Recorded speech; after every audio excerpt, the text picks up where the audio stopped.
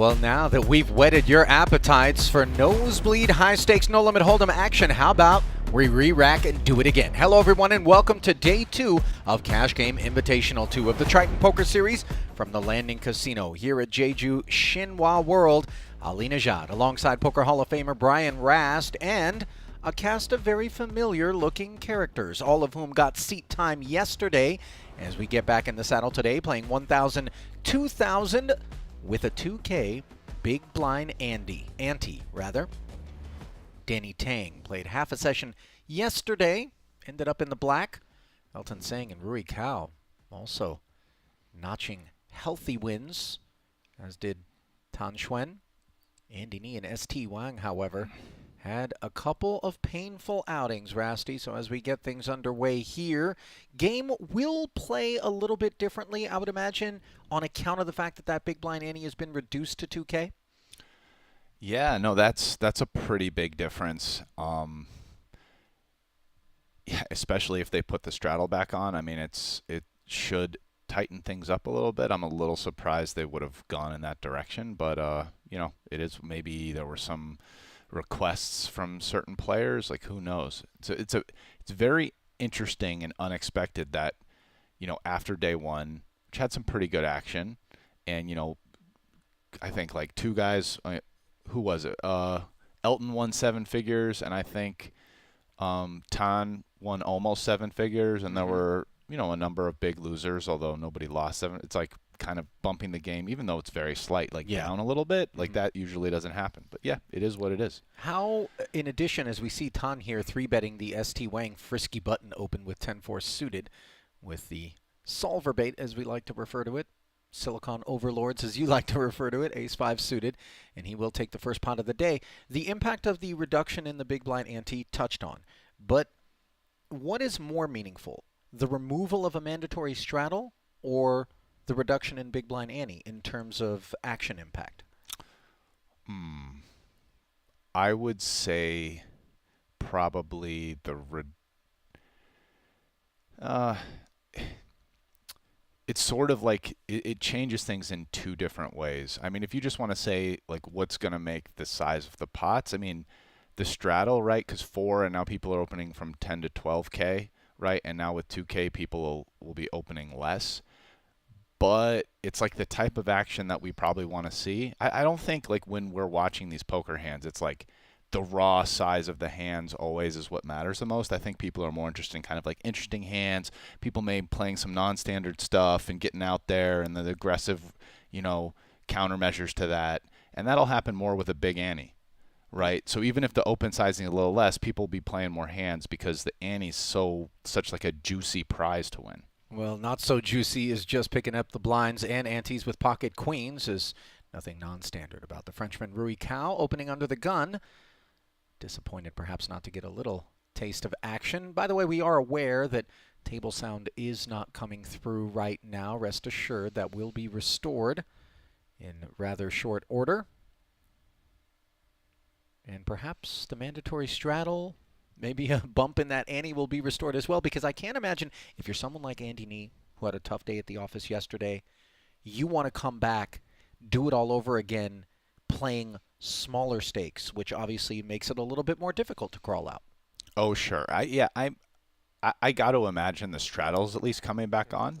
But I'm curious if they put the straddle on but leave the ante small. Because now at 2K, the ante would be quite small for like a 4K. Basically, I mean, a mandatory straddle is essentially the big blind, right? It's like the biggest blind. Yeah. So, yeah, I'm curious if they bump the straddle back up or not when they put the mandatory straddle back on, which I'm sure is going to be coming. Jack-9 suited flat out of Tan Xuan. Fruitless ace-7-4 rainbow board awaiting him. Andy opened under the gun with ace-deuce offsuit, by the way, and does check it despite hitting top pair. 4 pairs on the turn, and now Andy feeling cozy. Fires 7,000 and makes quick work of Tan, which is something we weren't really saying yesterday all that often. Tan probably turned in far and away the MVP performance by the time it was all said and done. Yeah, him and Elton both played great. You know, I know that like early in the very last level, I kind of picked Ton. Maybe for the rest of the last level, I would have picked Elton and evened it out. I don't know. Both of them played well yesterday. They both ran well, for sure. But Ton just had some really almost preternatural plays where he like checked back and didn't, value undercut himself in some spots and like won the most in some spots by just betting hands big. Like I remember there was like a top pair hand and, I don't know.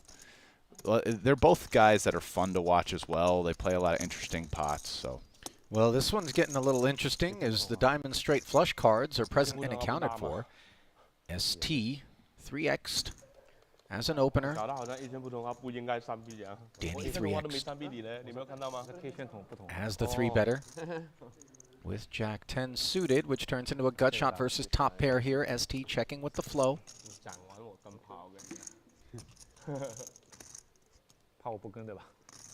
41K out there.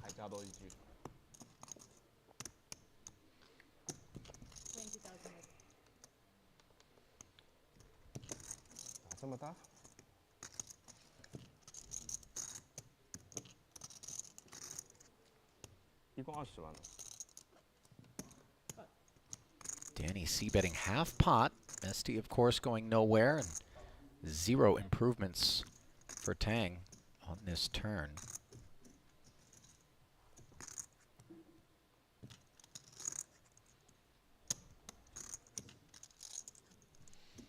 Yeah, Danny has a pretty natural hand to keep kind of bluffing at this pot here, right? Like after being the 3-better and getting called, he kind of has close to the worst hand that he can have.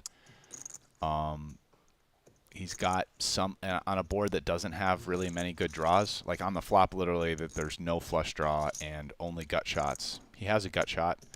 He didn't pick up spades, but this makes, him following through makes a lot of sense. But just getting king queen to fold is not what you're trying to do. And you see ST with the jam, punishing Danny early. 没事，一会儿又输了，放心吧，小的也输，公平一点。你要不要跟我拖啊？啊，你不是要拖吗？打不过你。我们不跟他们沟通，我们自己买嘛，自己抓了，不 OK 呢？都肯定 OK 嘛。那你不要问我，我永远是 OK 的。来上马。 that was an interesting decision to jam by ST there. I think they with had 200,000, buy-ins, he just kind of is like, whatever, let's get our beaks wet early. Yeah, no, but I'm just saying, like, listen, just pushing back on the play. Like, let's say Danny's barreling again there. Like his good hands, there's not going to be a lot of them that are much weaker than king queen. Maybe king jack. Maybe he checks king jack or king 10 suited that he three bets on. No, either on the flop or the turn, right? So when Danny has a good hand, let's say like ace king, aces, there's not like a ton of them or nines, right? All that might 3-bet. He's just snap calling the shove. When Danny's semi-bluffing like he is, he might not have a lot of equity. And maybe you want to just call and let that hand, because if you call, what if he's calling? What if he has like ace-9 suited? Might not call the river, right? So I think it's pretty close on the turn there, given how much more they had back to play, whether or not you just check rip king queen or just call again. Well, it looks like the straddle's back on here. Tan Xuan's 5s. Waiting on ST's action as Danny opened to 9,000. 你打6还是打？我打6啊，打6是吧？那我们4个占8了。哎呀，随便吧，你们这个8嘛，8 OK， 可以的 ，OK， 就无所谓了。这不就其实很简单的东西，搞那么复杂，真的是。还是台老板，你要用时间的。不好意思啊，台老板最聪明，你看他胖乎的不？人还是聪明的。来。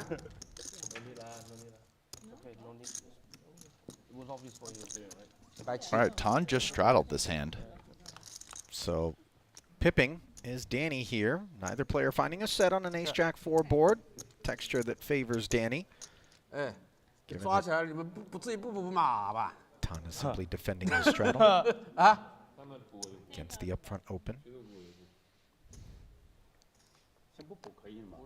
全部赌，全部干嘛？加多少了？加30，每人加30，加30了。C bet and take it for Tang. 其实为什么我们刚才要上头呢？我们 Well, do want to get to the business 一定要 today. 对啊，为什么我们刚才要上头呢？所以跟他为什么你 A lot 这么久 earlier 才想到出来呢？我意思是这样子的，他说不止一个人不同意。他们开始说不止一个人不同意。 Trying to lay out for the table talk. In spite of the fact that it's not in English, we do have a very multinational audience here. I was going to say, want to get to the business of acknowledging everybody who is streaming us live and direct, wherever you may be. Listen, one of the someone in the chat who can speak both languages, let me know. But I feel like I can just envision Tan Xuan laying out an impassioned case for why are we kicking this down? Tan Xuan doesn't want to play 1K, 2K today. You're right about that. There's no way that. So I just feel like he was sitting there laying out his case of, guys, come on, we're not kicking this down. Let's put that straddle back on. And here it is. So I don't know. Somebody tell me if that's what Tan was talking about. My guess is he had a role to play in this straddle being plunked right back on there. Elton, King Jack, opens to 12, and now, of course, Andy Nee with the Ace King is heard from, making it 35,000. 我说呢，他老外哪里坏，他住在那里太无聊了。你帮他说一个话嘛。 Andy takes it down. Let us know where you're streaming from, by the way, if you're on Twitch or our YouTube chat. Obviously, Triton Poker Plus app allows you to toggle back and forth between both of those chats. Love to have a little roll call out there. Let us know if you caught all of yesterday's action. Who was your player of day one? We have the chat up, open, monitoring it. Any questions? We'd love to field those as well, so talk to us. Elton in the straddle here. Rui Cao, pocket threes, makes it 15,000. Queens for Andy. He says that's not enough, making it 50 to go. So according to Isaac Liao in the chat, they are negotiating on whether to continue the straddle and upping the buy-ins. 係而家係打緊1-2之後，佢哋強行 straddle 4000逼，唔係話逼，但係就會咯。不至於不給上碼吧，不給加碼吧。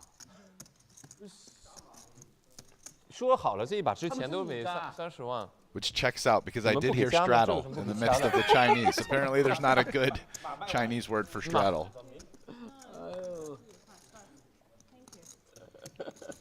No, the biggest day one winner, guys, was Tan did win big, but the biggest one was Elton. Elton won like something like 1.1 or 1.2. Yeah, I think when it was all said and done, somewhere between those two figures was his haul. As Rui going to plunk 25% of the buy-in out there, set mining with these 2 threes. It's ambitious, and unfortunately for him, we saw that a 3 was already folded. Ace, Jack board. Andy's queens. Don't need to panic just yet. Checked over to him. C-bet seems nice. And there it is. 40 into 109. Take it, sir.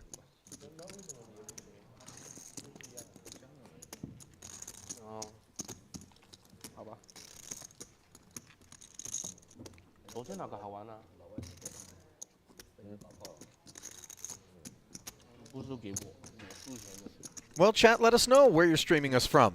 Roll call. I want to shout some people out here.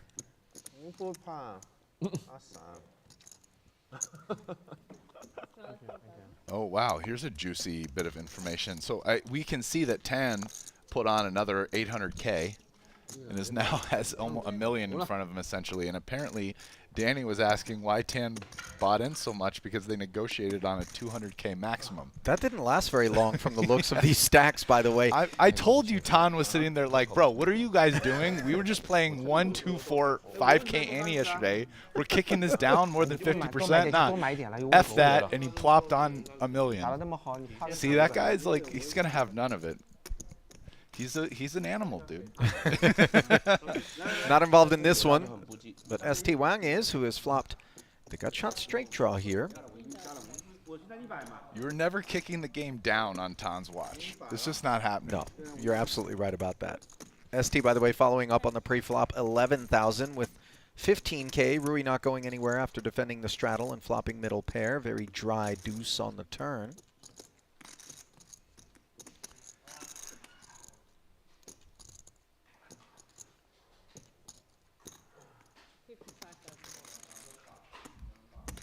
Yeah, Rui's not going to. Wow, he got him off of King 8. Wow, second barrel on the kind of texture that I got to say a little later on in this session might not leave that King 8 looking for the muck. I have to say, SD has been, even yesterday, had a number of turn barrels, and he just hasn't had it a lot on the turn, but like he's gotten people to fold. Well, I've gotten some people, pardon me, Rast, to let us know where they're at. Jared and Marilyn, we see you. Sis up in Seattle. Maxime in Joliet, Quebec. Siong, Malaysia. Milu in Poland. Bay Area, Mr. B, we see you. Jimmy Bluffing in Texas. Matt in Kentucky, thank you all. William Huang in Taipei, Ukraine. Boston? Oh, Boston. Got it. Fragile in California. Boca Raton in the building. Netherlands. Robin, we see you. Profion in Canada. Port of Spain, Trinidad. Welcome, sir. Ovanis from Yerevan. The internet reaches almost all corners. D-Dub in Kansas. We gotcha. You know, what I think is going on probably is, listen, guys, I mean, this is a huge game, and yesterday people were having serious swings. Like, most of the table was up or down like an average of like $500,000. And I think some people probably came back and were like, hey, let's keep it a little more reasonable today. There are probably a few. But that's just a hard sell. It's a hard sell to come back and try to kick a game down. And Tan is just that guy who's not going to kind of let that happen. But what might end up happening is this weird compromise of like, okay, the straddle comes back on, which makes the game bigger, but then they don't kick the ante up, which kind of is like good for tighter players. So it's like, it's a bigger game, but a little bit less money in the pot every hand and a little better for tighter players. So let's see if the ante stays at 2K, because the straddle's back on. We can see now. Yeah. There's been an auto straddle for like 4 hands in a row. QQ Poker mystery hand, first occasion on which we're experiencing it, and it's Rui Cao's mystery holding, as Tan likes the look of King Queen, not with a raise and a 3-bet in front of it, however. Elton's deuces will head to a duck hunt. So Rui made it 45 to go pre-flop. Don't know what he had, but the 665 board isn't going to be too pesky for Elton, and as per usual, Rui playing with the most brisk of pace. Following through here for 35,000 into just shy of 100.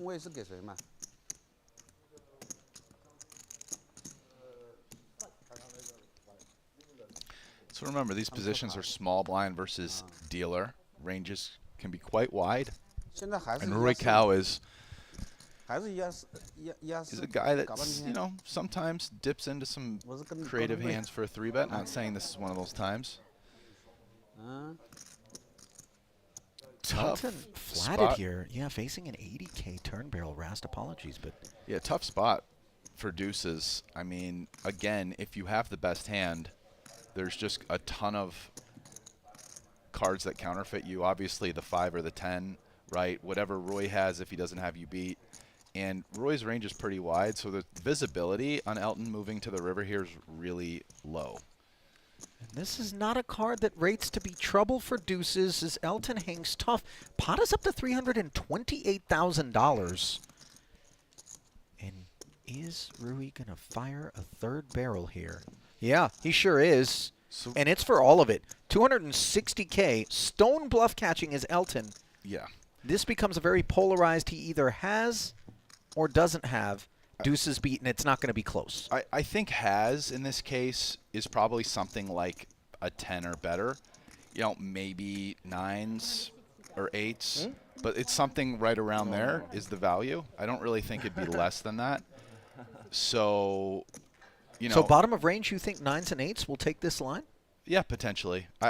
Because I just don't think Elton has a lot of 10x, right? Because there was a 35K bet on the flop, and it was rainbow. So how many like 10x hands? Maybe king 10, you know, king 10, queen 10, ace 10 suited backdoor flush draw. That's it. That's the only way he hits a 10. So I do think like 9s and 8s could come in there, and it's around the bottom of what you'd want to be jamming for value at this point. So,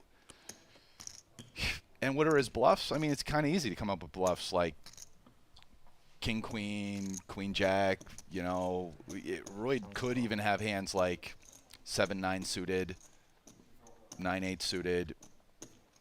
You could even start dipping into some ace-x stuff. Well, we interrupt this river decision to bring you a bowl of what looks like pasta salad, maybe?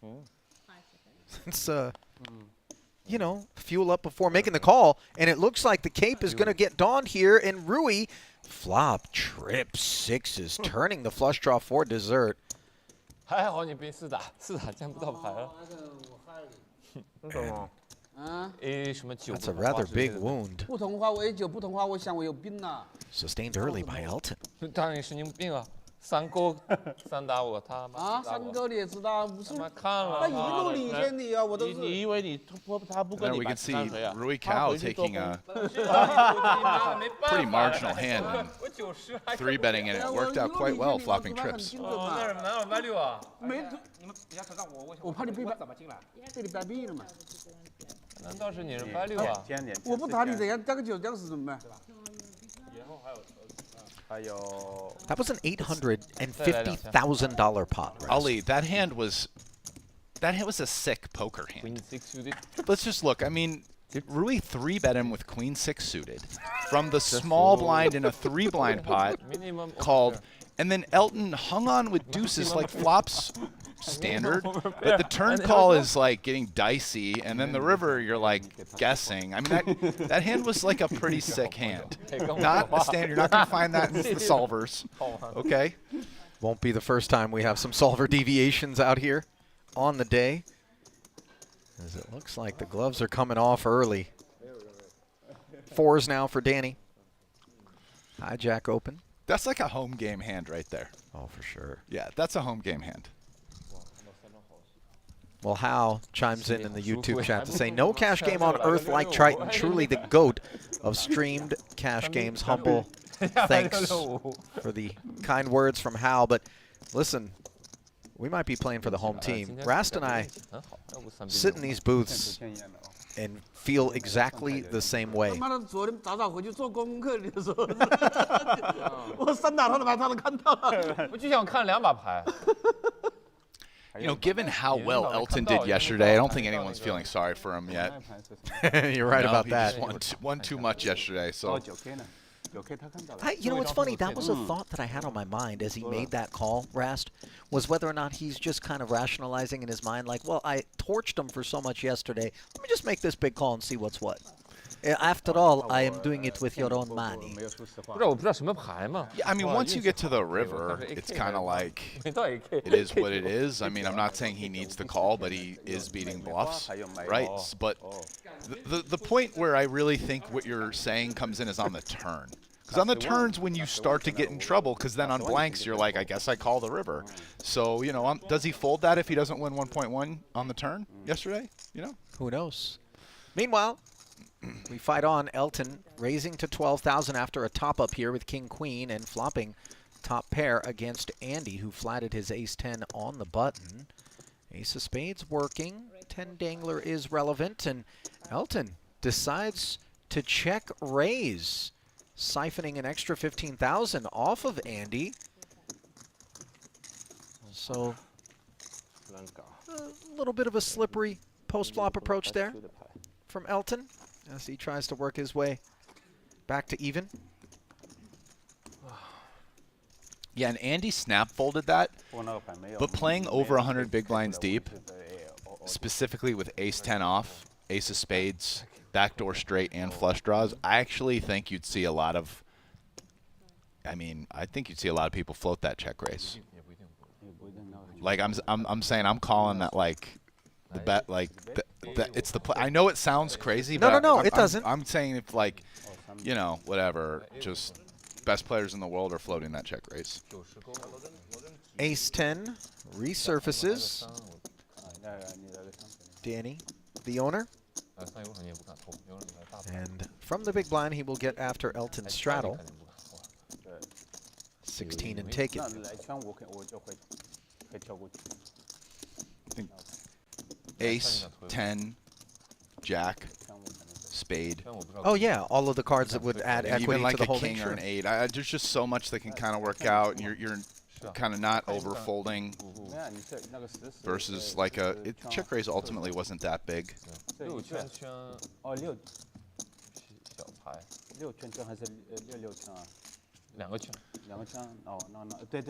Yeah, everybody's asking about limitless.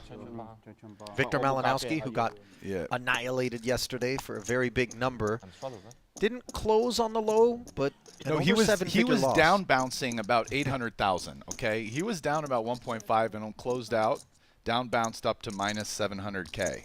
So, you know, maybe we'll see him back in here. Did he today. really? He broke past the 7. I thought it was a 7-figure L. No, he got back to like 700-800. No, okay. He was down like 7 something. I don't remember but like 740 or something like that. 7s, queen 10, and pocket 5s. Book a date with a 10 high paired board here. Andy emerges in the lead. Chat's saying nearly 1 million, guys, but I'll tell you what. $250,000 is a pretty long way off of 1 million of a bean. So you guys take it easy on the nearly 1 million. Andy, by the way, did raise it up pre-flop, but decided not to fire post-flop. So Tan, taking pride in these 5s, bets 13,000, and here's the check raise from Rui Cao, just sensing that this is position betting before him. And for Andy, it does get a little bit weird with the queen 10, so he will just release it. And the look on your face, Brian, suggests you're not a fan. I mean, it's a close spot, but I think what we're seeing is that Andy in a lot of these kind of tough spots is letting guys squeeze him out with aggression, and he's kind of over-folding. I mean, if you take in the ace-10 offhand that just happened and this one, you know, it's like he's getting pushed off good equity, good backdoors. In this case, the best hand, that was a massive favorite. Tan called the extra 27,000. That leaves Rui checking.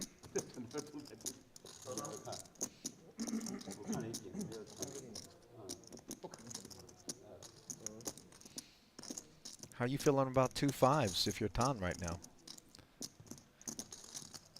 I mean, I'm not loving it, but I think after he checks, it might be the best hand. He's doing the classic setting the price move here. Like when check 2, his range is a little bit stronger, so he gets to bet a lot, but his hand, you know, also he's in position, so he's going to get to bet the river. But so this a small bet makes sense. He's obviously checking back this river. Yeah, diamonds come in, backdoor variety, and we do need to be wary of 10x and maybe even the occasional quad 3s. Extra 60 made its way into the pot on the turn.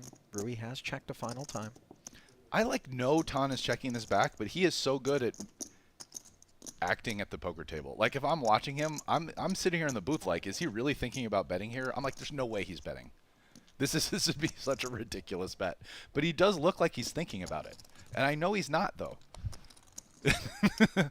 Like there's no way he's betting 2 5s. He does indeed end up checking back, and Rui will be delighted to haul that one in. Nice pickup there for him. By the way, of all the places that I shouted out, and I overlooked Singapore, Stockholm, a few others, how about Toongoose, who's on a flight from London to Bermuda, streaming us from there? I wonder whether or not that internet is stable enough to get yourself an account over at QQ Poker, Toon. Because, of course, That's where we want you to go and make your first deposit as a new player so you can get yourself an extra $50 ticket to register in the Triton Reward Tournament. That's a $30,000 guarantee.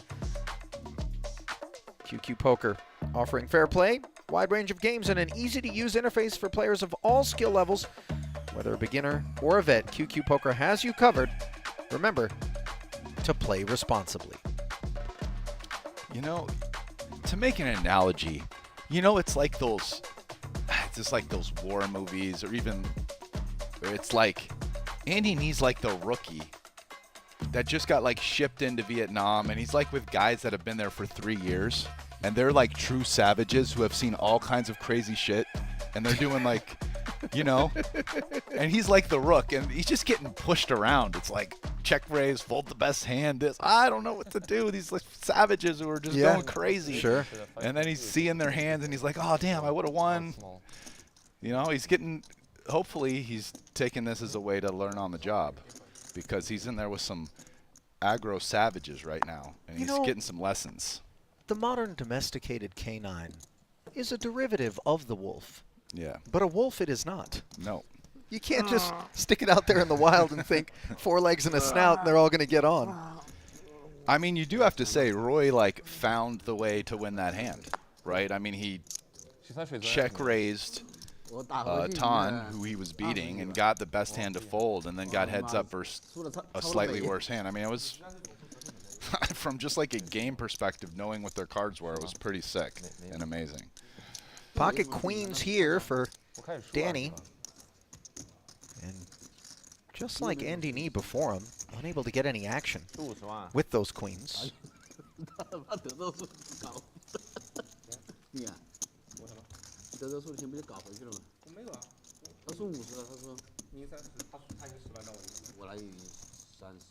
A lot of discussion about Malinowski in the chat, Rast. When you have an absolutely brutalizing session like that, what's your preferred go-to to kind of get yourself back together? Like, what do you think Victor's up to right now? Oh, like a really good night of sleep. Just go home, sleep for 10 hours. And Easier said than done, by the way. I don't know. I sleep really good sometimes after I get pummeled. Really? Yeah, better than after I win. If I have a huge win, sometimes my adrenaline's kicking for the rest of the day. And when you get pummeled, you're just like, crash. I don't know, man. I feel like my head lays lighter on the pillow when, you know, I'm nice and pumped up. But I hear what you're talking about with regard to being wired. Elton wires 12,000 into the pot account with 10-9.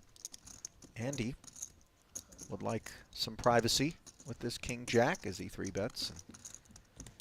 That one got around quick. Hey, Rook, you're learning.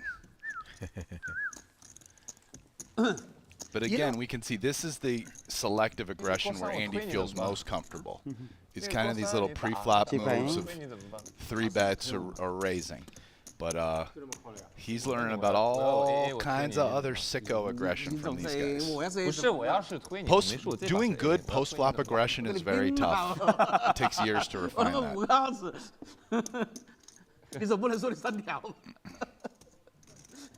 反正退了你，哎呀呀呀，完了完了，哥。你们套10了，大哥，你们。Oh, there's limitless. 套10了，但是我退出来你。Check out this jacket. 最多5个。You think he's feeling blue? 10,000 to go as Victor has taken a seat here. So we're going to get an opportunity to witness his recovery effort. I mean, it's got to be the one upshot to being like the big loser or one of the big losers is like, even if you're one of the pro seats, it's like you get to come back. Yeah, you're not getting shut out. Yeah. You know. It's like, oh, you lost 750K. All right, man. That's where you go over to the guy that you had told originally would be able to play day 2, and you're like, hey, listen. Yeah. Victor went off for, you know, a big figure yesterday. It wouldn't be right. Plus, we'd love to polish him off for some more. So, you know, if he gets even, maybe you get the seat on day 3. But we're going to give him a shot to really get buried. Like, really just do it all. Send him to the poorhouse. 对。一扫了，我就一下就掉了，一堆一堆的，我就哎。因为短码的时候很容易没了。他气我今天很旺啊，小心点。哦，你是忘记了忘还是什么？有些搞得我有点。 Rui's 10-9 offsuit. 打大一点。 A pot removed from opening the button with 10-6 off has made it 10,000 to go. ST 我忘你不来。 5X's it with pocket fours, and Rui lets go. These pre-flop 3-bets have been beefy. I mean, they're pretty deep. 5x out of position when these two are what? They're. I'm trying to look. I mean, yeah, ST's got 600K. I mean, they're 150 straddles deep. Like, that's actually kind of normal sizing. I know it looks, but I mean, once you start getting deep out of position, you really want that fold equity. It's nice to take it down. I mean, you don't always have a good hand. Sometimes you have 2 4s, right? You're trying to get 10-9 off to fold. But see, that's another thing. That's like, if I'm gonna keep analyzing, it's like one of the things about this game, right? Let's say you're in this game. I'm not gonna name any names, but this is a big game for you already. Just 1-2-2, you know, and they're like, no, 1-2-4, 5K ante. Listen, the big ante. Now it's like these guys are opening a lot of hands. They're opening some stuff not solver approved even. What's the good adjustment to that? You get aggro on them. You 3-bet them. Okay, now you're just up in variance. You're playing huge pots, right? Well, the 3-bet does come in here from Andy, this time ace-king against ace-5. And Rui once more conceding, but go on, Rast. That's going to make the game play even bigger and make guys who this game's already big for even more out of their comfort zone. They're like, maybe I don't want to employ a strategy where I come after Rui Cao and Tan Xuan, who are opening too wide, by just like 3-betting them with this like wide range of hands too. And now I'm playing huge pots against these aggro bosses. You know what I'm saying? And so, you know, you come back and whoever you are, you're arguing to, you know, pull the ante down, pull the straddle down. But the thing is, the aggro bosses just aren't going to let you do that. I'll say this, you're right. They're not just conceding to all of these 3-bets, even when you do size them up. Yeah. And in that way, they make themselves very difficult to navigate against because they're going to hang in there with a wide variety of kit. The other point that I want to make is this is day 2, which means a full 4 frames of day 1 are under these guys' belts. And specifically, this lineup was seated with one another for the bulk of it. So that means that any little adjustments from, you know, watching game film or having kind of navigated pots is potentially going to be applied here, as we see a couple of guys flopping bottom pair up against second pair on a king-high board. This one was raised pre by Rui Cao. Round of checks. One of the ace-5s might bet here. They get a lot of clearance. If Elton checks, wouldn't be shocked if Rui bets. 红色都一样，一模一样的，一模一样的顺序。哇，开2500，一样的顺序。 After a double check, ace-5 just benefits from a lot of clearance from all the cards 6 through jack folding. 一赔2500，赌不赌啊？顺序都一样，赌啊？2000不止2500。52张牌乘以51张牌吗？你傻逼啊！ But yeah, I mean, so guys, just to kind of keep going with this thread about the negotiations and the Bet the call of 15K on the turn, and river check. Elton takes it down. Go ahead. with this, what you have to realize is that, yeah, these guys are gamblers, but listen, man, these guys are gamblers. Like, they've been in the streets. It's like everyone's always, in all games, like I've been around the gambling world forever, and sometimes it's more than other times, but in all situations, especially think how much money they're playing for. Guys are going to be negotiating for what's better for them. Sure. Right? Sure. Sometimes some people have a little bit of an eye to what's fair or what's been agreed upon, but almost everyone is going to at least be trying to push for something that's better for them. Sure. Some people much harder than others. So it's like, you just have to keep that in mind. That's just like part of it, you know. Guys that this are really well bankrolled for this game are, you know, going to want to keep pushing it up. Guys that are less bankrolled might have their limits with that, right? How big the ante is relative to the blinds in the straddle. You know, that matters. Somebody that's tight is going to want a small ante. Somebody that's loose is going to want a big ante. So this is all part of the negotiation. Tan negotiates 12,000 pre-flop. with queen jack suited, which turns into top pair against a gut shot. Smothering Rui's hearts. Following through for 9,000. Rui hanging in. Trip queens now on the turn for Tan. Yeah, what a card for Tan. And I don't see how Rui is going to be able to continue versus a double barrel here. This hand feels just pretty much over.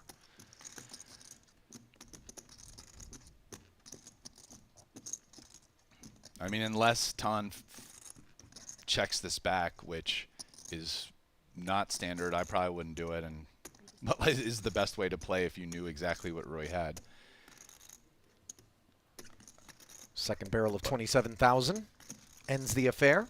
And yeah, and I mean, another thing just to keep in mind about it is that while we would all love to see a big ante, you know, in order to really drive action and make bigger, crazier pots with guys playing looser, you know, the flip side is that you still got to find guys to fill the game out. And so, you know, guys are in there right now putting up, it looks like the min buy-in's like 400K. Everybody had to add on when they upped the straddle. And, you know, guys were winning and losing 7 figures yesterday. So, you know, guys, it is what it is.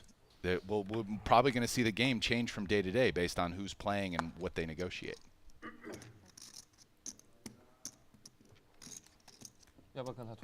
King Salmon in the small for Elton. He'll open negotiations. 17K price of admission.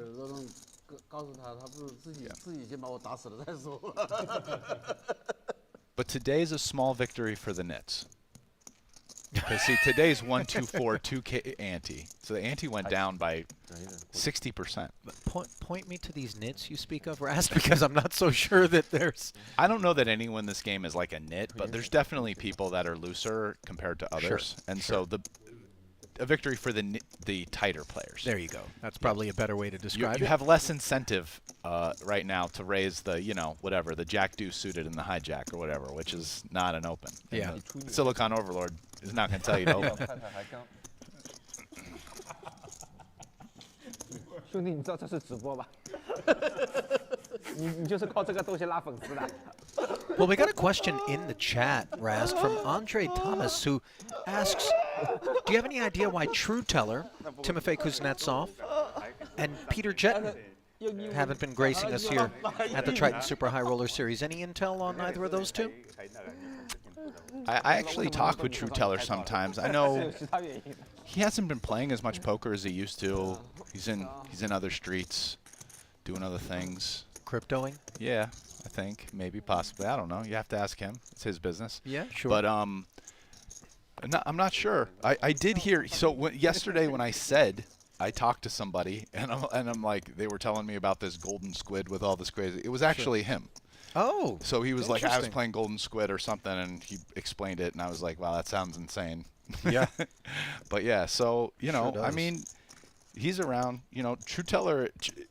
Listen, guys, if you don't know, he's like one of the all-time gambling goats for sure. Guy is just, and he's fun because, dude, he just jumps in. He's willing to play new games. He's action. Well, so is Rui Cao, who is now 4-betting as Tan Chuan lets go of the threes that he opened to 12,000 with, and Victor letting go as well of his 40K 3-bet. Chinese 隔山打牛。 What do you mean? 这个什么意思？隔山打牛懂不懂什么意思啊？你说武松打老虎我是知道的，你说隔山打我也不知道。这是一座山，怎么形容？那你还好没动手。那你哇，这个走的北京的人了。Hitting a cow to a mountain. What the fuck? Danny playing translator there. I will say that I am deeply envious of the inability to comprehend a lot of the gambling lexicon and lore that is being exchanged in Chinese, which can be a really beautiful language. I mean, Toji meaning like stolen chicken or take chicken as bluff. I mean, that's fantastic. Yeah. 那你在抢鱼是吧？ 唐老板对， Meanwhile, Ace-6 and Ace-7 will square off, and these two 我也让你 amigos 一下，掐了。 butted heads on many, many occasions. Yesterday, advantage Tan here with 6s. Got shot straight draw for Rui. Action checked over. I agree wholeheartedly. In fact, having played a bunch in Macau, I also wish I could understand, because I enjoy just the culture around gambling in Asia. Oh, yeah. It's different, and yeah, I don't want to compare, but maybe a little better than what I feel like it is in the U.S., if I'm going to be honest. Well, turn didn't make either of these hands better, hence the 2 quick checks. Now, King of Hearts rolling off on the end. This could be interesting, because this could be a spot where Roy bluffs and Tan turns his hand into a check raise bluff off of the, like, it's hard to call with a 6, and he's got the Ace of Hearts. Doesn't do it, but we could have seen something spectacular there. Well, the day is young as the 15K comes in from Rui. Interesting. With just ace high and earns him the pot with the worst hand. That was also like one of the fastest I'd seen Tan act as well. He didn't take his time to think through that one.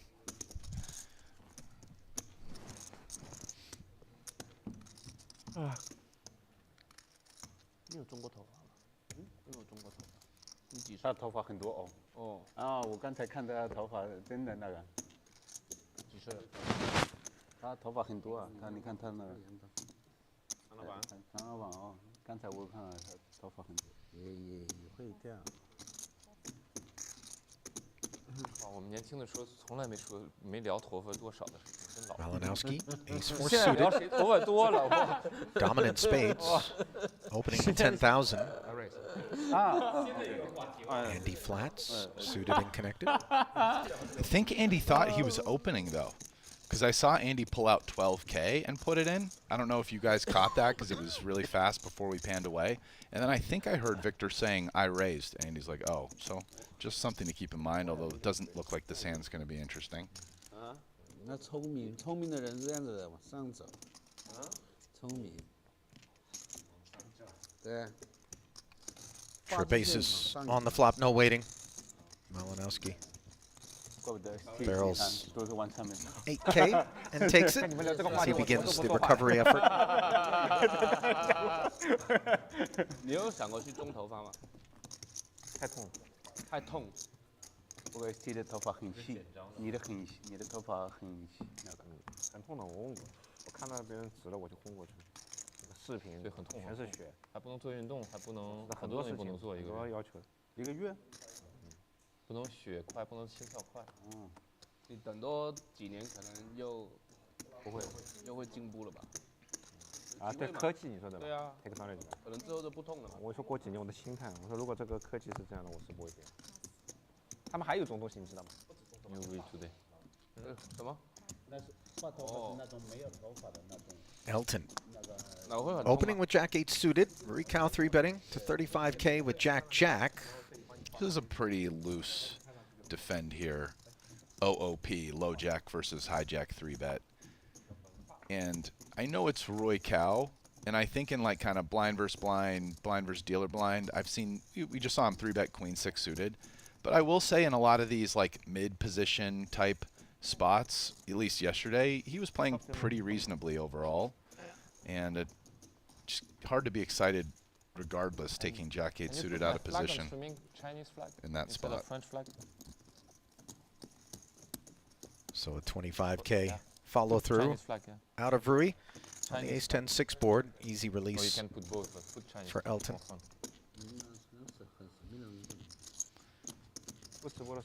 People like it more, I think. More Chinese watching than French people watching.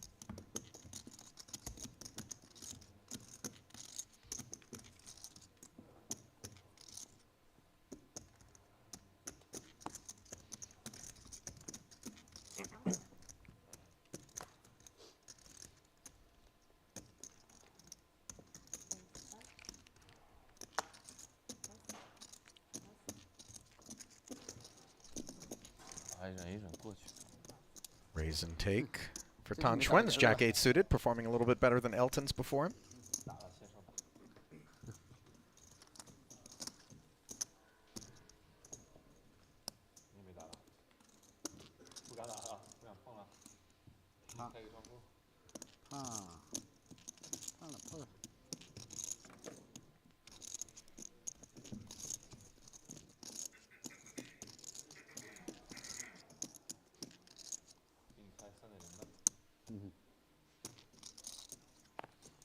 ST 要不要？3.0会觉得百家乐。 Andy in the straddle. Pocket kings for ST. He'll make it 11 to go. 真的假的？今天？真的。好啊。好。 Oh, we got the mystery hand. And we're going to give it to Danny Tang here. Brought to you by QQ Poker. Danny on the button, playing as a flat. These are fun. I was enjoying these yesterday. No doubt does. Mixes it up. It just gives you an opportunity to experience what it's like to be out there trying to play against these guys with, you know, not a whole lot of clarity at times. Okay. Jack 5 trips for Andy Nee, who got involved from the straddle as a defender, taking the extra 7K price. 2 checks in front of Danny, as neither of these guys seeking to follow through. And that will leave Danny reaching for chips here. It's interesting to see this as a mystery hand, given that we can see another jack is out there. So, I mean, what can Danny have, given that he's probably going to be putting money into this pot? I mean, that narrows it down for value. He probably has the jack of clubs, or he's got like 5s, or, you know. ST's already got to be a little concerned at this point. Not saying he should fold, but a bet and a call on such a dry board. No flush draw even. Best he's hoping for is one guy, Danny's kind of bluffing, and Andy has a pocket pair or a 5. So it goes check, check, bet 14,000, 2 callers, queen of spades on the turn. Andy has checked it once more. And ST having already checked the flop, I don't think he's suddenly going to have an appetite for a lead. No, he's checking this. His hand isn't even one that wants to. Wow, he is leading. This is very odd play. Yeah. And I can't say I can really get behind it. I don't even think his hand is one that really wants to lead. Like, there aren't many cards. Like, if you're ahead, your opponents probably don't have many outs to beat you. And if you're behind, then leading here just is going to make it even tougher. I mean, maybe he feels like by leading he can find out where he's at. I'm not sure. If I'm trying to get into his head as to why he's doing this. Pretty peculiar choice, as the 27,000 has been now bet and called in front of Andy. His discomfort, despite having trips, is quite clear and evidenced by his choice to flat. So, after the lead on the turn... Ace of spades river, by the way. This is not inconsequential, and the king of spades becomes relevant for ST. Go on, Rast. And getting called in 2 places now, ST already before the ace of spades on the river should feel like it's very unlikely he has the best hand. Someone probably has at least trip jacks. You know, so at this point, and now with the spade getting there, it's virtually impossible that ST has the best hand at this point. So if I'm him, I'd either be bluffing. I don't even think I would bluff at this pot. It's actually not unreasonable to bluff with his hand, having got there this way.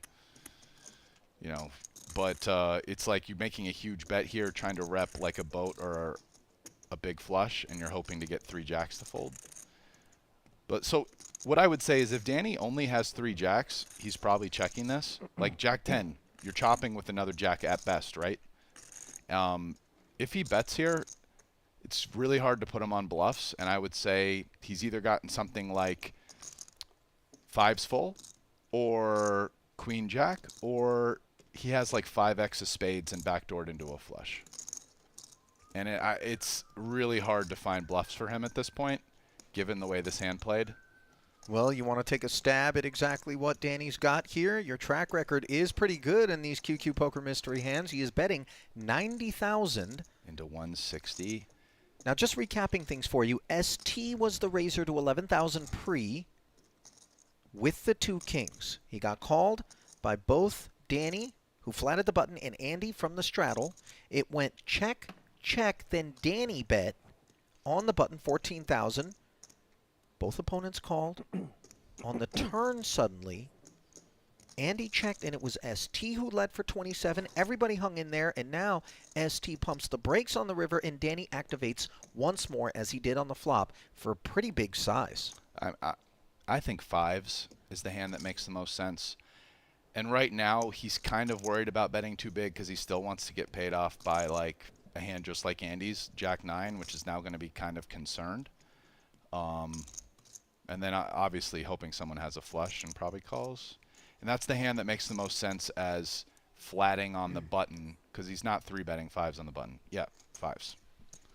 Fives full, and Rasty, yet again, you managed to zero in on exactly what it is that's behind those mystery cards. 3 for 4, I think you are? Yeah. Yes, sir. Well done. Nice pickup there. The for 8-8-9-9 hand was going to be really tough to call the exact hand. That one. Yeah.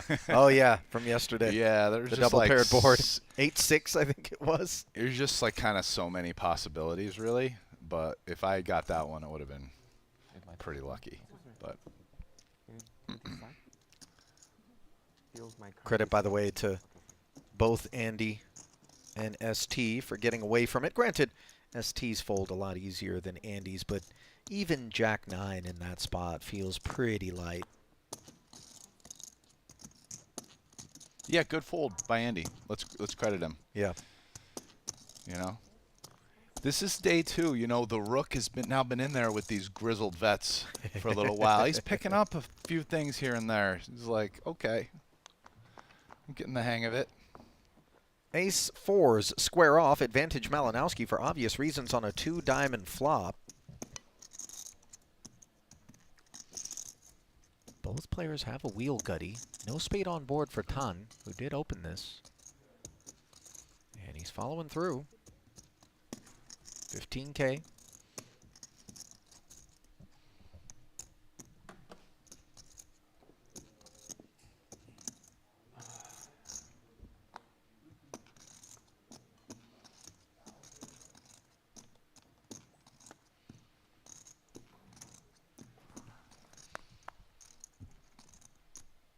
Board pairs on the turn. Malinowski chose to flat. It's going to be a tough one for Tan to win here. OOP. He's going to really have to put in a lot of money because Victor's obviously going nowhere here on the turn with nut flush draw, wheel draw, ace high. It's going to take some magical line here to win this pot because he's going to have to find a way to get to the river and put in some serious money on the river. But maybe Tan's going to find a way to do that here.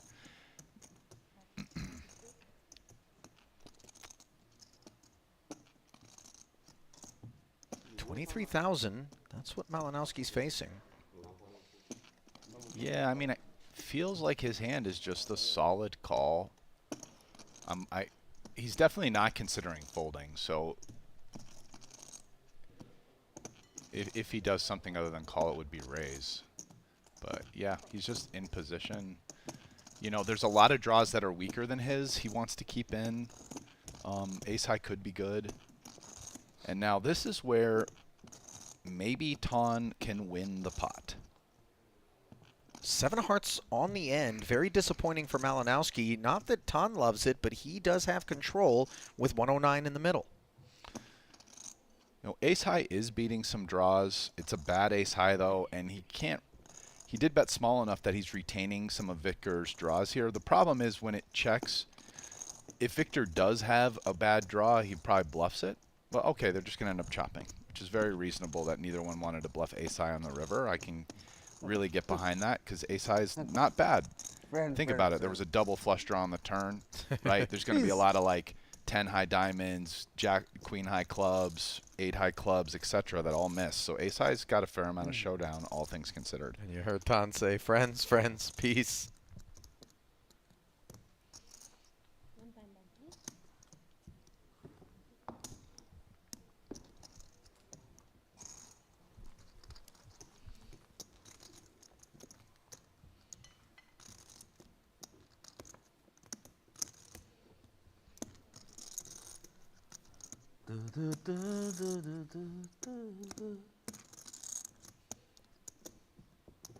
Well, relatively docile climate, it would seem, out there for the time being, but it did take, I want to say, a frame for guys to kind of settle in yesterday. Granted, day 2 here, this is a bit more of a continuation on yesterday, but nevertheless.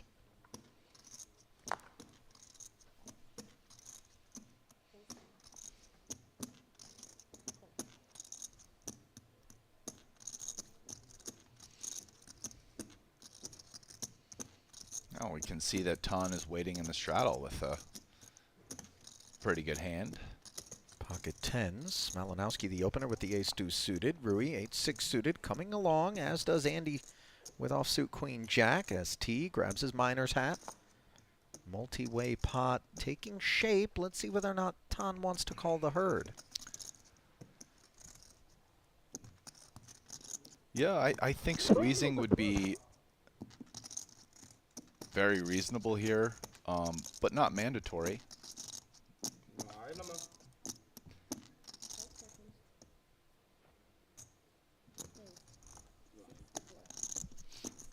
64,000, the number drawn up, and I don't think, well, I stand corrected. Listen, Rui's in position with a suited one gapper. He's got the button, and you can feel pretty confident that Andy and ST aren't back raising that, just because they would have 3-bet themselves with good hands, Sure, after raising a couple calls to them in the blinds. So Rui, they're gonna gamble. That they are, Ooh. and it's a gut shot straight draw on bottom pair against top set. Backdoor diamonds as well for Rui, 160,000 in the middle.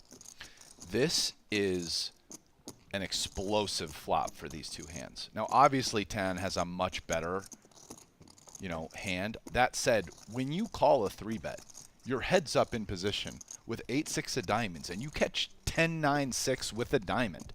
You're thinking like, hey, my hand's got tons of equity versus jacks plus, right? I'm ahead of ace high, king high, So like, this, unfortunately for him, he's actually against the set, which isn't very likely here.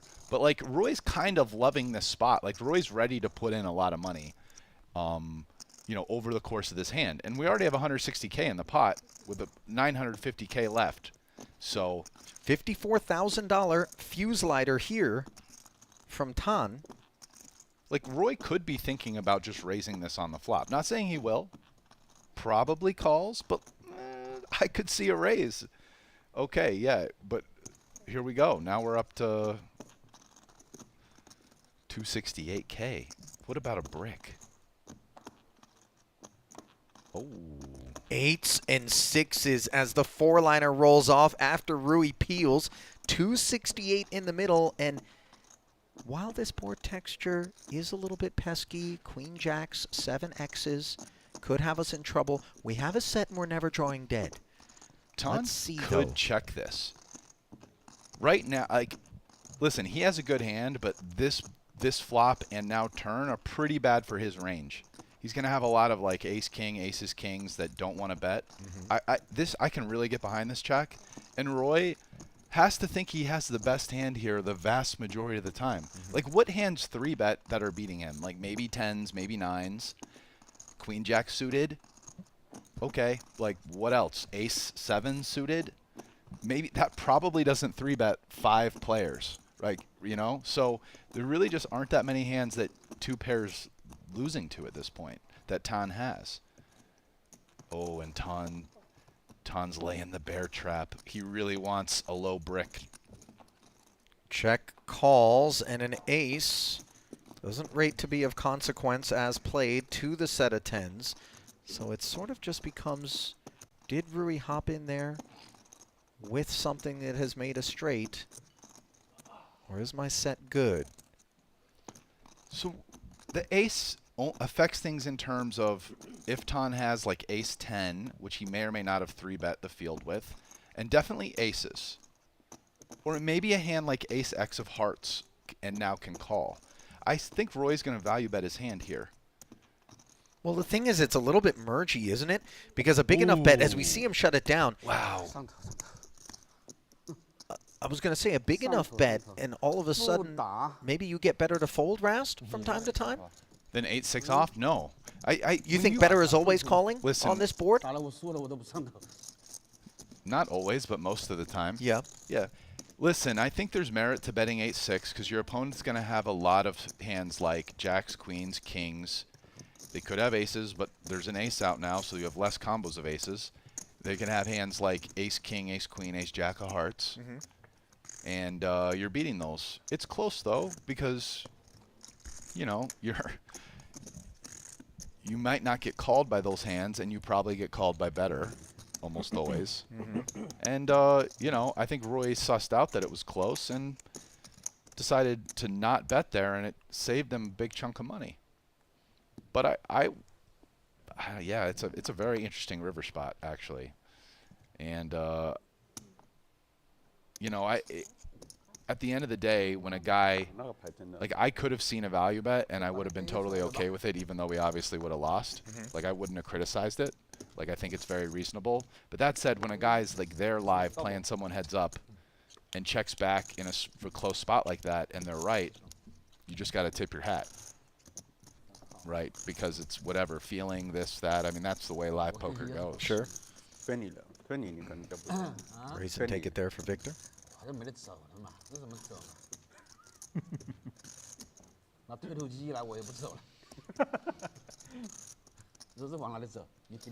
You want to take a guess at where Victor got that jacket, Rast? I think I can figure it out. Just give me a few minutes here.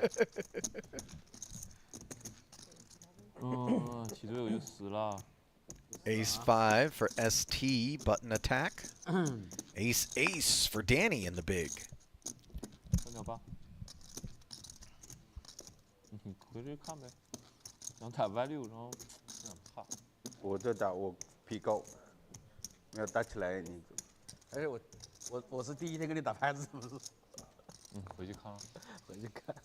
Raising to 47,000. 打赌吗？赌，你想投我这个机，我就跟你赌。你说赌多少钱？啊？赌多少钱？我说赌了，你必须赌。嗯。哦，我去。发了。发了。哇！我2对。ST hasn't binned his hand here, Rast. Suited ace 5 maybe, but ace 5 off? Yeah, I guess he's weighing his options. I mean, I think all three are not unreasonable. Fold, call, and re-raise. You know, wow, he's not letting it go. Danny is a bit on the snugger side out of the Not only is he not letting it go, Rast, but he is going to 4-bet to 120,000, and the timing could not be worse. And for Danny, he sits now with 449 back. So, yeah, listen, this is a close spot, and calling with aces in this particular spot is completely reasonable, right? Like, you know, you would like to get it all in if your opponent has a good hand and just, like, run it with, obviously, massive equity. That said, if your opponent is kind of running one, then they're just going to fold. And against hands that are running it, which would be like hands like this, ace wheel suited generally, but doesn't have to be, etc., you're just like a massive favorite. So it's a close spot. And as you can see after shipping, you just get the snap fold. And you're like, damn, maybe wish I called, but it is what it is. I'm not saying Danny made the wrong play. I'm just saying it's a close spot, and well, listen, 120 just feels available without any further drama out of position. You know, I know we need to not fear the monsters under the bed post flop, and you know. And that, the thing is that the times that you move all in and get the snap fold, right? You're a huge favorite usually. Oh, of course. And the times where you move all in and get called, your opponent's probably putting in most of the rest, or if not all their money anyway, because they have like kings or queens, you know? Well, here's a quick peek at the early situation. Unfortunately, profit and loss margins unavailable at present just due to the dizzying pace at which a bunch of add-ons We're slathered in there. We will effort that moving forward, I would hope, since stacks alone do not really tell the tale of who is in the black and who is in the red here on day 2 of our Cash Game Invitational.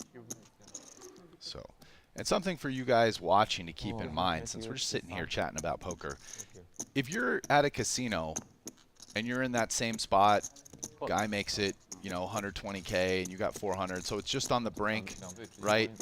There's no way you can like click it back and re-raise. You either kind of call or go all in. If you're playing a guy who's like never bluffing there, bluffing being hands like ace 10 or ace 5 or whatever, just move all in. They're going to call you with ace king, kings, or queens, and you're a big favorite, and you don't have a real good chance to get all the money. The call is against people that can sometimes be 4-bet bluffing. Right now, you're keeping in hands that oftentimes have an ace in it and have like 10% or less equity, and you're getting those hands not to fold and hopefully continue to put in money. Well, 3 players have put in 12,000 to take a look at Jack 10-10, Tan Xuan's pocket 8s. The best of what's around. He flatted the button against the open from Andy Nee, and now he's been counterfeited by this Jack on the turn. Andy's ace high, the best hand now.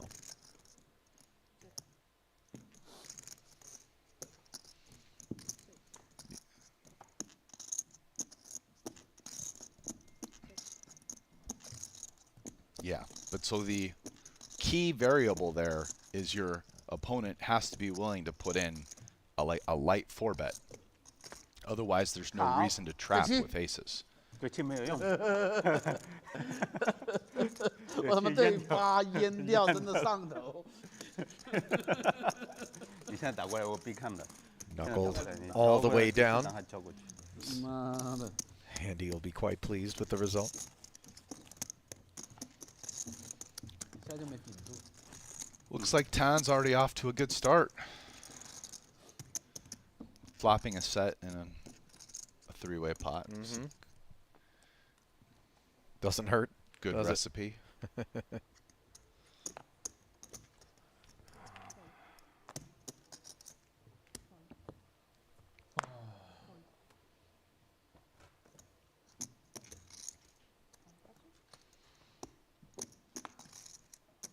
You know, to be fair though, he was heads up 100+ K in the pot with 10s versus 8 high. So that's a pot that normally he's going to win. To be fair, Rui saved himself potentially there from an expensive showdown, as all of a sudden 5-high flush draw looks up at a 4-liner. This is big blind versus straddle. Limped pre. Rui stabbed for 3,000 with the 10s. They are best on the flop and now on the turn as well, where he stabbed a second time for 12,000. Somehow manages to find trips, but obviously this is board texture that doesn't really favor him. And with 0 showdown value, Andy finds the bluff after the float. Now, will Rui find the check raise bluff here? I know he's thinking about it. This is 30 into 41, and obviously a flat is not really what's on Rui's mind, because he doesn't anticipate that Andy would be value betting 2 pair. No, he probably assumes Andy has Broadway, you know, most of the time here. If somehow Andy had just like kings up or something, he's just checking back.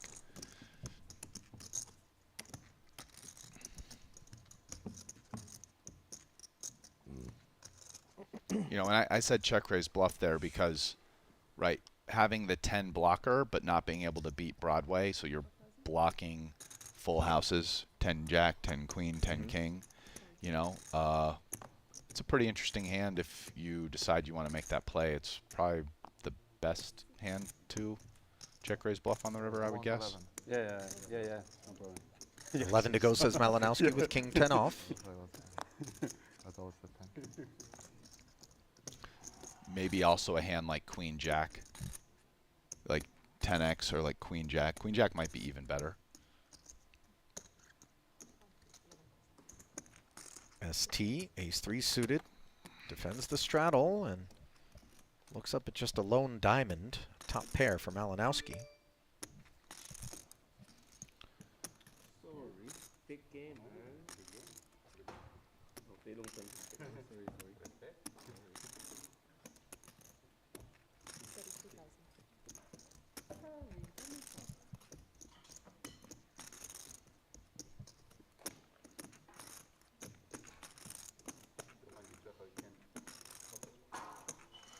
就是给人报相片，报相片，我一看自己，我靠，又胖了， It's a big bet size. 32,000. Yeah. 来一次胖一次。 Take it down. Top pair, pretty good kicker. Fairly wet board. 10 high-ish, disconnected. It makes sense. It's a solver-approved type bet. You know, King 10, Jacks, etc. on that type of board. 上次很看聊天不？那可能是上次给我的感觉太瘦了，所以太瘦了还要。上次他以前的那看看有点胡子的，有那个，没有，他的意思是上一次可能在黑山啊还是什么？在黑山吗？还是哪里？ Tend to go with at least a 4 of clubs. 不是，记住就可能是你 From the hijack, 转型的第一次。 I don't think there are too many cards that Danny's going to have along with the 4 of clubs. It's either probably going to be a 4 or like the ace or king of clubs, I would guess. Well, Andy wagging his finger at this open, courtesy of King Queen offsuit as we go up to 45,000, a 4.5x.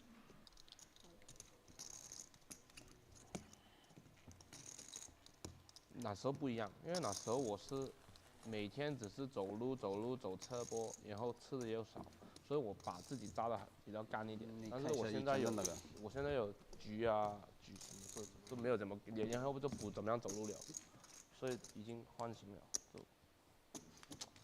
但是你知道最上头的，每个人都过来，哇，你现在瘦很多很多，然后啊，瘦很多，但是重点啊，以前好了很多。然后啊，我还是 fucking overweight 的。 我还是 obese 的，真的，我现在的 BMI 还是什么，还是 obese 的。Chewed on by Andy briefly before he attacks. 12K, 6x. The big blind, 3x the straddle. ST suited 1 gapper, mulling. And he wants to play for 50. Leaning back on Andy, and I'm not sure he's going to have an appetite for King 6 of spades as he bins it. Nicely done there by ST. 我的重量是现在是93公斤啊，93公斤，然后呢？除以括号。除以我的高乘方。高乘宽。高乘什么？高乘高。就是185了。 1.85吧，1.85乘以1.85。哎，还好啊，现在27了。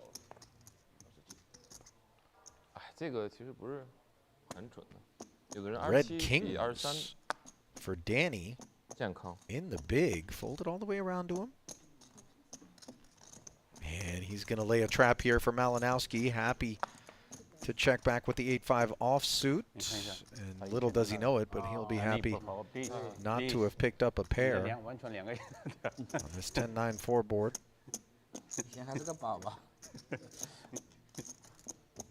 Both players check. Ace is a bit pesky. Yeah. If I'm Danny, I'm probably betting the turn quite a bit.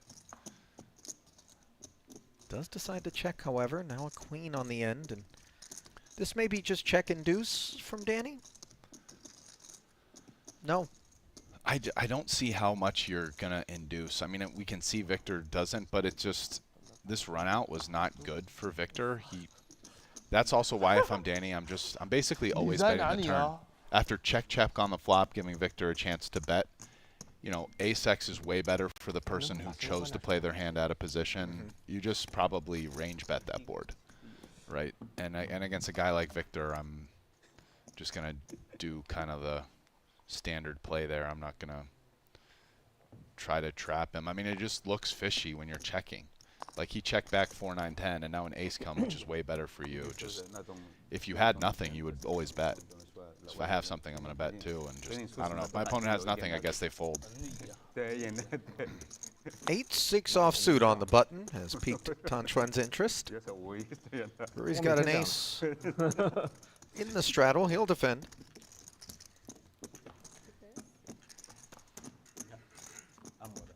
And top pair for Rui. Far and away the best of what's around.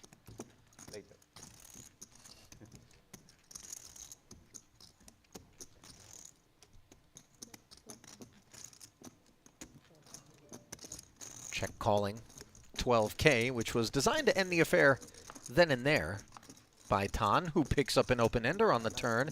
And might this lay the groundwork for multiple barrels? Oh, it definitely might. I mean, after betting the flop with nothing, when you hit a 7 here, it just seems like a very natural continuation in a spot where I think under the gun that's the straddle, right? So, I mean, you'd like to try to get Jack X to fold.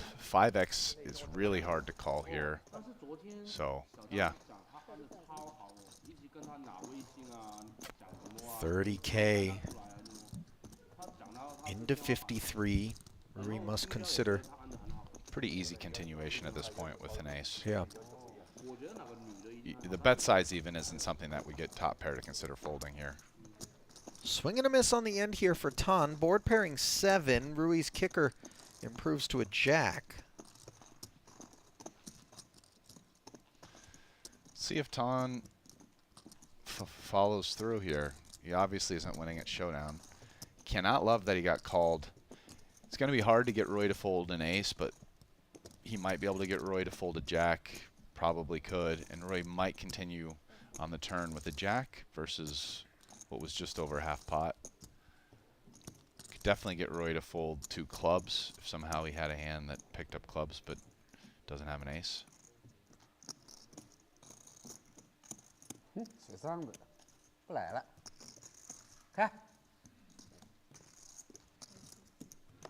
So Tan does wave the white flag there, sensing that maybe there was sticky opposition across the way.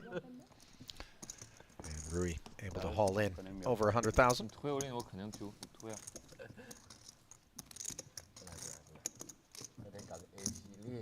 Tan's been very selective with his river aggression. He's definitely given up a number of times, at least just in the last 2 days. Obviously, it's a pretty small sample. Feels like the time where him making kind of wild aggressive plays that stands out the most to me is pre-flop. There's just times when he makes a move pre-flop. That's the most. It's like the earlier in the hand, the more likely he might do something a little off-book aggro. And as the hand goes, he gets a little more measured. Based on yesterday, I would tend to agree with you. Yeah, As it's mystery hand time here, Rui Cao blacked out. 3 betting. The Danny Tang Ace Queen open from 12 up to 50,000 out of the big. Yeah, good point. It's only 1 day. Yeah. Yeah. Danny plunks in the extra 38,000. To the flop we go. No help to Ace Queen. Very dry texture.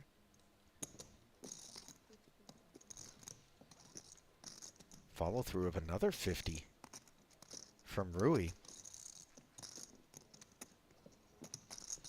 It's kind of a big bet size for a very dry board. It's interesting that Rui chose it. Danny is going It's a to bit peel. polarizing. Yeah, I don't think there's anywhere to go with Ace Queen at this point, but even versus half pot. No moisture delivered by this 3 of hearts. But now, some heat delivered by Rui. 135,000. I mean, after 3-bet here, then half pot flop, over half pot turn. Feel like Rui's really kind of polarized his range quite a bit. Even starting at the flop, it feels kind of like jacks or queens plus. Like maybe pocket 9s. But like he's kind of just repping, or like ace deuce suited. Wow. And Danny's really getting sticky here. Obviously, Rui can have some bluffs.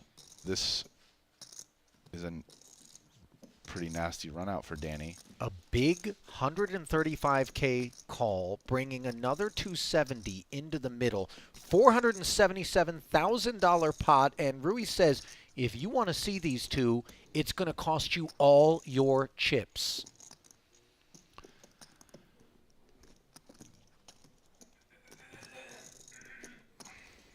Remember, last time we saw a line such as this by an out-of-position Rui Cao was against Elton Sang early, where he had 3-bet Queen 6 suited. Yeah. And that's a hand that Danny was observing. Sure, but and he's wondering. Flop trips, though. Understood. So by the time it was post-flop aggression, Roy had it. I'm not saying Roy has to have it here. I mean, I think if Roy doesn't have it, he's probably got like ace-4. I don't know if he has jacks anymore. It's probably like 400,000. queens, kings, aces, nines, ace-2 suited, ace-king for value. Well, let's see whether or not Danny wants to make an absolutely heroic call. I'm going to go with the man's got pocket kings.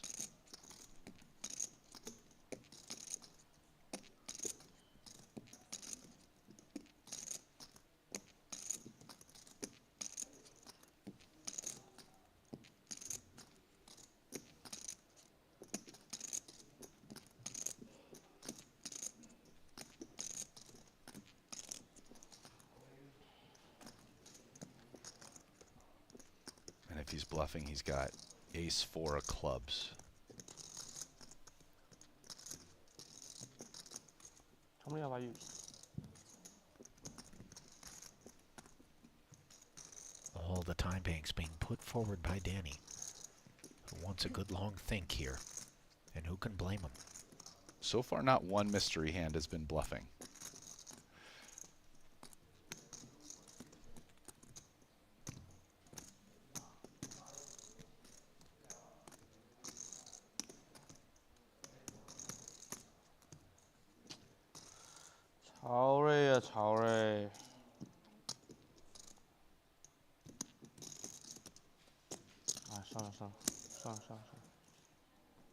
So Danny lays it down. And Rui did not have it. Ace-5. Ouch. There we go. The first mystery, huge bluff. Nasty.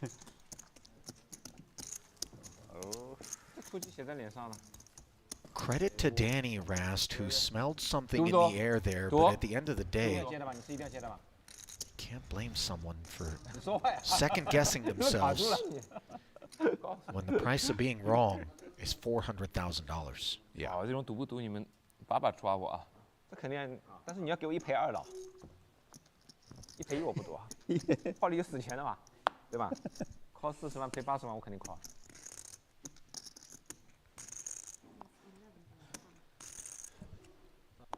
我不投机的。不管什么。哦，在家庭旅游的，那旅游不要带着他们。客人本来是说来打20的，结果变了。I gotta say that the air got a little thin in here. 那客人在哪里啊？ Watching 那客人在哪里 Cao take that one with the worst hand. I almost made a real sick call. I mean, it makes some sense if you're like, okay, what does Rui have for value at this point? Kind of like aces backed into ace-king, kings, queens, maybe king-queen, which now got there on the river, nines. So like having the queen to block queens, king-queen, the ace to block ace-king and aces. It's not the it's a you know, ace also blocks some bluffs, right? The ace-4 and ace-5 suited. So the aces can kind of go both ways, but the queen's a pretty good blocker. So it's in a weird way he kind of has a reasonable hand to bluff catch with. That's not beating, you know, because a lot of his hands aren't going to be beating value by the river, really. Like even like 9x, right? Like other than blocking nines, you're not beating any value. Well, we fight on, although this scrap isn't exactly a heavyweight bout. Limped pre-flop, big blind versus straddle. ST with the gut shot straight draw. Led for 5K on the flop. Ton called with top pair. Now the 4-liner out there, and ST has not slowed down. Barreling once more, 13,000.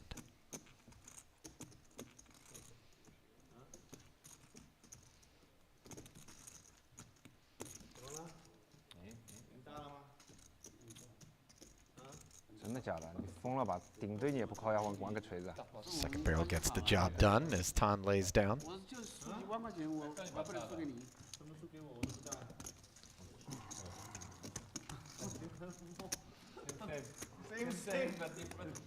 And ST's turn barrels are just working out marvelously for him. Guy just barrels the turn and everybody folds the best hand. It's like 4 or 5. He's like 5 for 5 over the last 2 days. I know we're just in frame number 1, and I know we're just on day number 2. But I feel like we better have a field medic at the ready.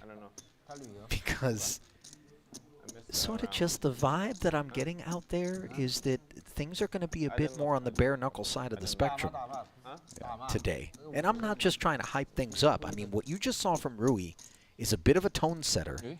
To be doing that this early, you know, he's not buried, steaming, chasing a loss. He's just getting after it. Standard operating procedure for the French monster. Elton, 3-betting Jack-10 with Ace-Jack suited. Malinowski wants no further involvement.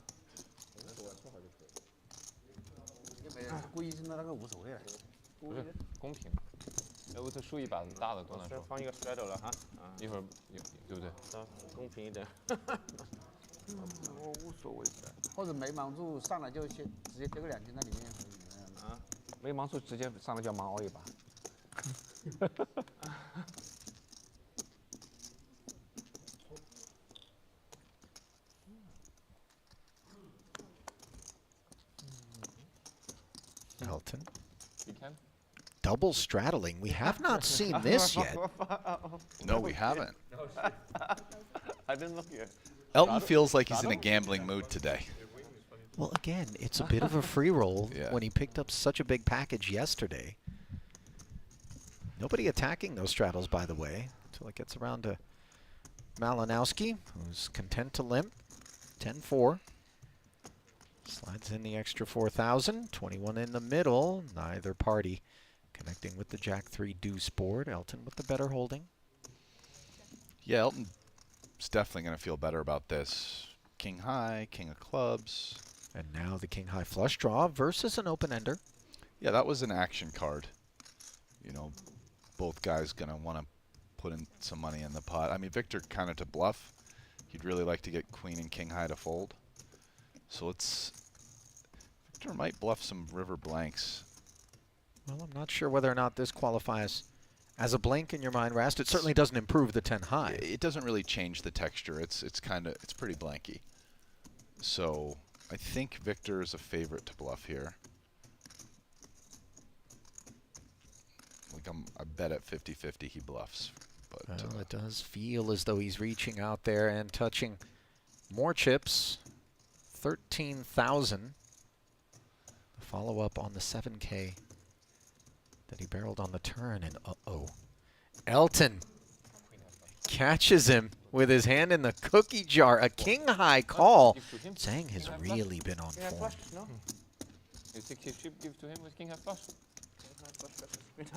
And I say that, by the way, in spite of the fact that obviously he lost a big one very early with those 2 deuces against Rui, who had flopped those trip 6s. But body of work overall across these 2 days has just been solid. 为什么传这顶对你肯定他说你多跟枪多出一枪嘛。我以为没有把它这个扣掉，他刚才对子都扔掉，这个相差差别很大啊。你这个 You know, it's funny because I think that it can be very tempting 他是师兄 to watch this cash game and think to yourself, oh man, what a dream it would be to be out there and get to play in this lineup, right? But careful what you wish for. I mean, Elton's out here making the right call with king high. These guys aren't amateur hour. You know, these are veterans of the nosebleed stakes. Plenty of seat time against one another, which creates some more context, but also just gamblers, like you said, you know, that Listen, they're going man, to put you I in a think real you gotta blender. step back for a second. And I get the point you're trying to make, but the flip side is, of course, it's still going to be a dream for 99.9% of the people watching this to play. Listen, this is the biggest they've probably ever played by 1000x. Like playing on TV, quote unquote. Like, yeah, Oh, they're gonna take their shot, man. From that standpoint, Yeah. sure. But that dream can turn into Maybe a not with their nightmare own money. real quick. Yeah, there you go. There's a good but point. they'd still love to play. Like, You ever get the itch, Rast? I know you play big, you know, high stakes. You've played in Macau. Some of these guys you've squared off with. When you're sitting in here in the booth, and we love to have you, obviously. But do you ever tell yourself, like, oh, man, maybe I should just put my name in the ring? yeah, I mean, how do I actually really feel about that? I guess the honest answer is I'm pretty sure I could beat this game. It's huge, though, and I'm very comfortable not showing up with $1 million and being like, let's gamble. Yeah. You know? Yeah. But, yeah, do I think I'd be plus EV in this game? Sure. I would take my shot. Yeah? But you know, yeah. I'll tell you what, yeah, I think I could beat this game, sure. But, bro, this game is a bit bigger than I would like to play. Listen, this will leave I mean, you unless I sold a bunch of action or whatever, or this or that, but, you know, just do I want to take 100% of myself playing 1, 2, 4? Right. Not really, you know? I was going to say, this will Shit. leave the old sphincter a little bit taut from time to time. Lose 2 milli, all of a sudden I got to sell some BTCs, you know, in order to cover that. It's No, never all fun. good. Second pair for ST on the Ace-King-7 board. Follows through on the 10K pre and takes it. 直接放弃了。这个瑞士夜宴牌，哎，我没。对我5勾形象，5勾同花。These guys are gambling really big, man. This is a huge game. And so, you know, I don't know. You know, they make it feel and look at times not. You know what I mean? It's just the degree of comfort that these guys have in these streets throughout the ordeal, win, lose, or draw, is deceiving. Yeah. It can leave you thinking maybe this isn't, you know, as stratospheric as it is. Yes. 12,000 to go, says Tan. Picks up an inferior 8 out of Andy's straddle. There it is. 投机转抓机，就这个道理吧？有道理，投机转抓机。 Defense was presumed and delivered. Jack, Jack, 6. No improvements in either camp.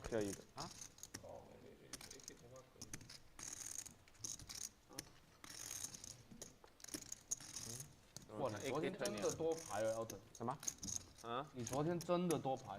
你把前面2个字去掉，不要昨天 ，OK？ I'm in like a nittier gamble mode than usual, Ali. I'm remodeling 2 huge houses right now. I got a crazy monthly nut. I'm just trying to chill and pick easy small spots to gamble in Rasty, nowadays. as long as you and I have been hanging out, that first remodel is still in progress, Bro, Brian. we're not going there on air, bro. This is my off air friend therapy time. But you know, 他昨天算运气差，因为哪些 run out 对他来讲不好，什么顺又到打不到他的3条，花又到打不到他的3条，是不是？他是运气不好了，昨天。对他97，对99那个还没赢对啊， Rui with a rare 合牌 limp. 来个 break 就输完了。 Andy coming along. ST says, let's see 3. King 3 deuce. Top pair for ST. Far and away the best of what's around. Rui with a little gut shot.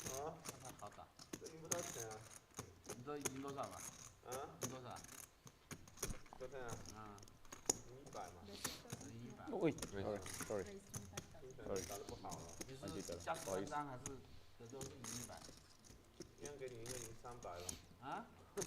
我操，你疯了吧？你这个面，你知道？ Rui takes a gut shot and he 我有很多两 goes 倍。 after this one. Yeah, check raising the 6K up to 25,000. Sizing is pretty big here. Oh my goodness, what a card. This is an absolute movie script of a turn. 4 of diamonds, giving ST the gut shot and the king high flush draw to go with top pair. And of course, This is exactly what you dream of when you're Rui and you take the super aggressive line with the gutter, trying to take it on the flop, of course, but you'll take this even more so as he now barrels 40 into 64 with the nuts.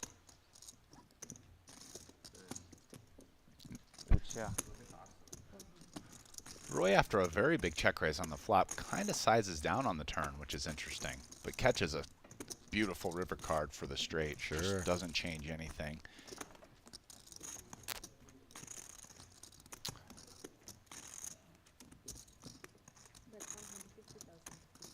And it's not the easiest for ST to come up with bluffs here. You can.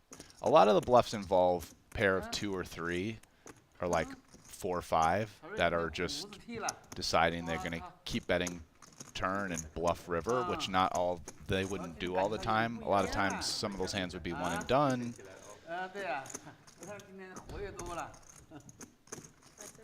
You know, I suppose the most likely bluff I think that might play this way would be a hand like 5 deuce, 4 5. I think a hand like Jack deuce that check raises flop probably just gives up turn most of the time. So, I mean, ST's not beating any value with king, bad kicker.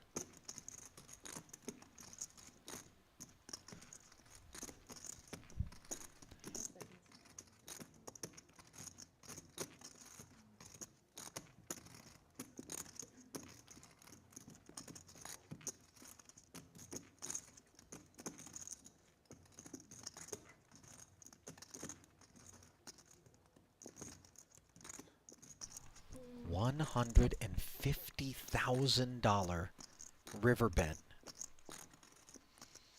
from Rui into 144. You see ST so aware that Rui doesn't have to have king 6 beat.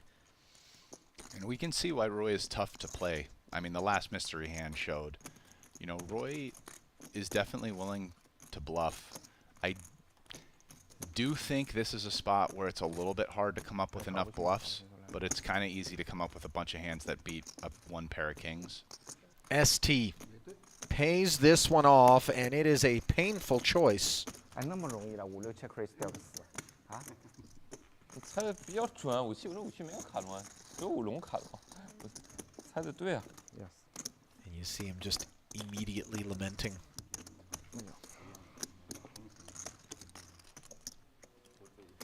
帮我加20万的码。 That was a costly one there. And Rui's smashing today now. $215,000 L hung on the opposition. As we take a moment to remind you to head over to our friends at QQ Poker. Why, you might ask? Well, because they are Asia's newest poker platform, now expanding globally, offering fair play, a wide range of games, and an easy-to-use interface for players of all skill levels. And for new players, a $30 deposit will get you a shot at a $30,000 guaranteed Triton reward tournament, whether you're a beginner or a seasoned pro. QQ Poker's got you covered. Sign up today. I approve of that beat.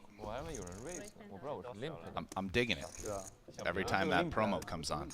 Listen, I'll tell you what. I think between these last 2 hands, really genuinely didn't know on the Danny hand, like whether he's bluffing or not.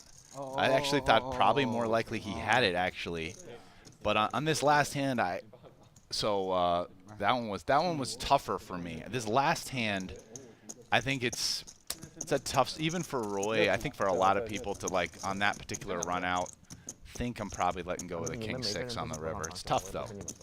That's the thing about Rui, is we can see he's putting guys in tough spots, and he's just somebody who you're always asking yourself. You see in like every hand, people get to the river with him, and nobody wants to fold the river versus Rui. 我知道，我觉得你这把有的，但我的牌不可能。加上站他都会站。但是后来，反正我肯定喝的牌。他也输，他自己也输70万了。对。对啊。世界第一嘛。世界第一。没有。 Victory 6。自从参加了传奇之后，瞬间变成了世界第8啊！ I don't mind being a fish. You don't mind, I know. They're just saying you're world number 1. They're arguing, are you world number 1? That's true. I won the most online last year. Yeah. You did win the most online last year? Pocket fives for Rui. You want? Made it 10 to go. Picked up Danny, who's got bottom pair and backdoor hearts, facing a 10K follow through. 5. 去年在网上赢最多是吧？对，他网上打的，你这个要好40%。 See, you notice that line of questioning. This, how much? Oh, I won the most online last year. I tell you, these guys here, these savage gamblers are like, great. See, you're the biggest winner online, and here we got you in a live game. We crushed you to the tune of 700-800 G's yesterday, buddy. Yeah, Rui barreled again, 25,000. This isn't online poker, big dog.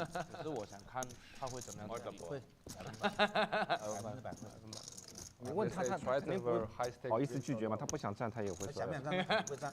What? High stakes dreams are dealt. Oh, yeah, I like that. It's true. 太小了，1万。肯定会。我也觉得会。我也觉得会。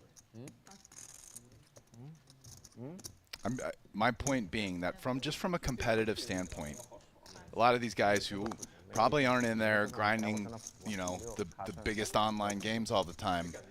It is something that they're like, okay, let's challenge ourselves against this guy who's crushing online, winning a lot of money. And they come on, they're, you know, okay, I feel okay playing against them. Well, you know, he's losing, I bluffed him, this or that, and it's like a fun challenge, right? Not saying they want to play in a game all filled with online crushers, but you know, throwing one in there.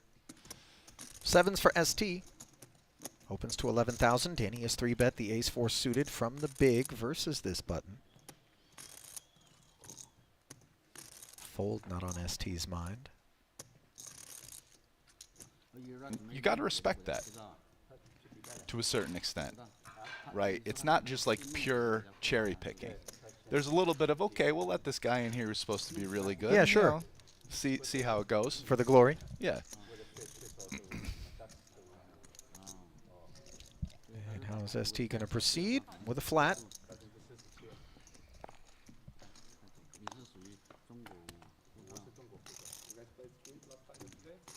Jack 10-8. No spade out there. Really adrift in an over 100K pot is Danny. ST under pair and the gutter. No club in hand. Tang. No follow through. Understandably.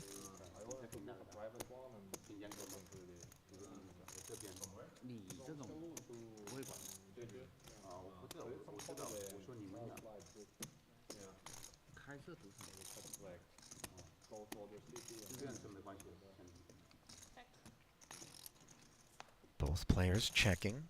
Turn doesn't change a thing. Yeah, this feels like it's not going to be a very interesting pot. ST has a hand that just wants to get the showdown, and Danny doesn't have much, but, you know, ace high and no draw, a hand that's probably not going to bluff too much. So, despite it being a 3-bet pot, probably not going to see fireworks. I mean, I do... Second round of checks on the turn, and the river stays dry. I do wonder at this point if Danny turns this into a bluff. I mean, you have to think if he has king high, he would have bet already, and he has the worst ace high possible. It's like a pretty reasonable bluff candidate at this point. Like, you checked it to the river. He kind of can't have a worse hand. Yeah. I can get behind this idea. I'm not sure at this point, though, that it will work. Like, his ST can beat ace high. He's not really beating any value, but... You wonder, though, as played, whether or not the ace high wouldn't be content to just seek some free showdown. I don't think there really is any. I think at this point, if ace 4 was good, ST would have bet flop, turn, or river. So it's kind of imaginary showdown value. And also, Danny's better ace highs, such as like ace king, ace queen, probably bet flop, right? He's not that deep. He's happy to just push equity and bet flop with ace king or ace queen. So it's not easy. It's like, obviously you think, oh, like he's beating ace king or ace queen, which 3-bets, which is true, but like Danny never really has ace king or ace queen in this line. So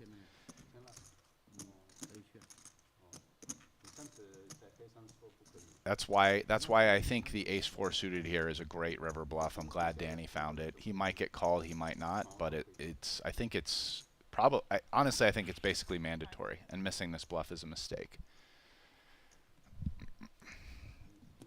$68,000, north of 2/3 pot.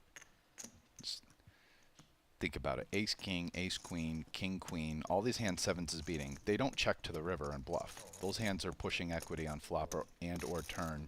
Might even be all in by now.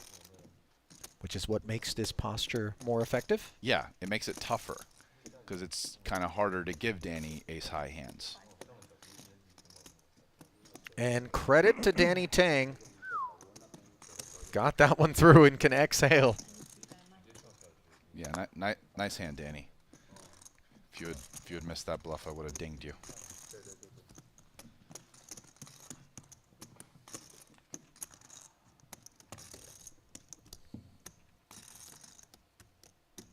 我昨天我想让输100多。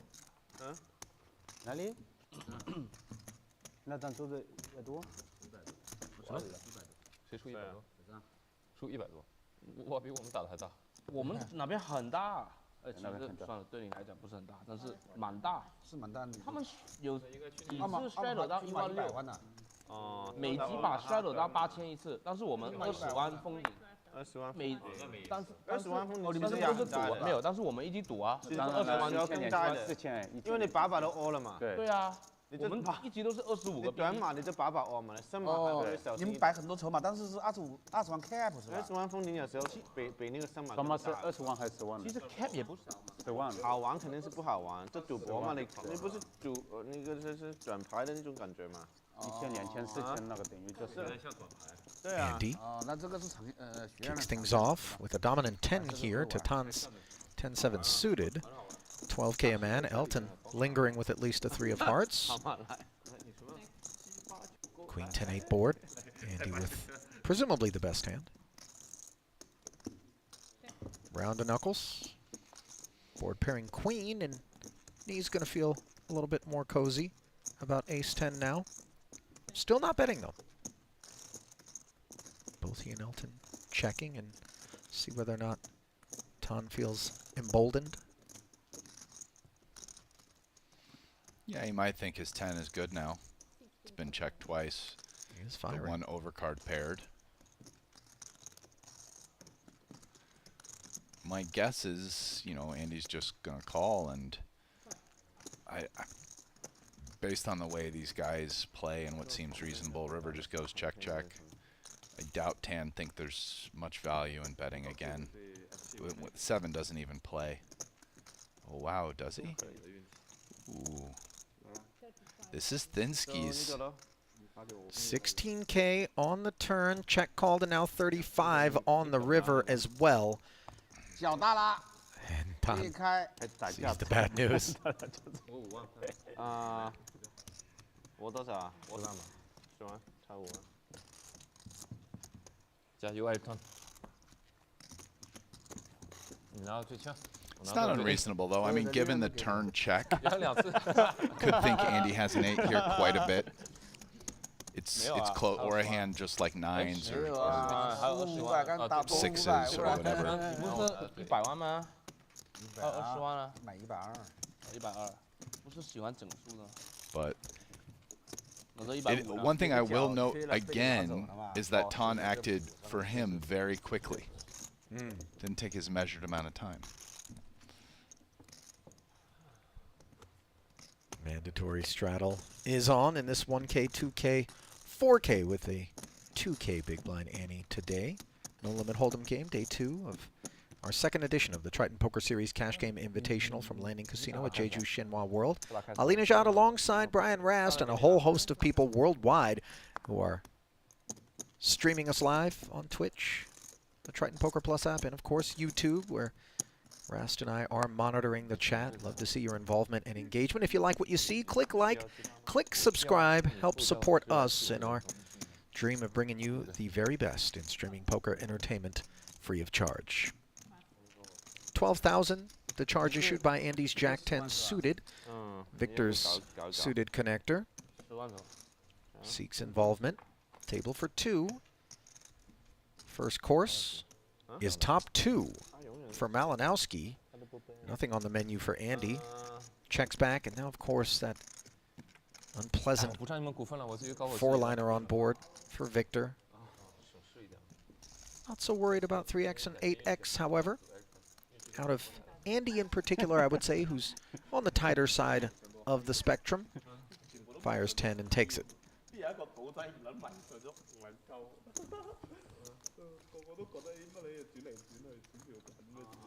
我们的商家都是10万咯，对吗？对。这我对你10万，我对他10万，我对10万，他没占我了。Interestingly, the chat was engaged in a conversation about other people that they'd love to see out there in this lineup, and I wonder what your opinion would be, Rast. The names Texas Mike, Alan Keating, Wesley, legends of other cash game streams So being called on. Texas Mike is a guy I've really kind of only played with at the WSOP.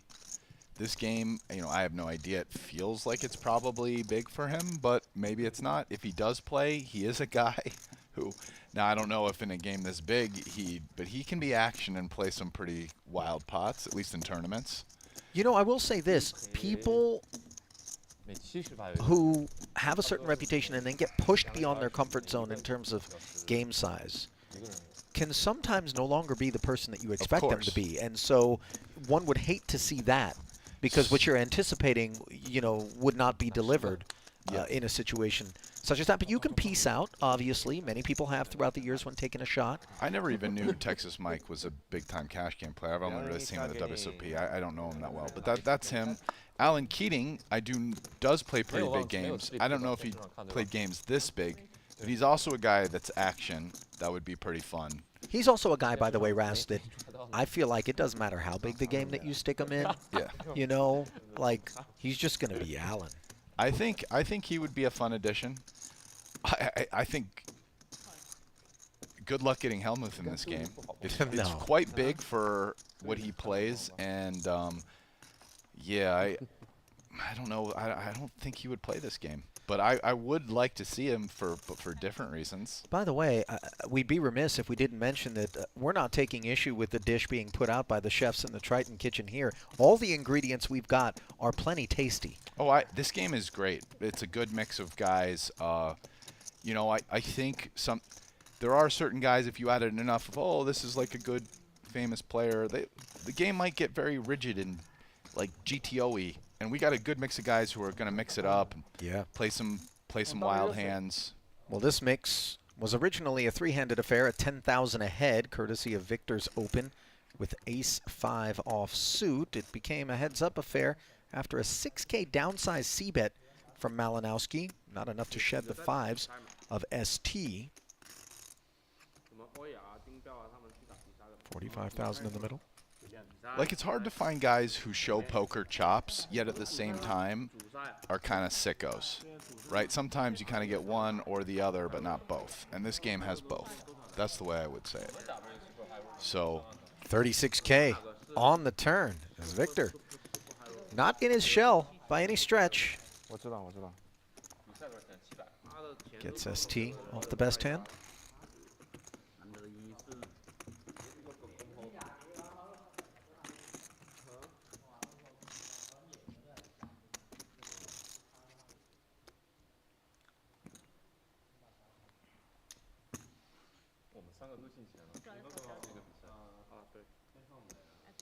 yeah, I mean, guys, listen, there's a lot of great poker players out there, a lot of big personalities. You know, it's also a matter, they're playing in Jeju, right? You got to get people to go to Jeju. Yeah. You know, you guys are talking about a lot of Americans or people that don't, you know, aren't in Asia. It's just, listen, this is a great mix of players. We've had a lot of interesting hands, and you know, I don't know. You can speculate, and it might be fun, but I'm enjoying who we have. And, I'll say this, Rast. You could put this game on Mars, and these guys would find a way to get there. Yeah. That's how much they love it. As we see Queen Jack, maybe in like but not love. Elton makes it 12,000 to go. Rui flats the pocket fours. And ST says, not so fast, gentlemen. King 5 suited. The responsible kit takes us up to 70,000. And good night, opposition. Yeah, ST is definitely a guy who's shown some selective aggression. Pre-flop, continuing to barrel post. He gets in there and makes some moves. Definitely knows how to pick the spots. 啥意思啊？你们 follow 我问你们对值多少钱，我怎么秀给你们看，你们也没人踩我，那我只能 mark， 到时候看电视。这个到时候看电视，反正一样的，没人管你，回个机，没人注意。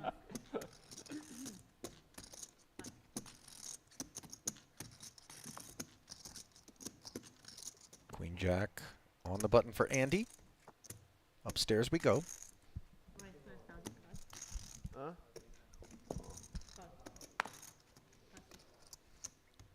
Tan says challenge accepted with the ace-9 offsuit. 31 in the middle.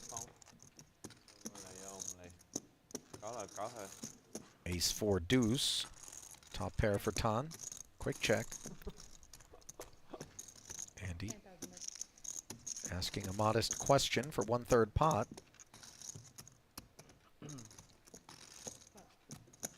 Schwen going nowhere, of course. And now it's top 2 for Tan. Queen Jack drawing dead. Black tea, please. What did you have yesterday on ace 6-4 3 spades? What you said you folded big hand. What did you fold? You said there is 3 spades. I risk cut off. You fold button. Ace 6 on the flop. Off spades. 2 spades. 2 spades. And then turn is a spade. Bet, and you fold, and you say, ah, I fold a big hand. I was scared of. I check. 下子牌。你在那干嘛？看看，你这昨天也把 AK 稍微没有3逼我嘛，我是把2个7嘛。对啊。哇，你把 AK 给 A 圈啊？你在那他没把他是 A 圈啊。哇，他 A 圈能跑啊？很夸张。他1圈跑了，我88我才帮你。Andy's made a pair of queens on this river after checking back turn, and now facing this 18K from Tan. He does pay off. Unfortunate development for him. 你都没什么，没什么大的价值玩。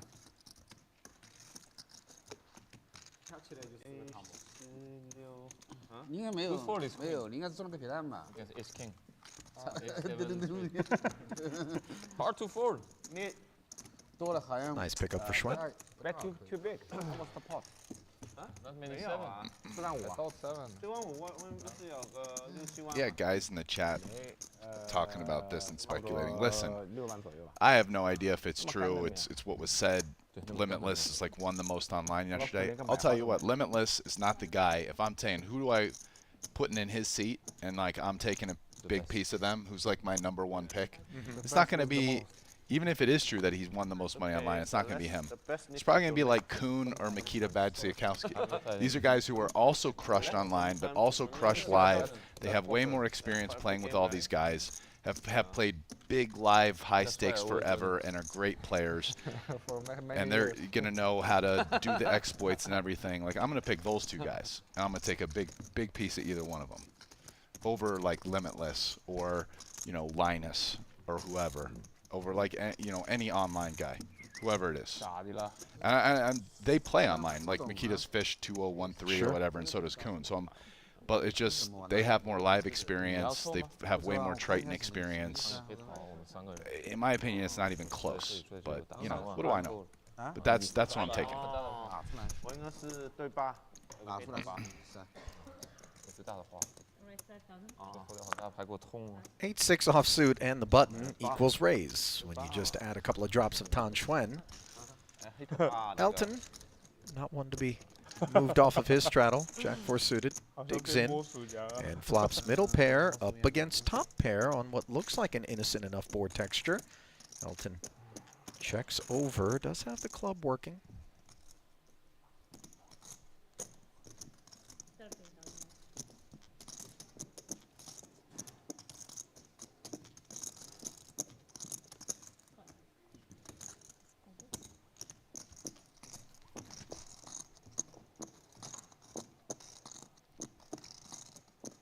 Board pairing deuce, the product of a check call of 13,000 on the flop. Saying once more, knuckling.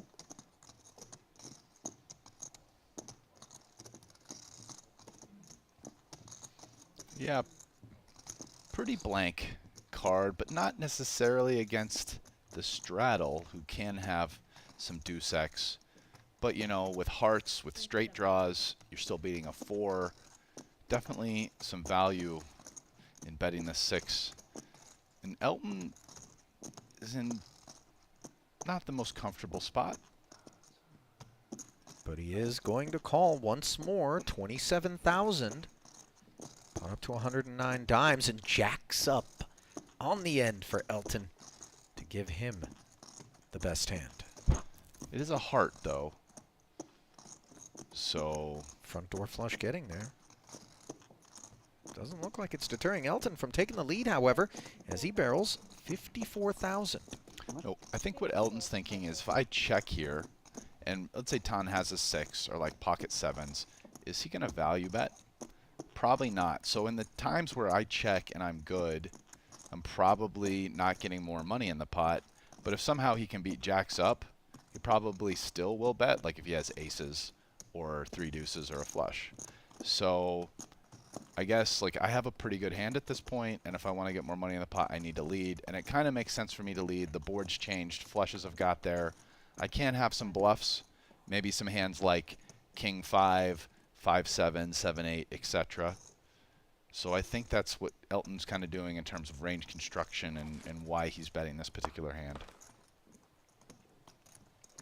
Now Tan, as he tends to do in these river spots, Rast, and you've pointed out, taking his time, evaluating the situation. And he really made, with great frequency, the right decision in these spots yesterday on the session, and he's doing it again here. Laying down the worst hand. He put chips in when he was ahead and didn't when he was behind. That's a winning recipe there. Yeah. When he's taken his time and thought things through, he's come to the right decision at a very high frequency. He sure has.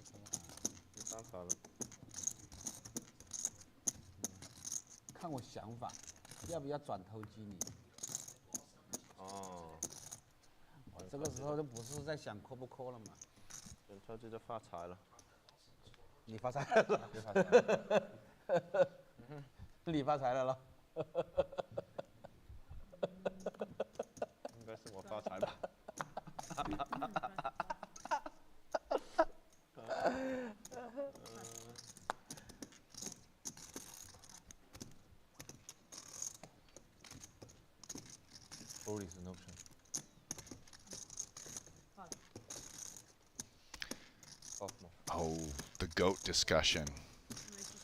Someone said Daniel. Daniel is a reasonable pick, although I would say if I'm talking just modern poker, so we're not including stuff from like pre-poker boom or whatever, which maybe now you want to say is a Doyle or whatever, and I don't know poker as well once you get back, you know, before the year 2000. But in modern poker, I'd say the GOAT's, it's hard not to go with Phil Ivey. I think it's just like, he won a bunch of money online, which Daniel didn't really do. You know, he did better in live cash than Daniel did, and he's done almost as much in tournaments. So it's like, I don't know, you know, Daniel's a great pick, and he's had an amazing career, obviously one of the best to ever do it. But, like, I don't know how you don't pick Phil Ivey, kind of. Rast, like, I feel compelled to point out that when you embarked upon that, not everybody understood that you were looking at the YouTube chat, which was discussing that as all of a sudden you launched into it. No, YouTube chat suggested, that's which is it. And it's like I don't want to disparage anyone. Daniel's a great player. He has had an amazing career, but I think if you ask Daniel, by the way, Daniel says the GOAT is Phil Ivey. So I don't think I'm saying anything that's going to hurt Daniel's feelings. Well, Tan Xuan opened to 12,000, got 3-bet by Danny there to 40 and released. But again, this is modern poker because it's like poker's been around longer than 25 years. And I've heard stories, I've read a few things. I don't know enough. And poker was so different like 50 years ago.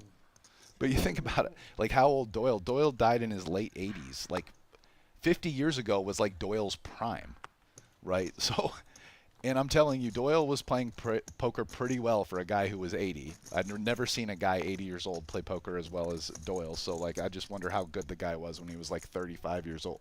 Well, it was a very different game without question back then, and those who were maybe thinking about it in a different manner had tremendous advantage. As we see fairly raggy hands coming together to take the 2-heart, 2 8s, and a king flop.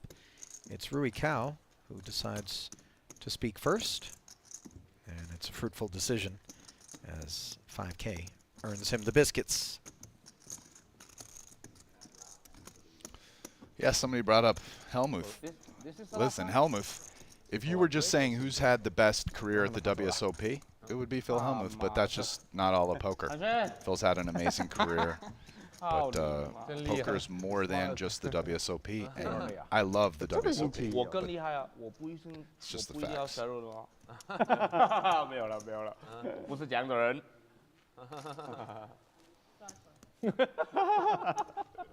哇，肚子不舒服，不舒服了。其实我也可以 Pocket queens for Elton.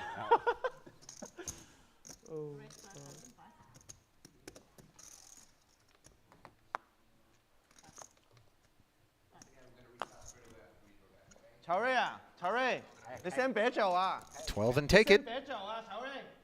And with that, frame 1 comes to a close. Racks delivered, and players will be reseated elsewhere as you get a peek at the stacks right now. Again, profit losses are being efforted, but you may have a sense that Rui Cao is very much in the black. Rast and I will step aside in about 15 minutes' time. We'll be back with continuing coverage of Cash Game Invitational 2 from here in Jeju.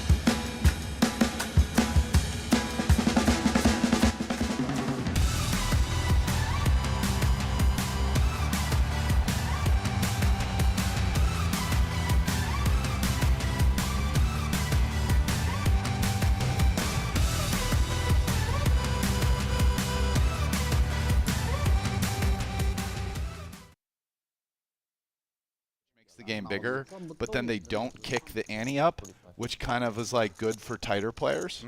So it's like it's a bigger game, but a little bit less money in the pot every hand, and a little better for tighter players. So let's see if the ante stays at 2K, because the straddle's back on. We can see now. Yeah, there's been an auto straddle for like 4 hands in a row.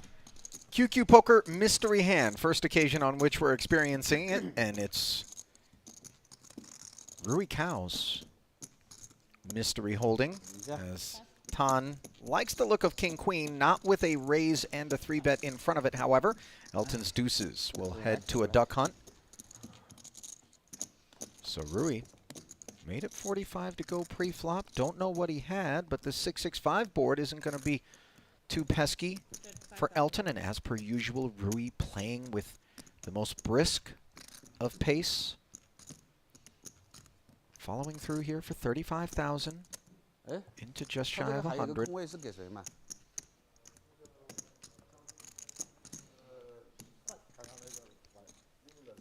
So remember, these positions are small blind versus dealer. Ranges can be quite wide.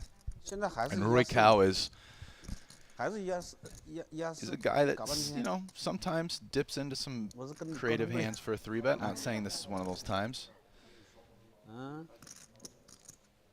Tough flatted spot here. Yeah, facing an 80K turn barrel. Rast, apologies, but yeah, tough spot for deuces. I mean, again, if you have the best hand, there's just a ton of cards that counterfeit you. Obviously, the 5 or the 10, right? Whatever Rui has if he doesn't have you beat. And Rui's range is pretty wide, so the visibility on Elton moving to the river here is really low. And this is not a card that rates to be trouble for deuces as Elton hangs tough. Pot is up to $328,000. And is Rui going to fire a third barrel here? Yeah, he sure is. So, And it's for all of it. 260K. Stone bluff catching is Elton. yeah.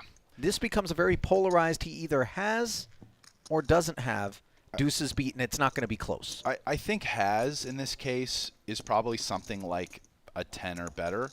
You know, maybe 9s or 8s, but it's something right around there is the value. I don't really think it'd be less than that. So, you know. So bottom of range, you think 9s and 8s will take this line? Yeah, potentially. Because I just don't think Elton has a lot of 10x. Right, because there was a 35K bet on the flop, and right. It was rainbow. So how many like 10x hands? Maybe King 10, you know, King 10, Queen 10, Ace 10 suited backdoor flush draw. That's it. That's the only way he hits a 10. So I do think like 9s and 8s could come in there, and it's around the bottom of what you'd want to be jamming for value at this point. So, and what are his bluffs? I mean, it's kind of easy to come up with bluffs like King, Queen, Queen, Jack, you know. Rui could even have hands like 7-9 suited, 9-8 suited. You could even start dipping into some ace-x stuff. Well, we interrupt this river decision to bring you a bowl of what looks like pasta salad, maybe? It's, you know, fuel up before making the call. And it looks like the cape is going to get donned here, and Rui flop, trip, 6s, turning the flush draw for dessert. 还好你被四打见不到牌了。那什么？什么9 That's a rather big wound. 不同话我也9，不同话我想我有病啊。 Sustained early by Elton. 当然神经病啊！ST 要不要？3.0会觉得百家乐。 Andy in the straddle, pocket kings for ST. He'll make it 11 to go. 真的假的？今天？好啊。 Oh, we got the mystery hand. And we're going to give it to Danny Tang here. Brought to you by QQ Poker. Danny on the button, playing as a flat. These are fun. I was enjoying these yesterday. No doubt does. Mixes it up. It just gives you an opportunity to experience what it's like to be out there trying to play against these guys with, you know, not a whole lot of clarity at times. Okay. Jack 5 trips for Andy Nee, who got involved from the straddle as a defender, taking the extra 7K price. 2 checks in front of Danny, as neither of these guys seeking to follow through. And that will leave Danny reaching for chips here. It's interesting to see this as a mystery hand, given that we can see another Jack is out there. So, I mean, what can Danny have, given that he's probably going to be putting money into this pot? I mean, that narrows it down for value. He probably has the Jack of clubs, or he's got like 5s, or, you know. ST's already got to be a little concerned at this point. Not saying he should fold, but a bet and a call on such a dry board. No flush draw even. Best he's hoping for is one guy, Danny's kind of bluffing, and Andy has a pocket pair or a 5. So it goes check, check, bet 14,000, 2 callers, queen of spades on the turn. Andy has checked it once more. And ST having already checked the flop, I don't think he's suddenly going to have an appetite for a lead. No, he's checking this. His hand isn't even one that wants to. Wow, he is leading. This is very odd play. Yeah. And I can't say I can really get behind it. I don't even think his hand is one that really wants to lead. Like, there aren't many cards. Like, if you're ahead, your opponents probably don't have many outs to beat you. And if you're behind, then leading here just is going to make it even tougher. I mean, maybe he feels like by leading he can find out where he's at. I'm not sure. If I'm trying to get into his head as to why he's doing this. Pretty peculiar choice, as the 27,000 has been now bet and called in front of Andy. His discomfort, despite having trips, is quite clear and evidenced by his choice to flat. So after the lead on the turn, Ace of Spades river, by the way. This is not inconsequential, and the King of Spades becomes relevant for ST. Go on, Rast. and getting called in 2 places now, ST already before the Ace of Spades on the river should feel like it's very unlikely he has the best hand. Someone probably has at least trip jacks. You know, so at this point, and now with the spade getting there, it's virtually impossible that ST has the best hand at this point. So if I'm him, I'd either be bluffing. I don't even think I would bluff at this pot. It's actually not unreasonable to bluff with his hand having got there this way.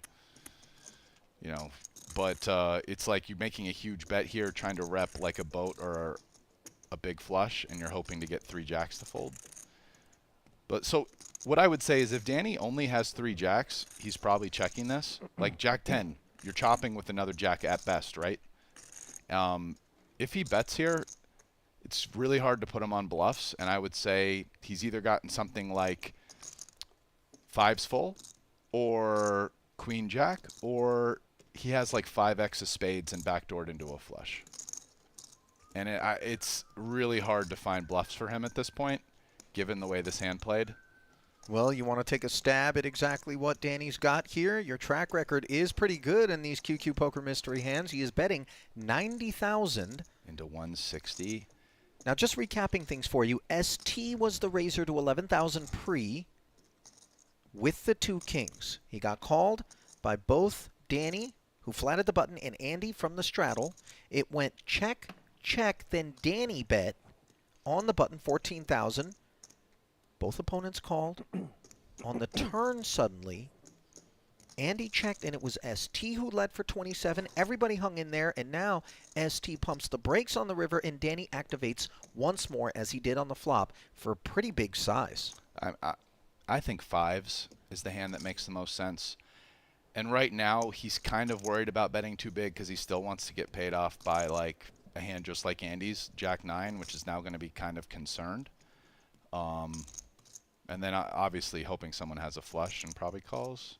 And that's the hand that makes the most sense as flatting on the button, because he's not 3-betting 5s on the button. Yeah, 5s. 5s full, and Rasty, yet again, you managed to zero in on exactly what it is that's behind those mystery cards. 3 for 4, I think you are? Yeah. Continuation on yesterday, but nevertheless.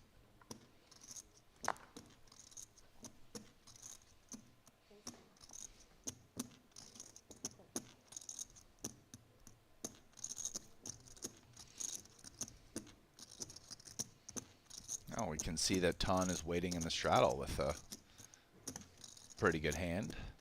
Pocket 10s. Malinowski, the opener, with the ace-deuce suited. Rui, 8-6 suited, coming along, as does Andy with offsuit queen jack. ST grabs his miner's hat.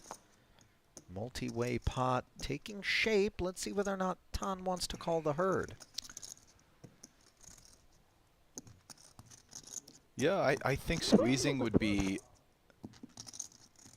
very reasonable here, but not mandatory.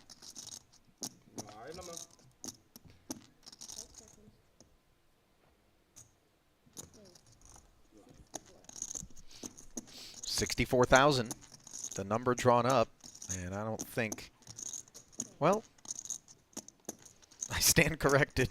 Listen, Rui's in position with a suited 1-gapper. He's got the button, and you can feel pretty confident that Andy and ST aren't back raising that, just because they would have 3-bet themselves with good hands after raising a couple calls to them in the blinds. So Rui, they're going to gamble. That they are, Ooh. And it's a gut shot straight drawn bottom pair against top set. Backdoor diamonds as well for Rui, 160,000 in the middle. This is an explosive flop for these 2 hands. Now, obviously, 10 has a much better, hand. That said, when you call a 3-bet, your head's up in position with 8-6 of diamonds, and you catch 10-9-6 with a diamond. You're thinking like, hey, my hand's got tons of equity versus jacks plus, right? I'm ahead of ace high, king high, you know. So like this, you know, unfortunately for him, he's actually against the set, which isn't very likely here. But like Roy's kind of loving this spot. Like Roy's ready to put in a lot of money, you know, over the course of this hand. And we already have 160K in the pot with a 950K left. So $54,000 fuse lighter here from Tan. like Roy could be thinking about just raising this on the flop. Not saying he will. Probably calls, but I could see a raise. Okay, yeah, but here we go. Now we're up to 268K. What about a brick? Oh. 8s and 6s as the 4-liner rolls off after Rui peels. 268 in the middle, and while this board texture is a little bit pesky, queen jacks, 7x's could have us in trouble. We have a set and we're never drawing dead. Tan could though check this. Right now, like, listen, he has a good hand, but this flop and now turn are pretty bad for his range. He's going to have a lot of like ace king, aces kings that don't want to bet. I can really get behind this check, and Roy has to think he has the best hand here the vast majority of the time. Like, what hands 3-bet that are beating him? Like maybe 10s, maybe 9s, queen jack suited. Okay, like what else? Ace 7 suited. Maybe that probably doesn't 3-bet 5 players, right? You know, so there really just aren't that many hands that 2 pairs losing to at this point that Tan has. Oh, and Tan's laying the bear trap. He really wants a low brick. Check calls, and an ace doesn't rate to be of consequence as played to the set of 10s. So it sort of just becomes, did Rui hop in there with something that has made a straight, or is my set good? So the ace affects things in terms of if Tan has like ace 10, which he may or may not have 3-bet the field with, and definitely aces. Or maybe a hand like ace x of hearts and now can call. I think Roy's going to value bet his hand here. Well, the thing is, it's a little bit mergy, isn't it? Because a big enough bet, as we see him shut it down. Wow. I was going to say a big enough bet, and all of a sudden, maybe you get better to fold, Rast, from time to time? Then 8-6 off? No. You think better is always calling on this board? Not always, but most of the time. Yeah. Yeah. Listen, I think there's merit to betting 8-6 because your opponent's going to have a lot of hands like jacks, queens, kings. They could have aces, but there's an ace out now, so you have less combos of aces. They can have hands like ace, king, ace, queen, ace, jack of hearts. And you're beating those. It's close, though, because, you know, you're...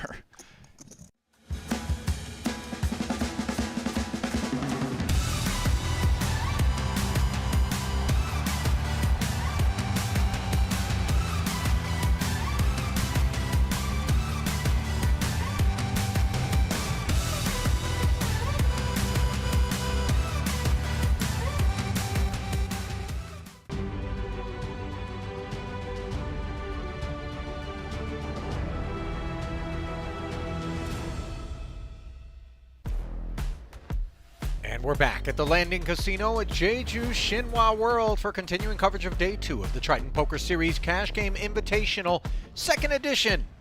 Ali Nejad and Brian Rast at the helm here as we dive right back in to our 1K, 2K No Limit Hold'em table. Rui Cao, boss stack, $681,000 profit. Andy Nee basically treading water. Everybody else a victim of Rui Cao's torture. Just look at those figures. ST Wang down $421,000 here. Only other 6-figure losers, let's call them Danny Tang with a rounding, and then Elton at 105K. But as we've observed, no need to go counting one's chickens before they hatched if you're in the black, and no need to panic if you're in the red. Yeah, it's pretty much a one-winner game.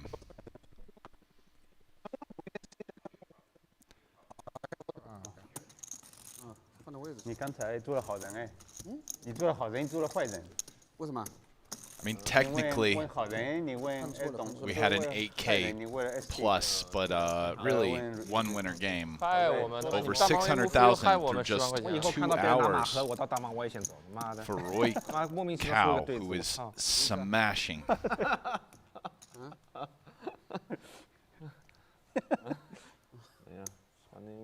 我是会机器人。 你哪个对子？ Tan Xuan's going to welcome Ace King suited 帮你放马。谢谢。 to the straddle. 刚好不是。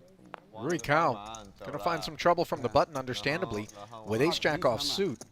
然后我就拿了个对子嘛。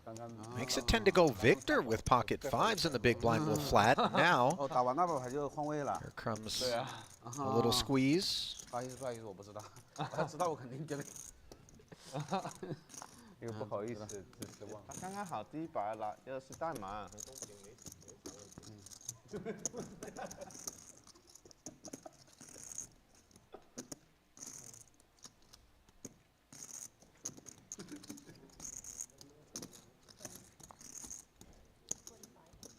我这里大的你知道吗？发错误了。 45,000 total, says Tan. Back over to Rui. He's up for it. 35,000, and we can close the action and set mine, but Victor, not in the mood to do that. Steps out of the way. And would have been outflopped in 2 spots, as Rui has some real problems on his hands. Outkicked by Tan. Over 100 plus in the pot. Yeah, this pot's a problem for Rui. In order to save money, you're just going to need a friendly run out, but it's a lot of money in the pot, and they both have top pair, good kicker. So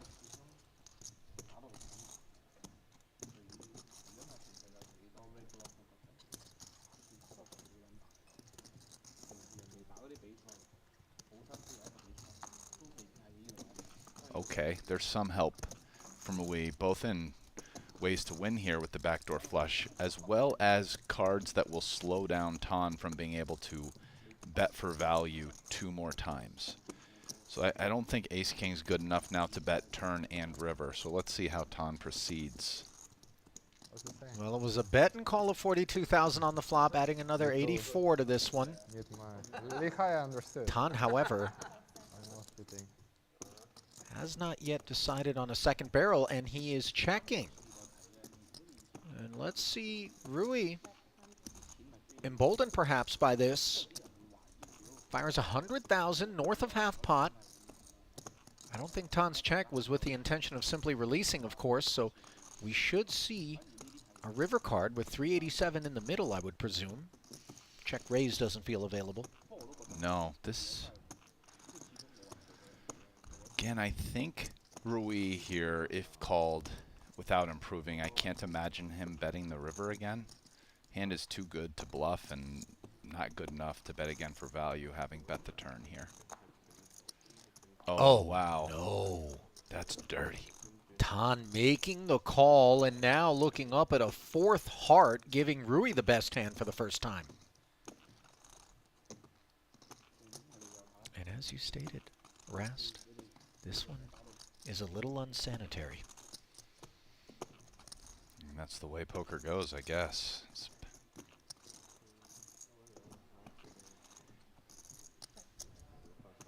Now Rui has a decision about whether or not to value bet, because he did improve, which was...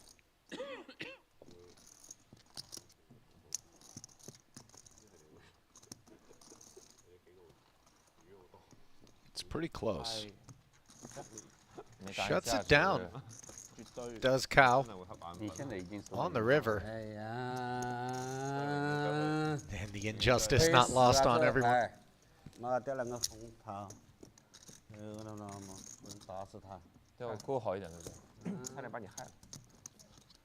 Just your garden variety $400,000 pot, Rasty, no biggie. Yeah. Ace Jack beating Ace King with really no running biggie. hearts. 那么大，我还以为你3打他呢，哇！ It is 你没看到我？ Rui Cao's world today. We are all just living in it.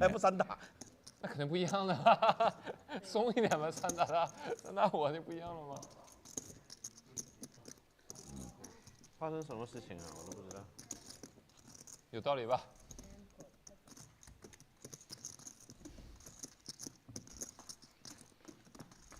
10,000 ahead between Elton and Rui. 原来 And I don't need to explain who's got the best of this one as Cao makes top pair and a wheel draw and continues to just mow through everyone.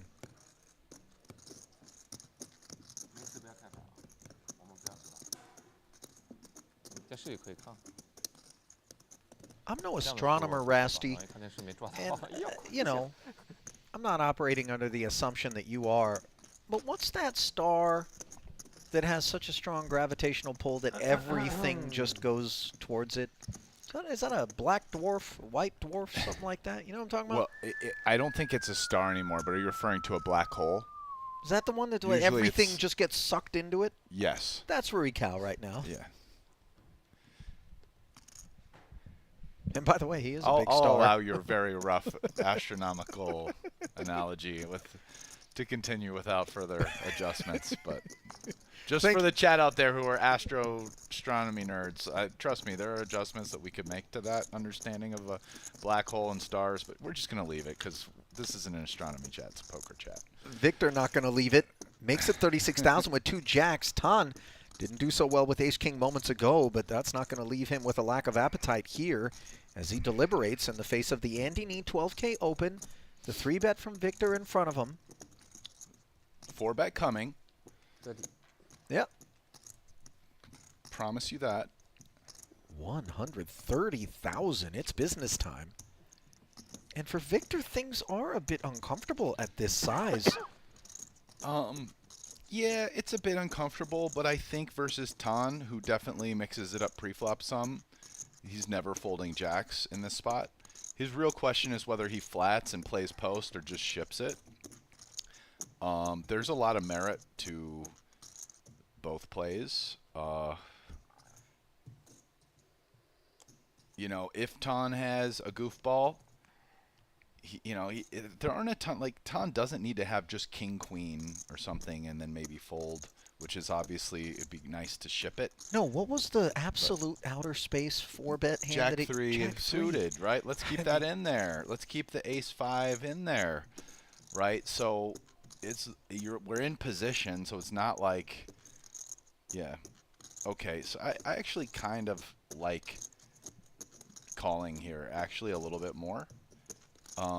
Especially versus Tan. That's exactly what Malinowski has chosen to do. And that's the card Victor most doesn't want to see. The dreaded ace-high, super dry board, by the way, which just leaves us in the murkiest of spots with these 2 jacks. A little bit less murky than a king or a queen. It's kind of just a bad card. Like I sort of feel on this dry of a board, my guess is Victor doesn't end up getting the rest of the 317K in. He probably calls this 50K. Oh, wow, just doesn't even call the 50K. Strong. So good.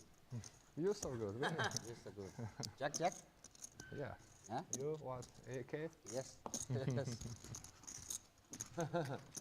Wow. Give me like 300K. That was a pretty disciplined release there. Did you see Tan call his hand? 投资得好啊。 You're so good. Yeah. Jack, Jack. Yep. Yeah. And then Victor, to be fair, turned around and called Tan's exact hand as well. Not playing with kids.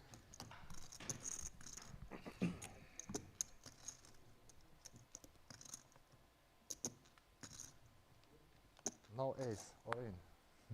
Nice check fold. Okay. You're so good too. We sing together. Together. I know you, you know me. 哇塞，这个位置肯定是没有投机的，就是牌多大的问题。 Rui, Queen 10 suited, opens and gets 3-bet 不是可以穿 by ST's King Jack. 什么意思？你不有最圈吗？你够圈啊？啊？不是啊，10万对的呀。哦，差点忘了这个。 Another 23,000 required and deposited.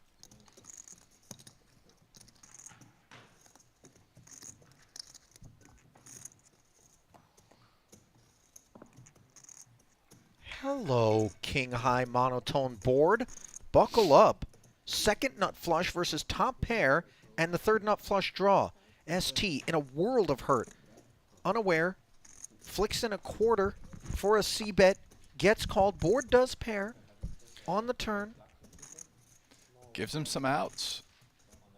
Wonder if he will bet again for value here. Does have top pair, good kicker. How will Rui respond to a bet? So, wow, 45, that's pretty small. It's just over third pot. Rui continues to slow play. Board did pair, but he has to think his queen high flush is good most of the time. That queen might be a card that gets ST not to value bet. His jack kicker doesn't play anymore. And sure enough, Rui check calls the 45,000 on the turn and then says, give me the money, as it gets shut down on the river. What do you think that river check was about? More like a potential check raise, induce from Rui with the queen high spades? I think it's possible he would have check raised. It depends on the sizing that ST used.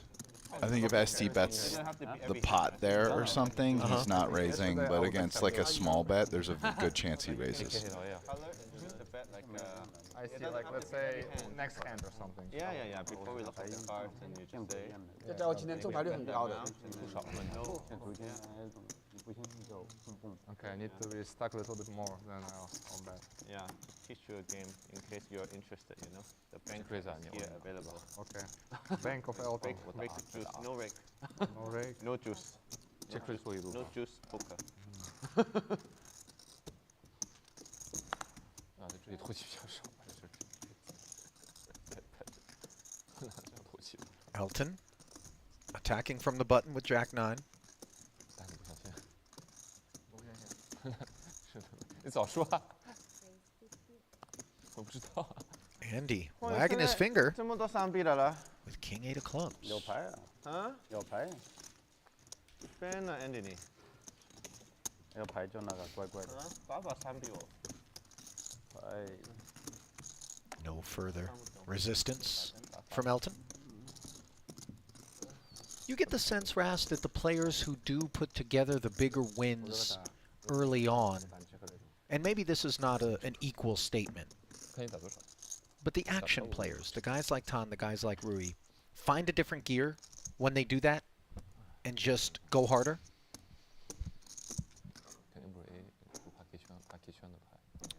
I mean, yes and no. I mean, I think we are talking about guys who kind of already play in that gear. I don't know if they're finding it because they're winning. Like, I've played with Tom Zwan. He's been around for a long time. The guy plays loose, aggressive poker. That's his style. I don't think he shifts out of that style very often. I'm not saying he doesn't have gears or whatever. So, yeah, I think we're kind of talking about guys who play that way. I mean, here's one of the things. Let me frame this question differently. Is this, okay? If you have a guy who's a nit, people know he's a nit. When he makes a big hand, he's just less likely to get paid off. Usually it has to be kind of a cooler. Your opponent's not just going to put in a ton of money with like middle pair, make a huge call. I mean, we saw like Danny Tang thinking about calling ace queen. It would have been good, but like ace high, triple barrel, all in 300K on the river, whatever it was. Like, he's not doing that probably against like Andy, right? Andy's playing a little more solid. So what does this mean? This means guys that have this laggy style, when they start running good, when they start making big hands and putting in a bunch of money, they get paid off more. So when you see someone really have a big run, like win a bunch of money, oftentimes it's a guy who mixes it up, is hard to play against, and is making hands and running good and getting paid. And it's just hard for a tight kind of player who has a nitty image to get paid on their big hands. So it's, you know, that's usually the golden mix, is a guy who has a good image and can get paid on their big hands and then is making big hands. You know, and there's a little bit of mix too, that sometimes their opponent still needs this or that, a bluff catcher or whatever, but yeah, that's kind of the mix. Anyway. Well, the mix here is Tan Xuan versus ST Wang. 12K open, got 3-bet up to 55,000 by ST with just pocket fours here. He's been outflopped on a King 9-7 board, staring up at those 3 over cards. No appetite for follow-through. Knuckles over to Tan. And he's thinking things over. Backdoor nut hearts.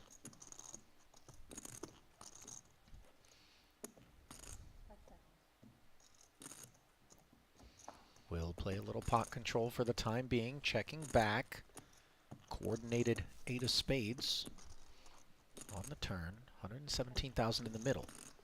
ST feels a bit done with things.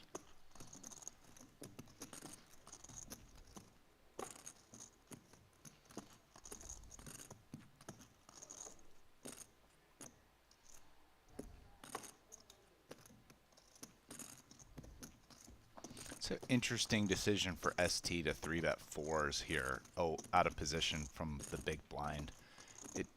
It's kind of a hand that actually just really naturally wants to call. It would even love the straddle to come along and get an even better price pre-flop. It's not a hand that I would pick to do it with. Well, no action on the turn, and ST in full shutdown mode here on the river. Yeah, let's see if Tom decides to value bet. He's got to think his hand is normally good here. The question more is, do I get called by worse? How often am I check raise bluffed if I bet? Those are kind of the considerations. You know, I mean, there is a chance. It's like, how often is my opponent checking 3 times something that can beat a7? I don't think it's very often, but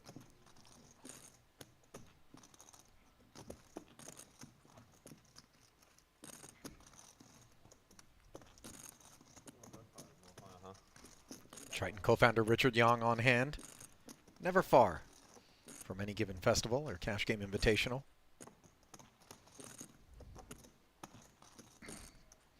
Tom's probably going to check this one. Yeah. So I got a question for you, Ollie. Okay. I have an answer. All right. So we've been watching this game for a couple days. I don't know as much prior, but based on the last couple days, and I just gave this whole speech about this, and you know, getting paid. And these are the guys who can go on, most likely to go on the golden run and really have win a bunch of money. Sure. Who's your pick in this game? I have a pick as the person who you would pick as the most likely to have that golden run. They're different. They're different. Based on their ability to get paid off if they run good or whatever. I mean, look, I don't want it to come across as somehow results-oriented, but how do you pick against Tan Xuan or Rui Cao in that situation? Yeah, I actually think the pick is Rui. Yeah. Not Tan, and I'll tell you why. I think when it comes to just, you know, now this is a small sample size, but Tan seems a lot more measured on the turns and rivers. Right, they both go for it pre-flop, on the flop too.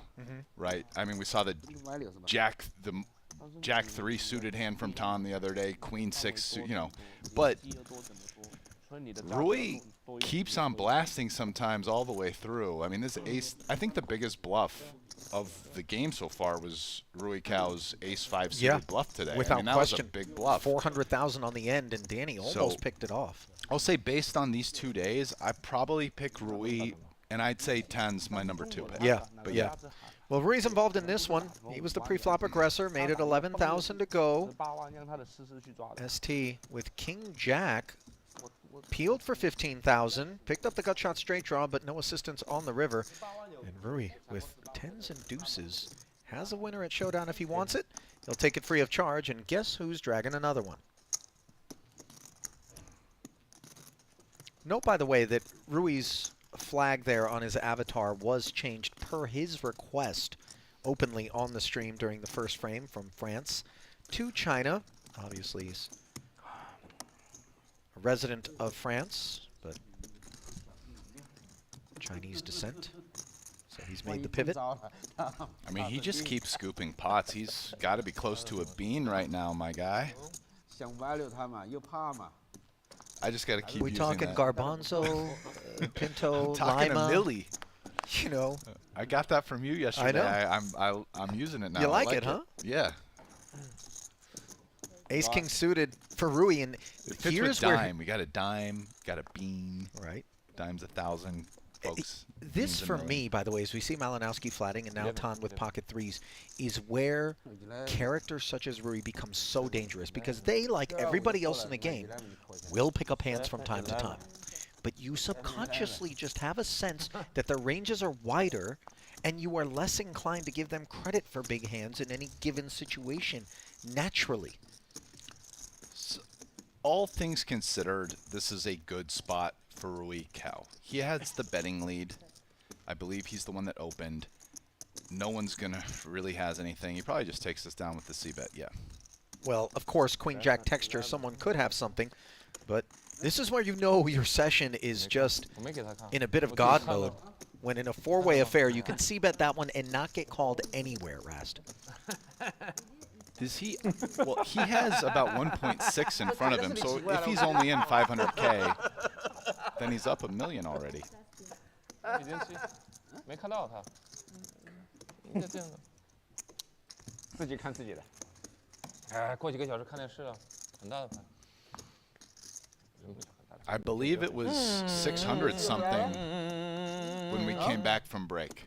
I do remember that. He was pretty much the only winner with 600 something thousand plus profit. Yeah. He has breached the seven-figure profit. 我靠 It's mine. You know.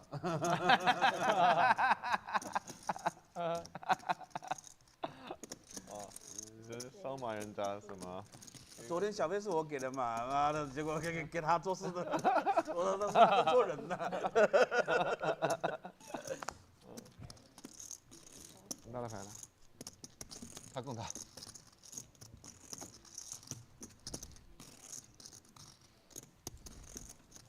3-bet and take it there for Malinowski from the button. As a rare pickoff of Rui Cao open. Taking shape. Here, give me pocket 10%. Okay, thank you. Agree. Nobody works the hot tea streets harder than Andy Nee, by the way. That's got to be mug number 12 across 2 days. What's your read? Green? I feel like it's green. Green tea, yeah. It's got to be definitely. right. Am I profiling? No, it's possible. Like, Listen, I don't man, think if it's I'm, chai. If I'm sitting at a poker table drinking tea, which I do, especially early in a session, it's always green tea.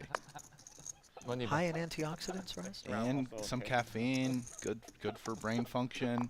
Maybe the last, you know, they're playing some sessions. Maybe the last one, some hours from now, you have a chamomile. Well, that's the wind down. That's the wind down tea. Yeah. Yeah. You got to have a solid urethra, too, because it's a bit of a diuretic. You're out here playing a session, you can get sent to the bathroom pretty often there. Meanwhile, four-way affair, Listen, King guys, 7 this deuce. isn't an Iron Man, okay? They can take bathroom breaks. Ollie. Bottom set here for Tan. Far and away the best of what's around. Rui feeling swaggy. Following through on the 11K pre with 15K post. Stone air for the time being. Plenty of equity could be acquired on the turn. And this board texture, Rasty, if you got ducks on a pond, this is so safe. Very safe. And yet it looks like Tan wants to announce himself right now.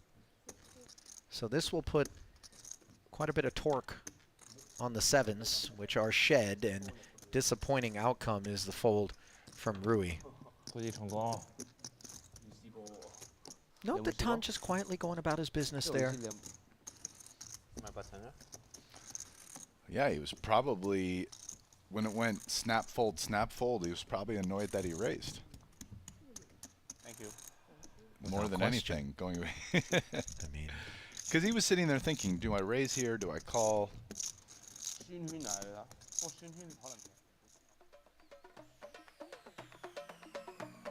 Well, don't think about it, just do it. And by that I mean sign up today at QQ Poker, throw 30 bucks in there, and make sure that you don't miss out on our $30,000 guaranteed Triton reward tournament. It's going to be going down October 7th through the 12th. Make sure you get involved before October 11th in order to participate. It's all happening at QQ Poker, Asia's fastest growing poker platform.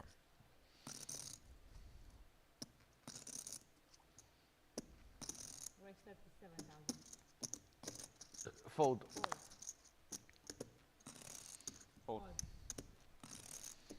Here comes Tan Xuan. Ace Jack off. Now ST with some decisions about how he'd like to proceed. He's not a favorite to 4-bet, but he is going to consider it. Could happen. Wouldn't be shocked. Probably the least likely outcome is fold. And most likely is call. So it goes call, 4-bet, fold. Oh. 130. Yeah, there's the 4-bet. Yeah, solver bait, baby suited aces. Speaking up here. Not exactly the best timing given that he's dominated. And look at Tan getting a kick out of this. But he does end up being bullied off with the better ace. You know what I want, Rast? Yeah. Desperately? I want to be able to be in that good a mood as I pass $37,000 to someone. And not because I got a great deal on something worth like 80, you know, but rather just saying goodbye to it. Yeah, it does help when you have 1.2 million sitting in front of you, probably. 37 doesn't feel quite so bad. Yeah. Yeah. I mean, I don't know, man. It hurts. Regardless of net worth. It just hurts. This reminds me of that story that Bill Gates used to play $3, $6 limit hold'em at the Mirage here in Las Vegas. Oh, yeah? Rast, you heard this? Back in the days. I mean, we're talking 20 plus years ago. Interesting. Because it just, what difference does it make? It doesn't once you... For Bill Gates, $3, $6, $30, $60, 300, 600, it's all the same. Would that same logic apply to him maybe showing up to work in a Ford Pinto or something like that? Because what difference does it make? That one, I think, is a little different just because he will have a decidedly different experience driving a much nicer, more comfortable car, as opposed to, you know, it's not clear that he's going to have a decidedly like nicer, better experience playing $30, $60 instead of $3, $6. No, but I would say that the caliber of play will be decidedly different, as the caliber of Rast will likely be on display here if history is any indication. QQ Poker Mystery Hand Time. Victor Malinowski blocked out as the straddler here, participating in the form of defense, with the raise coming in from the button of Andy Nee. ST playing King Jack as a flat and flopping top pair here for the best of what we know to be around. A rapid round of checks, and now a queen on the turn. Andy nosing ahead.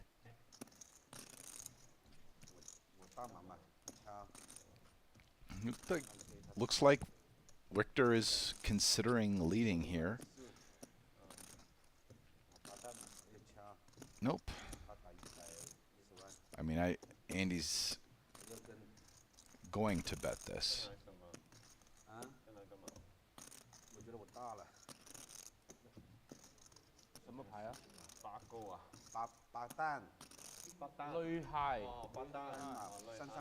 Sure enough, another round of checks in front of us, and 28,000.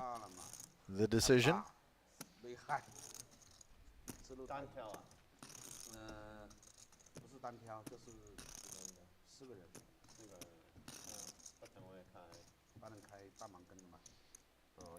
ST not thrilled with this turn of events, the overcard coming, and now Andy, who was silent on the flop, wakes up and bets. It does strongly imply a queen, given how he's playing, but obviously some other hands that might not be as good. You know, ace king, ace 10, king 10, etc.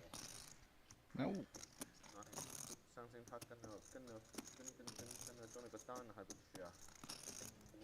Wow, Victor with a big raise here. And to me, this, I would say, for Pocket value, sixes, pocket fives? no, just anything that can beat basically a queen. And, you know, given that he's the straddle, he didn't raise, that's not aces or kings, so like two pair set.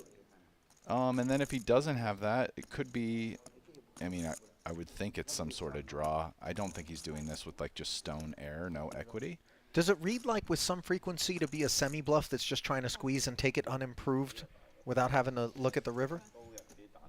Yeah, would it's that be too possible, ambitious? but like I'm personally, just having seen this game, I'm leaning it a bit towards value. Wow. Well, this 4 of hearts does change quite a bit on the end. 7-8 gets there. Clearly the front door flush gets there. ST got out of the way with the jacks. 287,000 in the middle. And the action on Malinowski. Very curious his bet size. I think it'll help key us into his hand quite a bit here. I think it's very hard at this point for Andy to have the best hand on that river card. I don't want to say impossible, but unlikely to the point that if Victor bets, Andy should probably fold. It looks like Victor is going to do just that. Looks like he's going small, like third pot-ish, if I'm counting.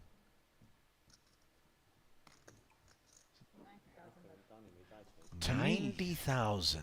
90 means he could have stuff like, you know, queen 6. Right? That was good on the turn, and now maybe just trying to get a little bit of value. If I'm going to pick a hand, I'm going to go with... Yeah, I'm going to go with 2 pair. If I have to pick a specific one, how about the Jack 6 suited? Or whatever, Jack 6.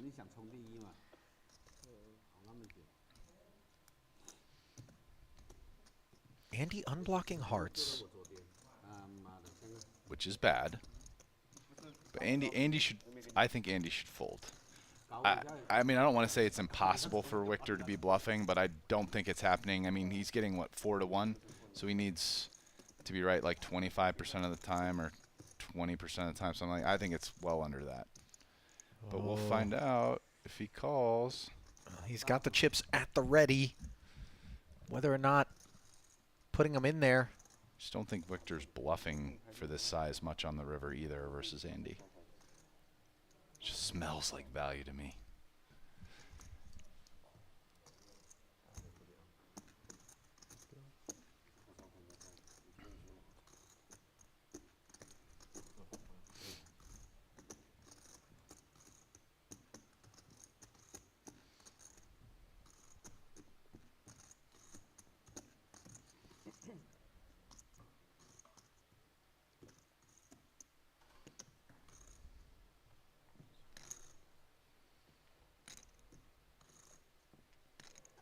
Put in 110,000 on the turn and then not take this price of better than 4-1 on the river requires some conviction and some discipline. I mean, this is a bad river. Andy finds it, and let's see, what did Malinowski have? 7-8. So he got there. But he was bluffing the turn. But the 4 of hearts is just such a bad. Like most of the draws got there. It's a good river fold, I think, by Andy. Well, looking back through the chat, I don't know that anybody read Victor Malinowski for 7-8. But Andy does find the correct fold.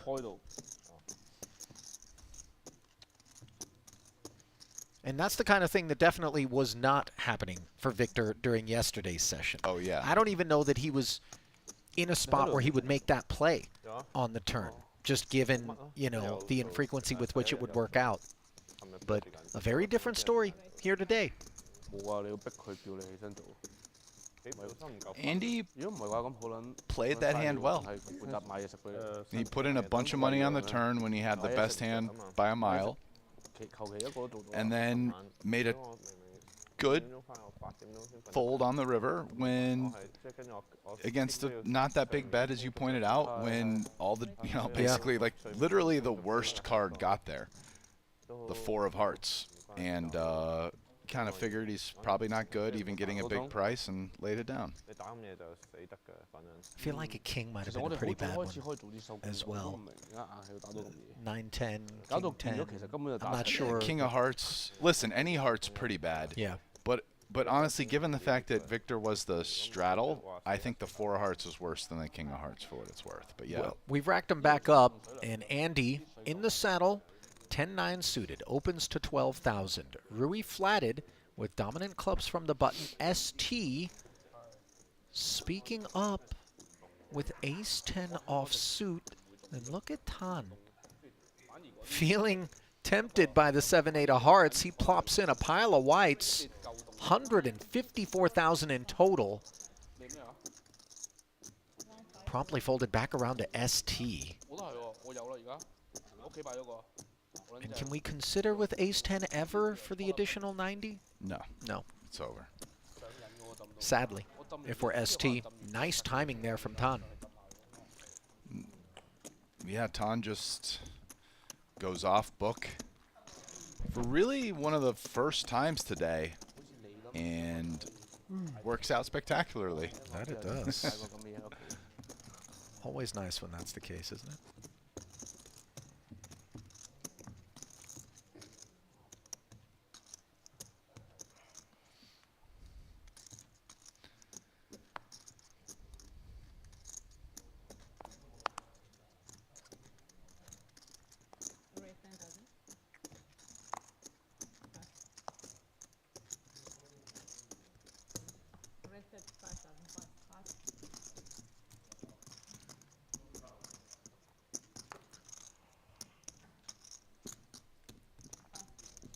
Becomes 35 as Rui means business with these 2 kings. Elton might have felt differently about the Jack-10 of hearts at the 10K price point, but instead it's folded back around, and Rui continues to just hammer away. Making nails out of the field on the session.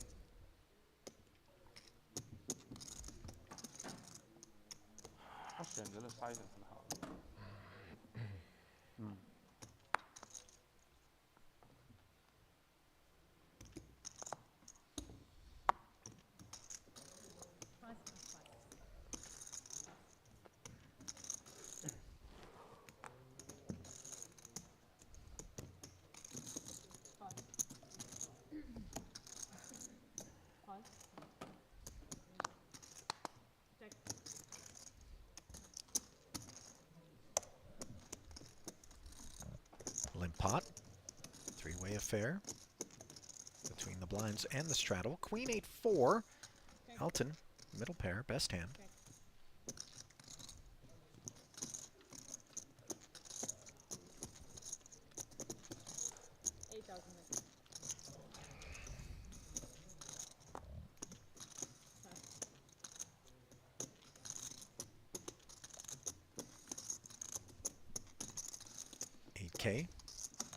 Bet and called.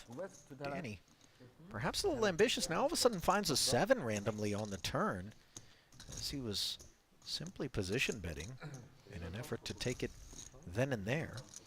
Yeah, I think he obviously had nothing, but he was, I think one of the things he's thinking there is he has a club and a heart in his hand. And this is a nice hand to start betting because on some kind of flush-oriented runouts, he'll keep bluffing. You know, nice to win the pot with 10 high. Sometimes when your opponents fold.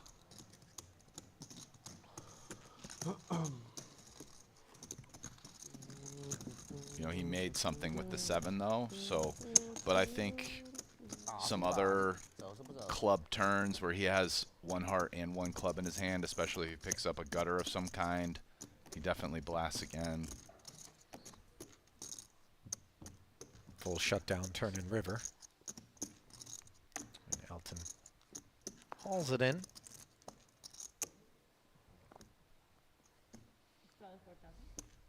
Not a hand that either of those guys are going to be sticking on their highlight reels when this week is all said and done. Ace 2 suited. Party starter.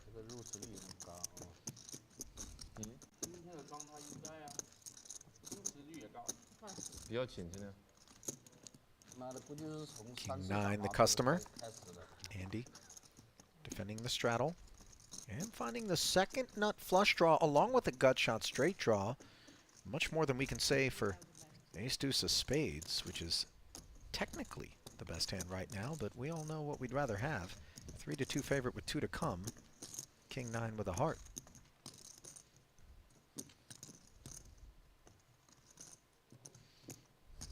And the 8K sprinkle gets leaned on. Easy exit for Rui. A nice little check raise by Andy. And accomplishes one of the main goals, getting ace high to fold, because if he just calls check check, etc., he's behind ace high. But he's got a ton of equity, get ace high out of there. Mission accomplished. Mm-hmm.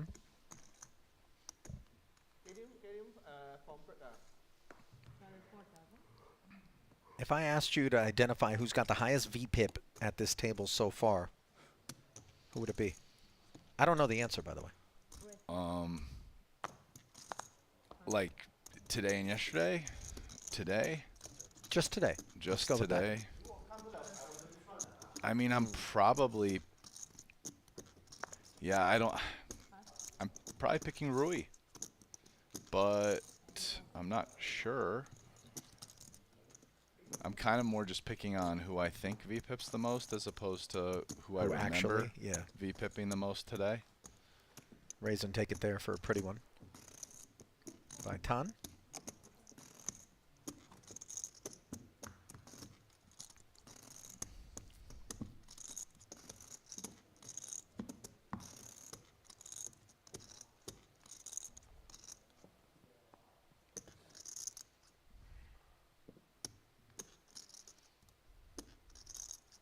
ST, nice one in the straddle, awaiting him.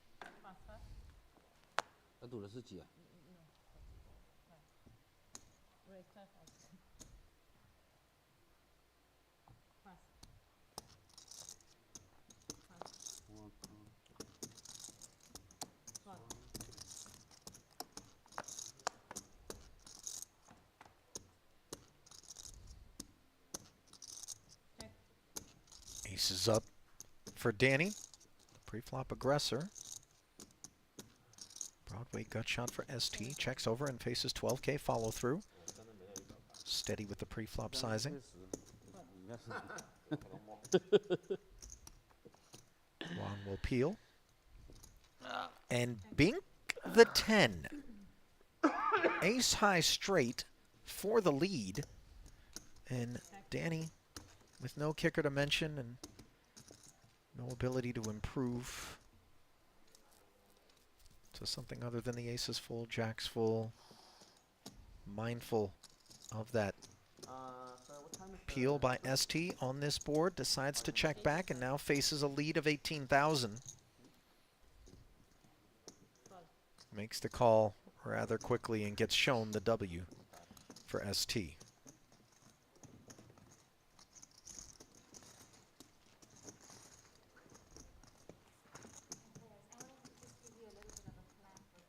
Okay. So during the next redraw at 8 o'clock, 8 o'clock. it's going to move down to the outer table. So it's no longer going to be TV. Nice. Okay, we'll have a different table starting here. Okay. It'll be a no limit golden game, 500, 1,000, just to let you know. Okay. And that is your chance. We don't have any dinner break scheduled. Okay. mean, it's just not TV, so I guess it's normal cash game. Yeah. Okay. There Okay. is no dinner break schedule, but we're open to discussion if that's something that you wish to have. Okay. Great. Thank you. 原意思。那8点钟，我们这不是电视。边那边不打电视桌了。然后他们过来打电视桌是吧？他们打过来打。Wow. Pocket tens for Malinowski would normally be a welcome sight, but unfortunately, it's going to be a raise and a likely 3-bet in front of him. Elton, suited connector, piqued his interest, and now Andy will lean for 50 total. It's a very big 3-bet considering he's not out of position. He's on the dealer button. And look at Victor just bins those 2 10s comfortably. Yeah, Bravo. this is Andy. 我不知道，我没有听到。哟，来吧。几点钟啊？ Andy 3-betting, and it's not that Andy 8点。 can't be aggressive, but also the size he took. It's very big. It's a little out of the ordinary. Usually Andy's been going like 3x in position, like standard. It's very curious. He went big that time. You know, I think that's an example of a spot that would be taken perhaps by Elton against somebody like Rui or Tan, where he feels like down the streets he could be up against a wider variety of holdings and then end up winning a big pot with something like 4 or 5 of clubs. And even for that matter, Malinowski maybe comes with, you know, 4-bet versus different opposition, making it 50. You know, but Andy in particular, I think guys at this point have assessed as being tight aggressive. Yeah. And I think also, if I'm correct, I think Elton opened from pretty early position. Was it the low jack? Hijack, I think. Was it hijack? Yeah. But it's interesting because, you know, with the straddle out there, it might be that the hijack is under the gun. No, it's under the gun +1 is the hijack.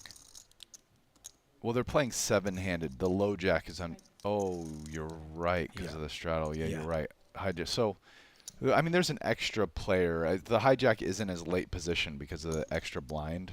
But, yeah, I think actually, I think a solver probably bins 10s there for what it's worth. Well, like for normal ranges.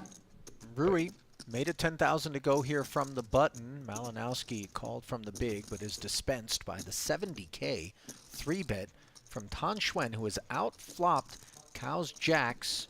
Rui flatted for the extra 60,000, and horns are locked with 153 in the middle. Yeah, this pot's gotten quite big, but this is a brutal flop for Rui Cao, who, you know, I mean, if you call a huge 3-bet with 2 jacks, this is kind of exactly the flop you're done with it. Second ace on the turn. Tan trips.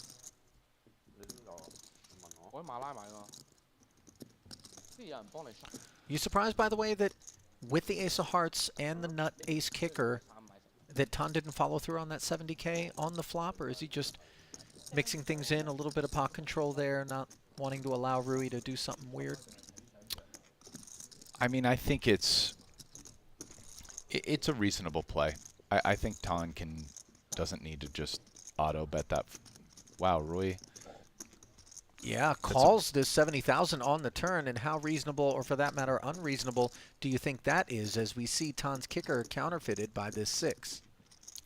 Sure, I mean, he has a boat now. Oh, forgive me. But yes, his kicker doesn't play if he was up against. He's now chopping against ace-10, right? So it's not necessarily a great card for Tan because it helps him beat pocket kings, which Rui probably doesn't have.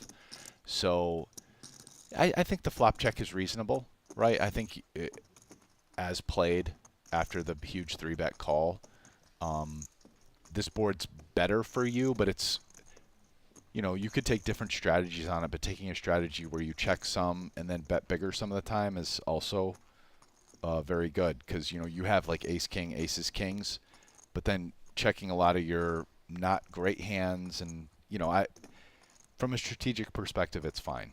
Long story short.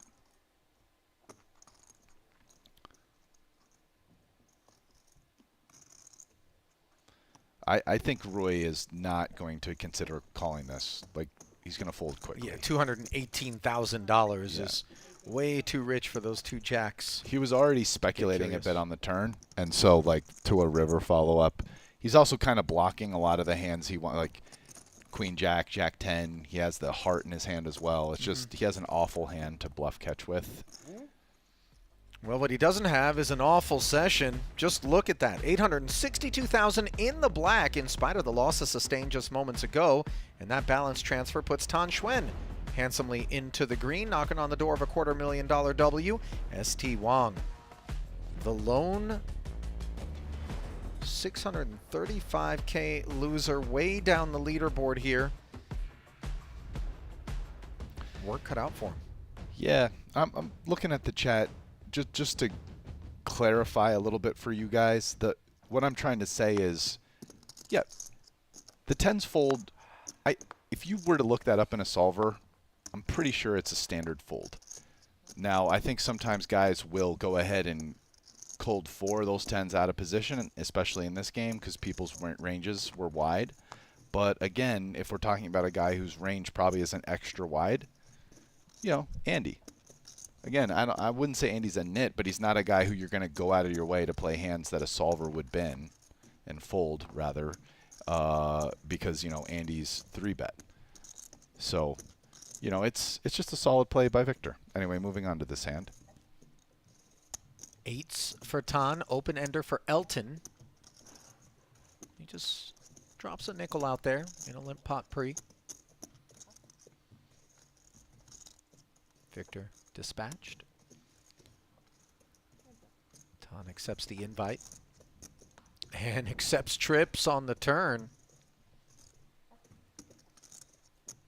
Happy to slip it over to Elton to see if another barrel lurks.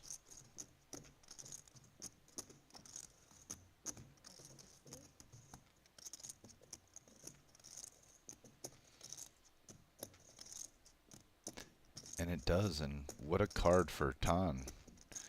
Now he will decide if he wants to slow play or play it fast. Elton really needs a 9 or a 4, which he does not get. No, instead the 3 fills up Xuan, who just check called the 16K. Now let's see with 56,000 in the middle. He is still going to slip some rope over to Elton, and with just 7 high, we'll see whether or not Elton's prepared to just surrender. And there is your answer. Reaching for a bet, and this is exactly what Tan Xuan wanted to see.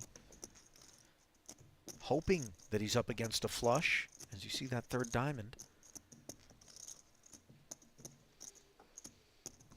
Yeah, and I think 8's full here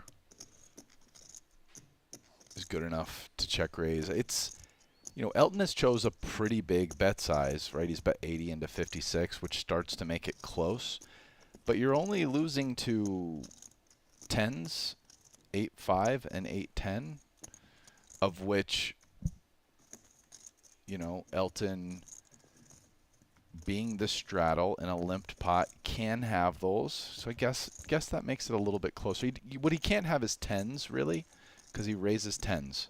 So he can, and we're blocking 8's full. So yeah, I don't know. I'm probably taking a chance and check raising here and just gonna puke if I get re-raised. But yeah, I like this check raise. Yeah, it seems like a nice spot to do it, and this is what Tan's intentions always were. Elton is done with the hand, but he's like, wow, really? Okay. 好的不要了。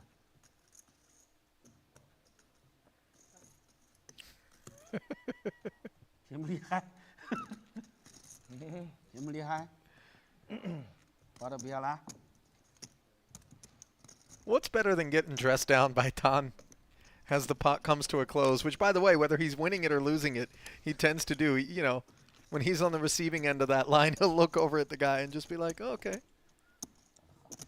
Give it a good chuckle, pin the hand, and onwards. Yeah, I mean, Elton kind of, he folded very quickly, so it's probably pretty apparent to Tan Elton didn't have a very big hand there.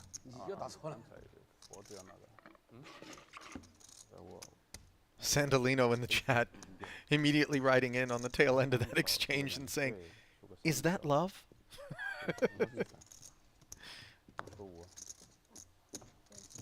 Certainly isn't hate, as Elton and Tan, good friends.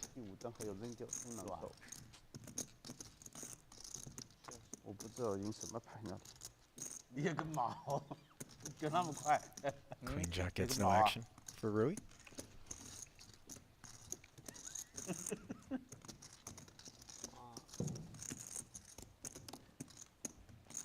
今天花了，今天花了吧？大这么大年大，我花还能去啊？啊？不可以去，要想2秒钟嘛。啊？想个2秒钟嘛。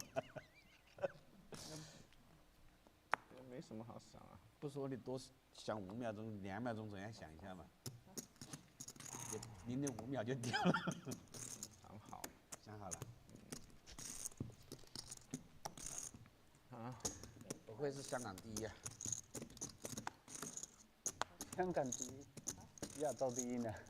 香港第一，世界第一，我世界第一。哎 Tan, button raise. Andy slams in the extra 8 with 4-5 offsuit. Says, "Let's dance." 老子就是第一个第一。 And I'm not sure this is the music he was thinking about. King 10-8 giving Schwen the Broadway gutter. 先扎牌，没办法。 Bet and take it.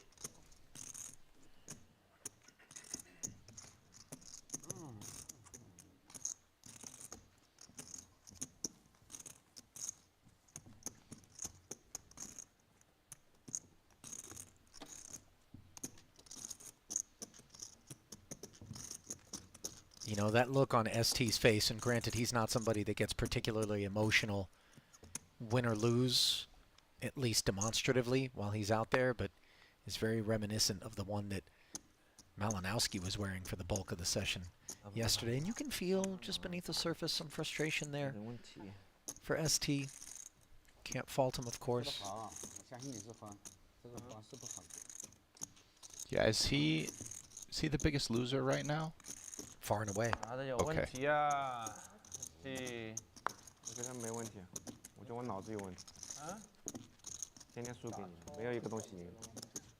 大概真的是条鱼。他才好嘛，他有一大你就知道跑了嘛，你打小的不一定跑嘛。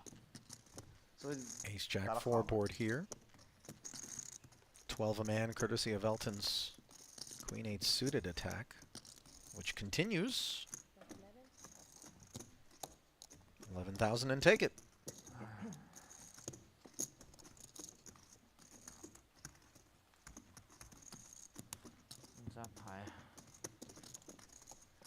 Zap牌，这么容易中的，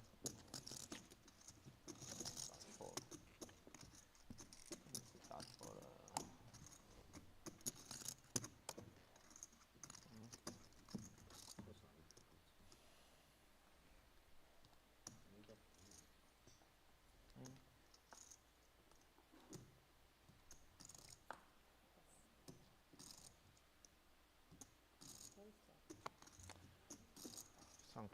上头。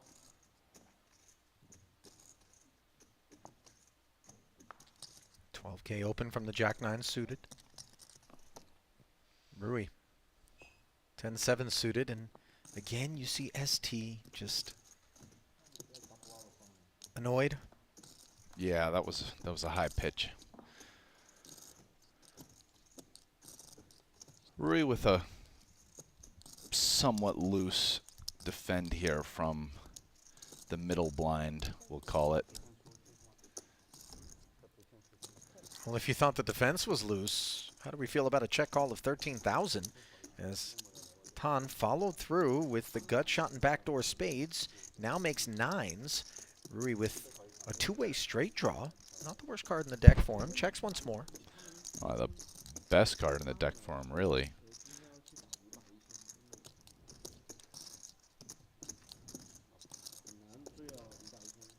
I mean, we can see see that in this particular situation, a 10 would have been better. But I think if Rui's asking for a card, not knowing what his opponent has, he's asking for this 9 on the flop. Now the situation gets trickier about how Rui will want to continue. Raise is what, yeah. I just don't see him check calling with 10 high nothing, catching his only card to give him a real draw other than a spade, and then just check folding, never, and then check call versus half pot, or, you know, bet 40. It's just a very ambitious with 10 high out of position. And we've already seen that Rui in these spots is more than willing to check raise, so he might have caught 10 here with a little bit of a light bet. 33,000. 给你了，我都说给你。 Gets pummeled. As Rui makes it 108 and takes it down. He really can't seem to put a foot wrong. The two winners 是他我的错吗？ exchanging chips. 搞这个网页那个按。 Very creative hand by Rui there. 这个也要玩摊，我钱给你了。 Well, his left brain is active. 我付掉，然后我说没事，我点头，脖子不舒服，锅是我的。气都气死了，还给这一招我要一个，真的是。 等一下就有了。我摆着接过来，我说拿去，我说有没有错？ I can sell you some. 5,000. Rui is not a guy you want to bet marginal hands versus too much. Yeah. I mean, he put some check raises in. He's just coiled and ready to Yeah, strike. just, Should we nickname him the Cobra? yeah, it's a pretty good nickname. Right? Rui the Cobra Cow. Ooh. I like it even better when you say it full name. Yeah. It's got that Cobra Kai kind of thing Yeah. with the Cobra Cow. Ooh, Cobra Cobra Cow. Cow. It might stick, Rast. Yeah, Cobra Cow. I like that, Ali. Maybe we'll let it democratically take place. He We'll just- turn to the chat for some yay or nay there. A couple of guys with pocket fours here, and they both have held on an 8-3 deuce board. Andy needs the pre-flop raiser from the button. Two checks in front of him. Only one overcard lurking. He's got that spade in hand as well. Hence the follow through for 15.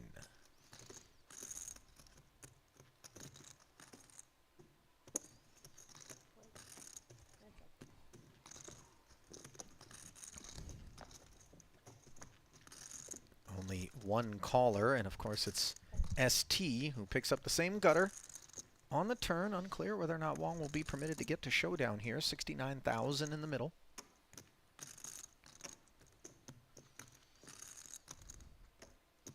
They will chop unless one of these guys decides to start turning his hand into a bluff and putting tons of money in the pot. That would likely happen at this point by ST putting in a big check raise and then bombing river. If he got called, it'd be pretty hard for Andy to either call the big check raise or even if he did call the river. Not saying that'll happen, but I'm just speculating. I mean, fours are a blocker to the nuts right now.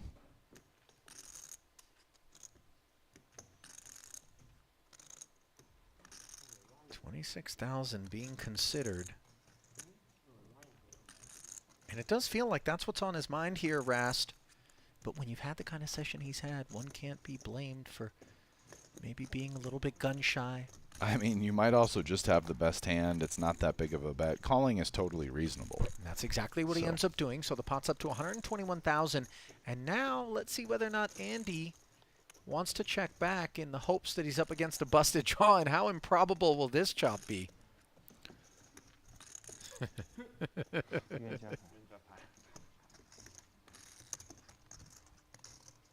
I'll tell you what, ST doesn't look entertained by that. Did you catch that? No, yeah. He's like, seriously? Like, even this one I got to chop? Maybe. I wonder, was he questioning that? Was he being like, damn, I should have raised the turn? I think you're right. I think Like, that's more that what was on his mind, maybe. KTV time.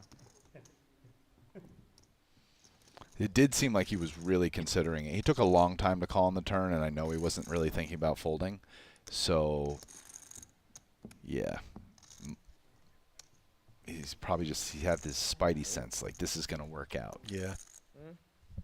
And once he saw the hand and that they're chopping, he's probably just confirmation. 对，有可能，但不一定是你。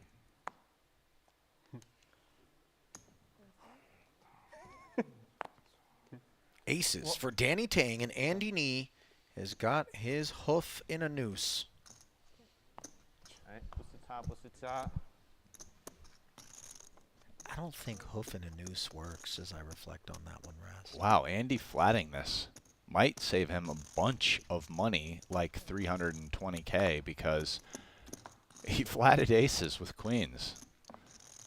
Oh, wow, and an overcard comes. And by the way, that overcard connects with Malinowski, unfortunately. So he's got himself top pair. Four-way pot. Ace of hearts works for Danny, who's got far and away the best of things. And I think, Rasty, part of this is Andy respecting Danny's ranges as an opener up front.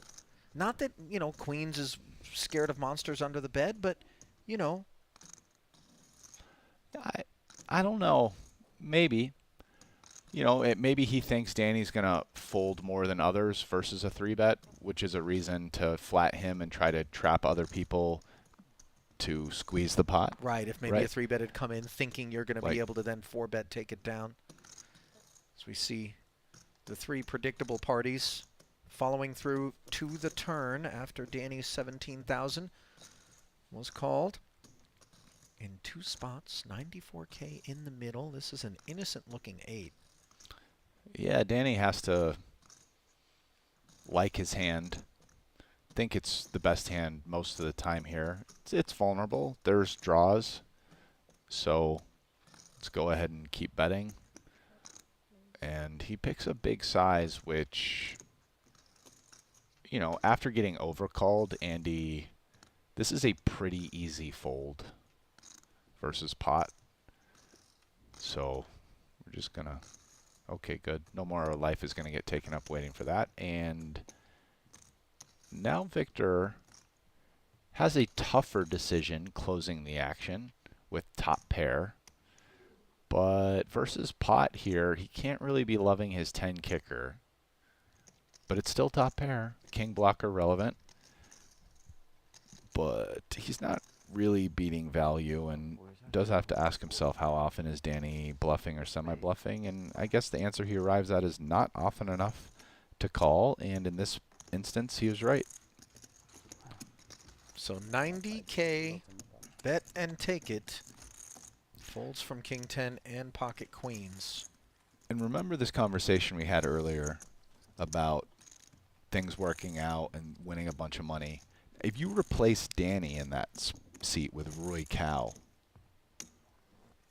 King 10 is a lot less likely to fold by just about anyone at the table. You're absolutely right about that. You know what I'm saying? Sure. So whereas Danny, so it's just that's the way it works. Like when you play like a carefuler style of poker, you know, you're not torching off some money here or there with some of these speculations. The flip side is that when you get this setup here, the over pair versus top pair, you know, people are more likely to make the snug fold. Yeah.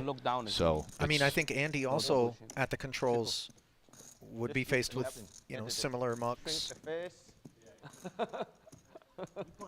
probably have a worse chin than me. Similar. ST, jacks, makes it 11, takes it.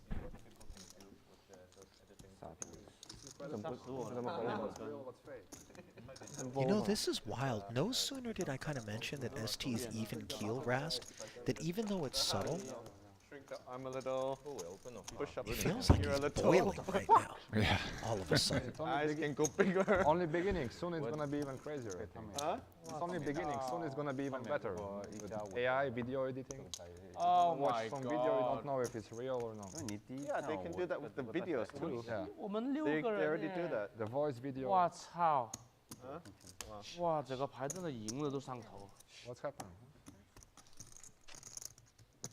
气死我了！我真的打牌 No need 打 to 都 tell 不知 them. 道打，不知道打好还是打坏还是怎么打，我真的不知道。 ST opening to 11,000 here. Not mystery hand time officially, but 我乱打一个。 looks like he didn't scan his 本来 cards. 都给了你了。我累煙煙啦。 So 佢齋跟。 we'll be left to wonder call 之後 turn full。 with what he opened that one. 係啊。係啊。哦。之後 flop 你係傾啊。跟住就 hold 咗。係啊。咁容易嘅咩？哇！因为后面还哪两个位置为什么没有3？ 3、4啊？不要解释。对。自己打自己。自己打自己的。No information。说实话，我也不是很想知道，只是觉得你们说话不理你们不太好意思而已。没有跟你。这是规矩上面。因为你在看着我嘛。没有。我是应付几句。没有。因为我想知道。没有，绝对。Elton's pocket fours, making it 12K to go. Danny with ace queen, 3-betting to 50. Little north of 4x. 来拿个刀来。 Back over to Elton on the button here. 今天不要给别人赌，今天风头这么好，为什么？ And even though Danny is perceived to be tight aggressive versus an Elton button open, even Danny is going to have some spots where he's just looking to lean. Saying on the set mine, coming up very empty on a Queen Jack 9 board. Top pair, top kicker for Danny. Yeah, very standard hand so far, and just an awful flop for Elton's hand. A flop connected enough that you know, Danny needs to be sort of careful as a bunch of money goes in, but you know, this hand's going to end right here. Money high, money high.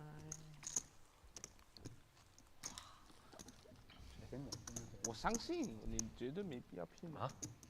就是我见过那个吗？就这个38万，对啊，你上币就很难走了。不走了，那我上币这个我怎么走？你是在等人家动。我说这个到底怎么打？这样打一处，这样打一处，这样打是好，刚才这样，好了一截。Malinowski, ace-9 suited, poorly timed open to 10,000, given Elton awakens with ace-king northbound to 35 dimes. Danny with the hard 14. 我没跟你们说话，你们不用理我。自己聊自己的。 Not interested. 7 was busy. 这个我们知道的，我们懂得这个简单的道理。Back over to Victor.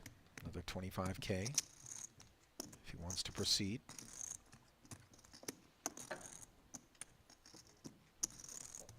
Which he does. Heads up, 79 in the middle. All red, but not the suit Victor had in mind. Pretty standard hand so far. Interesting flop in that no one has a heart. No one has anything. But versus C-bet, I think Victor's probably done. Yeah, just not enough. And ace-9, not enough to peel there without a heart. Maybe you start thinking about peeling around ace-jack, ace-queen, no heart, but not ace-9. 20K C-bet ends the matter. 一定要有行动，有言行动，必败无数个。耍的。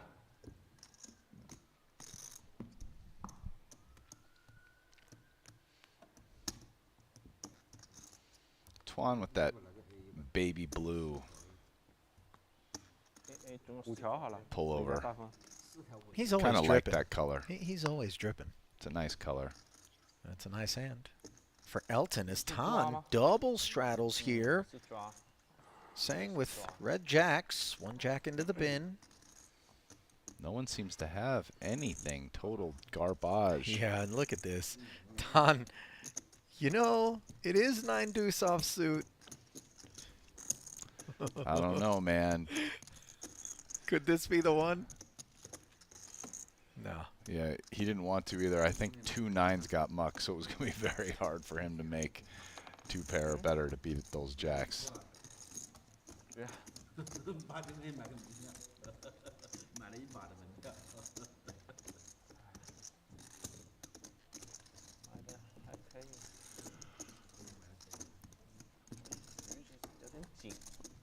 You know what I hate more than anything? What is that, Ollie?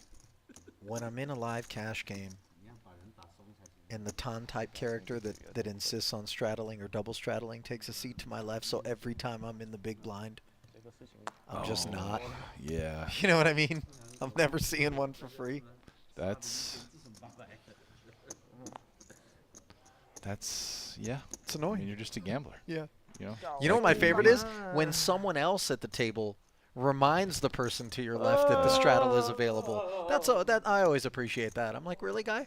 Why don't you mind your business? Yeah, he's probably in late position. Yeah. He's like always. Are you kidding me? the Like, guy hey, on the by the button. way, bud, you know the straddle. Just reminder. Just in case. It's you your know? straddle. Yeah, it's never the guy in the small blind looking over and saying it. Meanwhile, 7-5 offsuit. Tan says we're going to play for a little bit more in this one. ST says fine. Victor bowing out.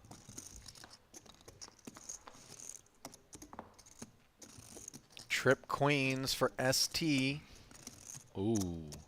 And Tan has kind of a little something he can start building a pot with. Yes, it's not much, but 7 high is not going to be good.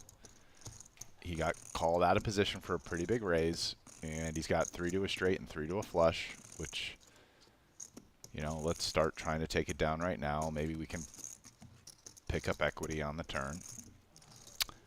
And ST Wang, this is music to your ears when you call the 22K here out of position. And flop trips. Tan 16,000. Pounced on quickly. Check raise to 52. Now, ST is somebody who's shown that he is willing to take aggressive lines without good hands on the flop and turn.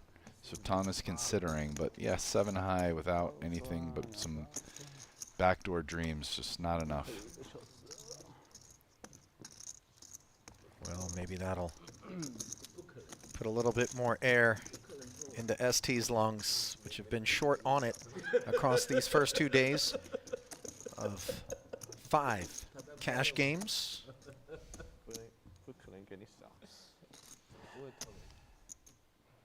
And rumor has it, Rasty, that as we progress, limits are actually going to be going up a little bit. Well, that's what you said yesterday, but technically it's about the same, but went down slightly today. But you're hearing... Again, rumors, you know, things swirling, percolating. You know what, Tan Schwan probably took a break and went and talked to some people, hit Paul up and was like, yo, guy, yo, we got to bump this. Some nits came in here, and look, our ante is only 2K today. What's going on? This is cutting into my win rate. We got to get this game out of the muck.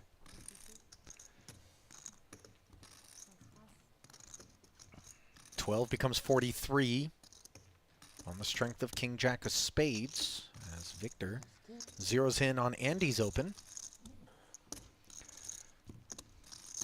Andy's in position. He's got a fun little suited connector.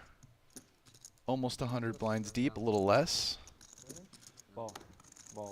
Very reasonable hand to call. Oh, man. Trip sevens for Andy. Very well-timed involvement. as he invested the extra 31,000 requested by Victor. And this is board texture that Malinowski does not presume is going to connect with an Andy open and then call the 3-bet range. And yet he has smashed it. Yeah, I mean, there's nothing going on here. 7-7 deuce rainbow, so... Well, Victor chooses not a really small size on the flop. No, 40 into 94. Yeah. A little over 40% on a board with nothing. I think this bet versus Andy, Victor is going to be pretty sure he's getting good information here. Like, after getting called, he's going to feel pretty confident that King Jack high is not good. I would not be surprised to see him just shut down. You know, maybe if this had been the 6 of spades, he now is like, okay, I got some equity. I'm going to try to just bluff my guy off of a ace deuce or pocket 4s. But wow, he's going to go for it. 7's full for Andy, as he just flatted that 40 and has allowed Malinowski to barrel once more 80,000 with air, under the assumption that he's going to be able to bully Andy off of this hand. That is absolutely not happening. Oh, yeah. I mean, Victor knows right now his hand is not good. And, yeah, like you said, he's just trying to bully Andy. And Andy has the stone nuts right here. And, yeah, I think he's just going to call. And he's going to pray that Victor finds the fortitude to blast it all off on the river. You know, I'm not sure how I feel about the second barrel out of Victor. Once Andy calls our pre-flop 3-bet and peels for 40,000 on the flop, for me, he's the kind of character that's going to be showing up with more hand than average. Well, sure. I mean, but a lot of these hands are going to be something like ace deuce of hearts, pocket 4s, pocket 5s, pocket 8s. You know, and these are the hands that Victor's going to try to bluff. And honestly, I kind of feel like it's a situation where most of the time Victor will be giving up on after the flop bet and he gets called for 40K. But after betting the turn, he's really setting this up to blast river. Because if you're trying to get a deuce, 3s, 5s, 8s, etc. to fold, you might have to bet all 3 times. So I will not be surprised at all to see Victor follow through. The 4 isn't a great card because 4s is one of the hands that you were trying to get Andy to fold and got there. Kind of same with the 6. You know, 3s, 4s, 5s, 6s, 8s. But yeah, no, and it's just bad news. Like I said, after Victor bet turn, I really think he's going to follow through a lot. And the reason being is because, as we said, like, he knows king high is 0% when he bets that big on the turn. Like, Andy's just not floating him with Jack 10 of hearts there to 40K. But so Malinowski, the $325,000 bet on the end, covering Andy, who played that one to perfection. And just when Victor thought maybe today was going to go a little bit differently, a massive misstep. A painful one. Yeah, it's... I mean, if you've been playing poker for not even that long at all, you know this feeling now when you have this elaborate bluff setup and you get to the end and you get snapped and the guy's like, nuts? And you're like, yeah, that's good. Well, glad I picked this hand to bluff. Yeah. that worked out well. Not a whole lot that's more demoralizing than that. But something a little bit more inspiring is the opportunity with just a $30 deposit to work your way into our Triton Reward Tournament with a $30,000 guarantee. It's all happening at our friends at QQ Poker. Sign up today. Whether you're a beginner or a seasoned pro, a wide variety of games await you at Asia's fastest growing poker platform with an easy-to-use interface.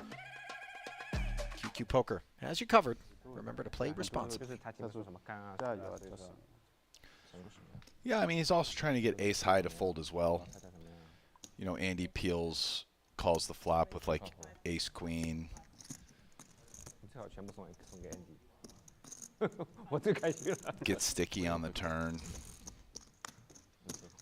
That one was...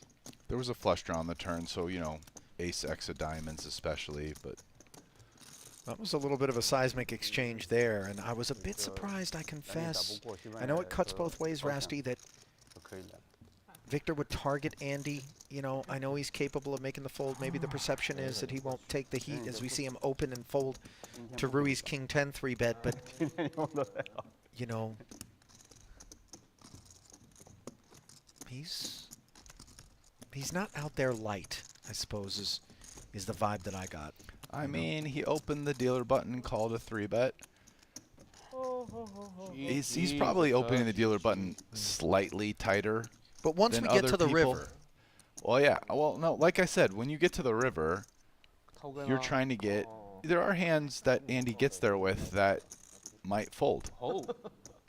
Like anything worse than trip sevens might fold when it gets to the river, and you can think of a bunch of hands worse than trip sevens that get there. Get to the river. I'm just saying it's not unreasonable. Listen, it's very easy to second guess. You know, you see the guy's got the nuts, and you just know you're about to lose it all. And whatever. It was a reasonable play by Victor. You know, he ran into the nuts. Well, no sort of collision here as ace 4 and 10-7 square off. Looking at queen jack deuce on the board. Tan, the button opener, follows through on his 12K raise pre with 10K post. And Andy going to peel, hunting clubs or a straight draw of some sort instead. A fruitless 6 of hearts. Wow, Andy's really feeling it, isn't he? Peeling the 10-7 of clubs here. Check back from Tan on the turn.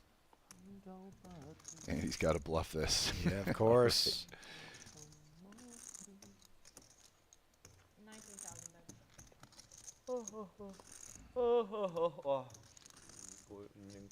Bets 19,000 and snipes one away from Tan.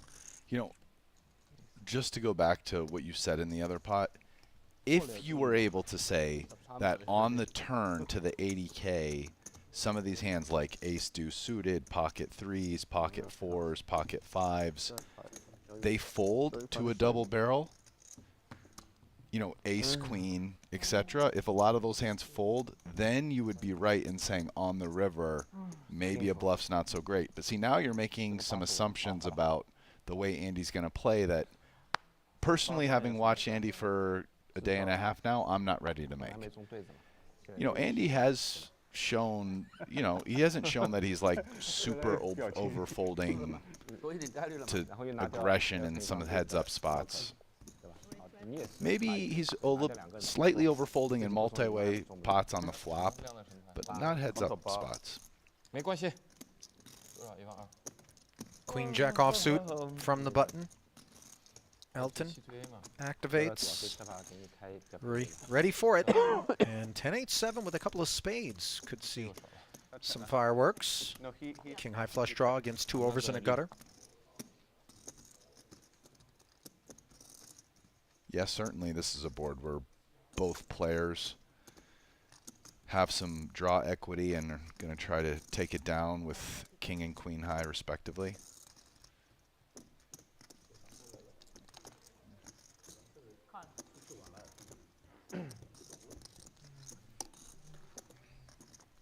$30K a man to the turn, which does not improve either holding. Note that the king high is best.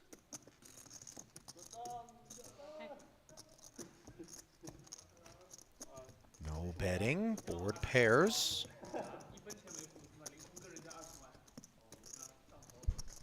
And Rui feels compelled to bluff with what we know to be the best hand.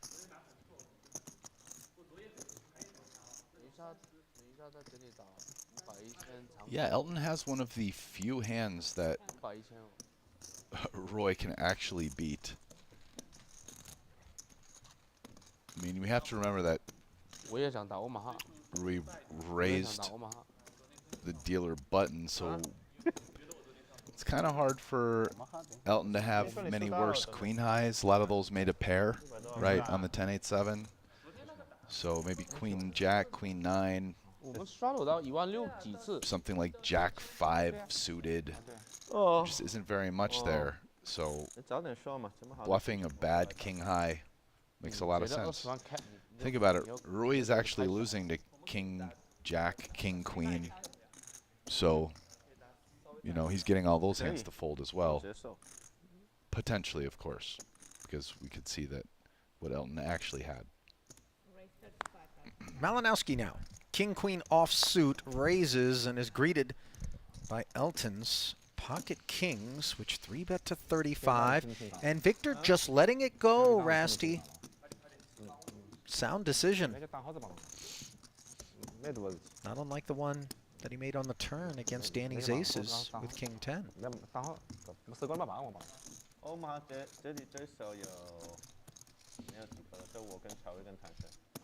And it just seemed like today was going to go differently for Limitless. But after that unsuccessful bluff, he's back in the red.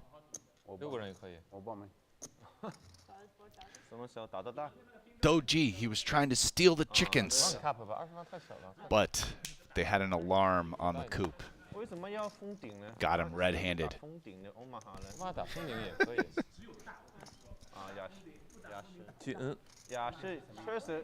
最多能输多少一把？ Ace Queen for ST. 50万。 Up we go. 我反的太，我马上太深了嘛。有点危险了，一把。对，轻松对一把不会。如果你很深，你左边人很深，打我马上很烦人的。对。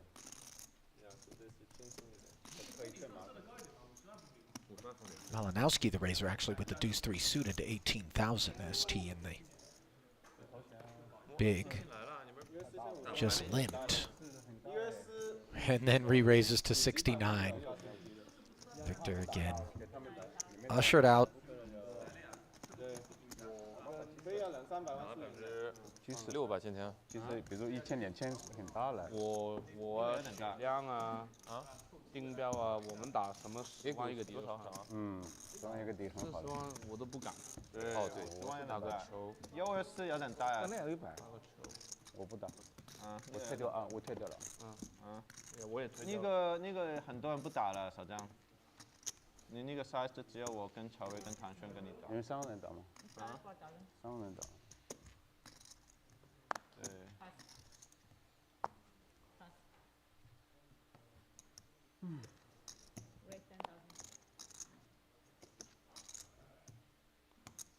ST running it right back with ace queen off.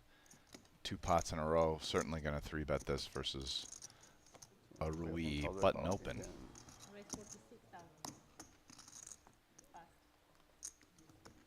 Ten becomes 46. As once again, ST seeks profits with ace queen. And does so successfully.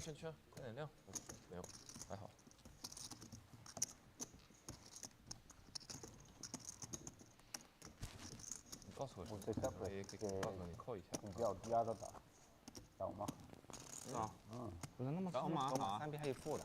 昨天算是我第一次，不是经常这样说的吧？真的坐下来打我马哈，那肯定个号呀。之前有可能试过打5万一个位置，发一个什么小，我敲一下。试过打5万一个底，然后我打了2圈，我都觉得我不是怕不打，扣不了，我怕来个圈我扣不掉。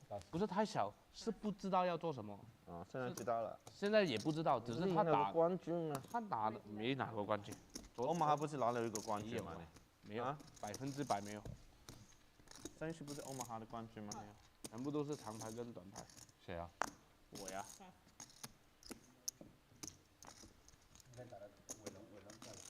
肯定。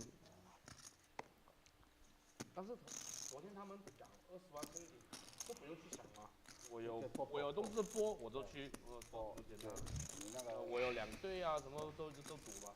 Queen Jack and Jack 9 squaring off for 11,000 ahead. 8-6-5 board. Elton leads. Yeah. Fires right in to the Jack 9, which has a gut shot and backdoor diamonds, which, as we can see, are covered. ST will peel for the 11. I think Elton, besides a queen or jack, is looking for a diamond. Instead, it's the 4 of hearts, two-tone texture with a 4-liner on board. Yeah, ST's going to win this one. I'm calling check, bet, fold. Oh, wow. Elton's betting this. This was unexpected. And it's going to work. Yeah, Elton just figuring that he's got more of the 7X as a flatter from the big. Barrels twice and takes it down. 信你个鬼！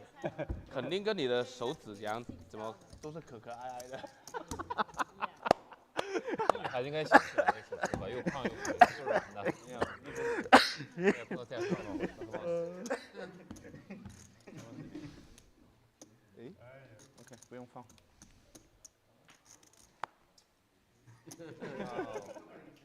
No, two more. Anti. Yeah. 对，要anti 嘛，对。你放1万了，刚刚放1万了。对啦，亏大了已经。Pocket kings for Elton.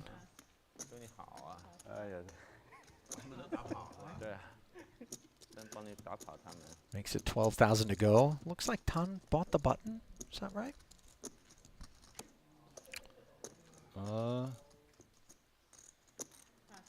Yeah, that's what makes sense. Oh, okay. Because Elton was in the big blind last hand. And you see Tan getting a kick out of the fact that he dodged a bullet with King. Reveling in Sang's inability to get action. 差一点点，本来拿对圈的。 He really does have so much fun at a poker table, doesn't he? Yeah. I'm jealous. I kind of like playing poker, but I don't have that much fun. That's... You got to find that joy, man. It really changes things. You got to find that game. That's what you need to find. You're such... Trust me.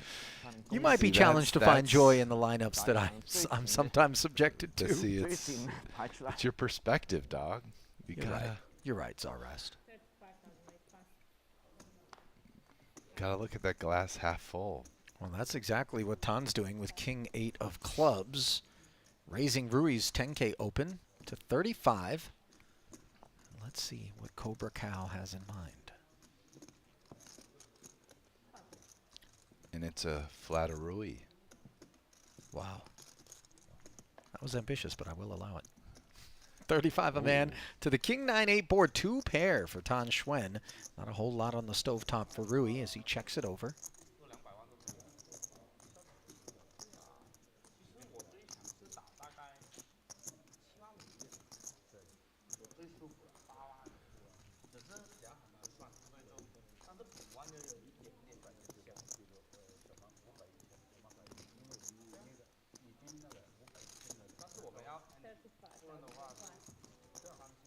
$35K C-bet ends the matter uneventfully. Too much for ace high. That it is.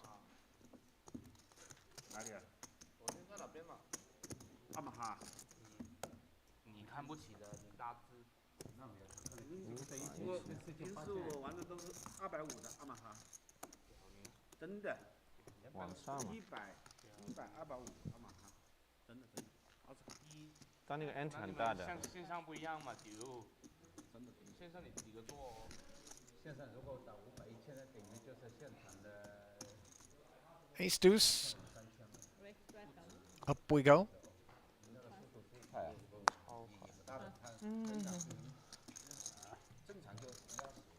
Luminous, give me some red chips.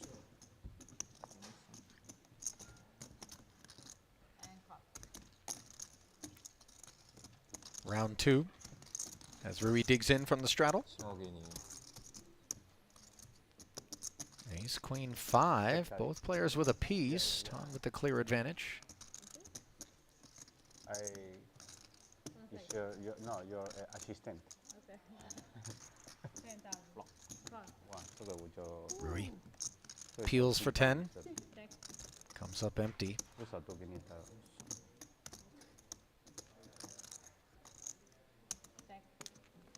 We'll knuckle back. No, the queen isn't our favorite card if we're Schwen, but not faced with any ambitions, as Rui content to seek a free showdown. 攞個盒嚟。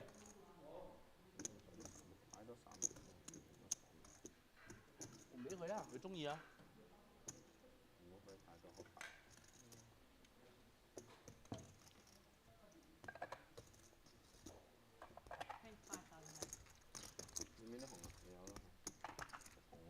Now Tan goes for a little value, 25K, and Rui looks like he's a touch curious, but he will concede correctly.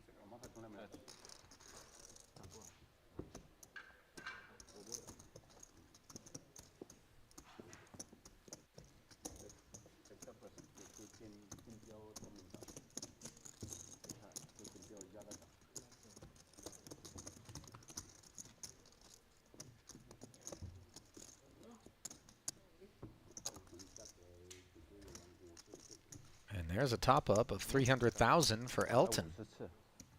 Never one to play with the thin stack. 在蔡普卢是待了多久？没有没有，塞浦路那里没有，我说在这个打小的那。我打过3次。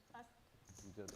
我打3次乘1000，这时候我跟你差不多。我打And some of those reinforcements being put to work promptly here by Elton. 8-9 offsuit open. Danny on the button with ace-queen. 哇，这副牌10次了。 40,000. Ends matters early.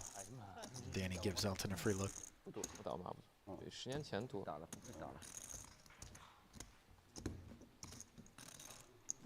好瑞啊，这个人之前 for Red Mahat 世界单挑冠军啊，你看他会不会打马？上桌都没有人跟他打的。 You can pick the color and amount.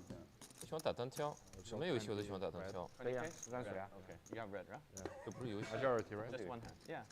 20K. No bonus or bonus 2, right? Yeah, bonus. 1, 2, 3, 4. 没有技术，只是你没有技术而已。跟他讲单挑啊，对吧？有道理。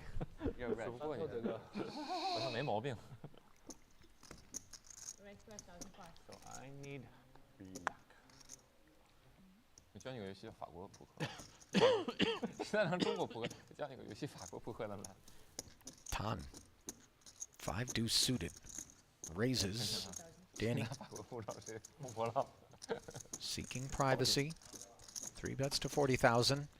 Andy, queen jack of diamonds. A tempter. Maybe not at this price. And also just Tan from under the gun, Danny 3-betting cutoff. These are, even though their hands are a bit more modest than you would think, it's maybe time to get out of the way with queen jack suited. Very much not time to get out of the way with king king, and we'll see how ST approaches the ordeal.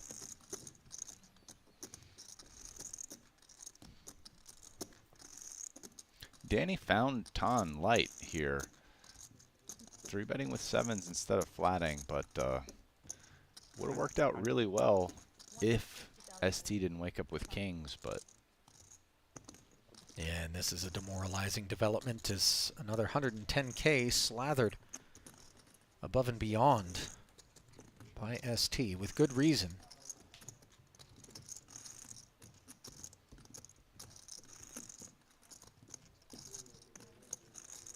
Seven's just not performing particularly well in this situation. No. I mean, you're basically hoping he's got ace-king, maybe ace-queen, but if he's got a pair, 7's no good. 中国对峙怎么那么难？我也没中过啊，我靠。有没有我们两个这个对峙，第一把3倍？嗯 Just gamble. 我运气很这是我的朋友。我也赌博。这个你认识吧？他这个我朋友。是啊。这个他下次去蒙特卡罗，这个可以跟他单挑。这个没兴趣。我们要跟他单挑这个了。这跟他挑，我说叫他们给他们。只有他赌，我这单挑不赢了，赌。妈的，哪里要交到你的朋友？不用交啊。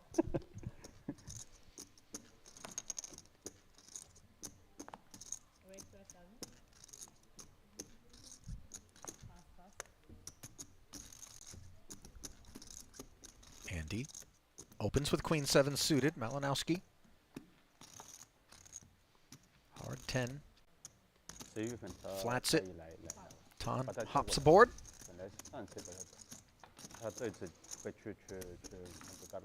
And it's queens and 7s for Andy against the open ender of Tan, that which we focus on here.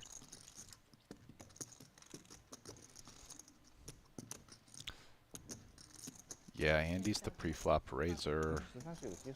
Last to act. Real comfy spot for Andy.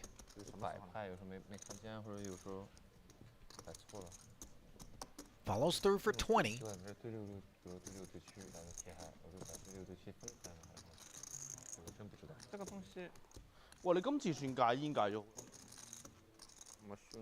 Tan, of course, not going anywhere, and he finds Broadway on the turn. Now, front door flush could be cause for concern for him. Does check it over to Andy, who is clubless and checking back. And now let's see whether or not Tan will do his own bidding. Yeah, I think after Andy checking back, Tan's going to feel really good about his straight being the best hand. It's kind of now about how much do I want to bet, what will call me based on that. You know, he's probably getting called here by 2 pair, which we can see Andy has. You know, can he get called by ace king, ace 10? Wow, he's checking. Andy might just check this back. I'm curious. All these straights and flushes got there. And he does check it back, and you see Tan a little bit perturbed by that. He kept it clean, and he can be a little proud of himself. Pleased. Yeah.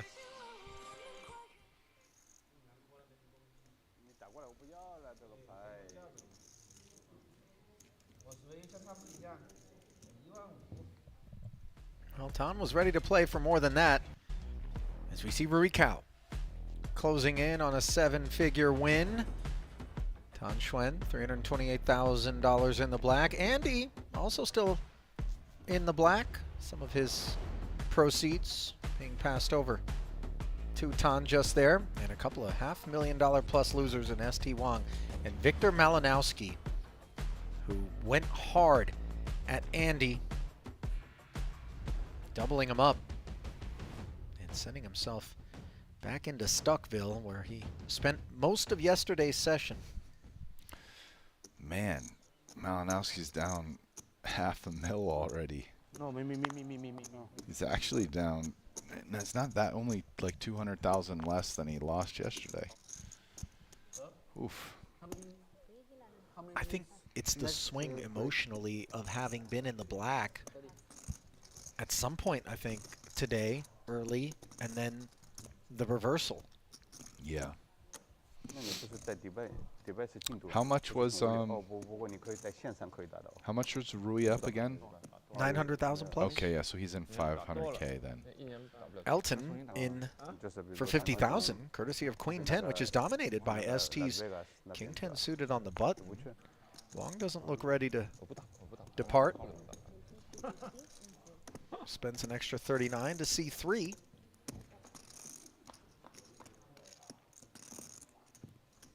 And both players hit the 10 on an ace-high board. Yeah, very nice development for ST Wang. With both players having middle pair, this ST obviously winning with the kicker. This pot should remain relatively modest in size. ST's in position, should just get to show this down and win.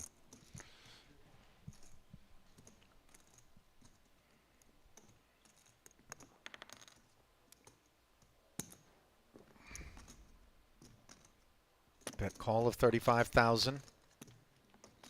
And now it's kings up for ST on the turn. Elton picks up the Broadway gut shot.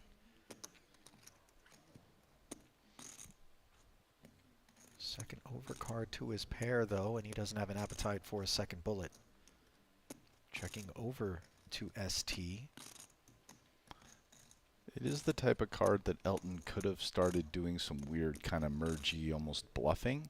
If he does bluff there, it kind of implies that he's following through on the river quite a bit.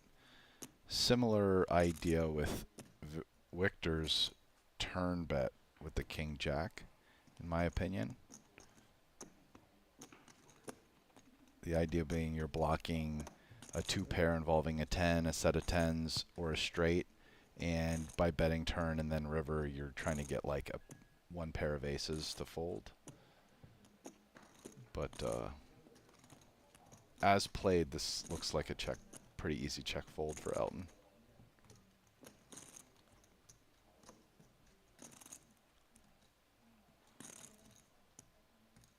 You know, he does have the gutter equity, but it's a lot to ask. He agrees 少赢1万。 and concedes to the 90K barrel. 去干嘛？我真的脑子大概被蒙夹过了。5000。那么这flop 是不是多打5000了？ Correctly, no less. 有点这样子。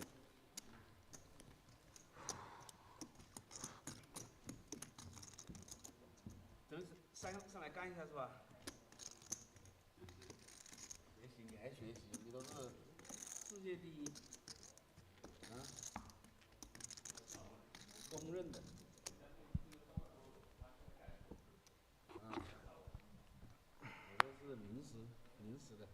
看到吗？昙花一现。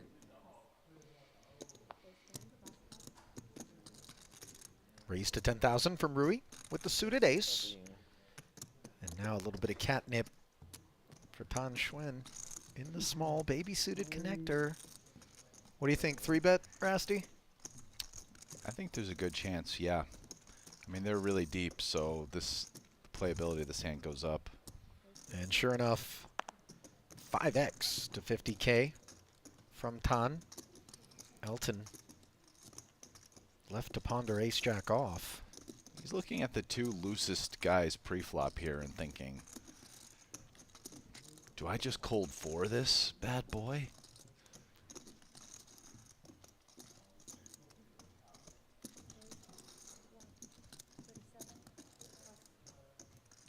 The answer is yes, Rast. 137,000. Ducking out of the way is Rui Cao, and of course, Tan. I'd like to assume 87,000 doesn't get flicked in there, but I don't want to assume anything. We've seen a predilection for Tan to gamble in spots. Remember the 5 deuce suited call yesterday with Andy behind him, who then backjam 9s? So, you know, nope. That little look makes me think he's folding. Yeah, that I wasn't sure, but then once he did that, talking to Elton.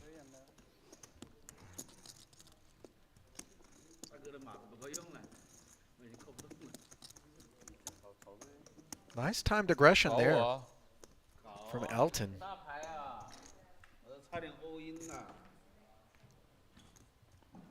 You know, when you've got guys as sticky as Rui and Tan, who you know are more inclined to call that 4-bet than your average bear, the choice to put it in is obviously a more difficult one to make. Yes and no. Having to navigate post-flop, though, was something sure, like but when you get called there, you aren't dominated a ton. Oh. They might, you know, maybe he's got a pair of 8s. You're more likely that you have a hand that dominates. In other words, a worse Jack X or worse Ace X, right? So, you know, I mean, obviously you'd like to take it down. There's a lot of money out there, but it's not the end of the world when you're called by somebody sticky. The Ace Jack's a pretty good hand. They could have Queen Jack suited, Ace 10 suited, you know. Here we are. ST open the red 7s, Tan flatted the suited 1-gapper, and Elton once again activating, this time on the strength of King-Queen offsuit out of the small, leaving Danny slightly uncomfortable with 2 jacks, but 400,000 deep. He is going to put in a 4-bet to 135,000.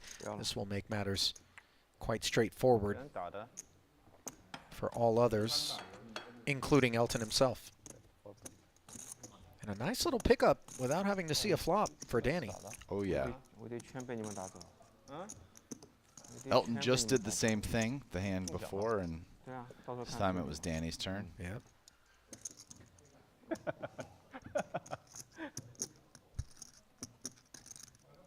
啊，我拿的你的牌，对吧？嗯，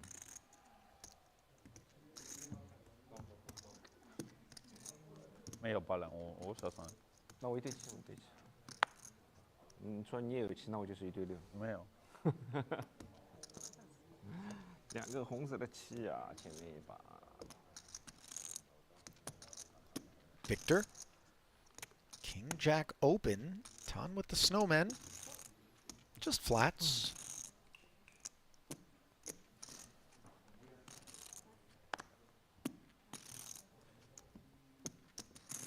Ace 9 suited in the big for Andy. 啊，如果打完马上你给我3点股份，然后最说我添点数钱。 Andy's watching everybody getting in there, squeezing, and wants to do it himself. And let's see, 45,000. 自己上来自己打嘛，学习。 Rates to get through the opener, Malinowski, and now back over to Tan, who I'm not sure is in the mood in position No, he's calling this. to lay it down. 45 isn't even that big.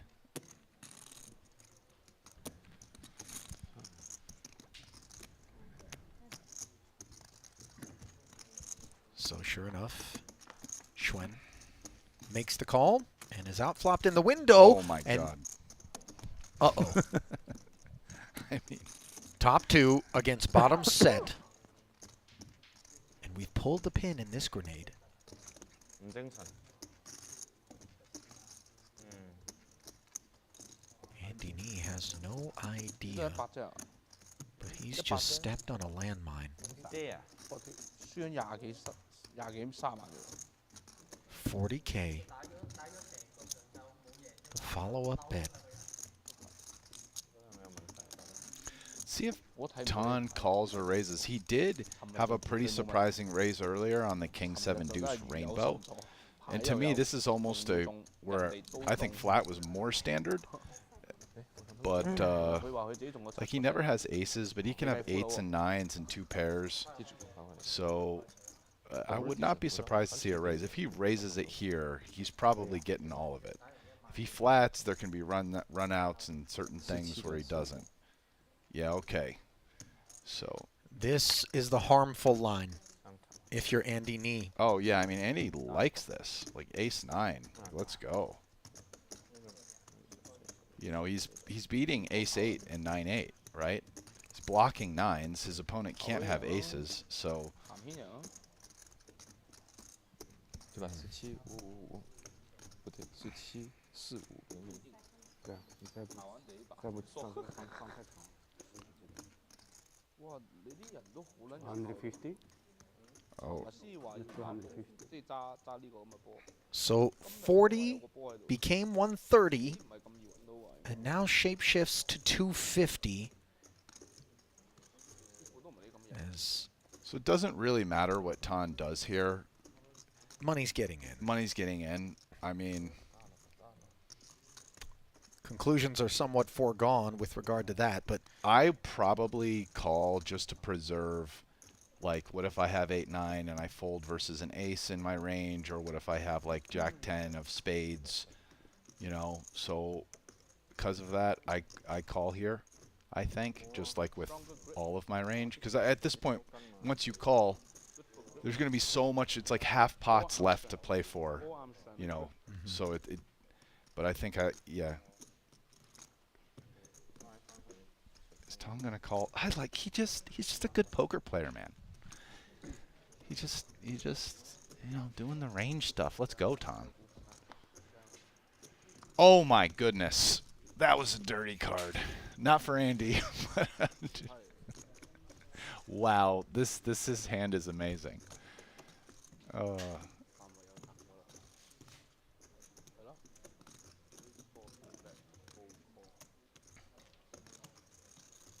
I'm here, Rast. I'm just not sure that I can believe my eyes. Andy Nee cheats death courtesy of this 9 of diamonds on the turn. And given that Ton flatted the 250, Rast, he's suddenly left to wonder whether someone like Andy is willing to get himself involved in a pot this big, short of aces full, quad nines or nines full.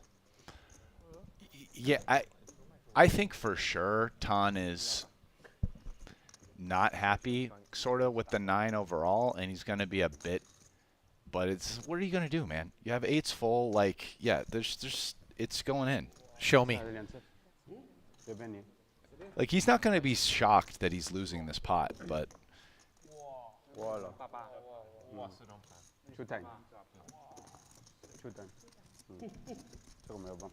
well, he's going to get 2 shots at the 4th 8. oh, another one of his outs. Doesn't find it on the first river. The crazy thing is, he calls the 200K, he might be able to fold for the last like 150 on an ace river. Like, what are you beating? That's actually a great point. A flat on the turn there, the jam from Andy, and you can get away from pocket 8s. Instead, he just jammed, figuring conclusions are foregone. I'm this invested. Yeah, you Where could am I probably going? fold another 9 or an 8. Probably, yeah. I mean, you know, unless you're like, how likely is it my opponent has Jack 10 and just barrels this the whole way? But some people, the answer to that is 0%.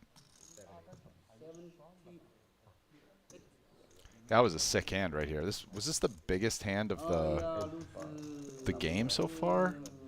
I mean, we're talking almost 1.4 probably, or whatever Andy has in front of him now. 1.3 something. Almost $1.4 million.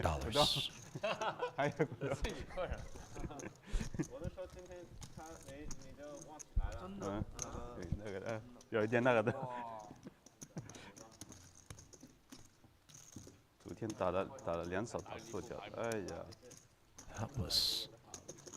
There you go, Rook. We got him in there. In there with the sickos. And he's taking some lumps, but came out smelling roses in that one.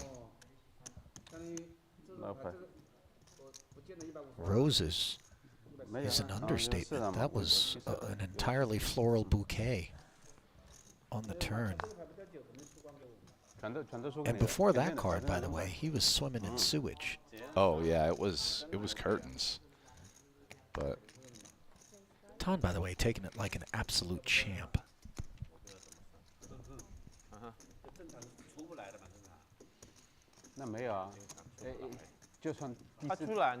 yeah, well, Tan was a big winner yesterday. Was putting together a nice session so far today. And imagine he wins that pot. That 1.3 is over with him. I mean, he's a million winner today or something, having won almost $1 million yesterday. He's still in the black on the 2 days.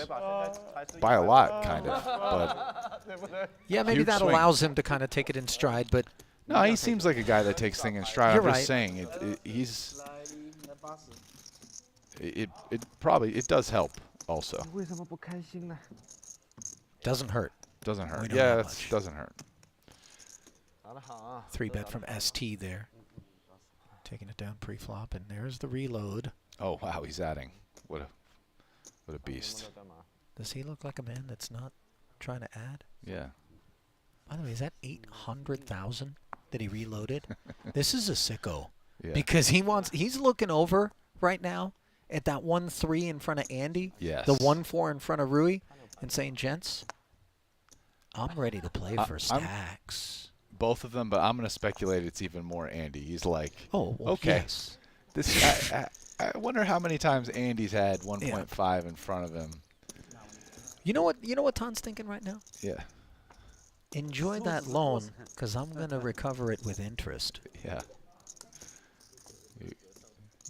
Meanwhile, You better not give that to my buddy Rui over there. Yes. oh, that's where you end up really breathless, by the way, is where all of a sudden everything you passed over to a guy gets sent elsewhere. Yeah. 5 deuce of diamonds. That which brought forth the open to 12K from Tan. Rui Cao, the only caller out of the small blind. what was basically air for Rui, just king high and some backdoor ambition. Check called 15,000 and now turns into an open ender. Second check in front of Tan, who has stone dust. This is a very ambitious turn barrel here by Tan, who it's very interesting because he's been very measured post-flop. Kind of hasn't been super aggressive on turns and rivers, and now that he just took a monster beat, is instantly barreling the very next hand on the turn with stone nothing, and gets Rui to fold. Actually fold like a pretty decent-ish sort of hand.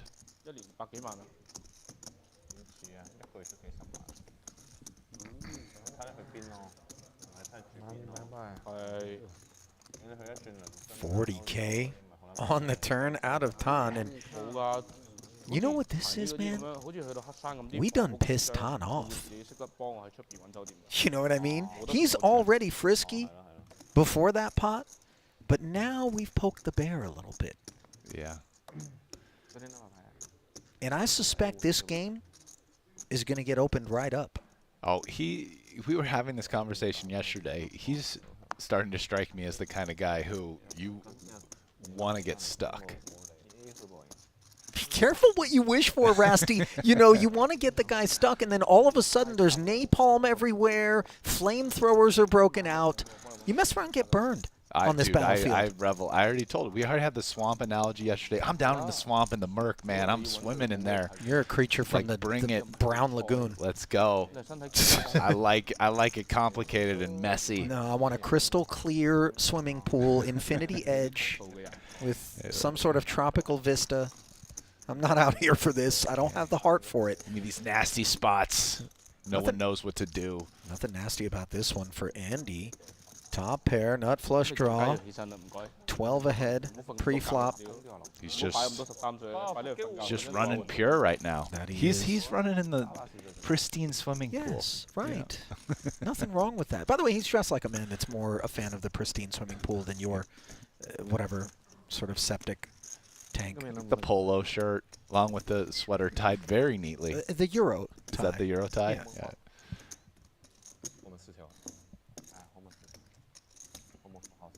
You know what Andy is, Rast? He's a guy that knows which fork to use first when you sit down at dinner. You know how they have like 5 different spoon forks. It's not just the outside one? I don't know the rule, but I'm just saying he's a guy that can tell you. You know what I mean? Napkin, tucked, you know. He's the guy who can tell you if they set it up incorrectly. They could like, it could be like disorganized because the waiter didn't set it up right, and Andy corrects it. You know, it's like John Monet with the dealers. Malinowski with the aces here. Small blind, raised to 15,000. A little inside baseball there for those who have played with the aforementioned John Monet. 10-9-4. Tan always in bad shape. Does have that ace of clubs. And Victor gonna slip it to him. He's got the ace. Oh, he didn't. Oh, my goodness. I mean, this deck is becoming a bit violent. Tan checking back, picking up the nut flush draw. We know departure is not imminent. Malinowski, we would presume, is definitely looking to get chips forward at this point. Yeah, after the check back, he's probably figuring my man who just lost a 700K pot isn't checking back a flush draw on the flop too much. So I'm not too worried about the 6 of clubs. Let's go ahead and bet aces for value.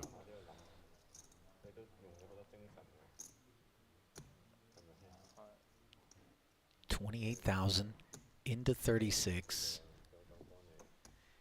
The choice from Tan here, by the way, is going to be a little bit telling for me, Rast.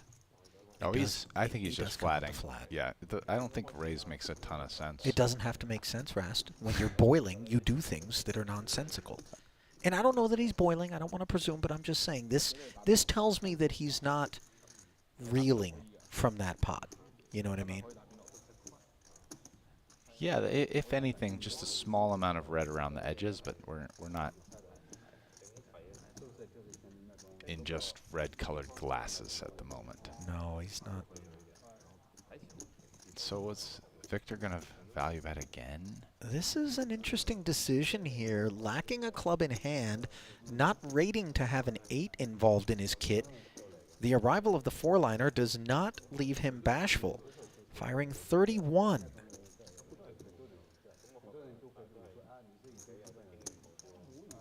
Sometimes we get milky, we look for a little value. We can get punished, and I don't think Tan is actually thinking of anything heroic. Oh my goodness! I stand corrected. Tan pays off and shows a 3. Yeah. First time. It does seem like his plays changed a little bit. You know, he was making kind of big laydowns and checks backs, and now he's calling with ace-3 there.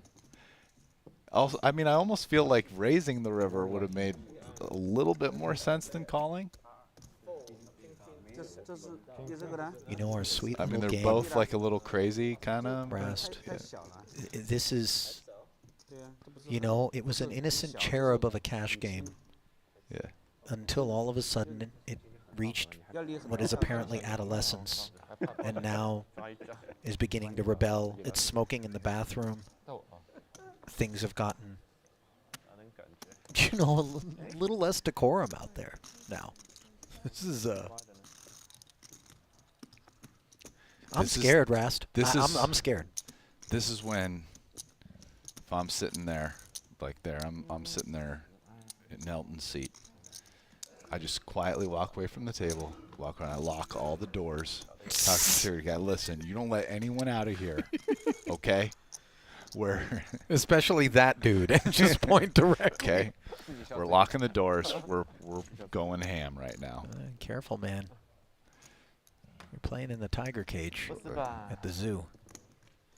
Meanwhile, this one was a 12K open by Andy. Danny, the lone customer, Jack 8-5 board. A couple of hearts, pair in the flush draw. Andy continuing to swim in the crystalline waters. Listen, the crystalline waters are actually in a pool in North Las Vegas, okay? You want to make the big bucks, you got to get to Jungle Town and get dirty. That's why we lock the doors and take our chances. Andy's currently enjoying an overwater villa out here. All right, he's not in North Vegas. He's in the Maldives.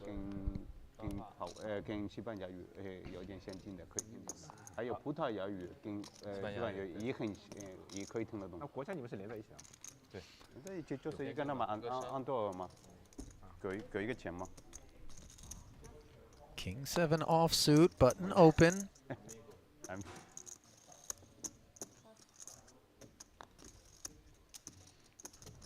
And wouldn't you know it, it's Andy's straddle that Tan is happily targeting here. Andy, by the way, indulging him in a little action with the Jack 3, and he's flop bottom pair up against top pair.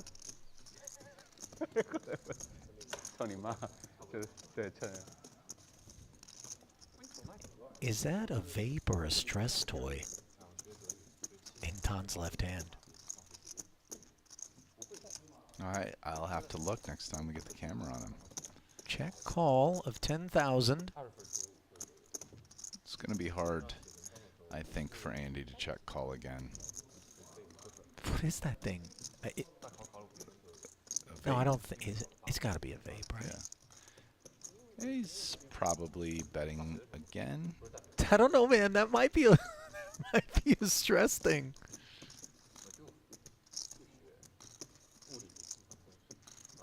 Just put out a little 30K ball.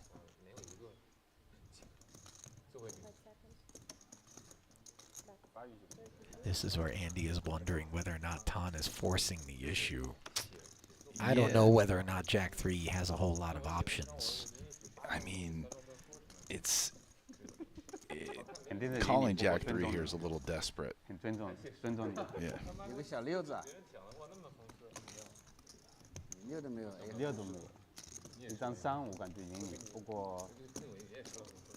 No call. And a small rebate.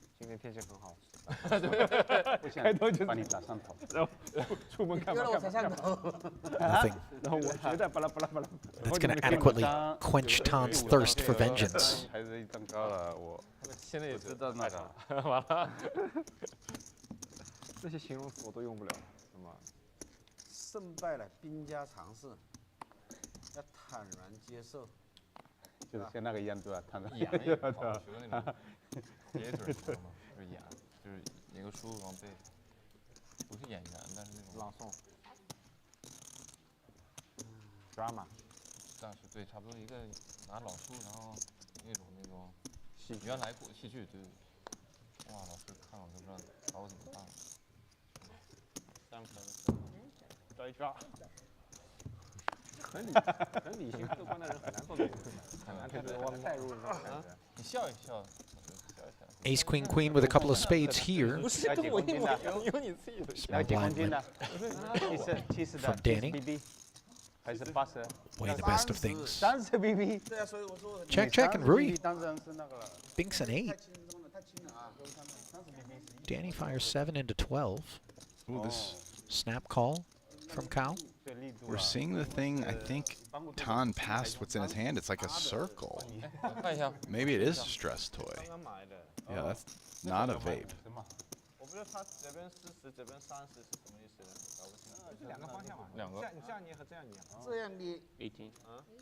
这样捏跟这样捏。 Whatever it is, I don't want to come back to life as it in Tan's hand, that's for sure. It's going to be getting a real workout. 哦，你看这一方标志嘛，这边是40，这边是30。啊。 Second barrel 看一下。 of 18,000 on the river. And 这个好。 Rui 有时候你帮过的 made a believer. 你如果拿东西啊，这个都没有拿，就手会痛。grip strength。grip strength。对你如果这个经常，所以就会那个拿东西啊，拿什么都就不会那个。Very good。你们怎么不拿对子了？因为这个没拿到呀。啊？你要玩啊？玩嘛。剩下就完了。剩下不玩。给人冧你咯。自己發給我啊，這把開始啊。有個肌肉給人冧。你們是哪些嘛？你先報嘛，不會賴你的嘛。你先說嘛，你現在這把要算嘛，要算你就先說。什麼呀？他要玩對子。你也搞個對子。下一把。我們4個人呢。沒看牌。還沒看。現在4個人呢。對啊，我發到群裡面去嘛。啊，都可以。啊，我先說。當然，說也可以嘛，無所謂的。你說吧，大家都說一點。我先發給 ST， 我找到 ST 的那個。快點先玩吧。OK， 發過去了啊。One time back。哇，呀，我太慢了。不是，你就一個啊？你們幾個啊？3個啊。Pocket tens. 那我怎麼？那這把我們都是第一個跟你對啊，就我們3個對戰，第一個跟你對。好吧，你現在再發2個。Makes it 12 and the other tens. Direct left for Danny. 那你看到牌沒有？ He'll isolate. Threes here for Rui. No, thank you. And now ace queen for ST. 哦，这是这样，40，哦，这样40。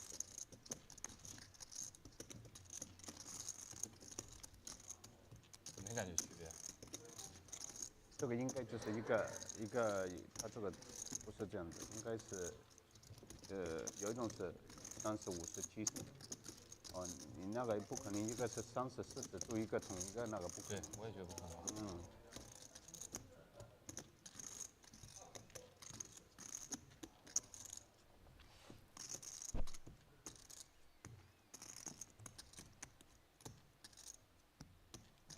Well, we're not pulling in that straddle money in the interests of flatting, and sure enough, here it comes, a 4-bet to 115,000. And look at that 50% equity for ST. Given all tens are present and accounted for, Elton lays it down. Obviously, his investment more modest than Danny's. Another 75K required, though, for Tang. 你把你们的发到群里来。哦。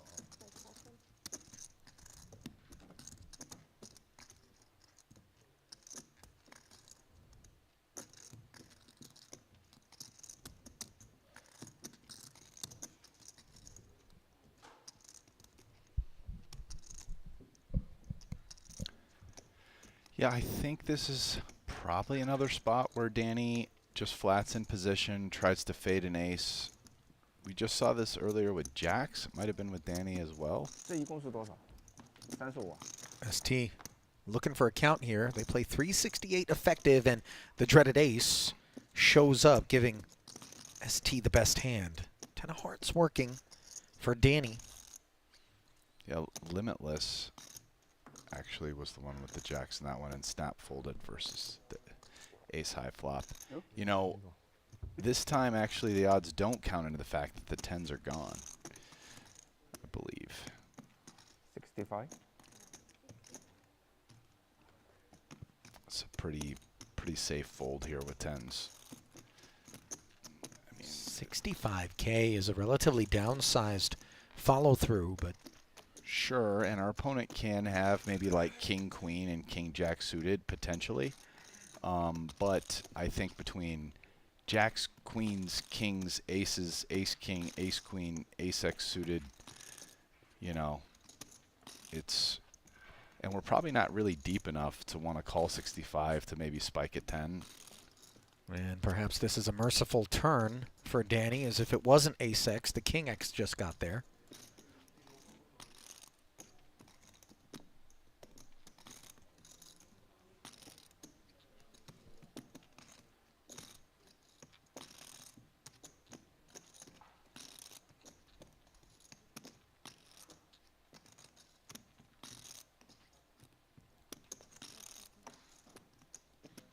Yeah, I mean, float flop to fold turn, regardless if the king doesn't get there, isn't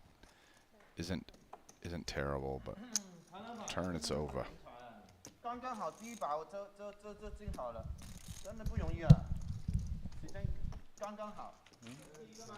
Sure enough, 120K, job done.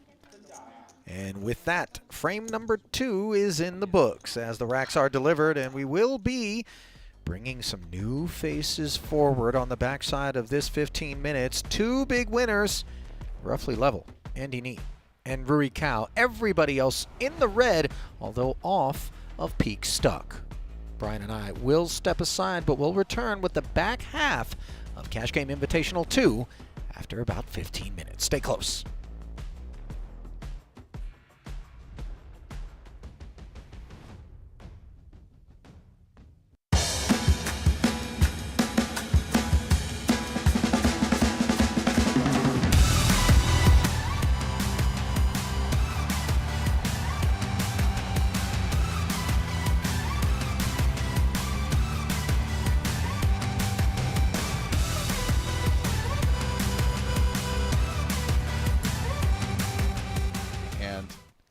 Likely he might do something a little off book aggro, and as the hand goes he gets a little more measured. Based on yesterday, I would tend to agree with you. Yeah, as it's mystery hand time here. Rui Cao blacked out, 3-betting the Danny Tang Ace Queen open from 12 up to 50,000 out of the big. Yeah, good point. It's only one day. Yeah. Danny plunks in the extra 38,000. To the flop we go. No help to ace queen. Very dry texture.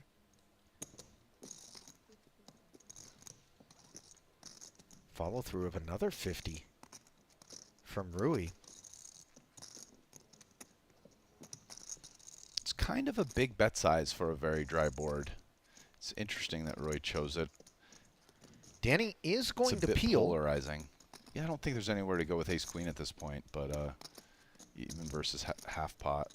No moisture delivered by this 3 of hearts. But now, some heat delivered by Rui. 135,000. I mean, after 3-bet here, then half pot flop, over half pot turn.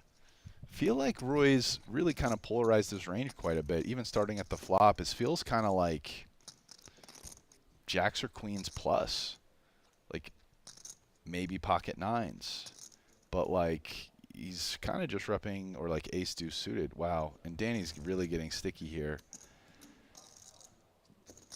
Obviously, Rui can have some bluffs. This is a pretty nasty run out for Danny. A big 135K call, bringing another 270 into the middle. $477,000 pot, and Rui says, if you want to see these two, it's going to cost you all your chips.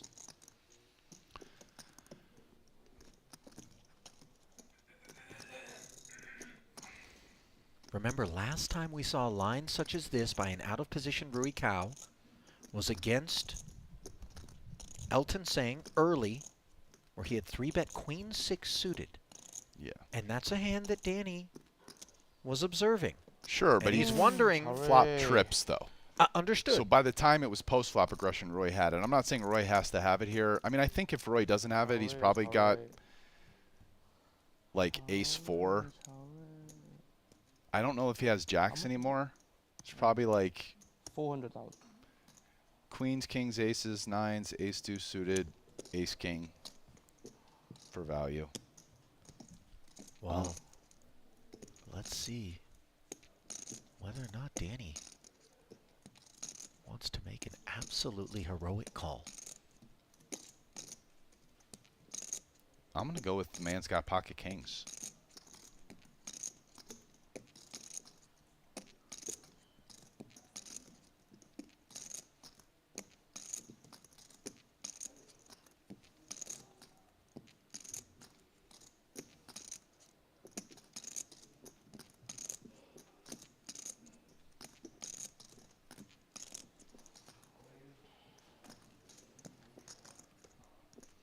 If he's bluffing, he's got ace-4 of clubs. How many have I used? All the time banks being put forward by Danny, who wants a good long think here. And who can blame him? So far, not one mystery hand has been bluffing.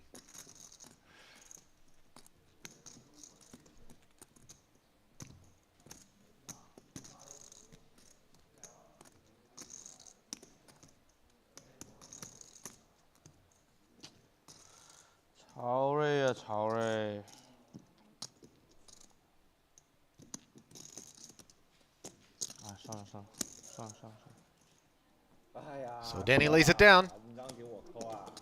And Rui did not have it. Ace-5. Ouch. There we go. The first mystery, huge bluff. Nasty.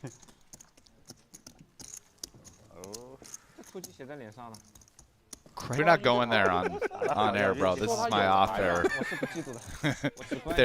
friend therapy time. But, you know. 他昨天算运气差，因为哪些 run out 对他来讲不好，怎么顺又到打不到他的3条，花又到打不到他的3条，是不是？他是运气不好了，昨天。对他97，对99那个还没赢完。对啊。 Rui with a rare 合牌 limp. 来个 break 就输完了。输完。 Andy coming along. ST says, let's see 3. King 3 deuce. Top pair for ST. Far and away the best of what's around. Rui with a little gut shot.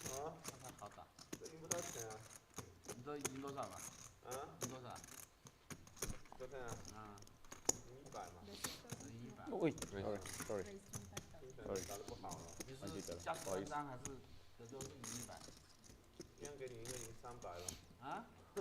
我操，你疯了吧？你这个面，你知道 Rui takes a gut shot and he goes after this one. Yeah, check raising the 6K up to 25,000. Sizing is pretty big here. Oh my goodness, what a card. This is an absolute movie script of a turn. 4 of diamonds, giving ST the gut shot and the king high flush draw to go with top pair. And of course, this is exactly what you dream of when you're Rui and you take the super aggressive line with the gutter, trying to take it on the flop, of course, but you'll take this even more so as he now barrels 40 into 64 with the nuts.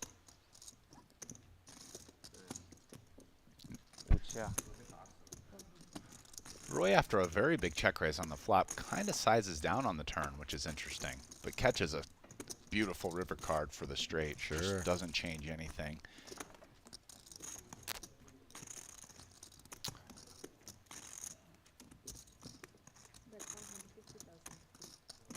it's not the easiest for ST to come up with bluffs here. You can.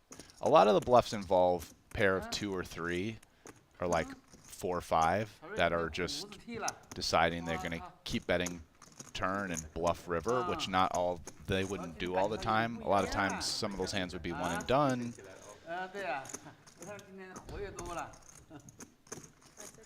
You know, I suppose the most likely bluff I think that might play this way would be a hand like 5 deuce, 4 5. I think a hand like Jack deuce that check raises flop probably just gives up turn most of the time. So, I mean, ST's not beating any value with king bad kicker.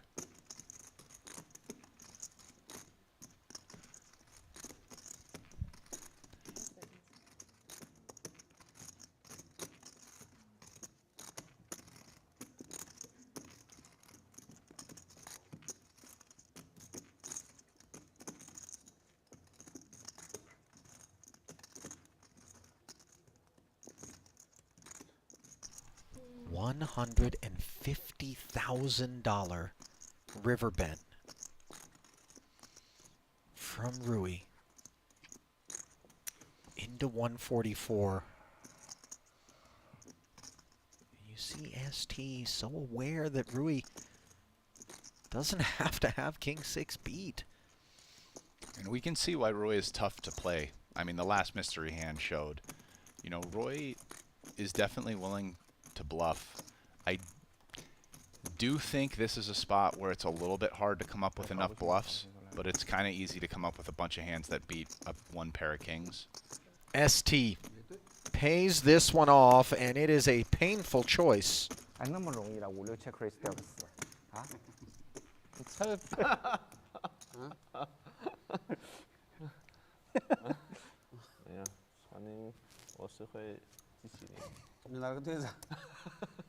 Tan Chuan's going to welcome Ace King suited to the straddle. Rui Cao going to find some trouble from the button, understandably, with Ace Jack off suit. Makes it tend to go Victor with pocket 5s in the big blind will flat. Now, here comes a little squeeze.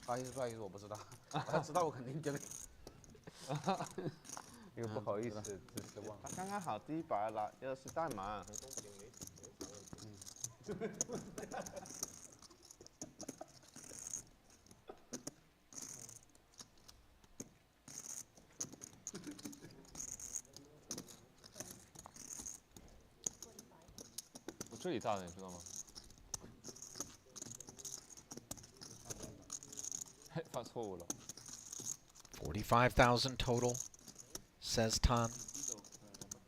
Back over to Rui. He's up for it. $35,000, and we can close the action and set mine, but Victor not in the mood to do that. Steps out of the way. And would have been outflopped in 2 spots as Rui has some real problems on his hands. Outkicked by Tan. Over 100 plus in the pot. Yeah, this pot's a problem for Rui. In order to save money, you're just going to need a friendly run out, but it's a lot of money in the pot, and they both have top pair, good kicker. So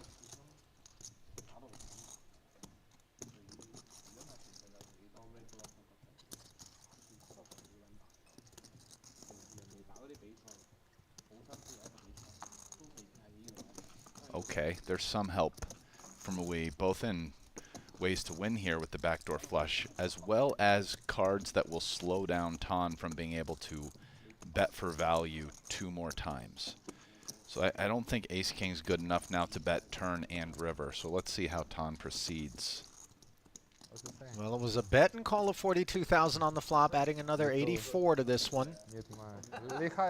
Tan, however, has not yet decided on a second barrel, and he is checking. And let's see Rui, emboldened perhaps by this, Fires 100,000 north of half pot. I don't think Tan's check was with the intention of simply releasing, of course, so we should see a river card with 387 in the middle, I would presume. Check raise doesn't feel available. No, this... Again, I think Rui here, if called without improving, I can't imagine him betting the river again. Hand is too good to bluff and not good enough to bet again for value, having bet the turn here. Oh, wow. No. That's dirty. Tan making the call and now looking up at a fourth heart, giving Rui the best hand for the first time. And as you stated, Rast, this one is a little unsanitary. And that's the way poker goes, I guess.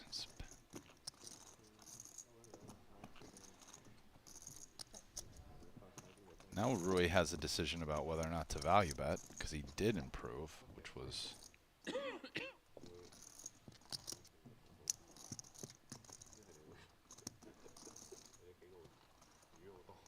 It's pretty close. That would be taken perhaps by Elton against somebody like Rui or Tan, where he feels like down the streets he could be up against a wider variety of holdings and then end up winning a big pot with something like 4 or 5 of clubs. And even for that matter, Malinowski maybe comes with, you know, 4-bet versus different opposition, making it 50. You know, but Andy in particular, I think guys at this point have assessed as being tight aggressive. Yeah. And I think also, if I'm correct, I think Elton opened from pretty early position. Was it the low jack? Hijack, I think. Was it hijack? Yeah. But it's interesting because, you know, with the straddle out there, it might be that the hijack is under the gun. No, it's under the gun +1 is the hijack. Well, they're playing 7-handed. The low jack is on... Oh, you're right because of the straddle. Yeah, you're right. Hijack. So, I mean, there's an extra player. The hijack isn't as late position because of the extra blind. But, yeah, I think actually, I think a solver probably bins 10s there for what it's worth. Well, like for normal ranges. Rui made it 10,000 to go here from the button. Malinowski called from the big, but is dispensed by the 70K 3-bet from Tan Xuan, who has outflopped Cao's jacks. Rui flatted for the extra 60,000, and horns are locked with 153 in the middle.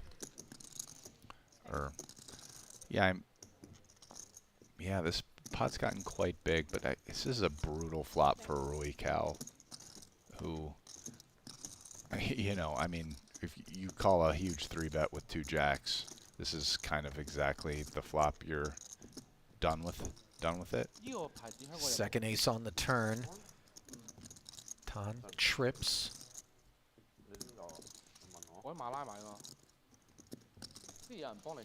You surprised, by the way, that with the ace of hearts and the nut ace kicker, that Tan didn't follow through on that 70K on the flop, or is he just mixing things in, a little bit of pot control there, not wanting to allow Rui to do something weird?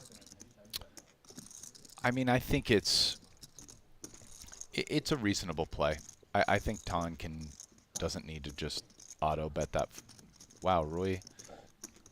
Yeah, calls this 70,000 on the turn, and how reasonable, or for that matter, unreasonable, do you think that is as we see Tan's kicker counterfeited by this 6?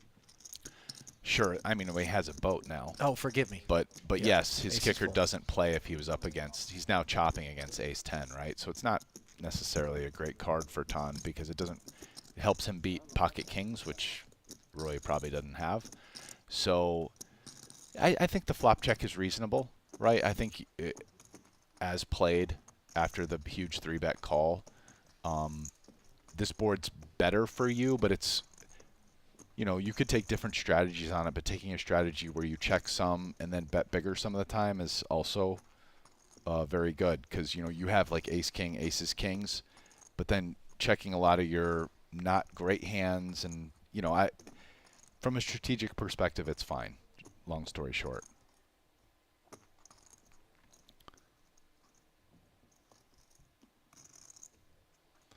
I think Rui is not going to consider calling this. Like, he's gonna fold quickly. Yeah, $218,000 is way too rich for those two jacks. He was already speculating a bit on the turn, and so like to a river follow up. He's also kind of blocking a lot of the hands he wants, like Queen Jack, Jack 10. He has the heart in his hand as well. It's just he has an awful hand to bluff catch with. Well, what he doesn't have is an awful session. Just look at that.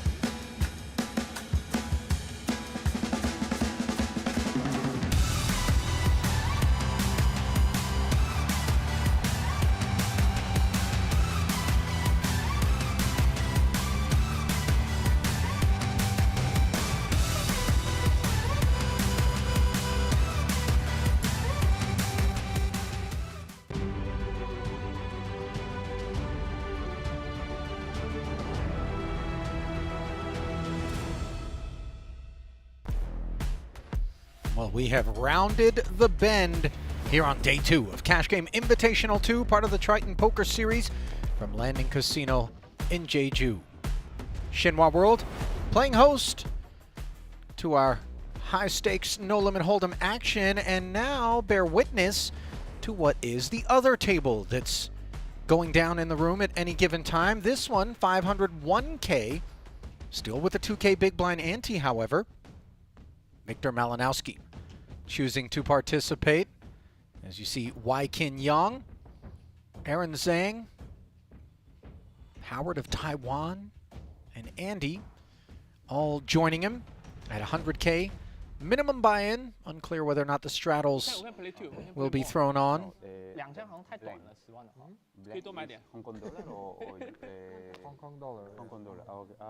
Welcome back to those of you streaming us live on the Triton Poker Plus app, Twitch, or YouTube. Hope you've been enjoying our coverage so far. Certainly never fails to disappoint from the booth. Presume the same can be said for those of you soaking it up through your screens. If you like what you see, just click like, click subscribe, help us to continue to deliver the finest in streaming poker entertainment, all at the bargain basement price of free. Who can argue with that?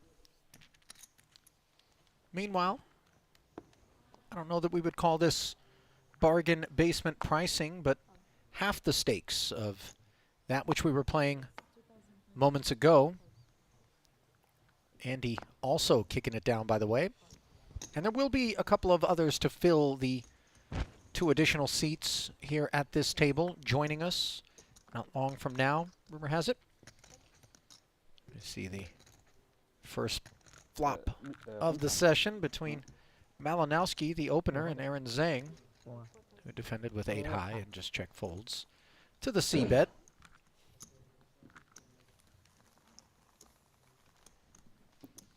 First question I'm seeing in the chat, by the way, from William Huang is simply, who is Howard? Well, he's based in Taipei, normally plays poker in Los Angeles and his hometown of Taipei. Says he actually learned the game, Rast, believe it or not, by watching Triton live streams. And those streams have been going on for the better part of 6 years.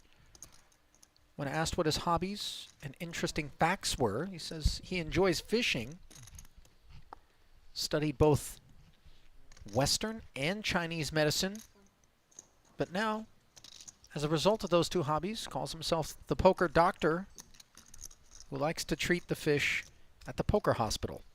Those are his words. Oh, wow. Okay. Shots fired. So he's got a whole spiel. A whole spiel. Shtick, rather. Meanwhile, Andy binks a queen on the turn for the best hand against Vikings King High. 3,500 to call. Wai-Kin wants to bluff catch. Unfortunately, he's on the other end of value. Wai-Kin, of course, the son of Triton co-founder Richard Yang, heavily decorated Triton Super High Roller Series tournament player. Holds 5 titles, if I'm not mistaken. efforting verification here. Knows his way around these streets. No doubt about that.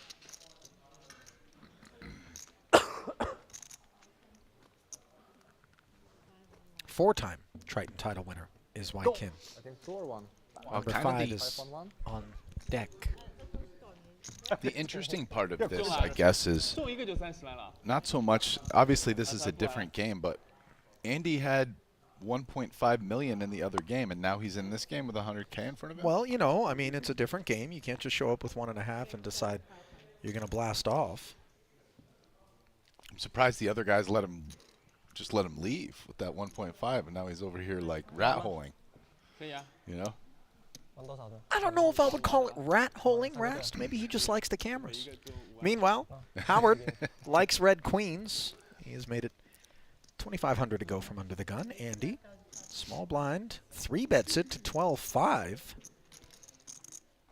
And the fish doctor's got the medicine prepared here. Yes, he does. Back over to Howard.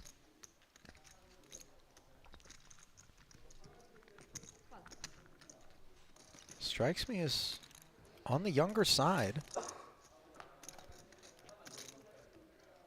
Does make the call, however, instead of raise it up once more, and he's been outflopped by Andy on this king-high board. Andy checking over, however.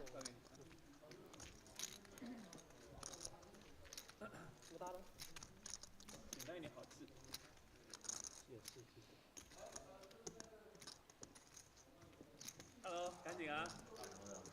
打小的，我们现在先搞完，够晚一点，我们搞那个 PL 了。长牌。对，现在是长牌。现在长牌无聊。长牌打完了过后就 PL 了。对，现在是那个长牌录节目。那我们12点半打。对啊，只能是。5,000 bet by Howard. Very small, less than 20%. Andy, of course, not going to fold, and now he's picked up a hard draw for dessert.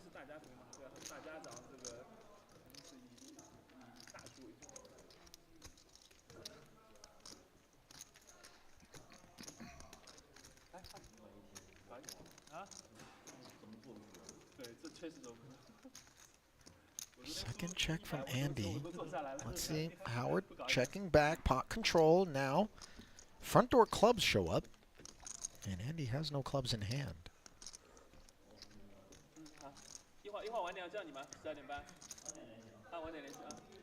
Unclear how much experience, by the way, Andy has playing against someone like Howard. Into 37,000. He bets 12, and he does get paid off as Howard braced himself for potential impact. And 30% of his starting stack lost in that exchange. 票打得很少，就是总共加起来，就是学的那个总共可能玩了50次。50次？对，50。对50。50还好的。上次给。By the way, for what it's worth, Andy continuing to run pure, even here in the other game. 好玩，好玩，Andy 好玩。老外跟他老外，他们说一圈一圈，我打也不会的。这里是12点半结束啊。那我们12点半打结束以后再举行。可以要求早一点结束吗？ Malaysia's Wai Leong Chan. Ace Jack. 我们不要打前2天，我们今天打 Slightly 我们今天打小一点。 delayed arrival. 靠运气了，玩好运气。 Announces his presence. 高嘞。 Malinowski, a couple of tens. 什么好牌，什么坏牌，我们今天可以这样打。 Making some announcements of his own. Pasting an extra 10K. 我们今天打1000、2000有余。 Into this one. 30万封顶，我觉得可以。我觉得要30万封顶。对，30万封顶。昨天20万不好玩。 20万真的是太过。 你小的话会爆全都对，一直爆，13B 就是打完。2000、2000、4000。对，30万封顶。 Wai Leong makes the call over pair and the gut shot for Victor. Up against just the 2 overs. Malinowski presumably will have some follow through, given this texture. 对，我们一开始那应该是不见输钱的人多一点。赚钱的人那个，你输钱的人就会那个先那个。But instead, he chooses to check Rasty. 昨天这些人都 action 的嘛，都 action 能赌都赌。 Yeah, it's a board which isn't that favorable to him, although his hand would love to bet. 日本人绝对好讲。 His hand wants clearance. I think he probably check raises here. 10K, the position bet from Wei Liang. I mean, there's a lot of merit to check raising. At least you get clearance from overcard hands. I mean, after you 3-bet pre-flop, I mean, this is kind of good enough to go with for stacks, but... Instead, Malinowski chooses to flat. 4 of clubs. On the turn. Second check from Victor. Now Ace-Jack just preserves all its equity, gets a chance to peel an overcard, which comes. Oh my goodness. Checking back and now pipping those 2 10s is Wei Liang.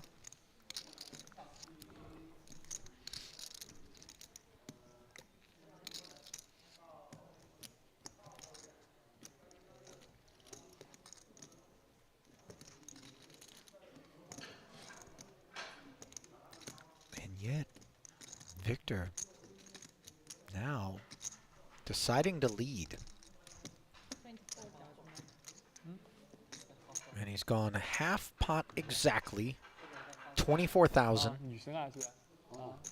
Really not a complicated decision for Wei Liang, who makes the call, and Malinowski will be pretty deflated to see that one.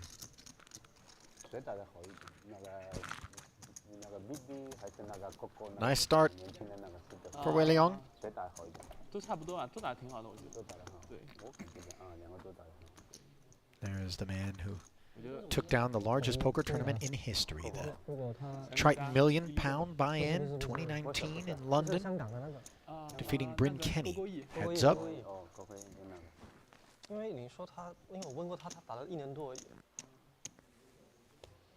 Yeah, staple of the high stakes scene out in Macau for a long time. Aaron, I played with him back in the day.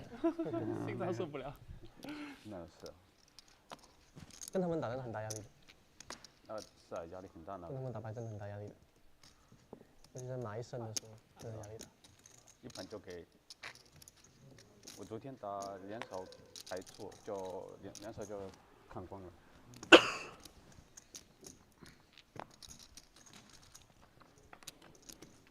King Queen and 7-5 suited.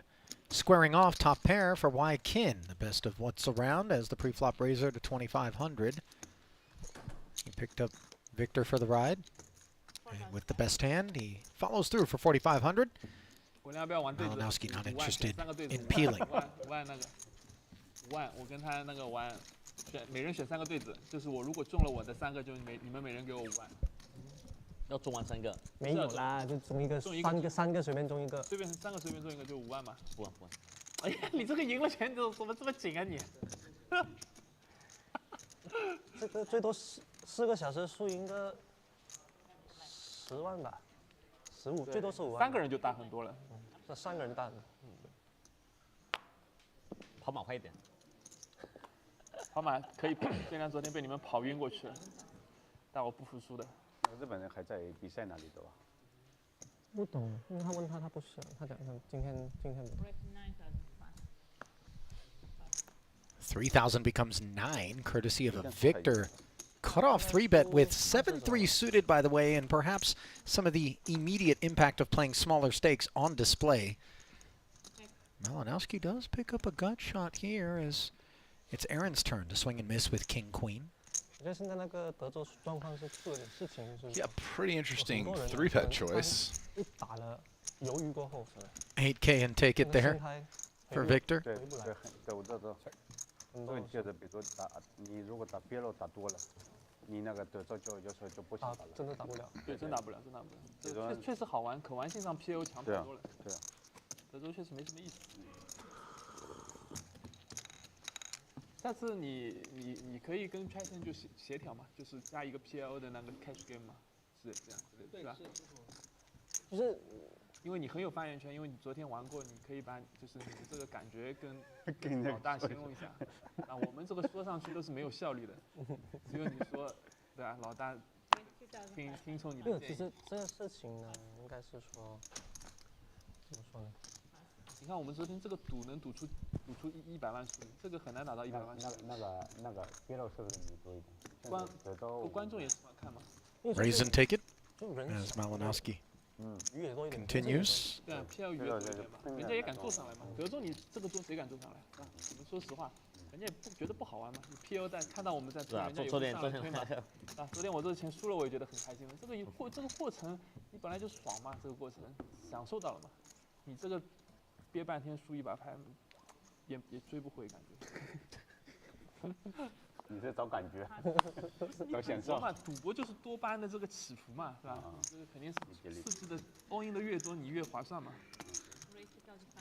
By the way, Rast and I are not asleep at the controls, but not unlike what we would be doing in any English-speaking lineup as a native tongue, we still do make some effort to lay out for the table talk, given that there's plenty of people who are watching from parts of the world where Chinese is the demographic language of choice. You see Andy 3-betting to 13,000 with the ace jack and shedding Wykin's button open. 只能说他是一个非常合格的赌徒，我的心理素质是绝对过关的。I feel like we should email Malinowski a Duolingo gift certificate or something. You know, just how quickly can one learn Mandarin? Yeah. He's been 10,000. I mean, it feels like for it 2 might be days in a useful. row. Yeah, the only guy who can't speak and understand the language, or at least unless he's doing it stealth. That'd be so epic. 3-bet and take it now for Aaron saying, I got a story about that, by the way. I had a cousin work for a bank and then ran out of kind of promotional opportunities here in the U.S., but this bank was opening up a branch in Shanghai. And they said, we will make you the head of that office, but you got to know Mandarin. So he spent like 3 years, just about every day, perfecting Mandarin. Now I go out to visit him, and we go to one of these markets where, you know, fake goods can be found. And he said, you're going to have the time of your life. All I'm going to tell you is whatever the first ask is for whatever the thing is that you feel like you might want to bid on. We see 9-7 suited and Queen Jack squaring off. Gut shot straight flush draw against top pair. He said offer only 10% of that first quote that you get and never come off it. More on that later. 9,000 in the middle. 10%, that's strong. I know. And so is this flop for these two hands. Yeah. 1,500 out of Andy. He was the flat caller on the button pre-flop. Wykin slipping it to him and then check raising for X here on the come. Now, interestingly, this does provide another path to a straight for Wykin. Not so sure he's interested in a queen rolling off, but as we can see, it would leave him with the best hand. Andy does find himself an open ender, and let's see what kind of appetite Wykin is going to have for follow-through. Yeah, this feels like a card he's going to keep going with. And yes, I also, you know, when you have 9 high, making a straight's pretty good, even if it's the dummy end. 12,000. Bet and called. And the clubs roll right in. Board pairing 6. 43-5 in the middle.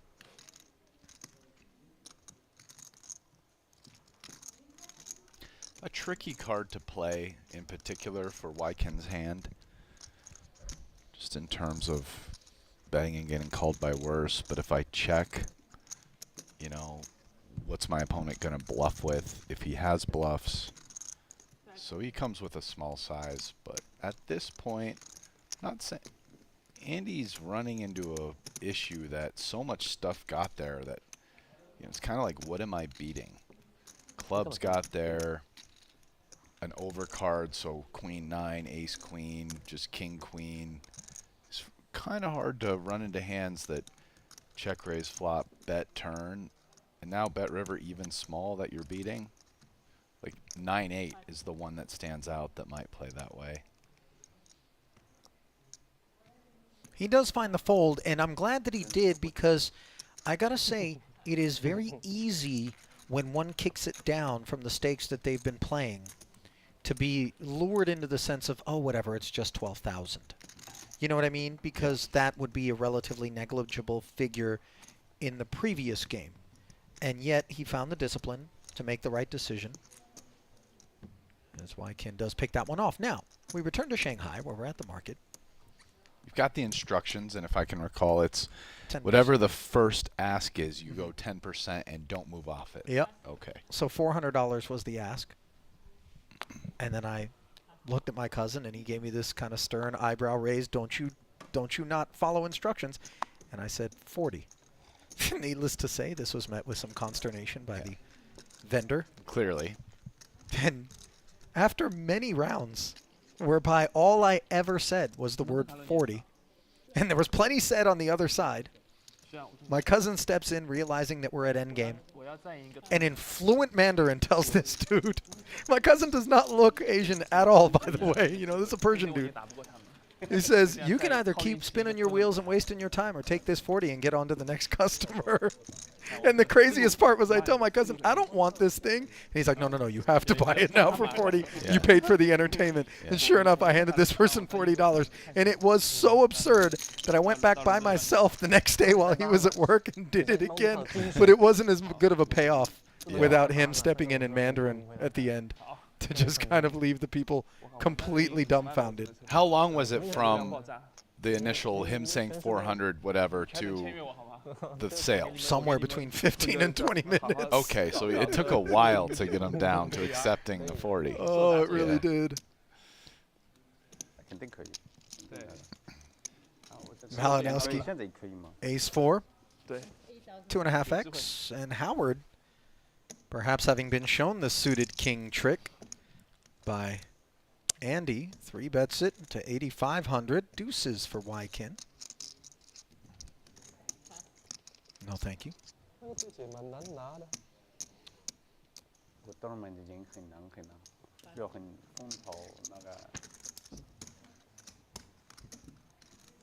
对 ，tournament 要赢真的是天时地利人和，这真的是。关键时候那个 all in 一定要顶住。是啊。是啊。有时候很多会 AK 跟 PP 啊 ，PP 跟勾勾杀的，40跟 AP 杀的这种，你都有那个。对。我记得我赢了冠军的时候，那个19的赢那个贝里边的时候，我是有一圈打赢 AA 的。哇。一圈同花。但伟良好像 tournament 没有运气特别好过，没有爆过点，有爆过点吗？他 tournament 赢钱的。赢钱吗？他赢很多钱的。只是他从来不拿冠军。对，就印象里面他没有就爆过大点。Victor takes it up. 但总上赢钱已经很厉害。 And Zhang may be thinking of doing the same out of the big. 会有短牌吗？短牌应该。Sure enough, 10 smooth. 我们在欧洲应该也是不会再做短牌，没人打。 我们短牌都 Ace Queen suited is going to have company. Victor wants to play one in position. 21-5 in the middle. And how about this for a board? Nut flush draw against top pair.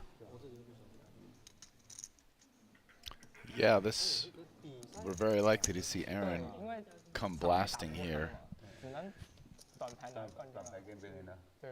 He's got the best draw, but no pair, so a lot of incentive to try to move Victor off weakish hands, and always the backup plan of getting there. What?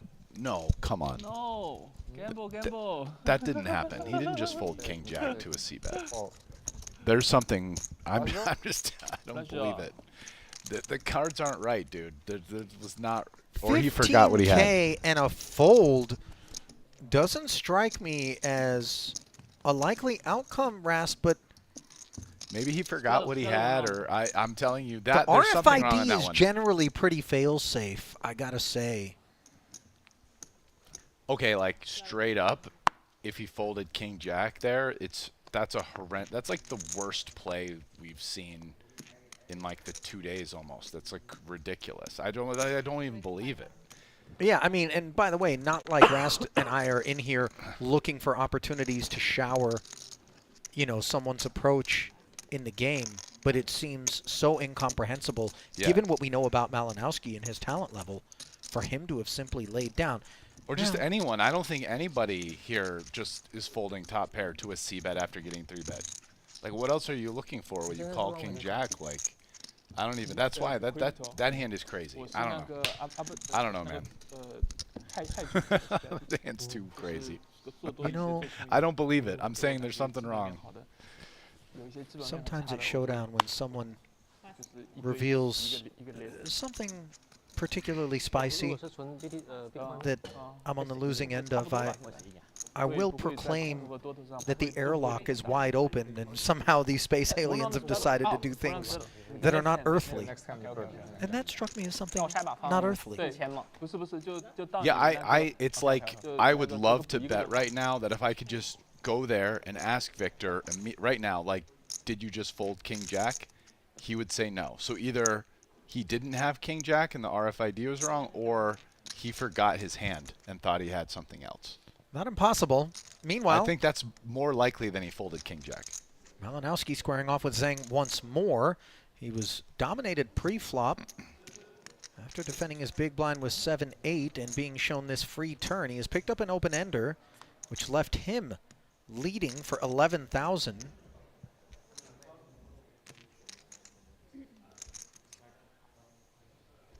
Aaron made the call. And now we've arrived at this river with an unimproved 8 high if we're Victor.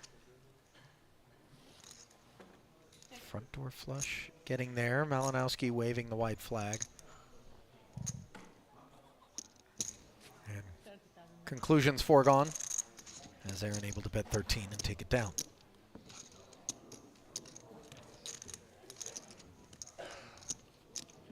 Well, chat seems to agree with you, Rast, that this must have been a graphical error.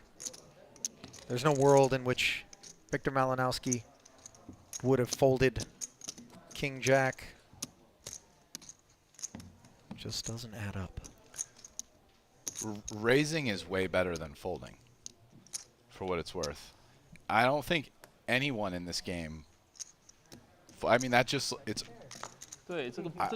almost just like basic poker 101. Like, if for some reason you thought there was some random exploit that if a guy 3-bet you and he c-bet, he was so tight, which no one in this game is going to fit that mold, you probably should just fold King Jack off to the 3-bet. Yeah. Right? So, like, there was something weird with that. I don't know. So, We can move on. do we just assume this isn't what Wai Leong John has right now? As he's in the straddle and facing aces, 8-4-3, and a fold here would be a lot more in line with what we would anticipate. Wai Kin flicks a nickel into the machine, and King Jack into the bin. Wow. 应该是那个女生，过来跟我们打。Chips, please. 100 more. Oh, yeah. Well, looks like we got our first top up. Malinowski calling for an extra 100.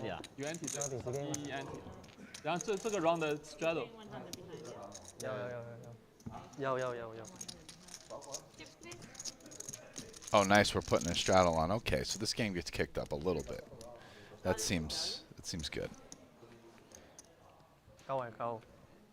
We were definitely playing way too small here. 張台俾人哋感覺上用剛才一模一樣的牌。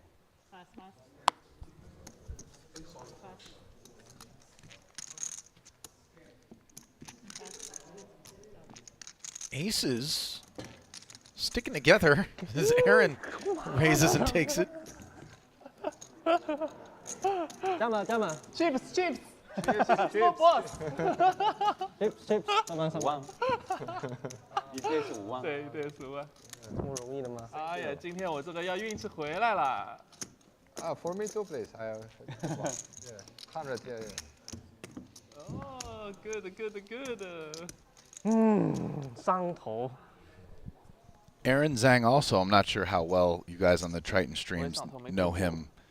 I will say from my experience gambling with him in a bunch of different types of games over the years, also just got the happy gambler vibe of, I mean, I realize he's not stuck right now, but I've seen him stuck a couple $100,000 and just kind of smiling on his face and chatting. And just, he's like super even keeled, very pleasant to gamble with, very nice guy. 你是不是 Pro？ Some heroic. 还肯定是 Pro。 I think he's won a bunch of money in poker too. So. 那就来吧，不是 Pro 给你 action， 是 Pro 不给你 action 了，可以吧 Howard attacking the straddle. I still have a hand. I still have a hand. I still have a hand. 9's flat. Did Aaron just dump 100 dimes out there? 等牌肯定是等牌，你给回我，给回我，给回我，给回我。要不要来不来？你给回我，我不要。来不来？我不要，我不要，我真的给回我。哎呀。 Oh, this was basically blind versus blind here, it looks like. Wykin being the big blind and Aaron being the straddle. And it's 100K each, so it's about 50 blinds. And wait, what happened? No, this was a raise to 5K from Howard's button. Wykin called, flatted, and then the straddle just ripped 100 dimes out there. Oh, and Wykin folded 9s? Yeah, he sure did. It's kind of a... I mean, it is a little bit of an over 4-bet there. Sure, but for only 50 BBs after you flatted and didn't 3-bet, I think the... Not even me, the Silicon Overlord's calling that bad boy, dude. You know? Silicon Overlords don't have feelings. For better or for worse. Wykin got a feeling Ace-King's worth a 3-bet in this straddle pot. Rather an open raise, I suppose. Better way to describe this. 7,500 does get called by Aaron and by Andy under the gun. Top pair, top kicker awaiting Wykin. 7s for Zhang and bottom pair for Andy with the backdoor clubs. 9 into 23.5. North of 1/3. Promptly flatted by Aaron.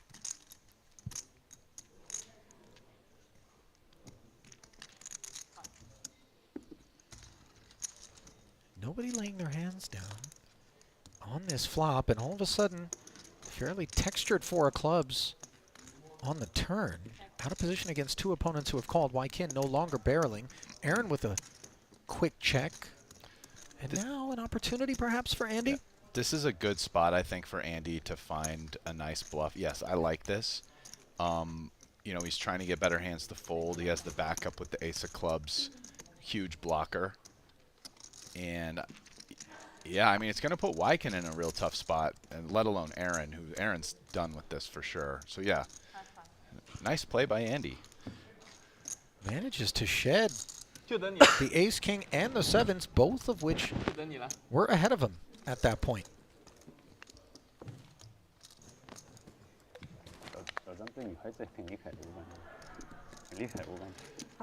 Andy just looks and feels way more comfy in this game. Perhaps for obvious reasons. Yeah, we can continue. 那我没法补了呀。你就补4个嘛，补4000嘛。OK。 Well, looks like it may have initially been 1 round of straddles negotiated, but as tends to be the case, Rast, 1 round turns into 2, turns into 3, turns into the whole rest of the session. As it should be. Oh, well, we've got a new arrival.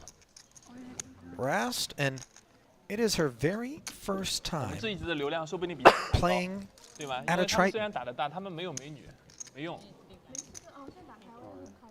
Young woman goes by the name Happy.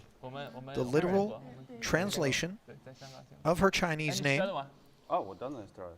Only hobby that she lists with us is playing poker, which she's been doing for a couple of years.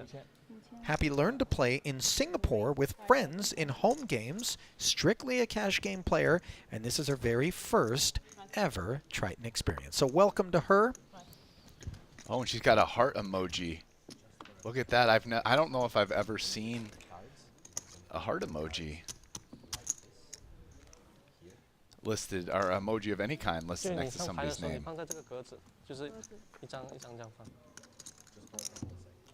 I like it. Yeah, I'm here for it. I think Tan Xuan should get the little devil face emoji next to his. So here she is, all decked out in QQ poker patches. Our marquee sponsor of this Cash Game Invitational 2. Victor, do you play the 10K? GG? You mean the tournament? Yeah. I won it 4 times, but last series no good. You won it 4 times? Yeah. The Super Million. Yeah, but I mean this one, yeah, I do win. Yeah. I lose 10 bullets, 100K. 6 tournaments, so many people playing. Happy. Yeah, 1,000 something entries. Looking to slip in here with a suited king from the small. Andy promptly looks to see what's what from the newcomer. Takes us to 12,000 and takes it down pre. 那个时间太久了，就跟那个 WSOP 比赛一样，打好好的。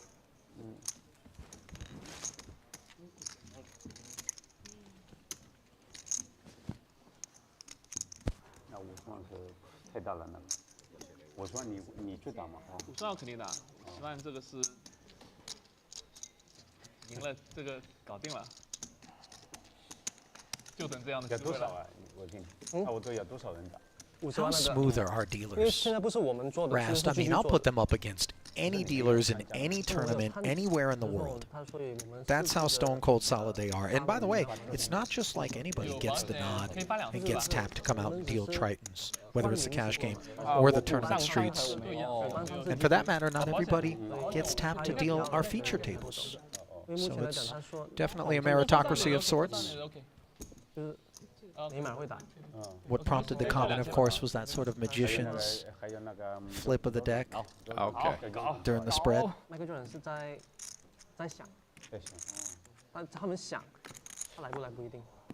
Double straddle on, and all of a sudden we're playing a little bit bigger. Wykin makes it 10,000 on the strength of pocket 3s. Pocket 8s now for Victor.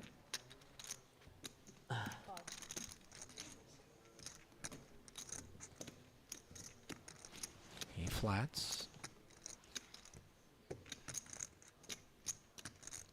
Howard wondering if maybe a little fresh squeeze is available.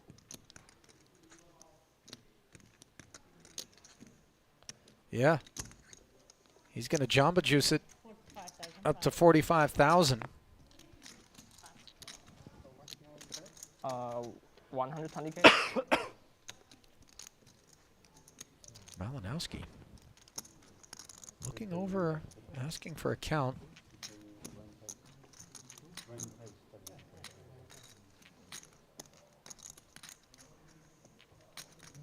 This is 45% of what was a 100K starting stack when this thing got underway. Deployed pre, courtesy of the straddle and the double straddle. Everybody having topped up. Howard did not, however.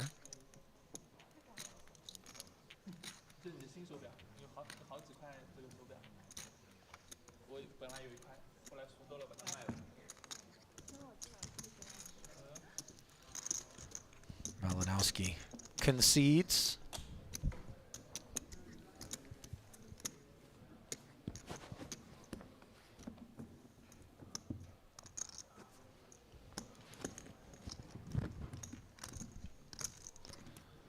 You know, the Triton community, Rast, is one that is largely comprised of a group of very regular entities, whether we're talking cash, whether we're talking tournament.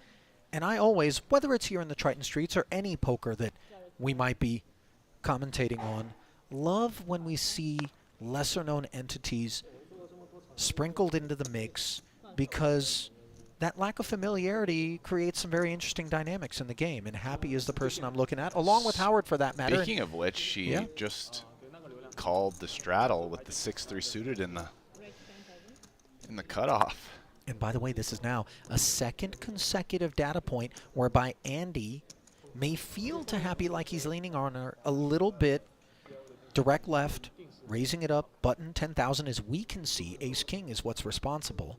And in turn, it's the same, which warrants the re-raise to 31,000 by Malinowski. Yeah, but this time she's going to get to see, because this is likely going all in here between the two, that Andy has a big hand and will feel better about it. Although I think the last time Andy had 10-7, but it was also like big blind versus straddle, as opposed to cutoff dealer.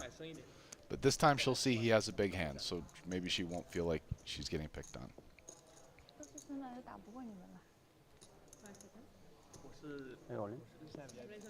Well, here we go.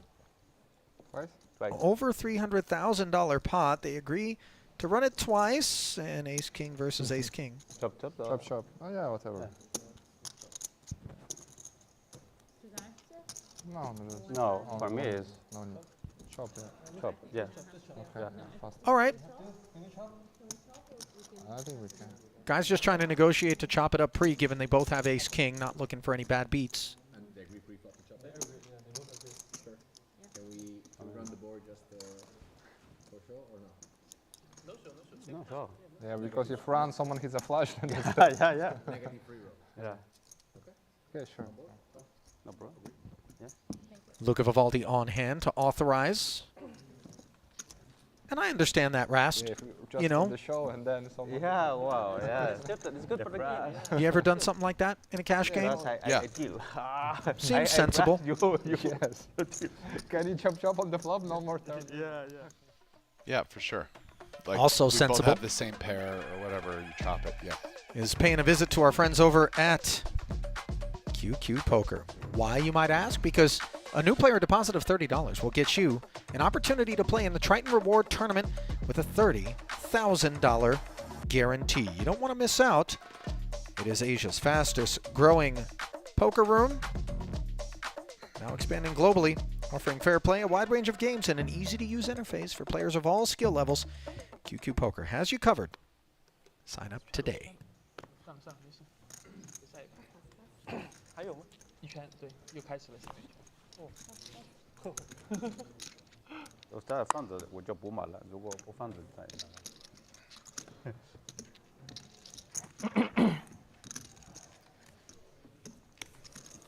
Believe Wei Leong Chan just got a walk.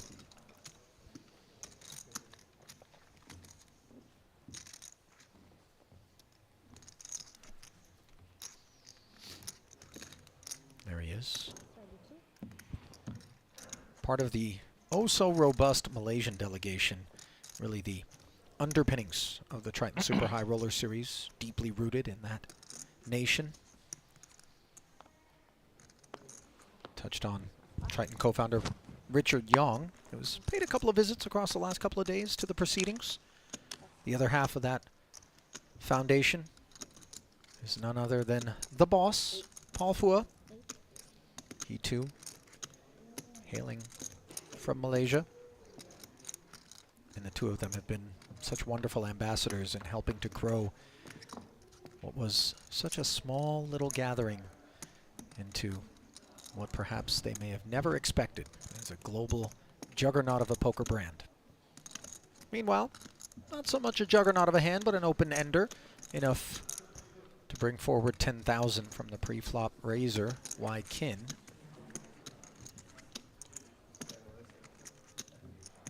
Zhang's 8 high, easily mucked. 放个2000。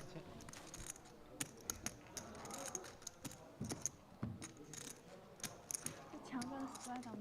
没有，到这个结束了，到你这个最后一关，到他补一个，他刚才漏了一个。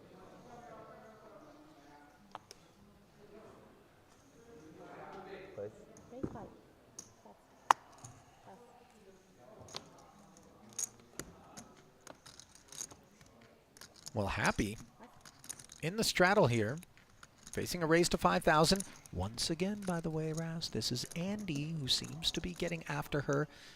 Perception sometimes trumping reality. She was dominated and does concede for the extra 3,000.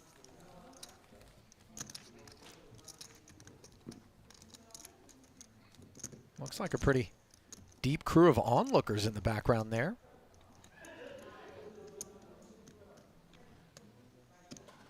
One more, please. No, it's 1000是 empty. Some tea, please. Black tea. Can I have a hot latte? Hot latte. Oh, sorry. No, No straddle? no, sir. Ah. Can I make? Just stick back. Yeah. Just stick back. Okay. I thought he's on 1, 2, 2. No, it's one round. Okay. Two round, no? 刚才是不是我开始的？对对对。 So no more. Okay. Well, looks like the straddle has been called off here, somewhat surprisingly. So Malinowski just opening to 2,500. I don't. One straddle, okay. Dominated by Wykin. One round. Looking like he's going to make a little noise here from the button. Third scoop. Save some money. Victor steps away.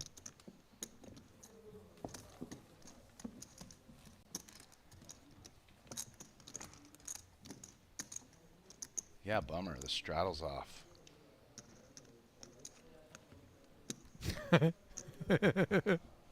Curb your enthusiasm, Rast. Guys, Rasty's not satisfied with 501K, 2K Annie. He's been spoiled across a day and a half of coverage. No, the 501K 2K was actually kind of perking it, but now they took that away. I thought that was going to be permanent once it was on for a couple orbits. But I guess we're ooh. 8 deuce suited, cut off open from Wykin. Now Pretty we wide see open. Happy. No flatting. 3-bet. Now this would be a spot if Andy's picking on her flat to like just 3-bet the a6 off, but he didn't do it. That would have been. I would have now agreed with the picking on narrative. Happy flops herself a gut shot straight draw. Ace of hearts working for Andy. Complete dust for Wykin, the pre-flop raiser.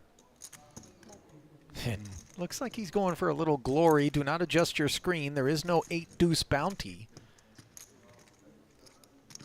Yet he's betting 3,500, and Happy is going to peel here. Andy will just step aside, not looking to continue.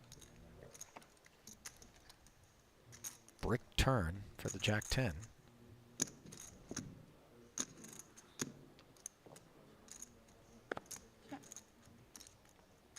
I thought for a second Happy was actually going to lead. Instead, she does check, and Wykin not letting off the throttle.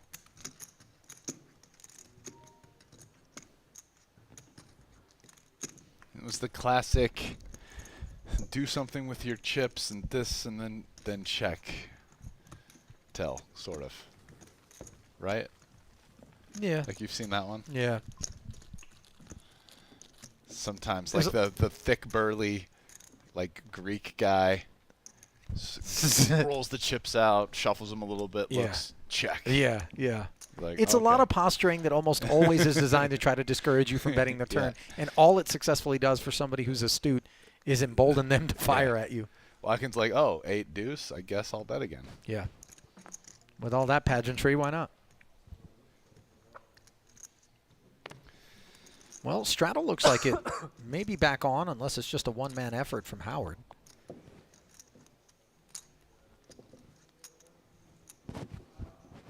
Queen Jack has Andy interested. Oh. The Rockets. Victor loaded for bear as 2 became 10. And it's going to become quite a bit more than that. 28,000. The 3-bet. And so this is the smallest blind versus the middle blind, the straddle. Oh, there is no straddle? No, there was a a straddle. straddle. Was a straddle on this hand. I wonder if they put it back on. So Howard was straddling here.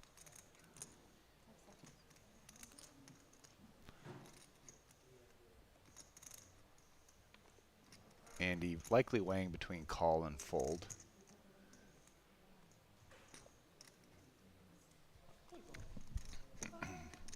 Decides to relinquish. Gonna be happy he did. Most hard to beat aces. Never been? You should try. Yeah, it's make a trip when there's a game running. You know, have a look. It's a bit smaller than this, but still. Maybe you can play some other private. Maybe I don't think they have any more now for some time.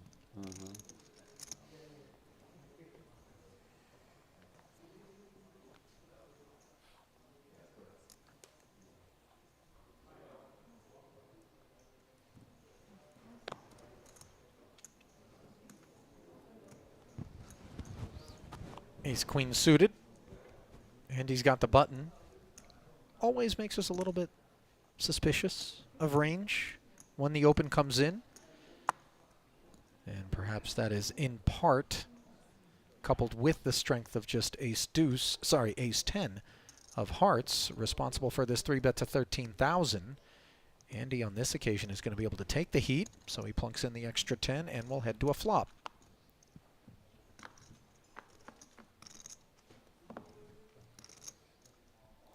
No pair for anyone. No spade either for Andy, who does not have the betting lead. And here comes a c-bet.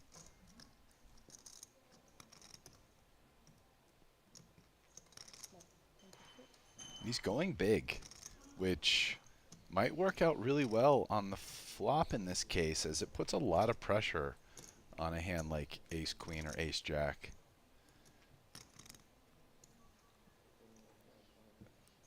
Andy remains sticky. 22K ahead, and this is one of those cards that could grease wheels for Malinowski. So this is a spot that if Malinowski finds another barrel here, it will work. I don't see Andy calling with ace queen high. I mean, it's not 100%, but it probably will. But he's got to have PTSD from the last spot this happened, where he had the king jack, remember? And Andy had sevens full already on the turn. Yeah, he went 3 streets in the other game and doubled Andy up for over 700,000. That outcome unavailable here as they play 113,000 effective. Malinowski checks. Andy takes the river for free by checking back. Board pairs. And let's see whether or not Victor... I think he's checking here. I don't know. After checking turn, he has ace high. And he might even be thinking that Andy doesn't have many better ace highs because ace king 4-bets pre and ace jack and ace queen might fold flop to like B80. So, it's, you know, maybe I'm beating queen high or jack high that's giving up. And when you get shown the ace queen, you realize that it is a potentially missed opportunity. Yeah, he'll definitely be thinking that had he just followed through picking up hearts, he probably takes that down vast majority of the time. Don't disagree with that.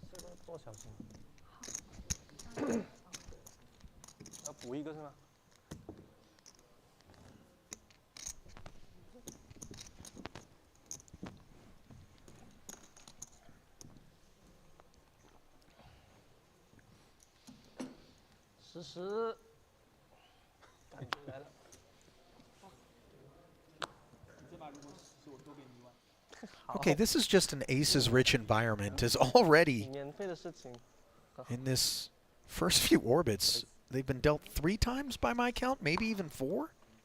Oh. Solver bait, baby suited ace on the button, and oopsie. Something on the bottom of Victor's shoe, and it doesn't smell good. It's music to Andy's ears. 5 has become 14. Let's see if Andy, given that these guys are relatively deep. Oh, he's coming with a 4-bet. Most likely, I mean, last time he had aces, he actually randomly went super big. But most likely he'll do something close to 3x. Yeah, like this. Now, Victor has some decisions here.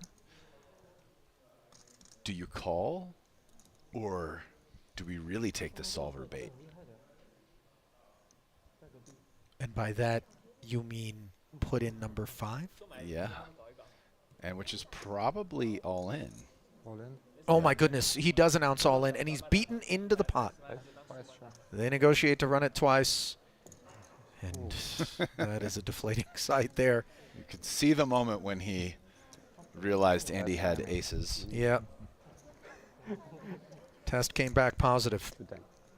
And let's see whether or not things are terminal for this ace-5 of spades. Pair and a spade on board. Glimmers for Malinowski as he tries to at least chop this one up. Now all of a sudden, the 10 of spades giving us the nut flush draw. A lot of outs. Oh. Right color, wrong suit. So, a free roll for Andy, and Malinowski pointing out that a 5 and 2 spades wasted on that first run out. In this fairly large 374K pot. And this board is not one that bodes well for Malinowski. No spade on board. It would take running 5s or running 9s for that matter. Instead, the 8 ices things. And yeah, that's also Victor a spot where I think stacked. When you go down to, and they were only playing 501K that hand, I think. So now it's like 25% the size of the game. Just guys like always take that spot. Like maybe in 1, 2, 4K, whatever, nosebleed, rail heaven, you're like, I'm not saying Victor wouldn't take it. He might not. But now that the game's a quarter the size, it's like auto 5-bet ship the ace-5 suited, you know, to the 4-bet. Because you were talking earlier about the differences in like when you come down. Here is 100. Yeah, I feel like when you come down, that's when you just take that spot. Yeah. Yeah. No, I get it. 50, and then 60, 70, 80. Marker down. It's not been a good couple of days for Victor. It's minus 700 something. He was minus 500 something. Now he's like 200 in this one. It's almost 1.5 total, I think, but who's counting? I almost want to take the over on that number at this point. Yeah. I watched the live. I watched the final a little bit. It was so short. 1 point. Yeah. By the way, Andy has been his nemesis No, I see him here. on the day. Oh, yeah.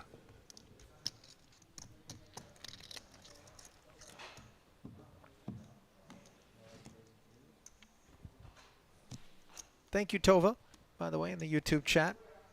Who's kindly stepped in to say she's absolutely, or he, for that matter, loving the commentary, by the way. Do appreciate the positive vibes and reinforcement. Happy gets out of the way with the ace-9 off. Dodges the ace-queen in the cutoff. And Jack suited, flop ace high. He bets, turn 10. He bets, river 10.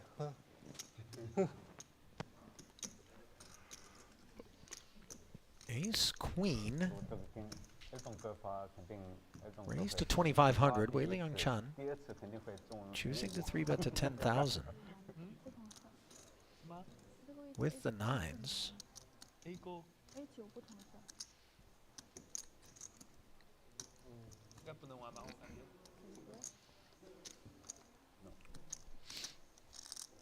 Victor 4 bets. 4 bets it back, yeah. And by the way, a hand removed from being effectively stacked. You know, moments such as these, there's a little bit of meta that creeps in. I mean, I kind of think 9s is just a pure call here.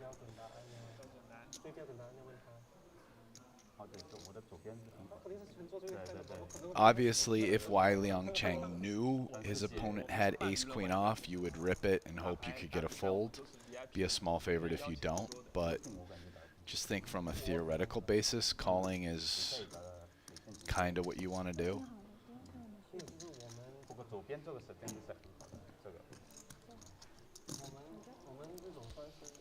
Well, all of a sudden, 50 in the middle pre-flop.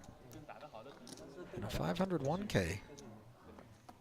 As the nines do flat, and they're holding on a king-high board. Now, granted, there's a reasonable number of king X combos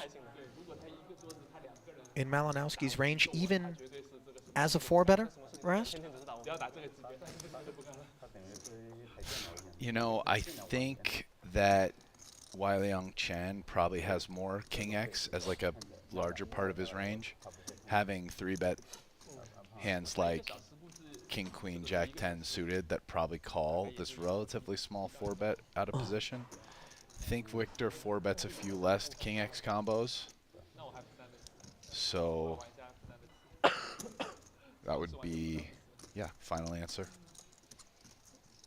Another 13,000 a man into the middle. And how about this? A set on the turn. Nope, Malinowski's got the second nut flush draw. Yeah, that's a banger of a card because Victor, who still has only ace high, now has some reasons to semi-bluff. And Weiliang Chen, who's, you know, pretty worried with only a pair of nines, now is loving it. So this, we can see that if Victor decides to semi-bluff here, it's just not going to work. I mean, again, Weiliang's now beating value. Hands like ace, king, aces, especially with a diamond.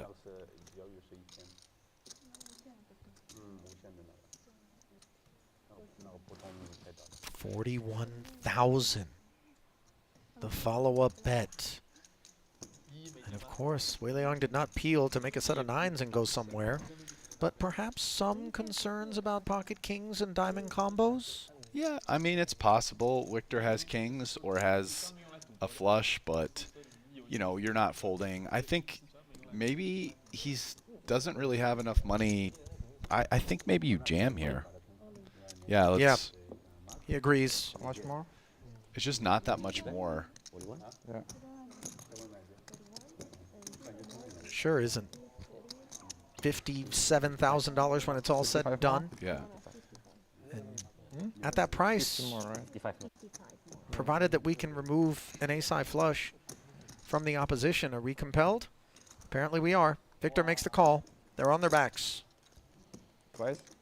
And is the tailspin going to continue for Malinowski as they negotiate to run it twice?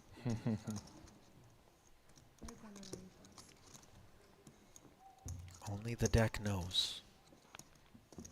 First half of $272,000 will go to Chan. Now just desperate to claw back his investment. Malinowski calls for a diamond and instead finds a club. Slow down. Like getting dealt coolers, hard to slow down. Ace 5 to the compulsory? GTO, too much GTO, no good. Well, Victor getting some sporting needles. Yeah. What he's not getting is any pots. An absolute red candle of doom has been his session.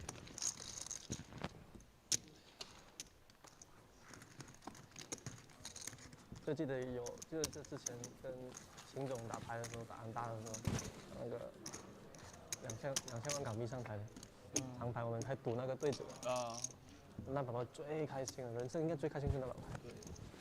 这我是买 AA 嘛，就每人200万的港币，有9个人，我是拿 AA。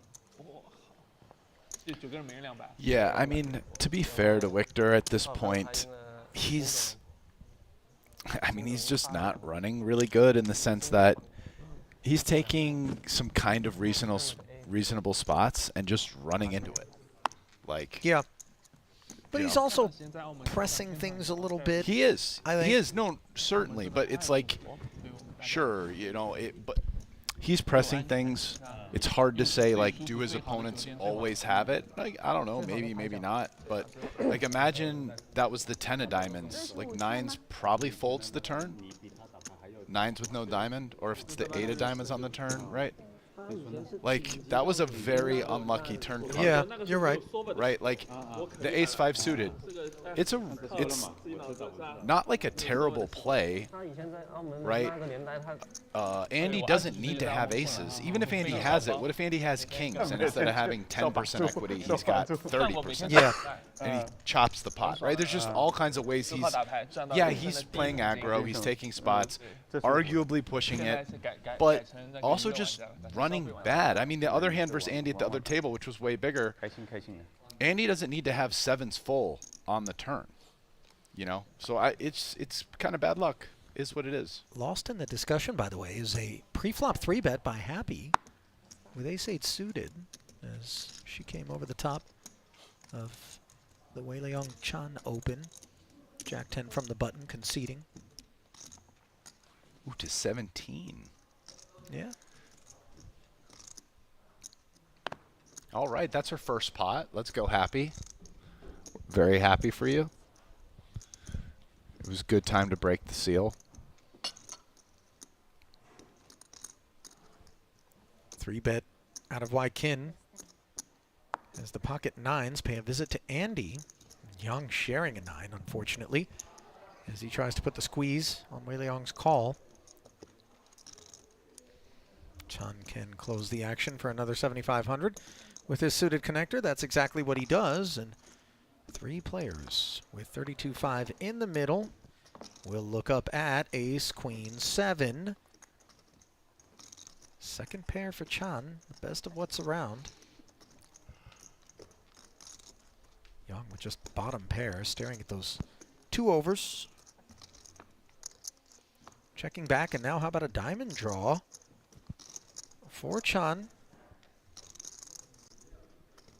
who already has the best hand with the second pair of queens. That he does. Now the best hand, the best draw. 9s and 7s blocking each other.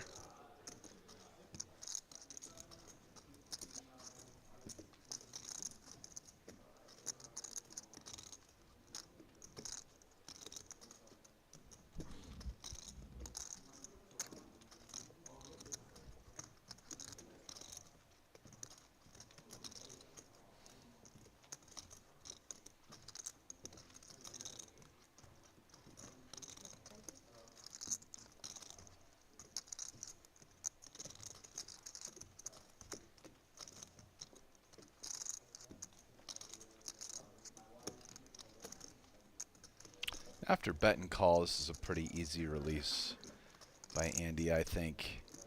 It's not a good spot in a 3-way pot. If somehow you have the best hand, your opponents probably have a lot of equity, and you might be facing another bet on the end as a bluff.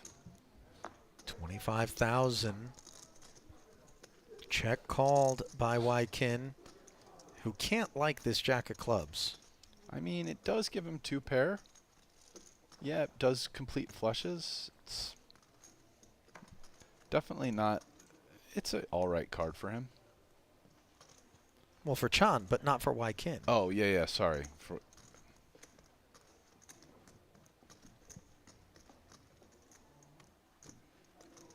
Yeah, it doesn't look like he's all done.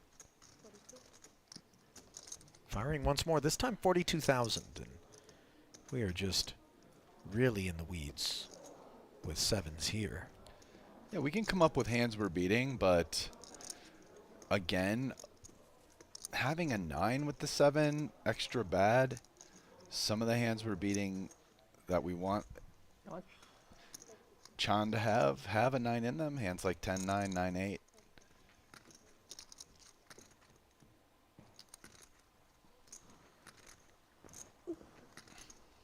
This would be a pretty heroic call.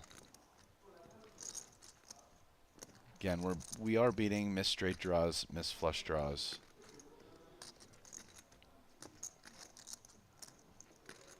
But losing to everything else. I mean, diamond flush draws, sorry, because club flush draws got there. This is really peculiar. I get the sense. Wow. Wykin flicks in 42K to make the call.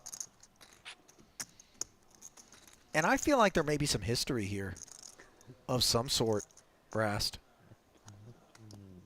Otherwise, I can't really get my head around it. Never thought of this hand. Yeah, I'm sure they've played together a bunch, and maybe there's some specific reads or ideas that Wykin has that we're not really privy to. I'm scanning the room for elves and a parked sleigh. We're on straddle. After that one. Anytime. Yeah. Okay.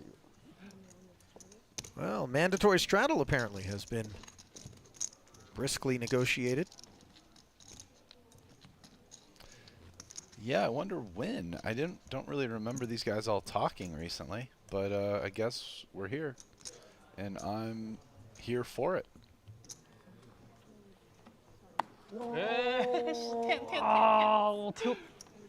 Jinx you. 不会玩了。 Unclear what's going down. It's got everybody tickled. Quite clear, though, is Wykin is wounded, but ready for battle once more with an ace-king. Makes it 5 to go. Victor digs in. He, too, is battered. Far worse than Wykin, of course. Yang all over this one. 没波动。6毛。6毛。 3K. Follow through and take it. 我们只有提高大小盲了。拿到20边啊！生气，刚刚才把牌打的上头，太鱼了，真的鱼。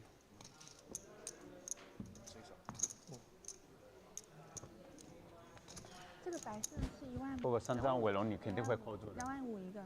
3张我说我已经打1000，你会扣一下。第4张又扣。第4张肯定的。跑不掉第4张。对。第4张跑不掉了。肯定跑不掉了，那个牌。欧过来也有了。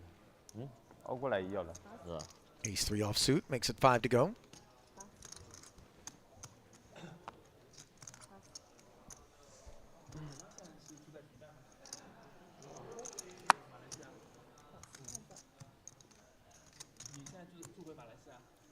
Malinowski, the lone customer out of the big blind, and he's got everything working here.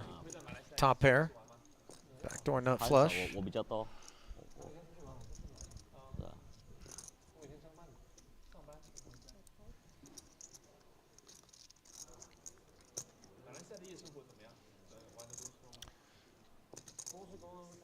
And Victor can check raise here.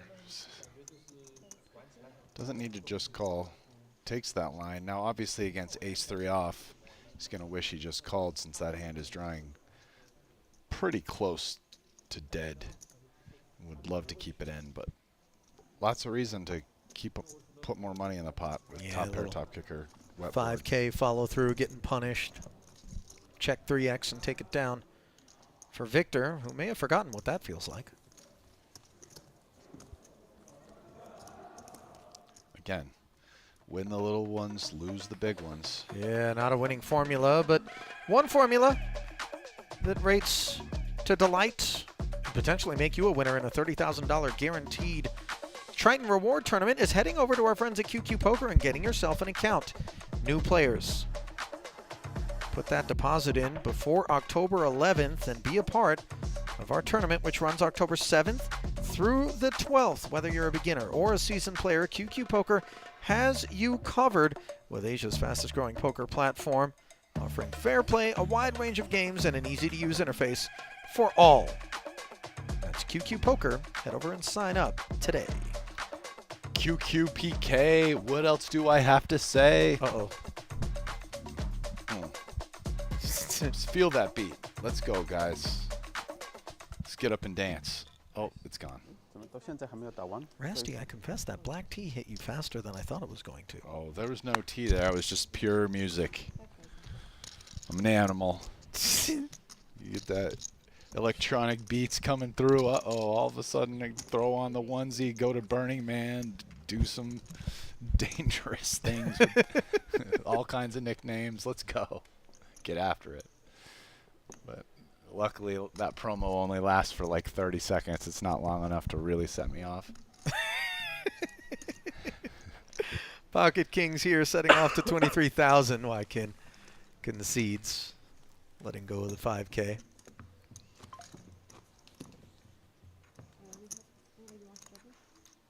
No, sorry. Next.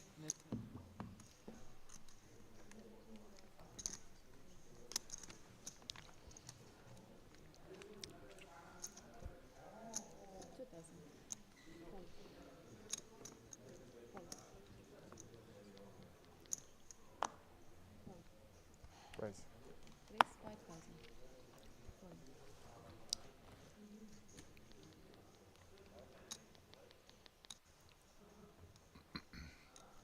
Little 3-bet coming with 10-9 suited. Indeed.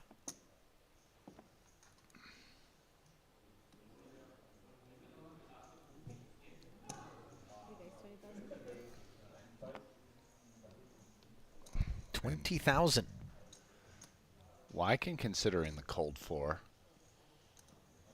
Malinowski out of line from the button here with the Jack 4 suited. Pounced on by Chun, and there it is. A cold 4th scoop with all of that blocker deliciousness for Wyken. And this is a bit demoralizing if you've got 9-10 of clubs. They're 300 big blinds deep, though. Yeah. Technically more, a little bit more. And 10-9 suited is a pretty reasonable hand if you want it to continue. But Wai Liang's just going to find a better spot. That he is.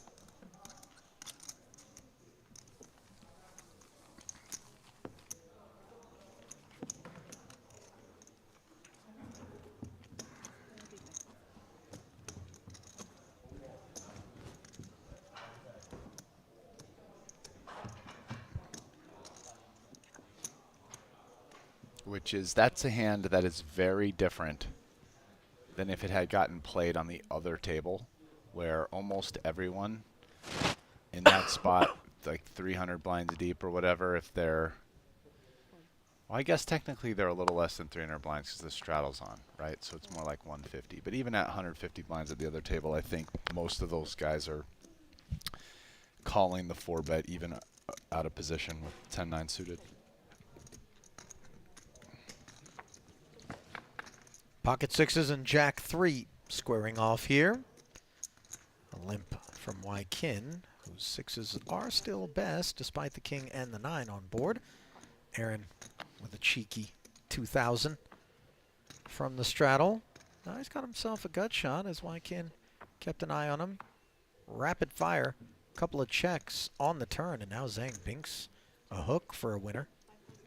4-liner and 3 diamonds on board, so all of a sudden Aaron just decides to fire 5,000. I thought he would just take showdown there. I mean, super wide ranges, jacks up. Seems pretty reasonable. Kind of a nitty check back.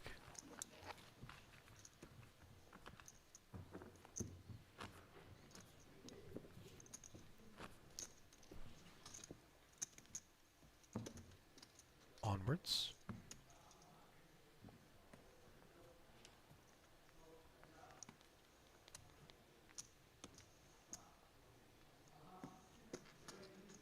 Happy in the straddle.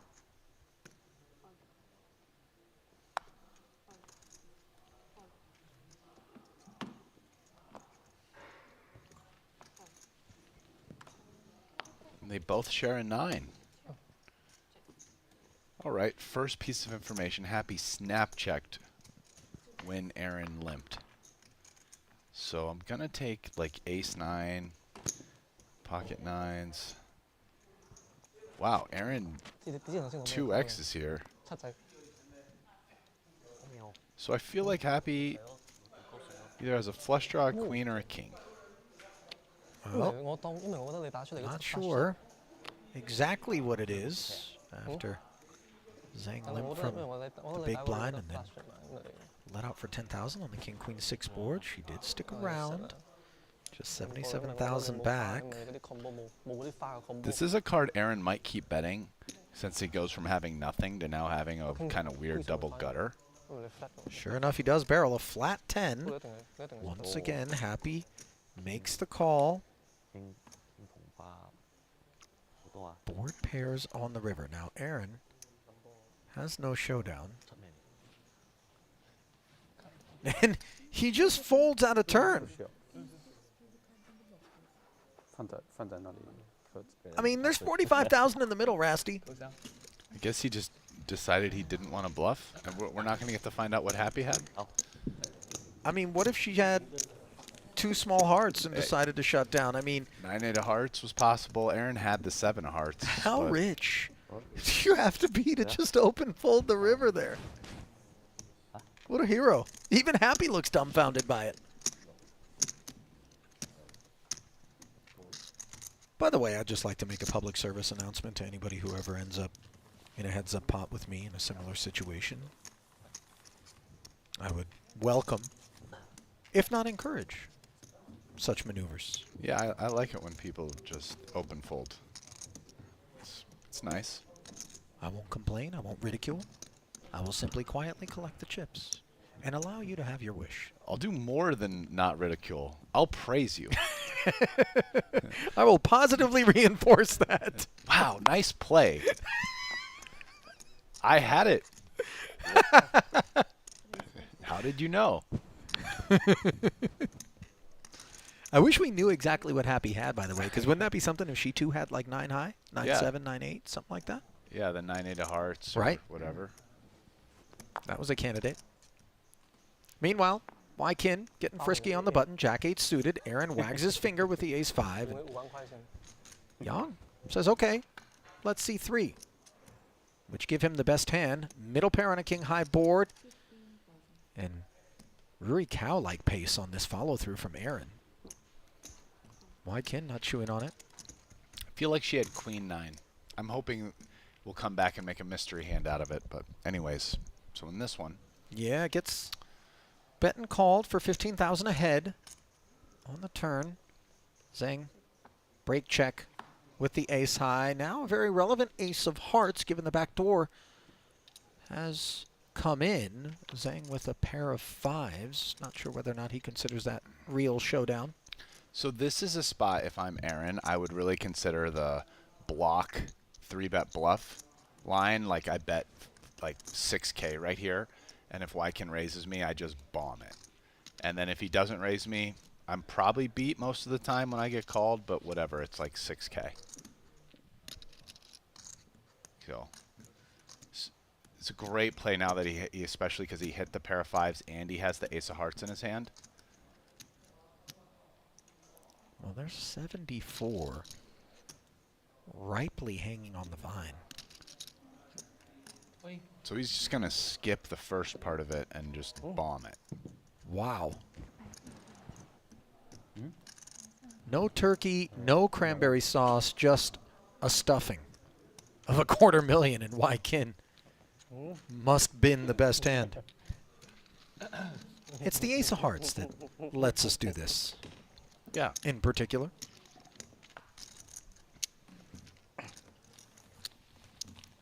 Yeah, when Aaron's doing that, he's pretty much repping a really big flush. Like maybe the nut flush, potentially the king high flush, but just that's pretty much it.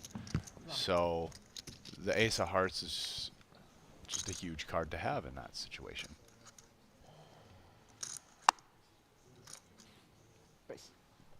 I do think I probably, given that he 3-bet, probably prefer just, if I'm really being picky, just stone ripping like the ace 10 off with the ace of hearts and doing my play with like when you have ace 5 because you have that pair of 5s and super small block betting, then ripping over a raise. But anyways, on to this hand. Ace queen for Howard. Opens to 5,000. Mystery hand time brought to you by QQ Poker. Aaron Zhang, the recipient on this occasion, as a flat caller from the button. 2 others join the party from the small and the straddle. King 3 deuce rainbow. Bottom pair for Malinowski. Probably a little c-bet by Howard here. It's a super dry board. He's the pre-flop raiser. Sure enough, 9K. Picks a big size, all things considered. Aaron flats him in position. That's in a 4-way pot, that's pretty scary if you're Howard. He now actually picks up one of the cards he might consider continuing to blast on, specifically the 4 or 5 of clubs where he has a wheel draw and that ace of clubs kind of backup. Yeah, not because he has the flush draw, but rather, as we witnessed from Aaron moments ago, if the club comes in, he is able to rep the nuts. And 22,000 doesn't shed Zhang, by the way, and here is the club. However, it's a club that delivers a good bit of showdown. Second pair, nut kicker, and after an extra 44,000 slides into this pot. I mean, given that his opponent can easily have hands like 6s through jacks, maybe jacks 3 bets, but it's not that important. The point is I think we have enough showdown to just check here. I don't think the pot's big enough to do like the block 3-bet strategy. But listen, what if we check and all of a sudden Aaron decides to ask us for the full 104? Then we make a decision, maybe even fold. It's not the end of the world. But I mean, if Aaron has value, we're losing anyway. 23,000. The barrel. Wow. And there it is. Snap stuff from Zhang. Given that we have the ace of clubs, I think Aaron's most likely hands are like either king, queen, or a set. If he's bluffing, it's probably like 4s with a club.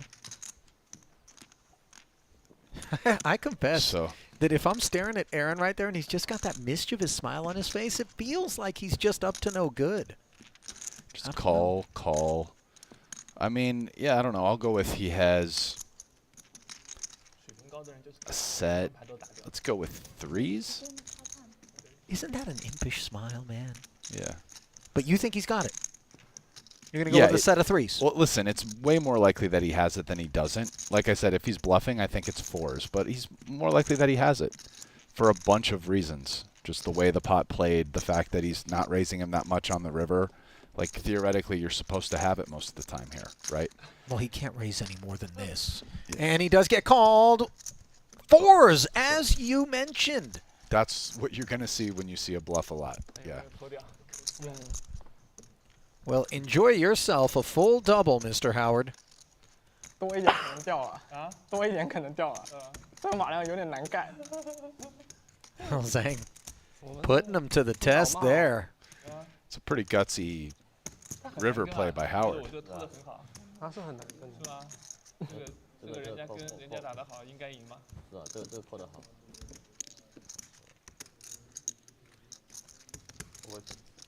I'll tell you what.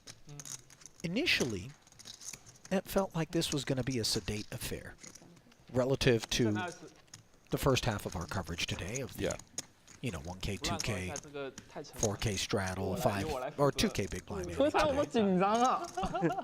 想想7万块钱有点难盖，真的。 All of a sudden, though, 由我来负责调节一下这个牌桌气氛。 we've got 搞起来，是不是？ mission control on our hands, just given the number of launches that we're bearing witness to. 搞起来，我这个做法是不是对？ Oh, yeah.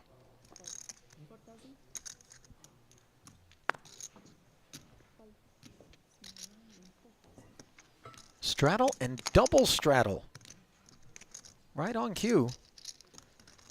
This game really experiencing some inflation.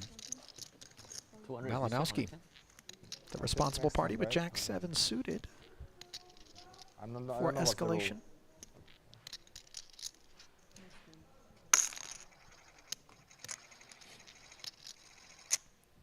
Big blind.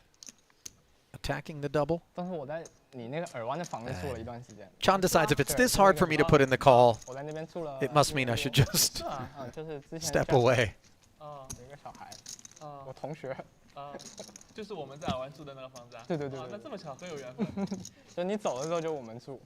那同一间房吗？同一间房。哇，那很。但我不知道你住哪个房间。我住楼上的那个。我住2楼。上去。对，有个主卧嘛。我不住主卧，我住右边。那房子住的挺舒服的啊。有那个叫什么很多个房间。我们老在那边就做饭呀，然后下面那个还有个院。左边是吃饭嘛，左边做饭，右边是格斗桌。我们就在那边，我住了一段时间。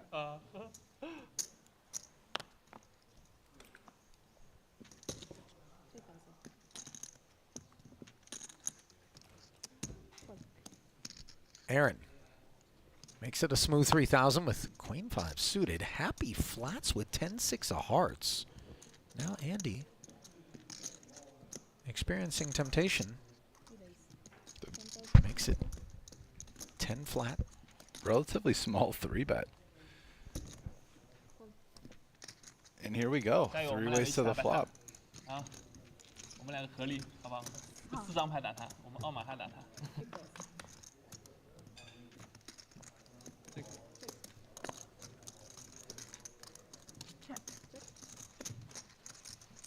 9-8 deuce board here. Pretty good flop for Andy, especially against these holdings. Both of which, by the way, made the added $7,000 investment. Gut shot straight draw for Happy. Facing 22K follow through. And without a heart on board, she's not interested. And she's very curious. 可以说有半有牌，可以说有牌。AK，你 AK？ 没有，我说你。没有 AK。Not sure 不过那个 flop 的位很有力。 how much Andy's willing to reveal, courtesy of Happy's Inquisition. Yeah, I'm curious, but ooh, aces in the straddle. Cash. And we This got ought to some be spicy. King Jack suited and a little solver bait right behind it. Whoa. 5 becomes 20, and this is going to activate the salivary glands for Wai Kin. 玩起来，玩起来，想这个就玩起来。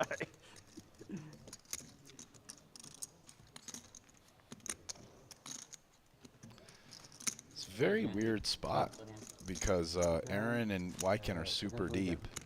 Yeah, just kind of small 4-bet back.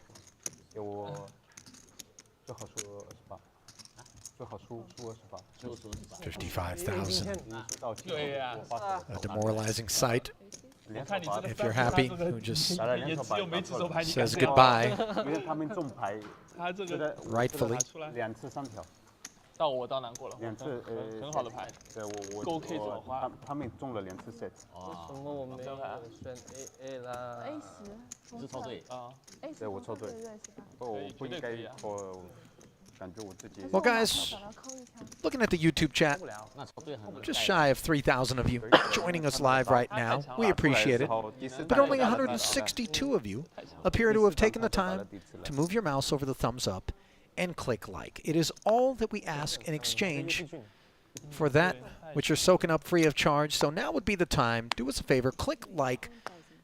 And while you're at it, go ahead and click subscribe to make sure that you don't miss notifications as to each and every one of our live streams here at the Triton Poker Series.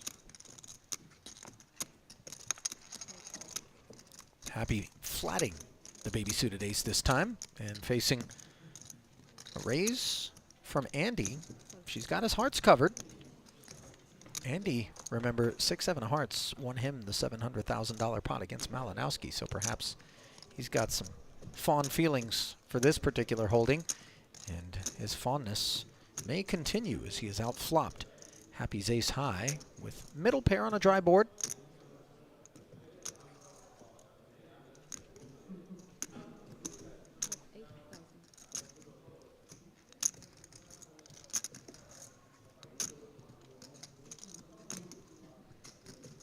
Checking and facing a bet of 8,000. She is going to peel, pot up to over 40,000.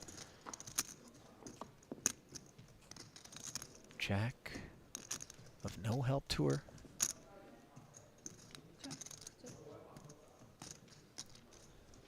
Checks over to Andy. Wouldn't be surprised if Andy decides to check this one back. Seems pretty reasonable, all things considered. Wow, and this is a really weird play. He's betting big. I guess he's folding to a jam, but once you bet that, I don't know. 30,000 and take it. as the ace-4 hearts succumbs. 我们这样，我们就是我们这样自动的，就是我们打1000，如果有人抓了就变30，没人抓了就20，这个最简单吗？对，是吧？这个都不用说了，有人抓了就自动变30，没人抓了就20。合理啊！以后我们这样就定出来，就是我们这个是那个大少的规则，大少 PL 的。不是，这个你的规则很明显是为什么 Winford Yu, by the way, 规则你全定了。 making a little cameo there. Decked out in Triton gear. 我是负责就是 part of the Poker Dream team. 是帮你打工的。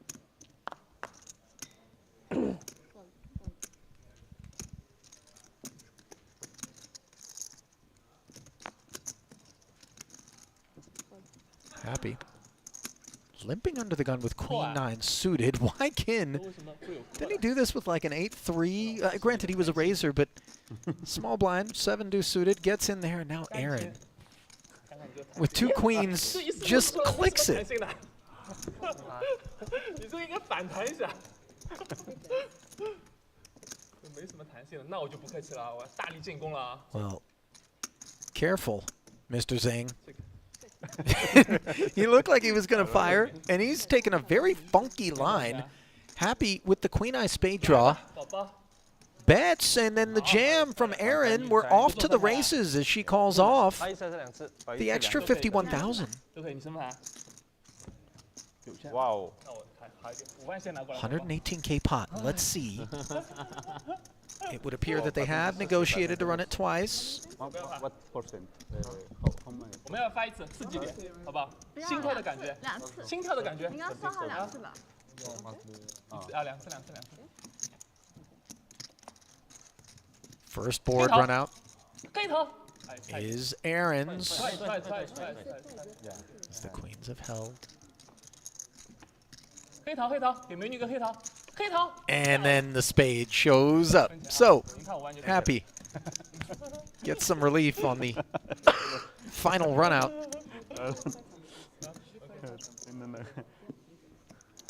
这是不是很欢乐啊？要把这搞成技术交流局，是不是？大家多一点这个欢乐的气氛。你当然快乐到赢了5万块啊！很高兴。我这个 race 1000是送钱打法，这个 race 1000是不是？ 我27同花跟了你，跟了500块，他妈的 raise 1000，我又跟了1000。没有一点没有打掉你的那个 equity 啊，我这个。哎，我是 extra 的。是这样的，搞一下。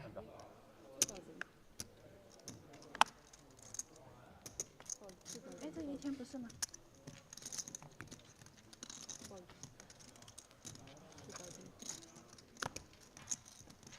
加点营养，8000块。这么多营养。 跟上来，我不看牌打1万。 Ace King. 这样吗？对。 3 betting Andy's 2K open. 只要你跟。 Aaron started some clicky things out there. 这什么意思啊 Nothing clicky about the 4 bet though. 8 becomes 27. 这个2万多少？2万7。2万7。 Are we going to blast in here? I mean, no, he's going to play it as a flat, granted. Really deep. Yeah. Being this deep has a lot to do with this, and this is potentially pesky. Top pair and Broadway gutters for both parties. Advantage Zhang quite handily.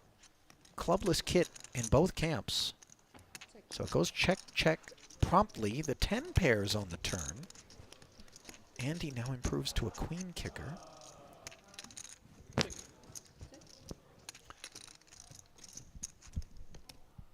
Now, after checking the whole way, I think Aaron needs to get some value. Yeah.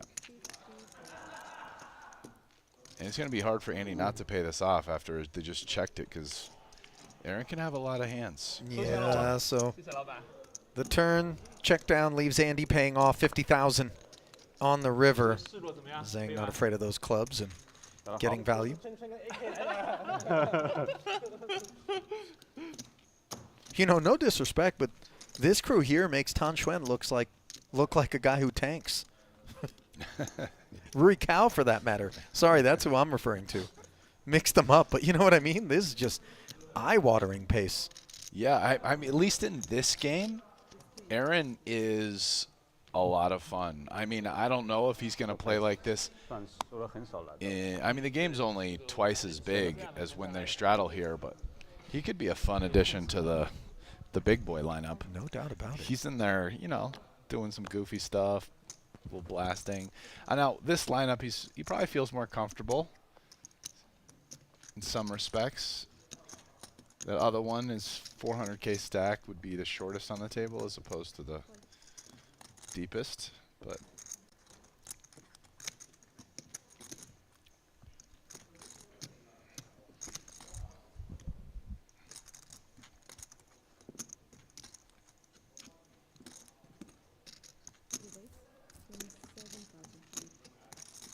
$6K open from the ace-5 suited, flatted by the ace-8 suited, and now Andy with the best of the ace-X kit. Makes it 27,000 from the big blind. You see Wei Liang digging in, perhaps. Do you feel 4-bet coming? I mean, he's No, calling. he's He's just got to be flatting. worried about, not in this case, but maybe Happy shoving. But here, Happy should probably just fold with her specific hand. But had she had a hand like 8s or 9s or whatever, I would think shoving's pretty reasonable. Been a rough outing for her, but she does step aside properly. Queen 10-6 board. Top pair, top kicker for Andy. Yeah, nice flop. After 3-betting with ace queen off. Pretty good flop for his range. He rates to be a little bit stronger. Although, actually, it's pretty close. See, he probably can't really have 6s. And Wei Liang Cheng might not 4-bet queens.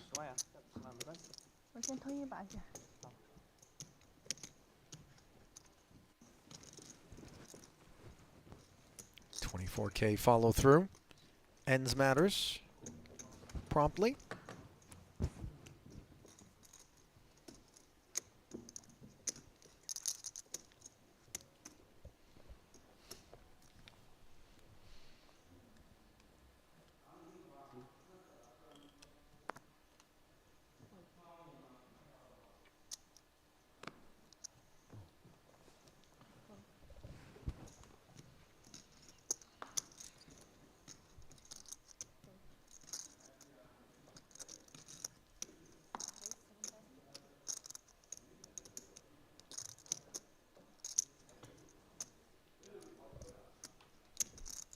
$7,000, says Victor with ace-7. Howard wants to play the suited one gapper. Out of the straddle. Does bookend that 5 of spades on this Queen Jack 5 texture. See what Victor's thinking.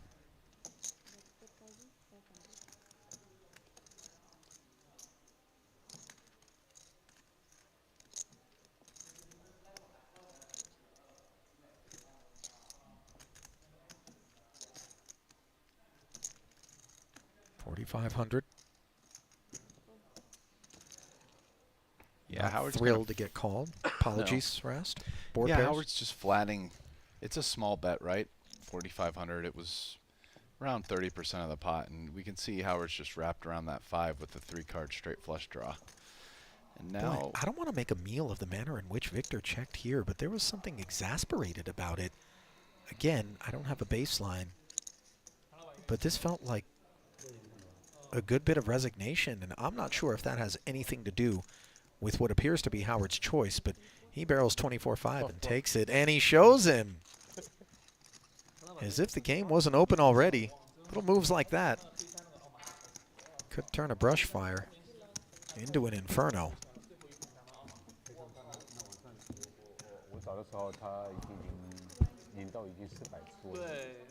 the Professor, Howard. Well, here's a look at how things stand right now as we pay a visit to the chip counts. $250,000 plus victory at smaller stakes thus far for Andy Nee. Wei Liang Chan up 184 dimes. Howard up 150 after having a rough start. Happy 50 in the hole along with Aaron Zhang and Wai Kin Yong, but just look at Victor Malinowski. Rast cannot, no matter where he is seated, what he is playing, manage to get himself into the green and stay there. Still some time left as we're in the third of 4 frames here on day 2 of the Cash Game Invitational, but something's got to give. It's down only for Limitless. The bottom really is limitless. He's definitely not down bouncing. This could be peak stuck here. 440K in this game. Yeah, it's possible, yeah. This is like where you're watching the markets and whatever that ticker symbol is that you're just mashing by on, can't catch a bid to save its life. And it's just infinite red candle, my boy. Yeah. Meanwhile, kings for Aaron Zhang. I'm not predictable. They have all kinds of little videos like this that go around crypto because of how volatile it is and all the people that leverage trade. But Justin, it's like down, down, down, and then it shows the person on the screen and they're liquidated, and it's like got the oh no face, and then all of a sudden the market rebounds and they're just. I'll tell you what, it almost feels like there's someone on the other side of the screen just staring at your trade, ready to counter. I actually asked my brokerage's margin department whether or not I could buy that info because I'm pretty sure they bat 1,000 when it comes to blowing me out. They never save me money in that spot.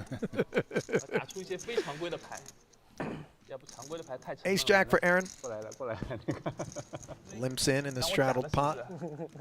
Wei Liang tries to come along. Wai Kin wags his finger with King Queen. Aaron, of course, not going to go anywhere. 10 a man to the 8-8 ace board. Advantage Zhang for obvious reasons. That's the call corner pre-flop over there. We got Zhang and Happy, both of them doing a lot of limping.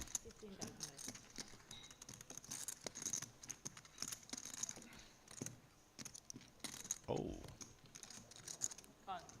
Check calling this 15K turn bet is Wai Kin with nut no pair. Maybe just keeping an eye on what he thinks could be an out-of-line Aaron, who is mulling over whether or not he wants to seek value.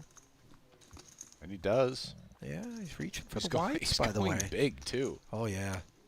This is a porterhouse. No skirt steak on the grill. 65,000. Overbet. Polarizing. And we saw Wai Kin make that call with the 7s in a spot that seemed sus.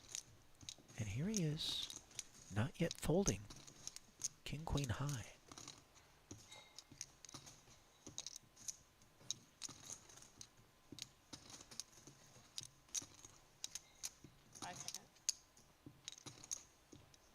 Aaron limped into this pot under the gun. And maybe that had something to do with Young's suspicions. Does eventually find the fold, though, correctly.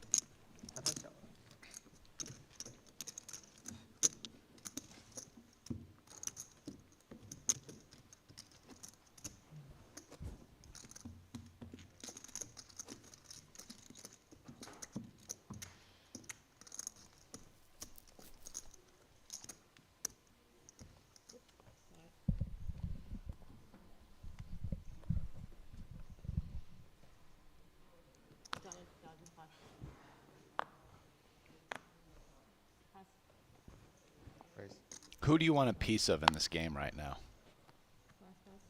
The dealer.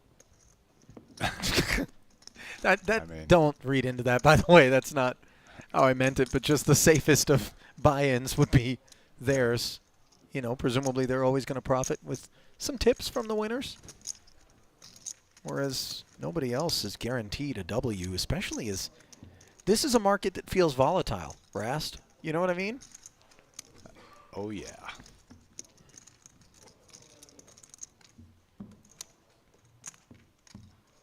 This is like the Dogecoin of poker games.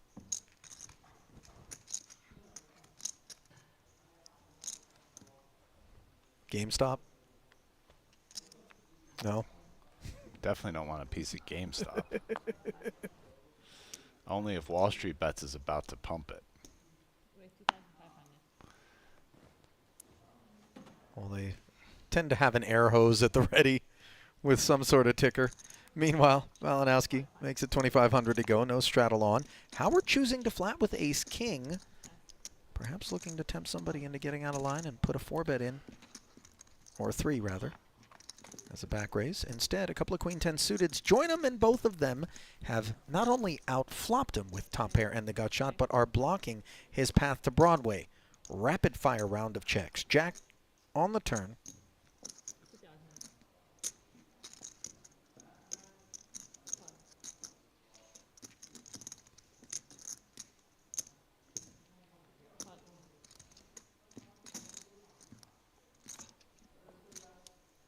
King on the river, though, after a cheeky 2K, was plunked in there by all parties, courtesy of Aaron, clicking. Yet, it is Malinowski who's decided in middle position here to take a swing, and it's a healthy one, 18 into 15, Rast, an overbet. I am not sure what this bet is going to accomplish. I think Howard probably calls here with a king behind, and I mean, well, if it gets Howard to fold, ace king behind him, it'll have been a great bet. But yeah, I actually think he probably has to go bigger to try to get a king to fold. Like more like 2x the pot. But well, Howard does find the call with that ace king, and hauls another one in. It's Malinowski. Rast. You feel like he's playing his A game? He's not my pick, by the way, for the question I just asked you. Who do you want a piece of? Yeah, he's not my pick. And not just because of results. What if, like, from this point forward, yeah, I'm not. He's still not your pick. No, well, now I'm definitely not picking him because he's buried and playing smaller than he's played all day. Right. In hands like that, like, yeah, no, not picking him. He's not even my second pick at this table right now. Okay, we don't need. Which is wild. We don't need to lay it on thick, Rast. Which is wild because normally he probably would. Is it your third pick, Rast? I don't what know, about your man. fourth I don't pick? know. My first pick, I'll Is it tell your you fifth? my first pick is. My first pick is I'm taking Aaron. I'm taking a piece of Aaron. Really? Yeah. I don't know. Aaron feels to me, as we see Wei Liang making it 6,000 to go on the strength of King Queen, picking up Andy, who was in the straddle. He gives off these goofy vibes. Then he gets the girl to just put it in with the Queen 9 suited. He's got the queens. You know, he's. I don't know that he's like taking it all that seriously. No, I agree. For lack of a better way to describe it, he's just having fun. I agree, which is the danger of my pick. Correct. But I think I don't know. That's why. Well, so see, because Aaron is the GameStop, by the way, just so you know right now. King Queen fired 5K, got check called by Andy, who's got that gut shot straight draw.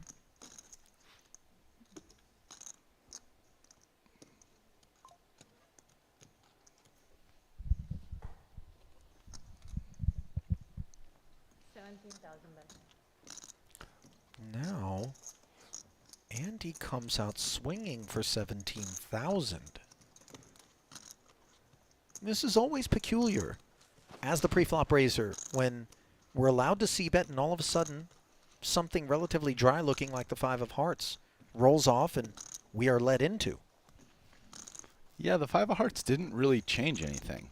So it's kind of a weird card to lead after you check called.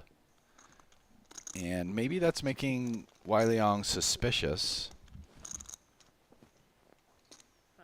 And that suspicion morphs into a raise to 60,000 with nothing more than 2 overs and the gut shot. Credit to Chan for digging deep and finding that one. Yeah, that's a nice kind of nice play.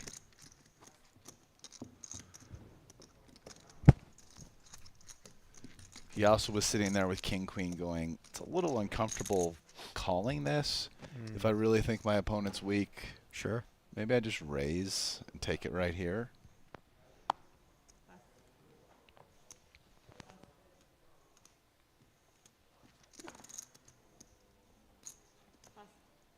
That was kind of a high-level hand, actually. Yeah, not sleeping on it. Straddle pot here. Zhang with fours, raise and take. We're bouncing Wai Liang after that hand, you know. He's moving up there. That was I like that. That was your power good rankings. Poker. Yeah, he's bouncing. 高大高大。我靠，你疯了！我靠。Big hand. Maybe my chance now. Don't单双 small small. Crazy. 因为我知道我这把会拿 A。哎呦呀 ，first action。哎，好，one down。我尊重。Double straddle pot, triple straddle pot, raised to 20,000 from Zhang. 5 down。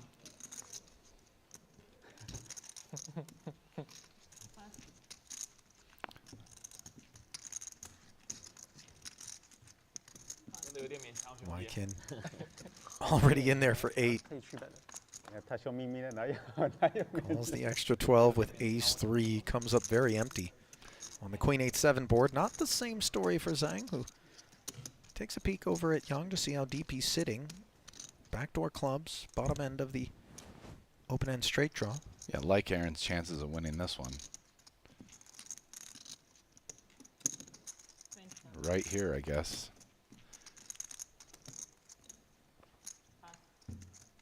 And sure enough, another 20 and job done. 千万不要给我看，我不想看。Round 8。No 啦。No 啦 ，OK。OK。No 啦。No 啦 ，OK。五码，现在叫上 chips。五码了。Not deep enough. Yeah. Just for fun.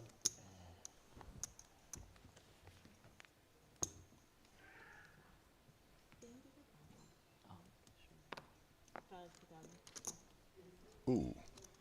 Straddle with the queens. Let's see if anybody gets after him. An ace on the button for Andy. Can't blame him for putting in this 5K.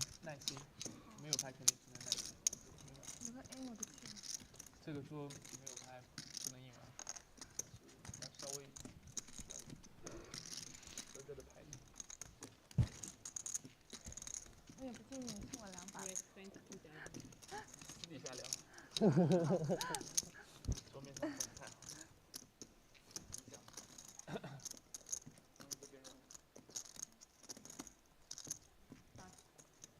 尊重。有牌。很大。Re-raised to 22,000. This one ends somewhat predictably.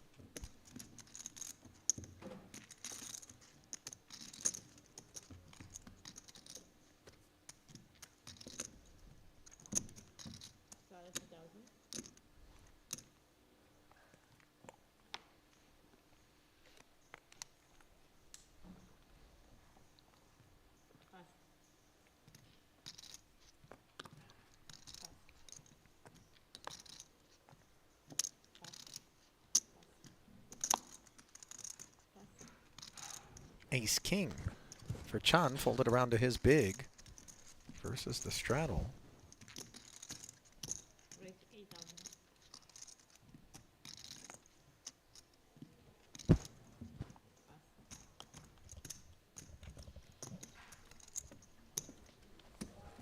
Raise and take it.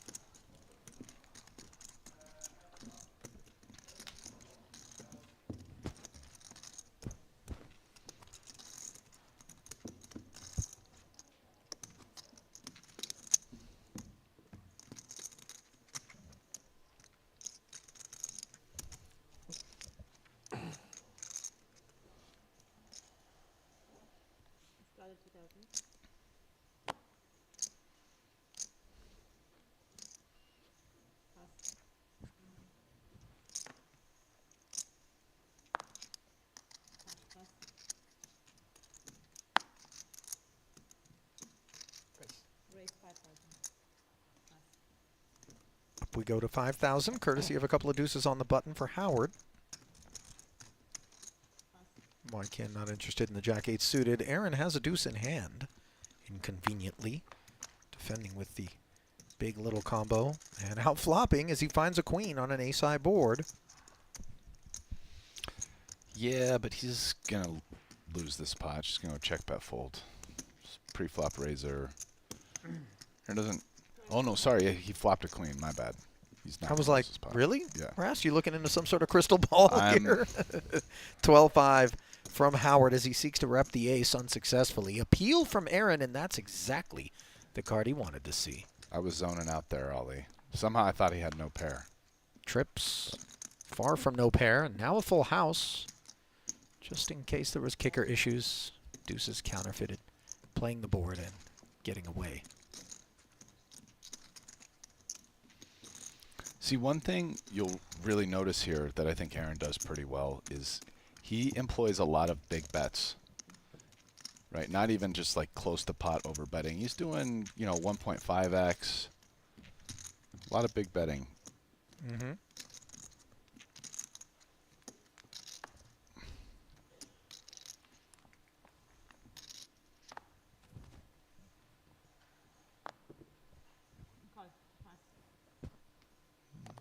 Sevens for Happy. She limps under the gun. Malinowski. 3 X's. And she's going to limp jam. 40. Victor. Looking for a count here, Rast. Not really what he was hoping for. No, when he not raised at all. The limp, but it looks like Happy... You know what? She's a little bit aware of her image here. She's been limping quite a bit, and people have been raising it, and she went for a kind of light limp jam, all things considered. Mm-hmm. I mean, she just put in 50 blinds with sevens.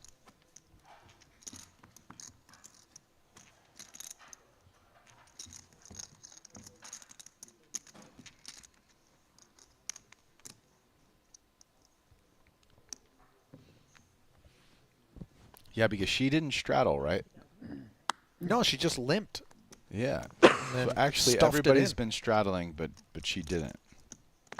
It's a little bit of an edge. Howard sharpening an edge with ace-jack. Aaron likes the little suited connector and says, we're going to play for 22 if you want to see 3, sir. Benefit of position, of course, for Howard, but I think he recognizes that playing inflated pots against Zhang can be a tricky proposition, so he just concedes. It's a pretty tight fold. 可能都领先。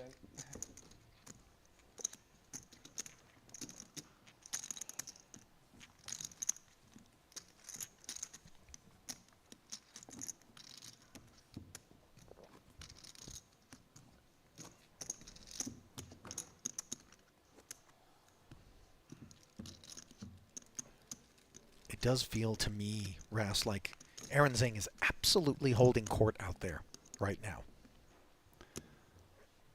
Yeah, of all the people, he seems the most comfortable. Mm-hmm. And then my kind of next picks after him, actually, weirdly, this session, Andy, who didn't seem very comfortable in the other game, looks very comfortable in all the pots he's playing. Well, relatively speaking, yeah. I wouldn't say he looked uncomfortable in the other game, but seeing him here, it's very much a different sort of vibe. I mean, there's a higher level of confidence and kind of, sure, you know, I feel like watching him. Exhibit A, by the way, as he gets after Aaron Zhang, who's actually got, not it, but 2 10s, with this button raised to 6,000. In a straddled pot, Andy pushing back. This is, I feel like, a pretty standard call. There's 4-betting is just starting to get a little reckless. We're in position. Let's take advantage of that. And very good flop for Aaron. Andy's got middle pair. Aaron's got that in big trouble. Andy's going to not be wildly aggressive with middle pair. which makes it easy for tens. So it does go check, check, as knee does not follow through with the sixes. Neither player has a spade, as the third one rolls off on the turn.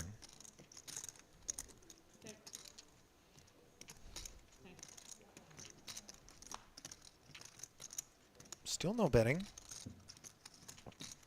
Four-liner on board now.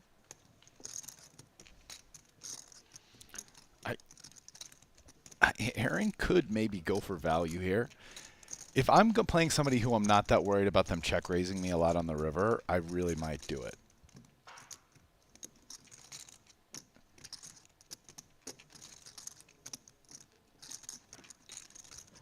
Tens is good here often enough, and what I don't want is when tens is good and my opponent check raises me, because I'm probably going to fold, right? So,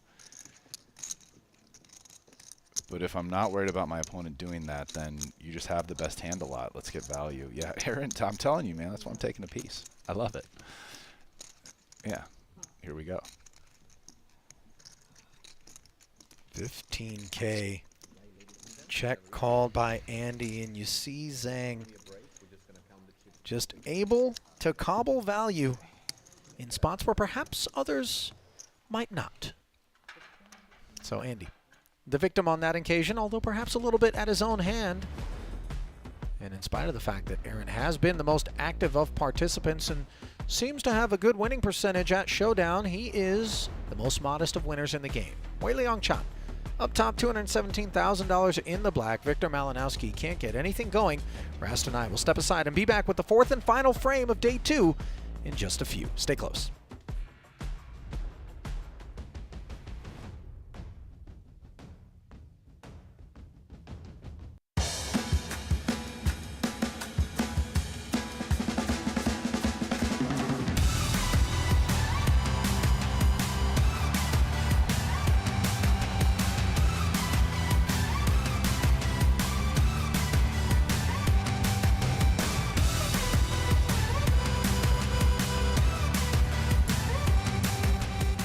When we see lesser known entities sprinkled into the mix, because that lack of familiarity creates some very interesting dynamics in the game, and Happy is the person I'm looking at, along with Howard for that matter. Speaking of which, she just called the straddle with the 6-3 suited in the cutoff. And by the way, this is now a second consecutive data point whereby Andy may feel to Happy like he's leaning on her a little bit.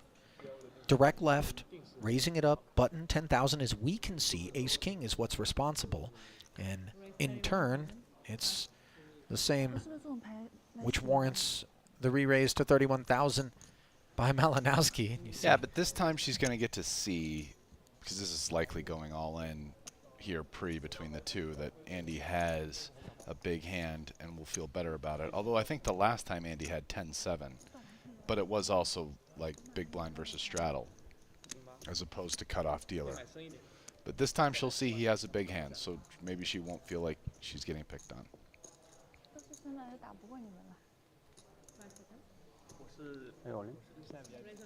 Well, here we go. Over $300,000 pot. They agree to run it twice, and ace-king versus ace-king. Chop, chop. Oh, yeah, whatever. No, for me is no, chop, chop, yeah. Okay, all right. I think we can.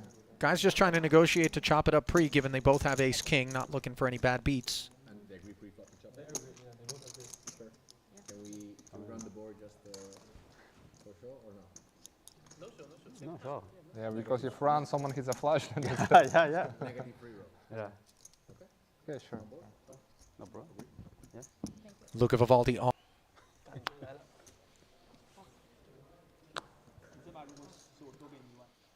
Okay, this is just an aces-rich environment. Is already in this first few orbits, they've been dealt 3 times by my count, maybe even 4. Oh. Solver bait, baby suited ace on the button, and oopsie. Something on the bottom of Victor's shoe, and it doesn't smell good. It's music to Andy's ears. 5 has become 14. Let's see if Andy, given that these guys are relatively deep. Oh, he's coming with a 4-bet. Most likely, I mean, last time he had aces, he actually randomly went super big. But most likely he'll do something close to 3x. Yeah, like this. Now, Victor has some decisions here. Do you call? Or do we really take the solver bait? And by that, you mean put in number 5? Yeah. And which is probably all in. All in? Oh my goodness, he does announce all in, and he's beaten into the pot. They negotiate to run it twice. And that is a deflating sight there. You could see the moment when he realized Andy had aces. Yeah. Test came back positive. And let's see whether or not things are terminal for this ace-5 of spades. Pair and a spade on board. Glimmers for Malinowski as he tries to at least chop this one up. Now all of a sudden, the 10 of spades giving us the nut flush draw. A lot of outs. Oh. Right color, wrong suit. So, a free roll for Andy, and Malinowski pointing out that a 5 and 2 spades wasted on that first run out. In this fairly large 374K pot. And this board is not one that bodes well for Malinowski. No spade on board. It would take running 5s or running 9s for that matter. Instead, the 8 ices things.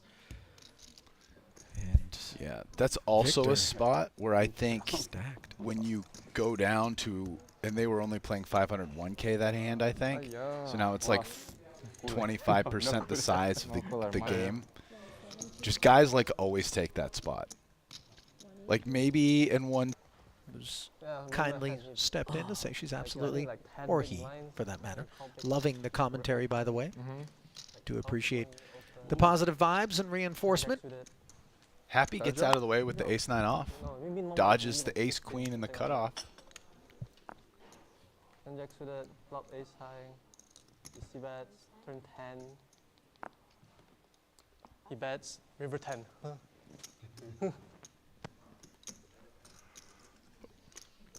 Ace queen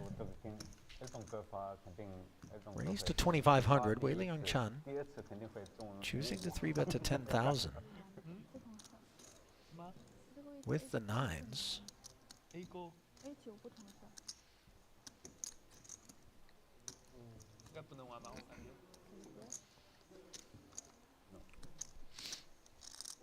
Victor 4-bets. 4-bets it back, yeah. And by the way, a hand removed from being effectively stacked. You know, moments such as these, there's a little bit of meta that creeps in. I mean, I kind of think 9s is just a pure call here.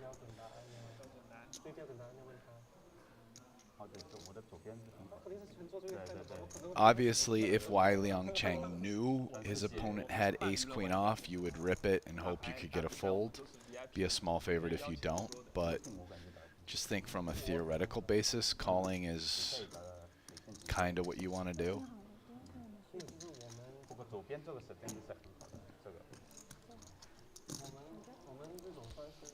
Well, all of a sudden, 50 in the middle pre-flop.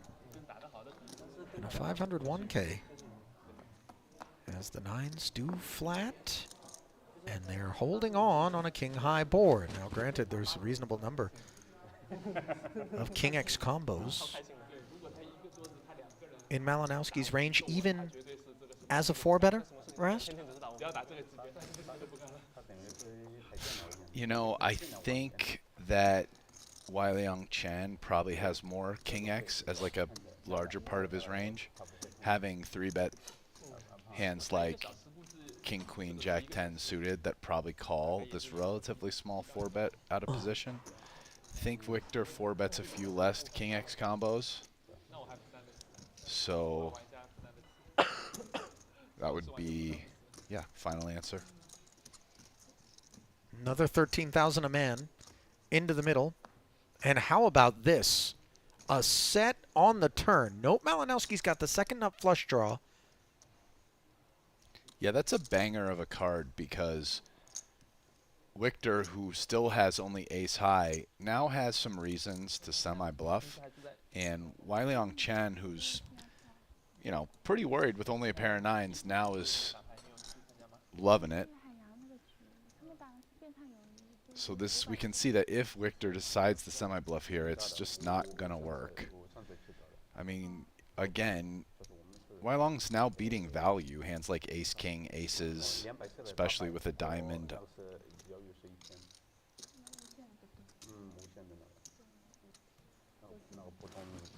41,000. The follow-up bet. And of course, Wei Liang did not peel to make a set of nines and go somewhere. But perhaps some concerns about pocket kings and diamond combos? Yeah, I mean, it's possible Victor has kings or has a flush, but, you know, you're not folding. I think maybe he's doesn't really have enough money. I think maybe you jam here. Yeah, let's... Yeah, he agrees. How much more? It's just not that much more. Yeah. Sure isn't. $57,000 when it's all said and done. Yeah. And at that price, More, right? provided that we can remove an ace-high flush from the opposition, are we compelled? Apparently we are. Victor makes the call. They're on their backs. Twice? And is the tailspin going to continue for Malinowski as they negotiate to run it twice?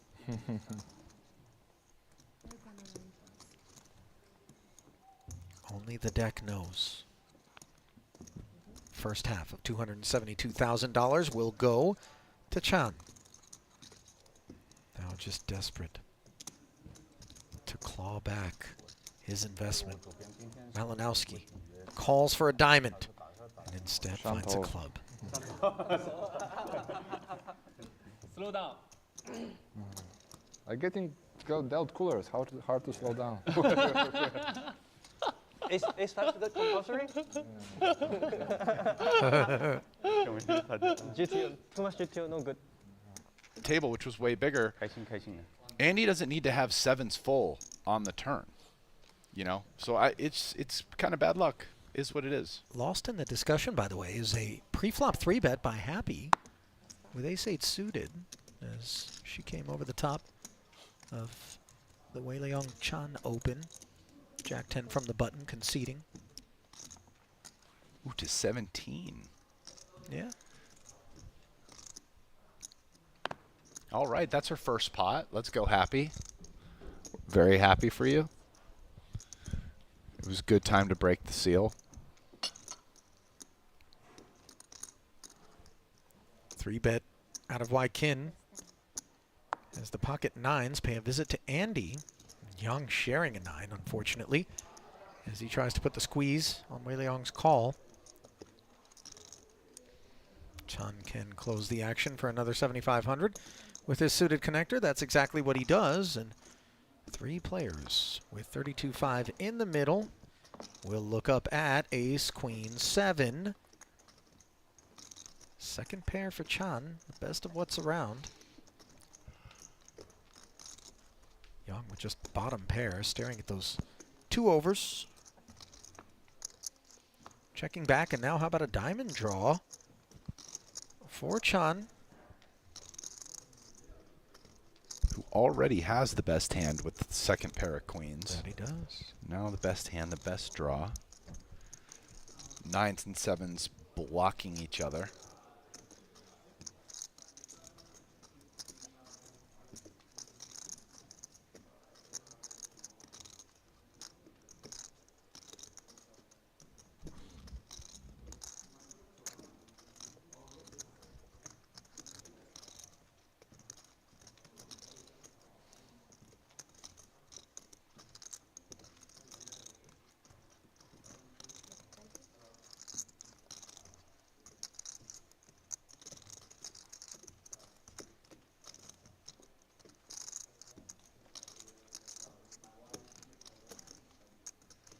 After bet and call, this is a pretty easy release by Andy, I think.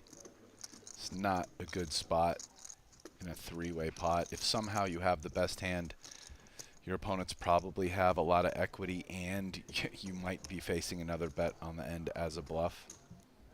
25,000. Check called by Wykin, who can't like this jack of clubs. I mean, it does give him two pair. Yeah, it does complete flushes. It's definitely not. It's an all right card for him. Well, for Chan, but not for Wykin. Oh, yeah, sorry.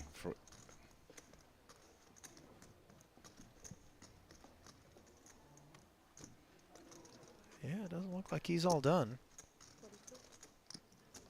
Firing once more, this time 42,000. And we are just really in the weeds with sevens here.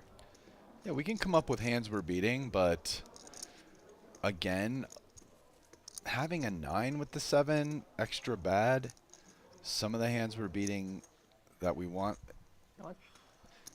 Chan to have a 9 in them. Hands like 10-9, 9-8.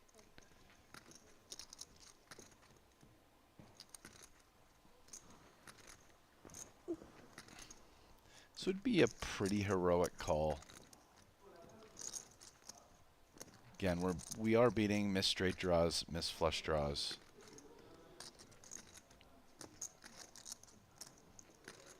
But losing to everything else. I mean, diamond flush draws, sorry, because club flush draws got there. This is really peculiar. I get the sense. Wow. Wykin flicks in 42K to make the call. And I feel like there may be some history here of some sort, Rast. Otherwise, I can't really get my head around it. Never thought of this hand. Yeah, I'm sure they played together a bunch, and maybe there's some specific reads.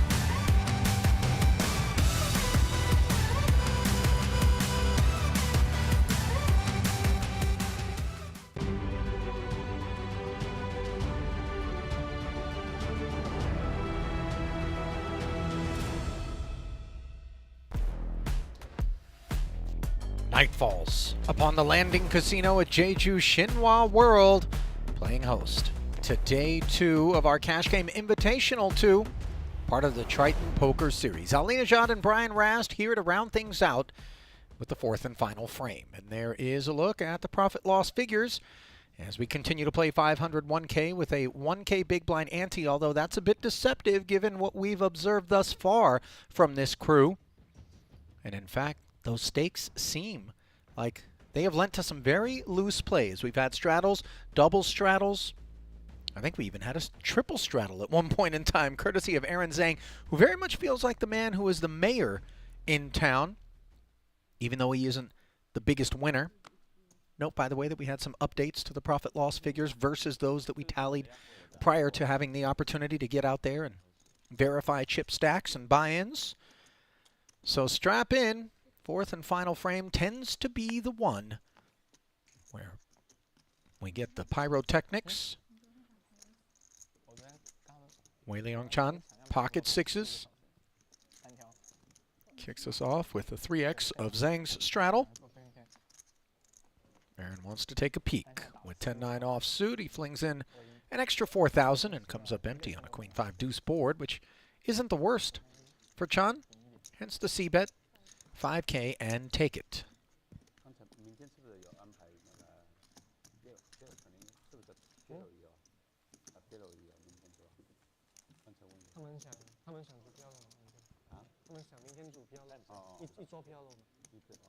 Hello， 明天那个叫什么？给我再来杯那个拿铁。OK。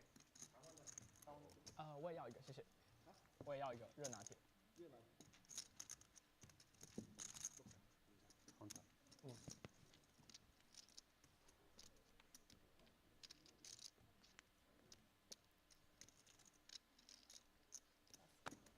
Note, by the way, that the seating positions have changed. Rast, as is always standard and customary during any of our cash game invitationals, every frame, thus allowing for different dynamics to play out. Yeah, it's a welcome addition. I like that rule or custom or however you want to call it. And Andy likes King Jack offsuit. Unfortunately for him, he is dominated by Howard's Ace Jack. Let's see whether or not Howard's got an appetite to continue after his 5 became 18.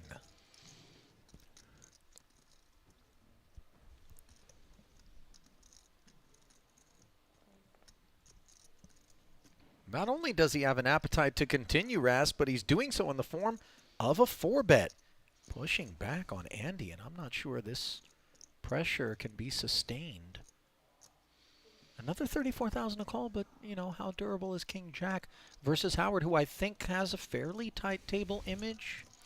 Yeah, Howard strikes me as a guy with a very fit or fold preflop style, right? I mean, he actually folded Ace-Jack off in a spot that I thought was too tight when he got 3-bet and he was in position, remember? And they were quite deep. I think Aaron, yeah, actually had the 10-9 of diamonds. You know, so it seems like preflop he either likes kind of putting in a raise or folding, but not a lot of calling. I would say that's a very modern solver-based style.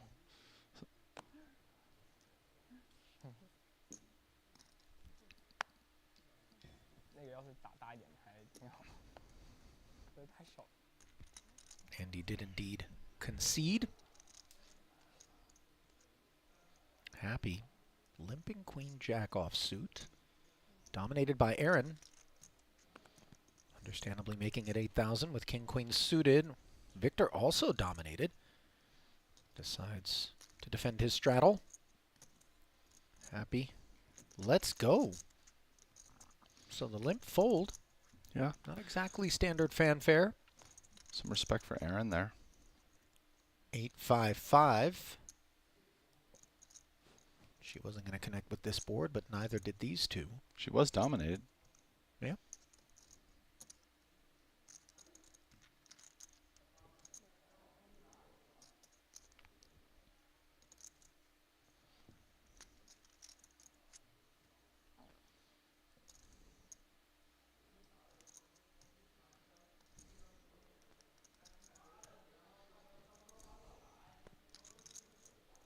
$5K follow through from Aaron, and look at this creativity from Malinowski.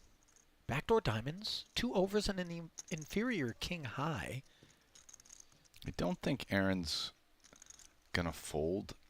It's ultimately it's only 11,000 more with 41,000 in the pot. Oh, he does fold. Okay. It's about the best hand I think Aaron would fold there, like king, queen, backdoor hearts.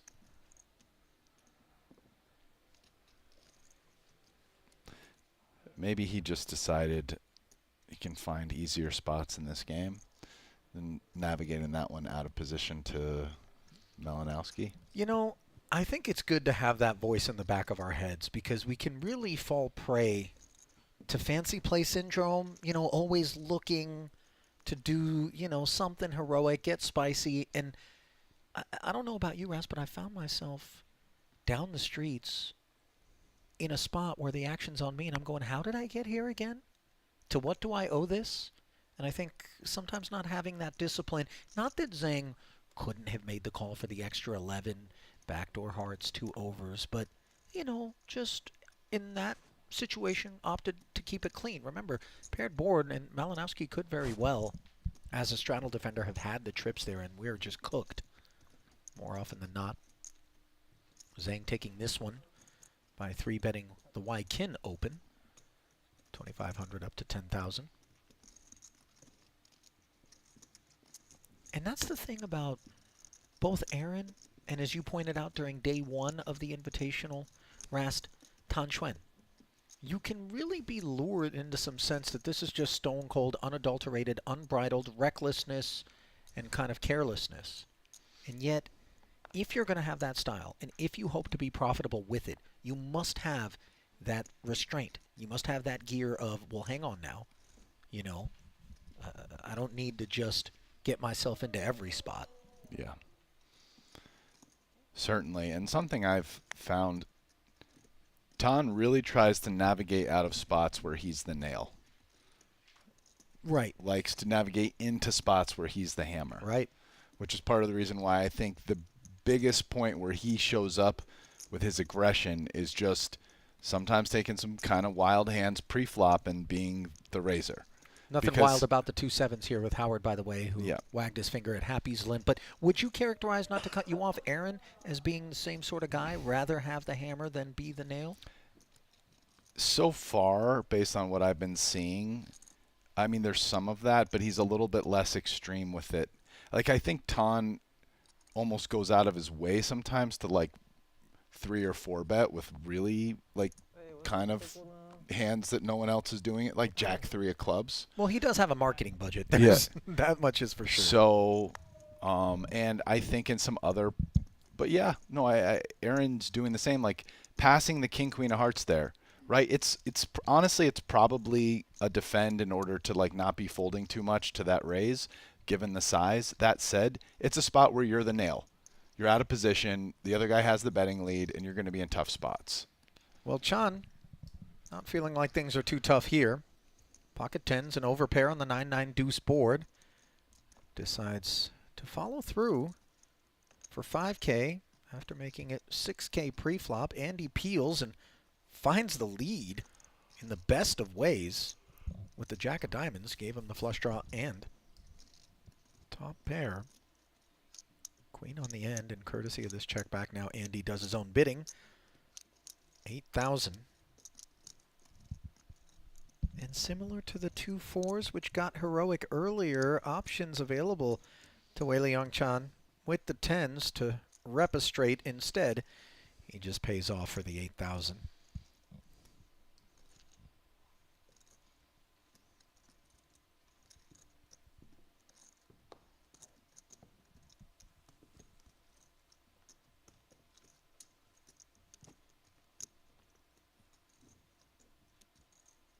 Well, welcome to those of you who might be joining us a little late here on day 2 of our Cash Game Invitational. We see you, YouTube chat. Twitch, I know you're out there. I confess, we are not. But we do appreciate your joining us nevertheless. And, of course, Triton Poker Plus app, that which you are all encouraged to download as you dive into our ecosystem. Wealth of information at your fingertips there. In particular during our tournament festivals, of which one is right around the corner, Monte Carlo, November 1st through the 14th. Set your calendars or just click subscribe. Follow, whatever it is. Make sure you don't miss us. We are also on Instagram and Twitter at Triton Poker. Happy from the button. Made it 5 to go with ace-6. Howard. Ace-10. Raising it up to 16, and now in the straddle, Kin must decide how to approach 9s. He decides as a flat. Happy just steps aside. To the flop we go, 39,000 in the middle, heads up to a Queen-Jack-4 board. A couple of overcards, staring Kin down. Howard with the Broadway gutter, no diamond.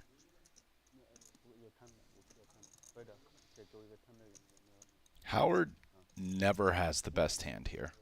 I think Kin always has some kind of Broadway cards or a pocket pair. Betting here is designed to get the pairs to fold.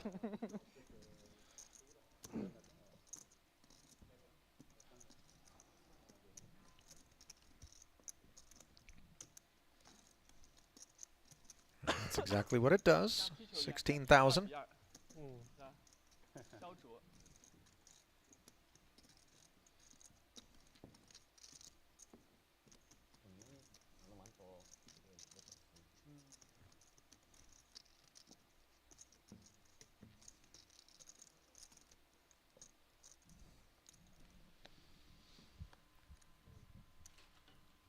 Inadvertently exposed deuce of diamonds, it looks like there.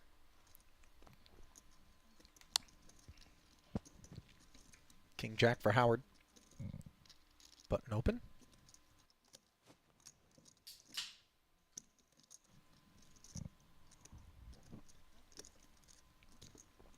Aaron, 6-3 off. Defending. And flopping air. Not that Howard is connected, hence the check back. Board pairing deuce, and if indeed it was that deuce of diamonds that was exposed, it does become somewhat relevant. Now the board double pairs.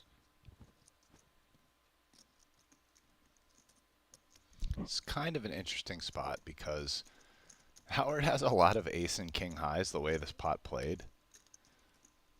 I don't know if quarter pot 3 dimes is going to shed Howard. You see a little smirk there, and he's like, show me. And Aaron. Yeah, I Flips it can't over. get behind that bet. Can't. That, you see, those are the little ones that at these stakes, with what seems like a bit of a mischievous initiative that surrounds him right now, you know, Aaron's just like, whatever, 3 dimes, let's see. If he doesn't call, I get to roll over 6-3 offsuit and have a laugh kind of thing, you know. And even when I do get called, I get to roll over that 6-3 offsuit and then I just think get calls when I do have it. I think it's a kind of bad play. But I also think that something that you said earlier is a reasonable criticism, which is that I think sometimes in like the small pots or whatever, Aaron's going to goof around some. Yeah. I mean, I don't even think Aaron probably thought that was a great play. No. Right? No, I mean, don't. because like if you think about it, right, let's say he was playing the board, you know, the other guy was playing the board. As the pre-flop raiser in position, he probably bets jack high, 10 high prior to the river. Like his range is so weighted with hands that don't play the board that I just don't think you can take bet 20. Anyways, go into this hand. Malinowski raised it up pre-flop to 5K. Wei-Liang Chan's ace-8 came along and now faces a 4K c-bet out of 2 overs and a king-high flush draw. Ace of diamonds working. 8 dangler could prove relevant. Wei-Liang comes along and does not find improvement on the turn. Second barrel will get this one done. And it seems pretty likely to come. Yep. Yeah. No slowing down here from Victor. Yeah, 3/4 pot. Ace high in the muck. Get her done.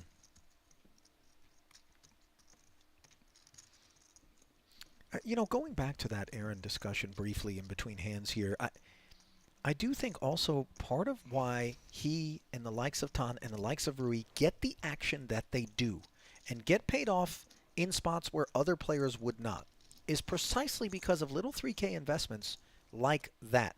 I don't want to make a meal of it, but they're going to show you these sort of out-of-line spots. I'm goofing around. And in that sense, there is a little bit of ROI with respect to those, you know, dusty barrels. Yes, I agree.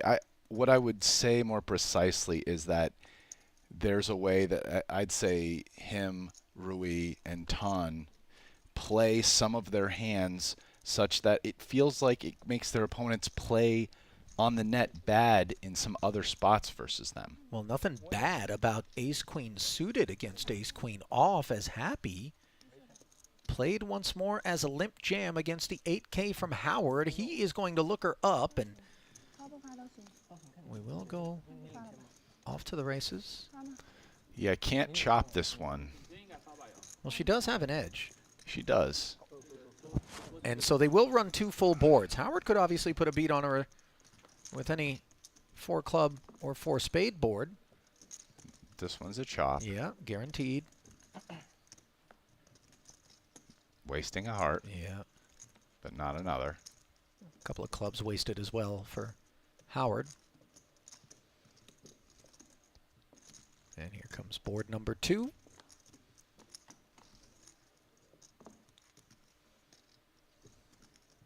Two spades on board. Another required to produce a potential beat, and instead this one too will be carved up, somewhat predictably. So we've now seen on 2 occasions, Rast, the limp from happy in early position, looking for a raise behind her, and then the jam. So some trappy kit associated with that line. To be fair, we've also seen the limp fold, but just something to bear in mind. Yeah, it looks like she isn't just like limping bad hands. You know, she has a strategy. It involves limping. Sometimes she's going to have weak hands. Sometimes she's going to have strong ones, and she's limps a lot more than anyone else in so far in today or yesterday. But yeah, getting briefly back to just cap that thought. Yeah, I just think them through some of their antics in certain hands, not even their antics at the table, just how they play. Talking about Tan, Rui, and Aaron. Kind of a lot of players don't fully get what they're doing, and it makes them kind of make slightly bad decisions in other spots versus them. Yeah. Right? And it's much easier for us watching every hand to know what's going on than somebody, you know, they're not seeing everything and able to deconstruct and break it down. Well, let's construct how we arrived at this flop. It was an open to 2,500 by Andy Nee. Defense from Malinowski with the 8-9, which turns into bottom pair on the ace-high 2-heart board. Andy with the king-high flush draw barrels, and Victor just says, take it, sir. No peeling.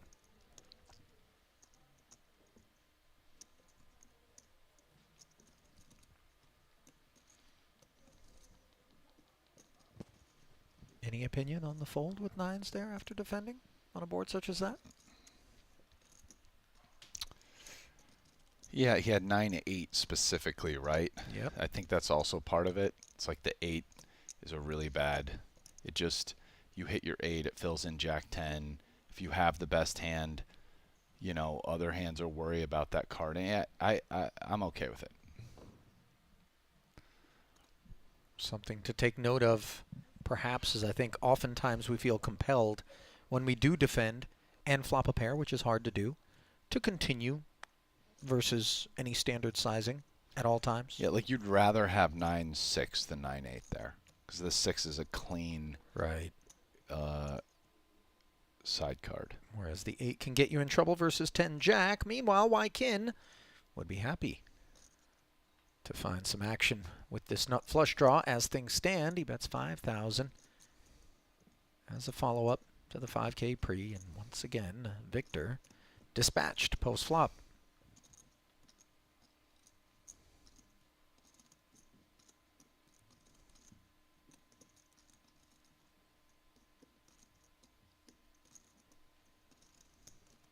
Interestingly, some debate in the YouTube chat right now centering directly around that which we were just discussing. Unbeknownst to us, there was also some dialogue between Jamil and Matrix Glitch.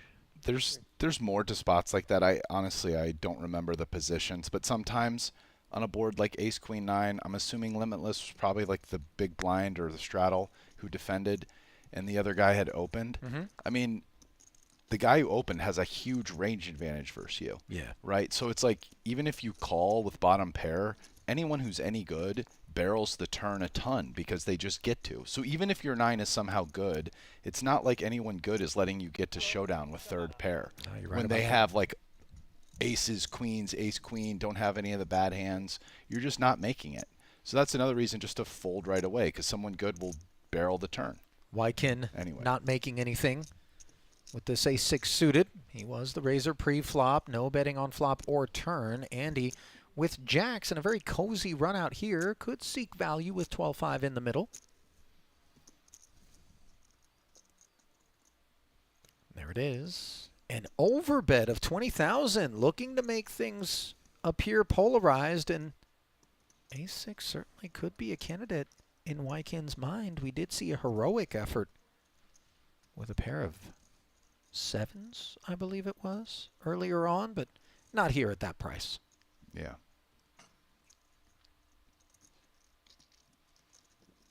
Like, not all flops are created equal, given people's starting ranges based on where they're opening from and whatnot. Like, a guy opens under the gun 8, and you defend the big blind, and the flop comes like ace, king, 9. You're in trouble. Yeah. You know, it's not a good flop for you. you don't have ace, king, aces, or kings, and he does, and he has a real tight range where that's like a, you know, that, and now the hands like ace, queen, ace, jack, whatever, a big part of his range. You just don't get to defend a lot. Like, you can have a lot of 9x, like, big deal. You know, like if your opponent has jack 10, he's just going to barrel that 1, 2, maybe all the way to the river, and so you're just not going to get there. 6K ahead as John and Howard square off. Howard the small blind flat with his 7s, which have been outflopped on this jack-high board. Wei Liang fires 6, and Howard is all done with it. One of the few Howard pre-flop flats. Normally it's a 3-better fold.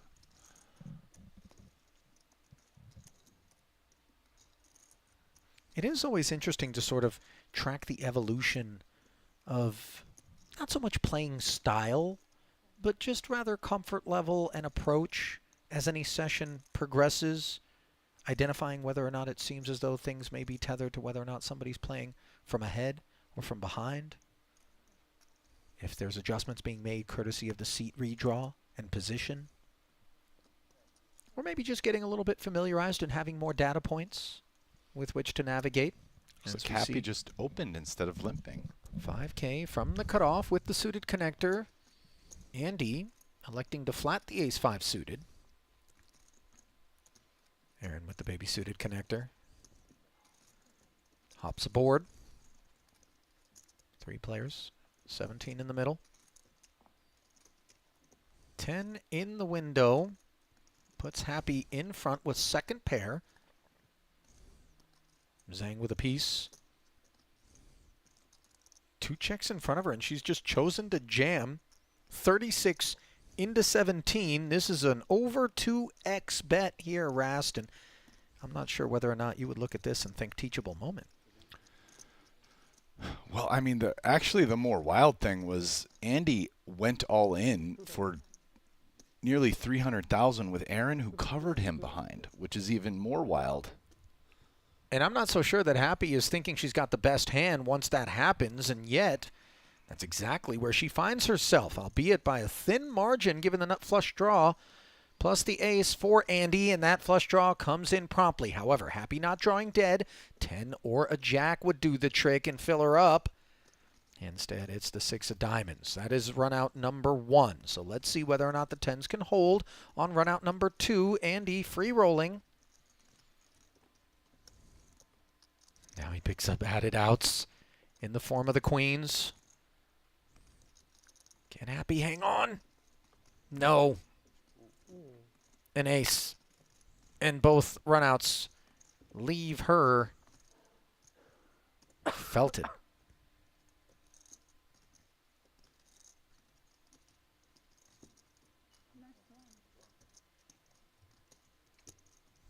By the way, I noticed that reload was sort of standing by before that hand was completed. And, you know, just for future reference, if I'm ever in a pot for all of it, don't lurk with the reload. You know what I mean? I'll ask. I'm okay with it, Ollie. The auto top up, you know what I mean? I didn't click the box. Like, let me it's think good about that they're this. Ready for it. I get it. Yes, customer service. Wait. Now she's got her chips all ready to go for the next hand. But look, maybe not so much for Happy. I might be on a case bullet here. You know, I don't need the embarrassment. Let me make up a story. I'm not feeling well. I'm going to go upstairs, you know. You can make up that story even if the chips are there, Ollie. You're reaching, brother. Got to let this one go. I'm just saying. Got to cut the cord. Little things. Pocket 4s for Malinowski. Makes it 4,500. Picks up Chan. Do you know what I did detect, though? Speaking of, is I felt like everyone was waiting to see if Happy was going to rebuy. I think people weren't sure, but it came fast. She's ready to go. It wasn't one and done. By the way, let's see whether or not that first bullet getting polished off leaves us witnessing a different gear. John? She hasn't really gotten many hands to work with. I mean, you're right. Can you name a premium I mean, sevens. No, come on. She limp shoved sevens for 50 blinds. I wouldn't call it a what premium. else? Yeah. No, it's not. So what, anyway, on this one. Malinowski. My taskmaster is here to make sure. Trying to take it on the flop with his fours, which now turn into a little bad side of the open-ender. John was on the hunt for an 8. 5 was a big card for Victor in this one. Yeah, but only the 4 or the 3 would be safe paths forward. Granted, 4s are already good, but just the point to be made that the 8 would give John the bigger straight. Feels like pot is going to get it done here versus the 10-9 off. Well, Wheelong hasn't relinquished his hand yet, but it's a big ask. I mean, he's out of position, so I can't imagine that he's going to check call this with 10-9 off here, out of position. It's kind of like you have to raise if you're going to continue.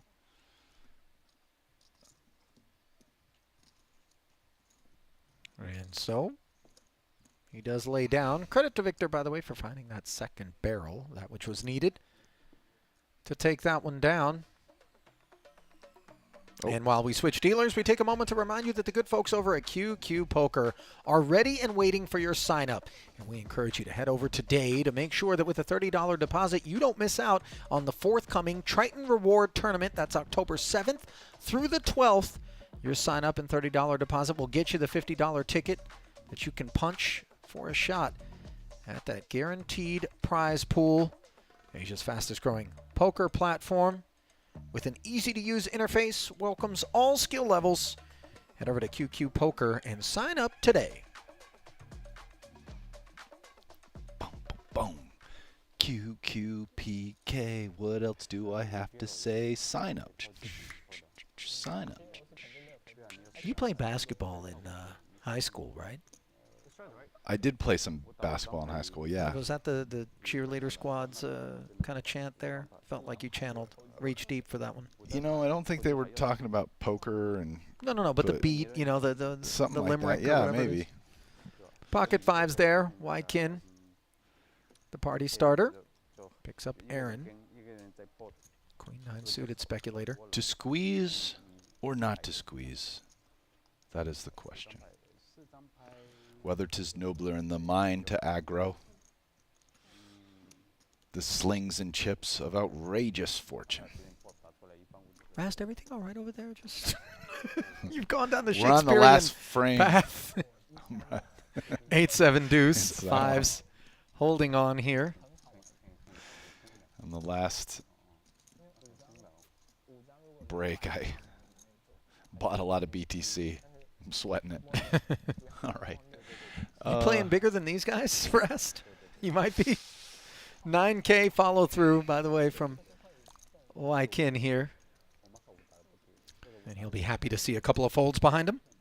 Let me add up what they have on the table. Sync 1, 2, 3. I think I might have margin bought more than what they got on the table, I think. Here's the thing, Rast. I mean, you know. I mean, I didn't buy a spot, okay. You know, I'm not suggesting that there's crypto market makers listening to the stream right now, but you may want to keep your trades under wraps. Bro, you can't even touch my liquidation, guys. Don't tempt fate. Well, please don't. I mean, that would be a disaster. But everyone who owns crypto would not like that. Jesus. Happy limping a couple of queens here, and remember, this field has data points on the limp jam proclivity.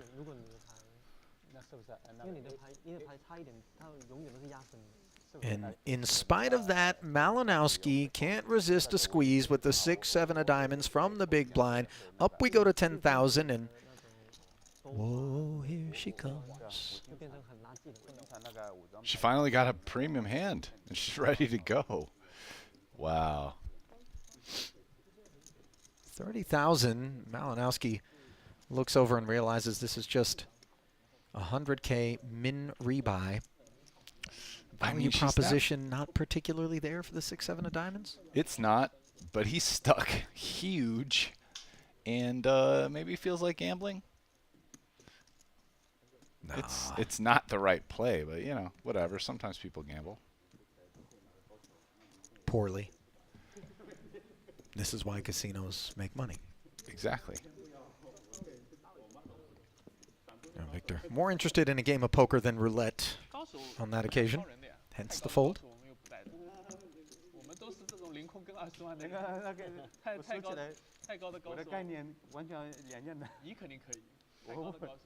You know what? When even Happy, who I'm sure Victor is assessing is relatively inexperienced as the Triton first-timer, you know, working our way through things,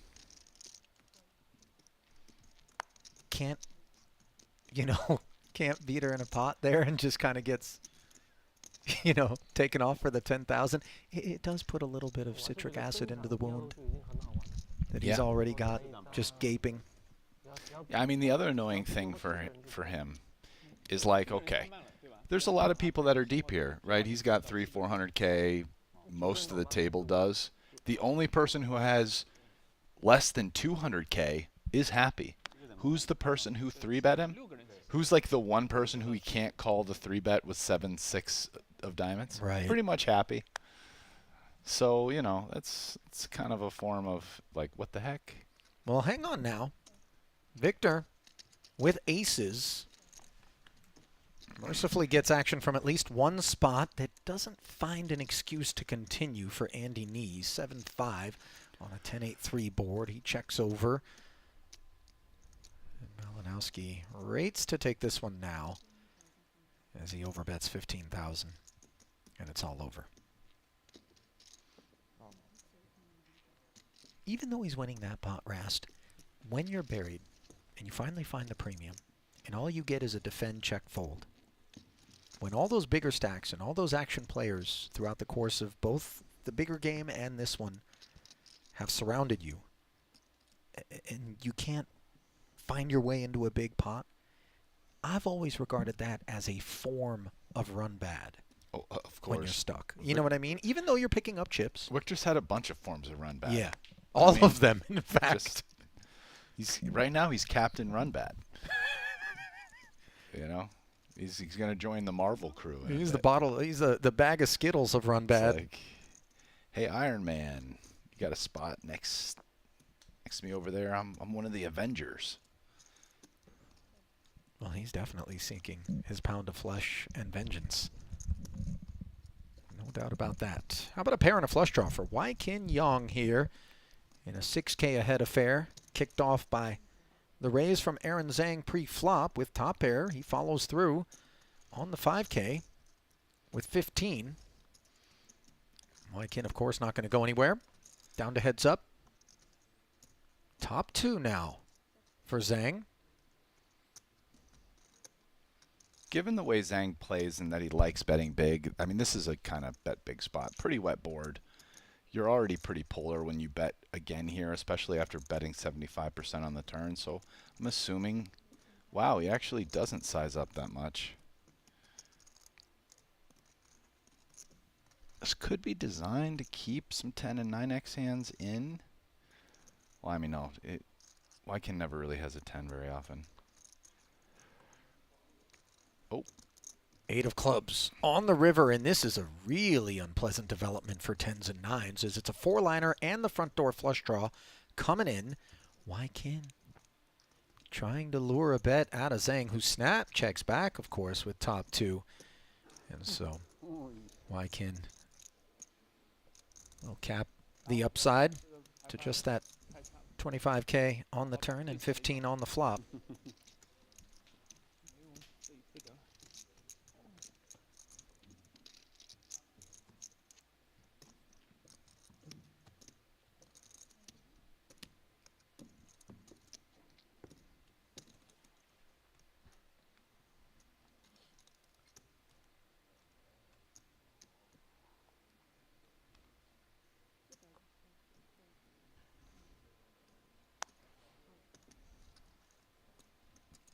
Nothing interesting brewing all the way around to the suited connector of Wai Kin. Could be round 2 here between the boys. 8K, the raise, 4X, Aaron wastes no time saying, let's do it with the Jack-8 suited. Defends, but comes up empty from the Queen 5-4 diamond-free board texture. Kin, middle pair, backdoor club, some coordination. All comes together for a C-bet and take it. So what, do you recognize Aaron's drip, this jacket? Celine? Yeah, do you I believe it is. Yeah, it's a well-known brand. Okay. Kind of like the jacket, but I've never heard of Celine. I was wondering. Okay.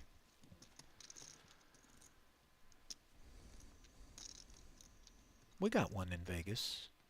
We got just about everything in Vegas when it comes to retail. Oh, yeah. You can lighten the bankroll real quick down at Crystal's. Malinowski. He's been lightened significantly across 2 days of play. Queen Jack picks up Chan's straddle. And he's got the better piece. Top pair versus second pair. An opportunity to perhaps earn. Plays it as a check back, by the way. Rast. King rolls off. And still no betting. Now front door flush comes home.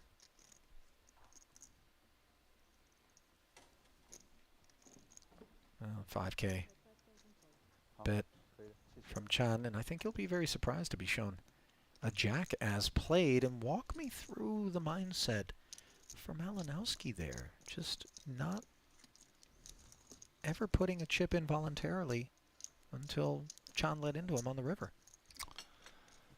Yeah, it is, you know, I think the decision to check back the flop is reasonable.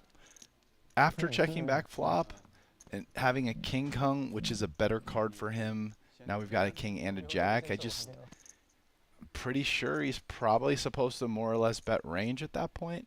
After check, then the big blind defender essentially checks to you again.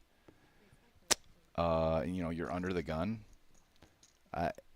That one's a little confusing. And then on the river, you know, I guess he just calls, but the flush came in, right? Yeah. Yeah, so, but the turn is really the spot where, given that you checked flop, it's a little, seems a little odd. Well, no longer little is this pot, courtesy of Wykin's ace-king opening to 5 from the button, and then Chan with ace-10 suited, picking a poor time to 4x to 20,000, as in comes the 4-bet. 55 total, says Young.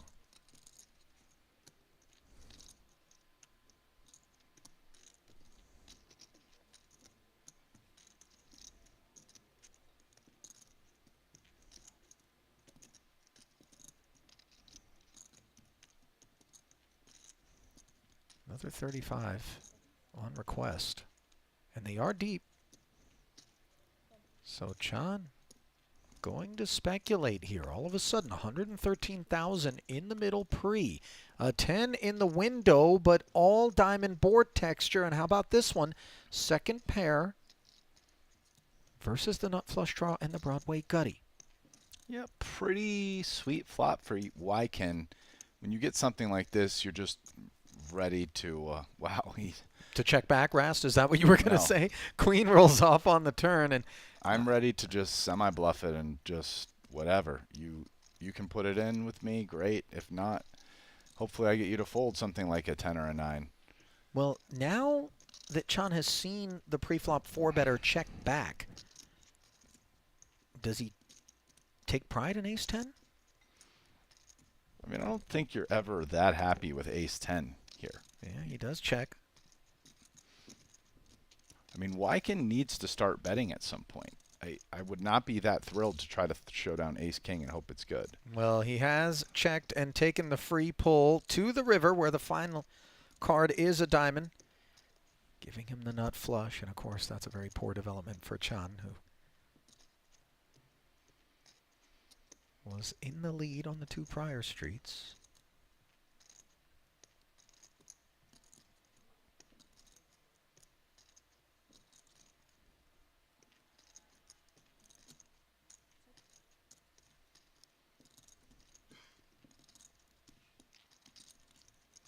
Third and final check from Chan. Look back from Waikin just to make sure.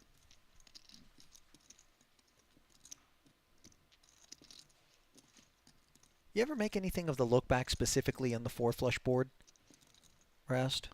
Does it skew? Guy has it, guy doesn't have it at all for you? I think the look back, it just depends when somebody does it. Usually not by the 4-flush, but like after, like say on the flop when a guy looks back. Okay. It just kind of depends how someone does it and how experienced they are. I've definitely seen people do it when they have a flush and you're, whoa. Waikin check this one all the way down. Perhaps feeling as though there wasn't a lot of upside to betting, couldn't really figure what was going to call him, and worried about the pair on board and perhaps a boat. That's the only explanation. But I'm scratching my temple now.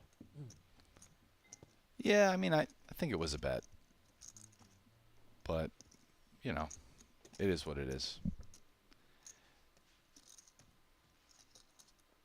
I mean, to be fair, I'm not sure that Chan was really interested in calling even versus maybe not with ace milky 10, size. you know, but what if he had a diamond himself?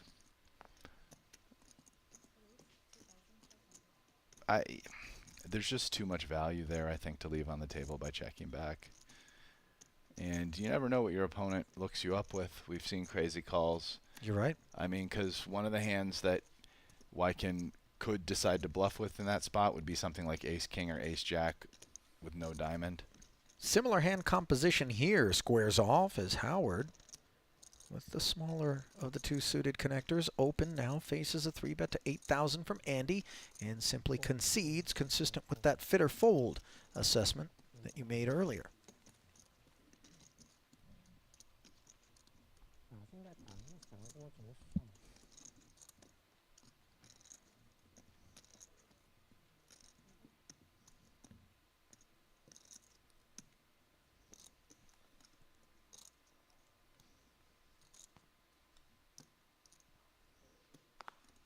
You know, as I try to unpack it a little bit, here we see a pretty one going to welcome Howard in the straddle.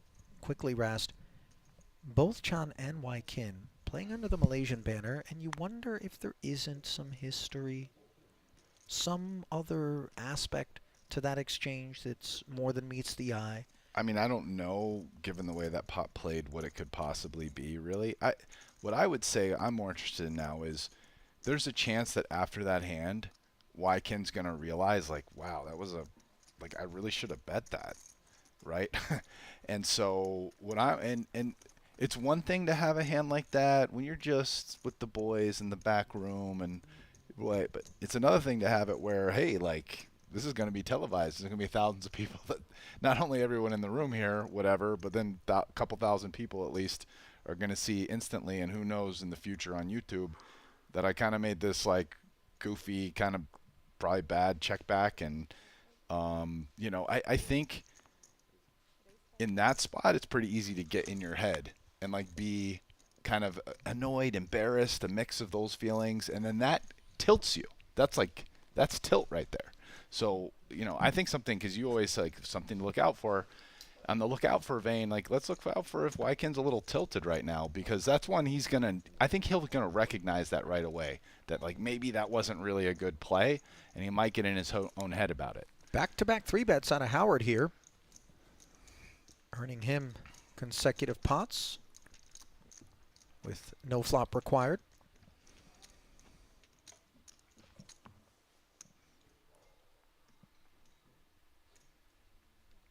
It is important, though, Rasty, to have that goldfish-like memory when you're out there, not dwelling on anything, kind of allowing what may have been a suboptimal decision in a prior spot compound into, you know, negative vibes moving forward, as you have to make so many more decisions on the session. This decision is to raise with 10-9 suited from the straddle by Waikin. Andy limp calls with a 6. And how about this flop? Double gutter and the straight flush draw. for Wai Kin. Unfortunately for him, Andy, very divorced with a 6. And it's over.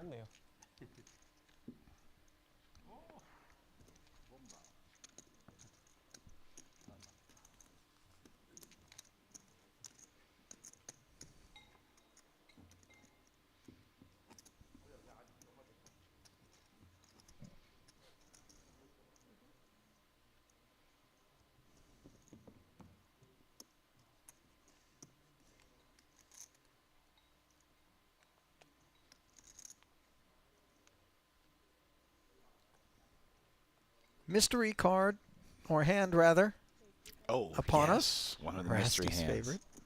Love these.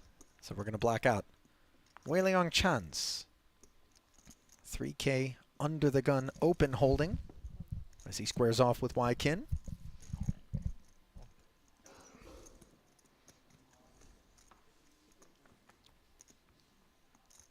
Top pair for Yang. Content to knuckle over. So wow, if this, I wonder if this is just like a bet, and on the end, Wai Kin's tanking with top pair, and we're trying to figure out what Wei Liang has. That's my call here on the flop. All right. Always looking for patterns, Rasty. Check call on the flop brings us to a dry 5 of clubs turn. And here is the suspected second barrel of the 3 predicted by Rast. You know, you don't have to predict the line. You can just also predict the hand subsequent to the line, Rasty. But I like that you swing for the fences.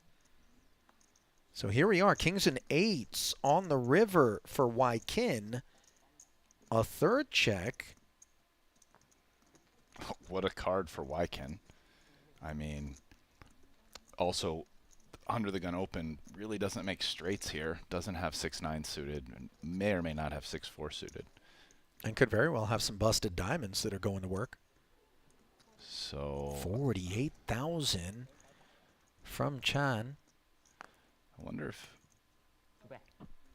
And he makes the call, having rivered Wei Liang, who made 2 pair on the turn. So I think Wai Kin could have thought about raising the river, actually, with king 8. Don't disagree. So quite a big hand on that run out. And like I said, under the gun really can't have straight, so you're losing to sets and king queen. But you know, it's a little like hands that are worse than yours may or may not want to call, but there aren't that many hands that are better.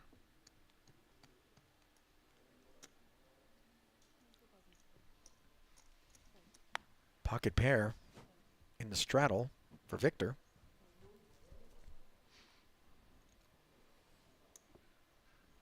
He gets a walk. See, little things like that, Rasty, when you're buried, you know, you're just like, okay, great.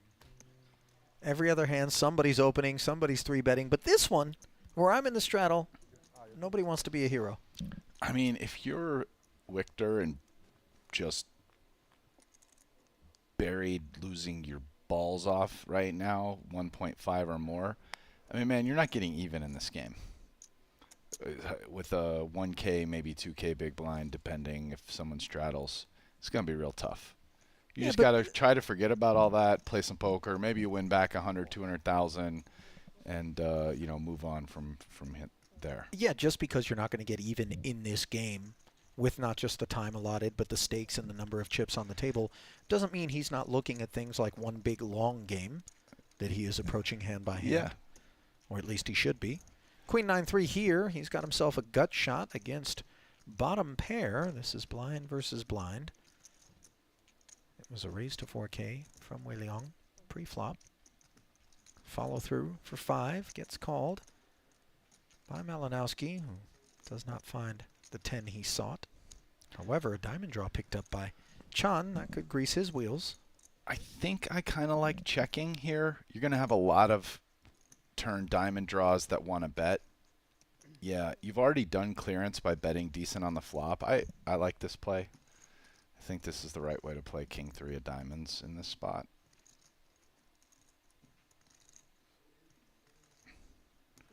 And then we just, yeah, we call. What else you gonna do? Malinowski showing some ambition to the tune of 15,000 on the turn after the pre-flop razor check to him. Now might Chan make some noise? He's just going to call, I think. Well, I'm not so sure. Okay. Oh, no. Oh, wait a he minute. is No, raising. no. That'll get it done right there. This is, you know, I don't want to pile on to the idea that we've submitted on multiple occasions, Rast, but a deeply empathetic bone has been kind of struck out of this corner of the booth, you know, witnessing what Victor has endured, not just today, but following through upon yesterday's debacle. And, you know, getting check raised in that spot, you just feel like anything you do is reverse Midas touch. You know, just max pain. Yeah. Yeah, Wiley, it was pretty nice little play. I guess Wiley Young's, it's going to be tough for him to call the river unimproved. The King of Diamonds is an especially bad card for him to have, so he's just like, you know what? Yeah, Victor's going to bluff the river a lot when he has draws that don't get there, which I can beat with the 3. Let's just raise it. Got a lot of equity. I can get behind it.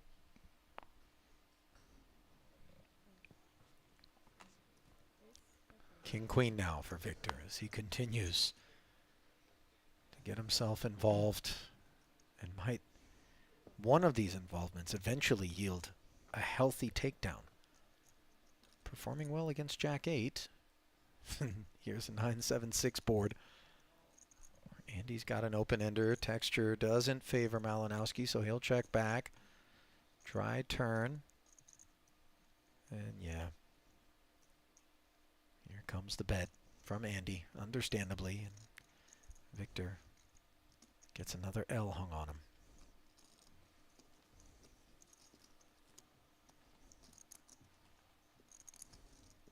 There's no down bouncing for Victor. It's just this is the only abyss, man. Yeah. I mean, this is like he stepped onto the trap door and has not hit the bottom. Yeah. You'd think there's the down and the bounce, right? We could say, yeah, oh, he's down bouncing. But nope, it's just down and then trap door. The limitless abyss below. Yeah. Can't catch a bid. Happy limps the button with 4-5 suited. Howard says not so fast with the ace-3 of clubs. You know what it was like? It's like Terra Luna. Oh, no. For those that don't know, that's a crypto coin that got rugged real hard. A good story about that. They always say this crypto coin's going to go to 0, and none of them do, but Terra Luna did. Did actually go to 0. I can't wait to share this story. 4-5 of hearts. Does interact with this deuce of hearts. Howard with a dial back to 8K as the C bet. And Happy's going to peel here on the hunt for equity. Doesn't find it. Very dry texture, and let's see whether or not Howard gives Happy credit for actually having interacted with this board or having something that's going to leave this ace-3 uninclined to bet. And we've got our answer as he gets after it on another street for 19,000. Finds the right fork in that road.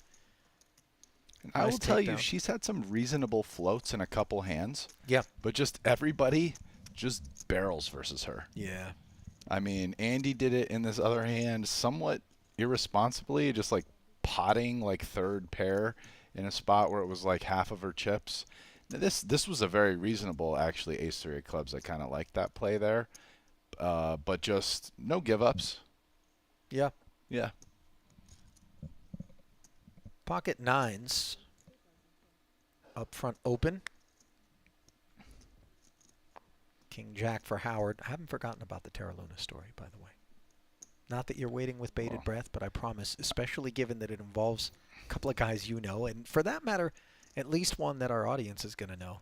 It'll be a good one once we get around to it. 3 bets to 10,000. It went to from 0. Howard. That's probably good enough. But Ali just revels in the pain. You really are a negative Nancy. I don't revel in the pain, man. My heart goes out to Victor right now. But this is, I'm telling you, man, this tarot story's good. Chad in there for the extra 7,000.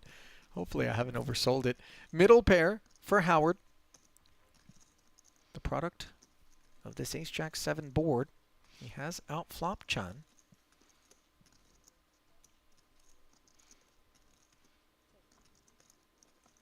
Does go check, and now less concerned about that ace that lurks is Howard, courtesy of Kings Up. Wei Liang appeared to be contemplating, but understandably with the third overcard out there, he does check one more time.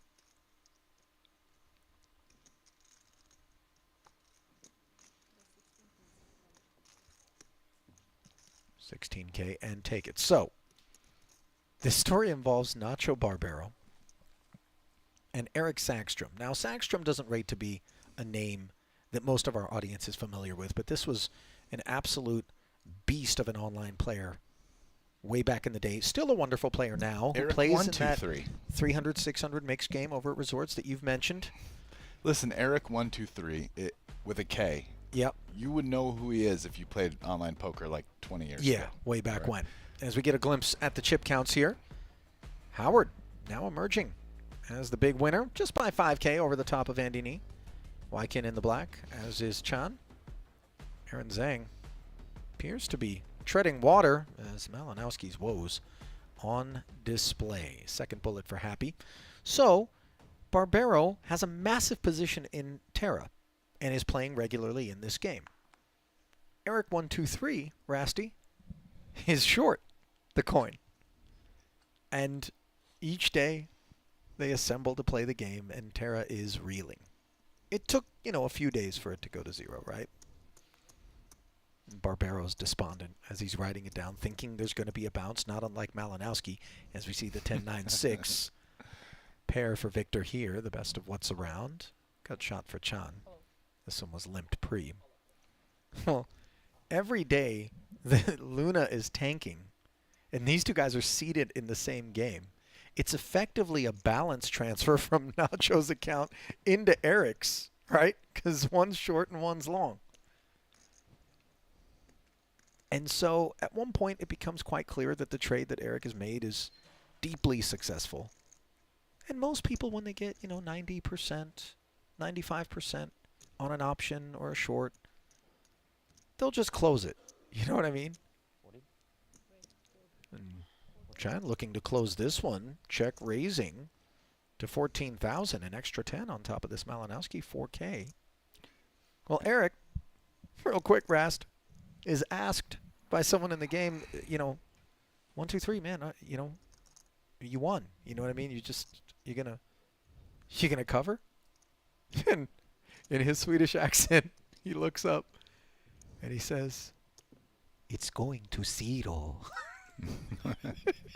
So he squeezes the last little bit of the short out of Nacho, who is, of course, completely breathless as he loses it all. I wish the story was quicker. I really do. And I hope I didn't oversell it, man. But if you knew, obviously you know Nacho, right? I mean, so imagine him. Just witnessing what was going on during the time it was going down. I'm sure Nacho, because he wears his emotions on his sleeve, so I'm sure the game was just crazy. Listen, it was savagery for Barbero. I mean, he was, he had the meat and the 2 veg in that trade long. Wykin, ace-5 suited, button open. Pushback from Chan's 9s.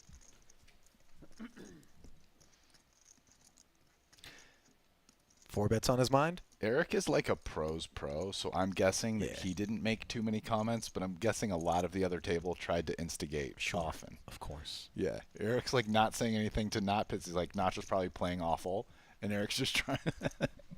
Anyway. No, but eventually it's going to 0. That's That's a bit breathless. Meanwhile, a couple Someone of straight instigated draws. it. They said it to him. You know, course. Eric's going to give the answer. Yeah, no, I know Eric. I know Eric well. John, 8K with the 9s and the ace-5 suited. We concedes. I mean, in addition to playing in the game a decent amount, also Eric, I have a.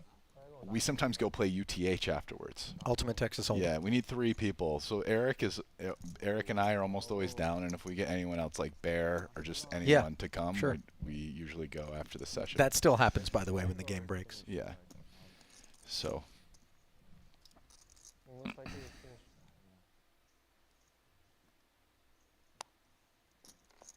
King Queen for Howard. 2.5x. 7s for Wei Leong on the heels of the 9s.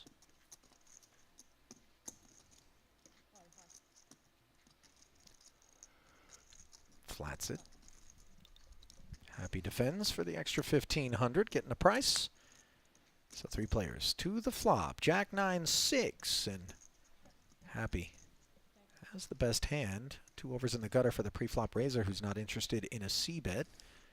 Let's see where that leaves Wei Leong. Checks back to bring us to the turn. Ace. I think Howard's going to find a bet here. He has picked up the Broadway gutty and may sense range advantage. Ooh, okay. Another round of knuckles, and in slides the 10. Granted a 3rd spade, not sure how much flush assigning Howard's going to do as played. And for that matter, I'm not sure how much getting paid this 4,500 will do. Yeah, it's hard to find one of these hands calling him.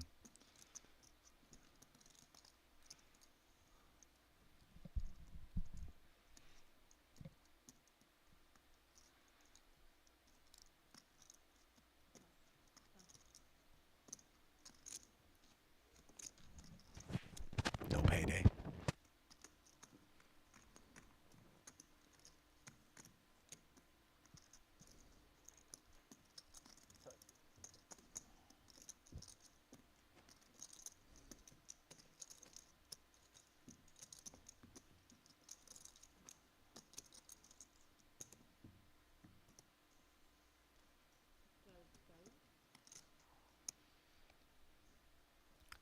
Was it just me, or for a second there, did Howard look like he was trying to employ some like breathing exercises? He just was like staring straight ahead, and I didn't catch that. No, okay. You in those streets? You a Wim Hof method kind of guy? It's like he's like, gotta focus for the next 3 bet. Gonna whip that in there. He's like 3 bet percentage is so much is like double anyone else at the table basically. Ooh.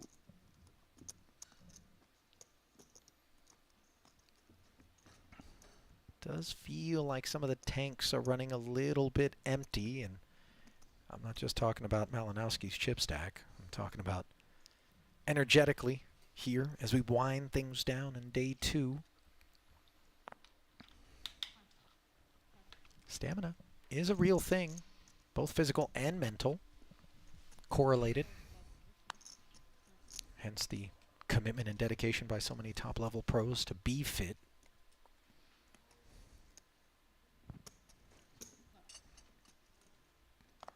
Malinowski. Ace Queen picks up Andy. Neither player connecting with the Jack 9-4 rainbow board.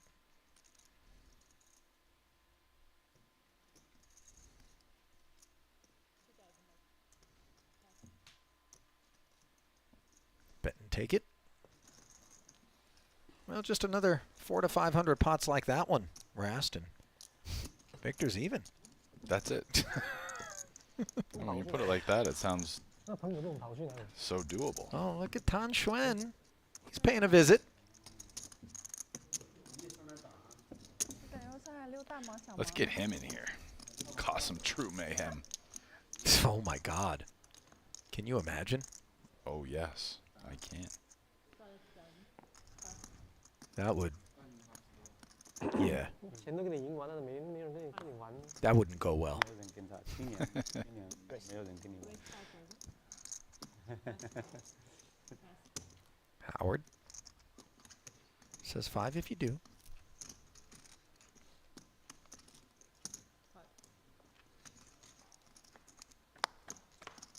John, ace deuce makes the call. Oh, good. 2 clubs, 2 fours, and a 7. Ace of clubs working. Couple of knuckles. Jack for Howard.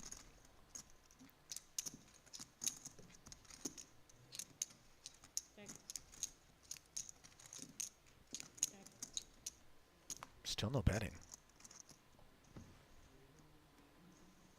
Interesting choice by Howard, by the way. Maybe setting himself up to look bluffy as he seeks value on the river, presumably.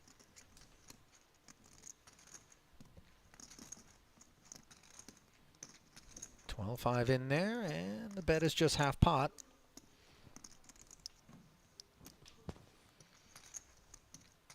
Yeah, after checking back the turn, maybe he gets paid by ace high here. That he does.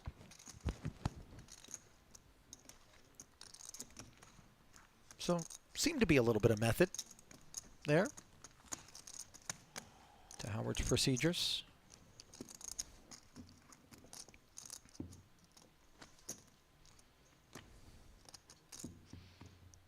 Howard's got a lot of method, I think.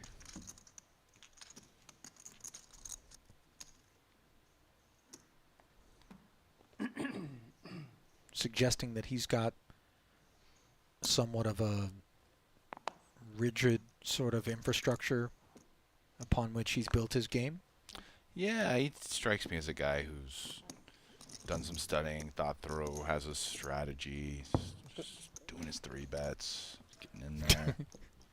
You know? Doing his 3 bets.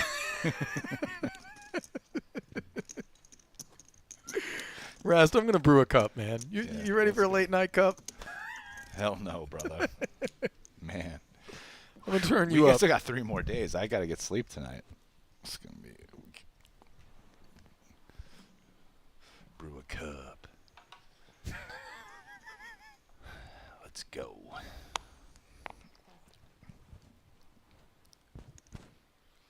Ace 9. Howard takes us up. And here comes Victor. And I think he just wins it right here, and that's it. Well, only that's all you get. 400 to 500 more like that, Rast. And he's might get even. You I can't. You know, I don't mean to. I just poor guy. Here's the real question, Ali. Is we just started a new month? Is it going to be October or October? Oh, okay. We're talking markets now, or are we just talking about Victor's bankroll? Listen, you can interpret that however you want. I mean, see, you're in the crypto streets. I'm in the equities. They don't always trade in step. Oh, here we go. He's got the Doyle Brunson, and he's coming after Happy. Tendui. She digs in with 6-4 off. Never Louis. Oop, there's a 6 in the window. Okay. All right. Victor's got the 10 of spades in his hand and 10 high. And I think he's still got some fight in him. And no one stops betting versus Happy so far. Just 2,500 with the gutter. Here's the call, and here's the turn barrel coming on a blank. Like 100%. Well, note that I'm never going to say 100% with Victor, though, because he does have some crazy. He does end up checking. He does now. check it. And let's see whether or not she activates with bottom pair on the flop, board texture that she thinks maybe isn't associated with the pre-flop raising range for Malinowski. Gut shot as well, although not the preferred one. And it all comes together for a 7K barrel. Don't think he can call with the 10 deuce here. That one, that feels bad to me. Just my 20 years of poker experience. This is a check raise, isn't it? If you're going to play, And now Happy's wishing that she checked this back. This is what happens when you bet third pair and a really bad gutter versus an aggressive player. This is a problem. She's only got 68K back. 23 of it. If you want to see this river. Well, credit to Malinowski. Yes. Maximized, and by the way, immediately was accused of Toji. And copped to it, by the way. He said yes. Yeah. Well, you know what? I think in the last game I had made that analogy about how Andy was like the new guy put in there. Just like walking into the war. There's a bunch of grizzled sickos who've been there for 3 years. They've seen all kinds of like just like dead, disgusting bodies and napalm, and they're so grizzled. And he's just like learning on the fly. I feel like now he's one of those veterans and some of these others. And Happy's kind of walked in here, and she's like the new girl. Yeah. And they're showing her the ropes. Just bluff, check raise, bluff. It is a bit of a trial by fire in these streets, no doubt, for the neophytes. Malinowski and Happy booking another date, potentially. I'm not sure Victor's going to have an appetite with this ace-7. And this round will go to Happy. There she goes. She got one through. A legit kid with the king-jack. Yeah, but, you know. Versus button open. Yeah, no, I mean, it wasn't anything crazy, but nevertheless, I think there you're very fine with the fold. King Jack off probably prefers a fold than a call. Sure. Yeah. We like uncontested free money.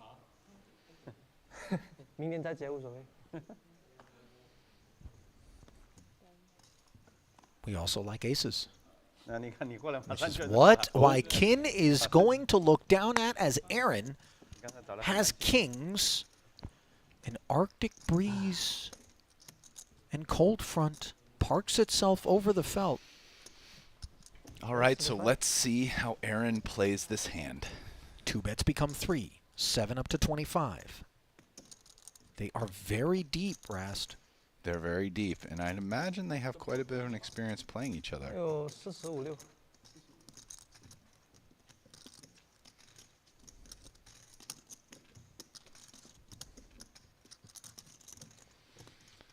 Aaron will dodge one sticky situation by just calling here, which he does. Okay. A flat from Zhang sets the stage to potentially escape harm as Wykin flops top set. And how about this for Aaron? He almost certainly will escape this. I mean, the only way he doesn't really is if this goes like check, check, and he turns a king. Otherwise, it's going to be hard for him to lose too much money here.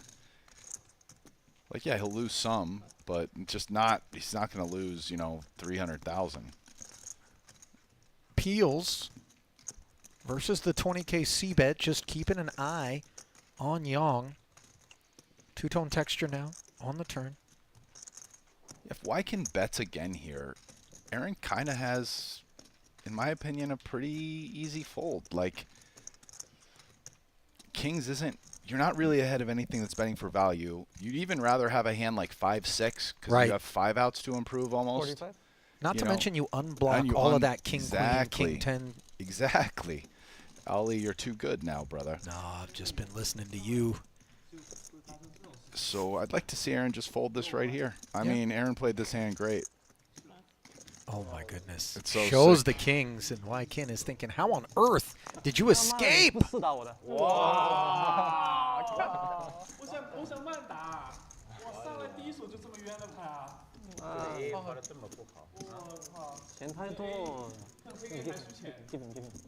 You know what that is, Rasty? That's one of those spots where you feel cheated on the square. This is, man, this is why I'm taking a piece of Aaron. These guys in the chat, these chat pros can be like, Limitless has won the most money online. Well, he could be a great player, but in this live game, give me a piece of Aaron Zhang, man.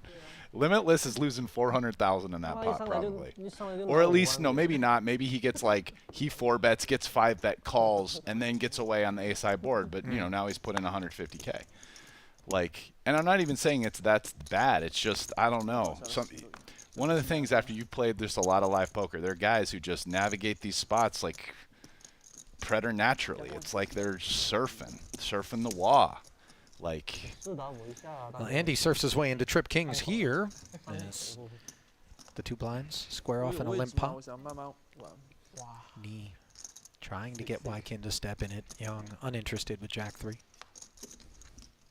Likely to remain that way.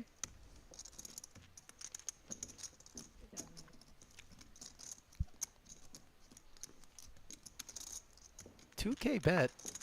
Wykin thought about it, but take it, sir. 我可能还再要多跟一枪，发了勾还多输一手勾勾，啊，这牌算了。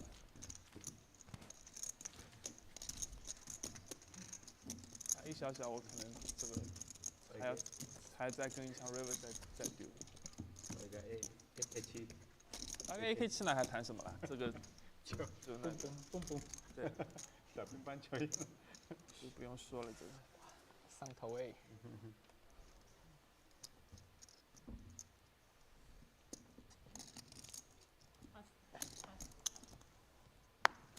Happy limping a premium. here it is. Is someone going to try to punish her? Oh, yeah. With 6-3 suited, no less. Andy shoots it up. 7x. Yeah.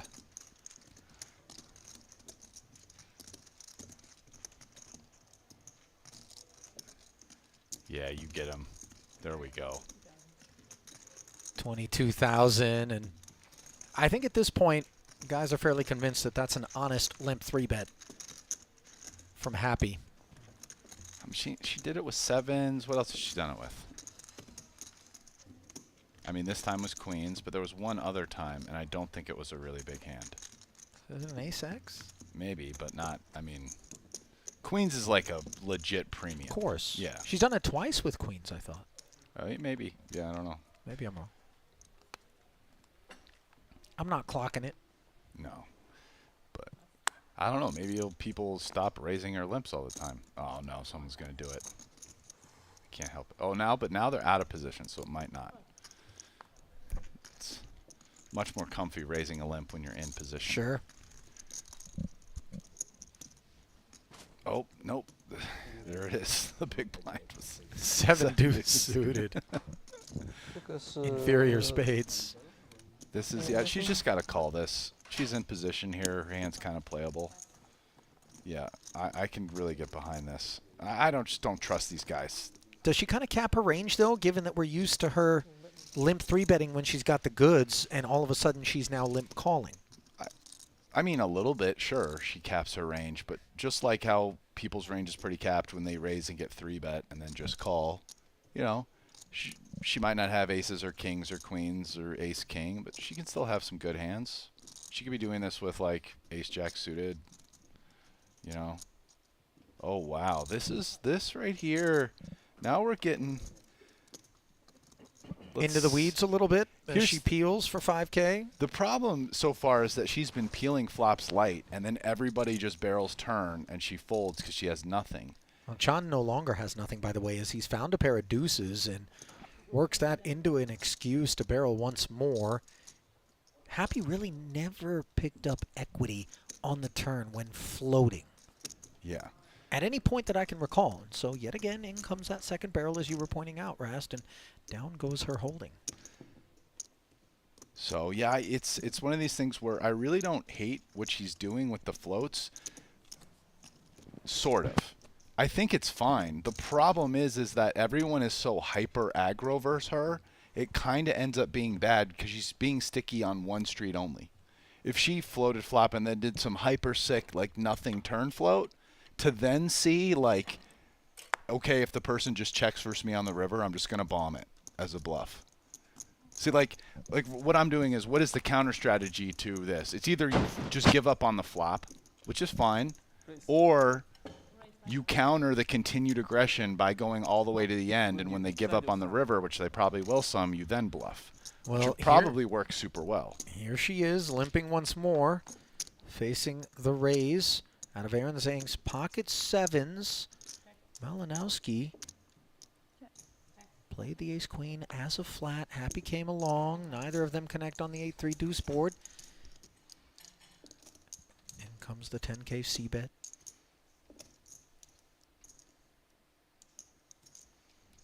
Victor going to stick around. Okay, we're going to get to see Aaron and Victor play a pot here.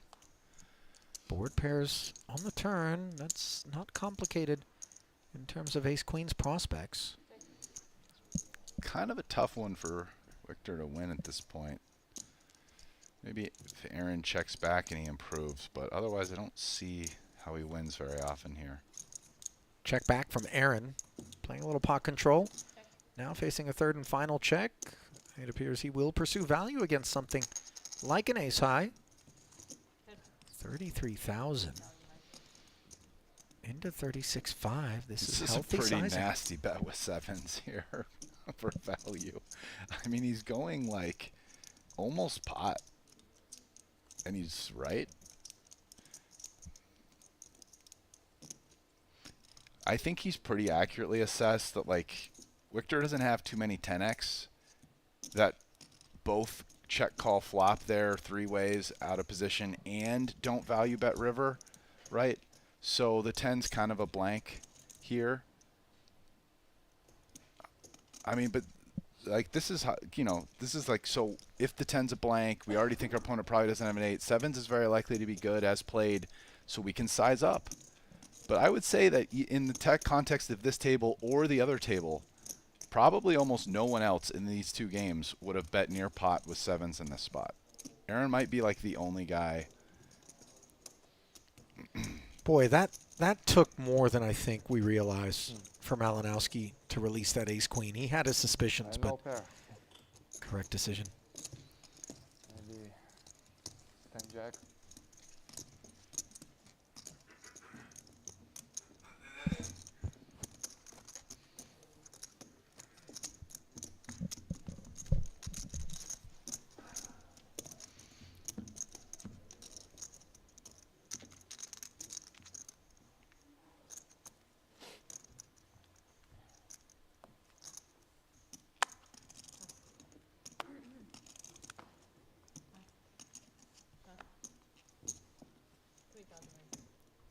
King 8 suited for Zhang. Deuces for Wei Liang.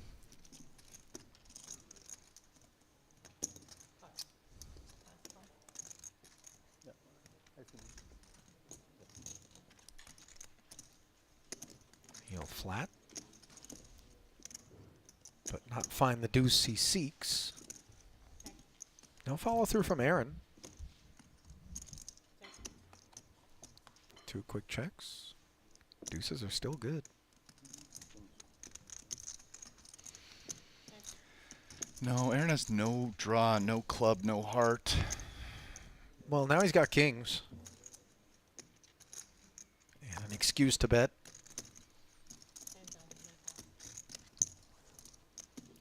Take it, sir.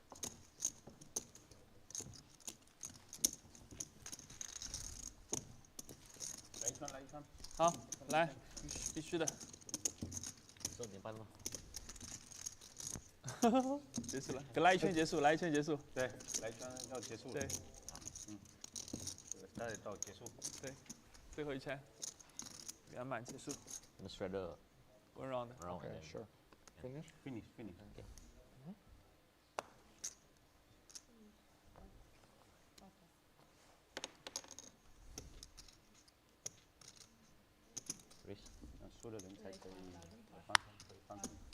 What a time to straddle for Andy. Wei Liang makes it 5 with 4s.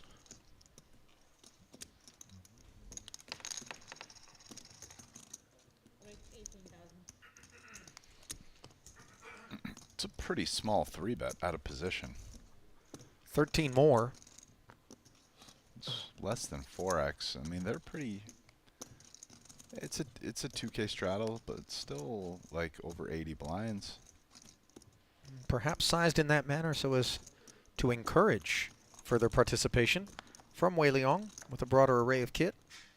Pocket fours among it. And here is top set for Andy, and just no hope whatsoever for Chen.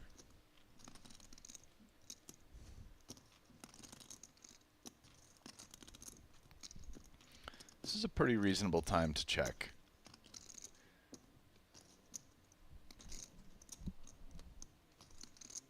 This board is so disconnected, top set.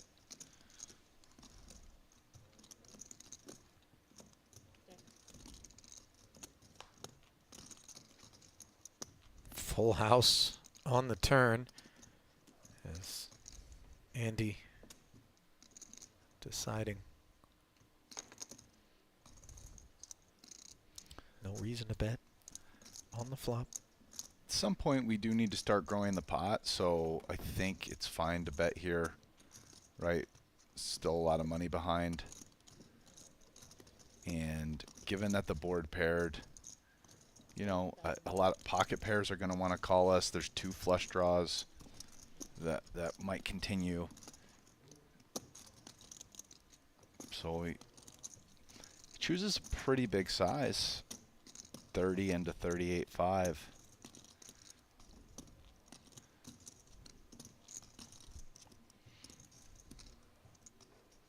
Now all of a sudden this line is beginning to look a little sus to Wei Leong, as evidenced by the fact that he is calling this 30K. Backdoor hearts arriving. And of course the dream for Andy is that that's where he finds his opponent. Unfortunately for him, as he asks for all of the remaining 120 in front of Wei Leong. He's got nothing more than 4s, and it's time to get out of there.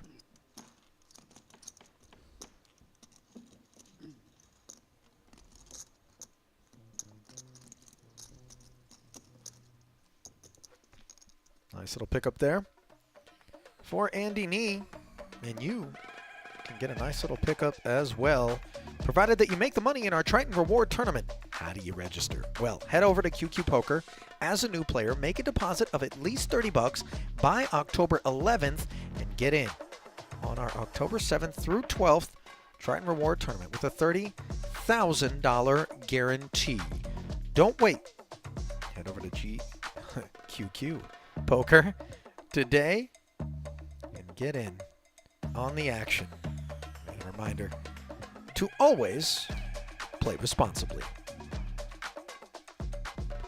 Unless you're on a Triton stream, in which case, you know, gamble.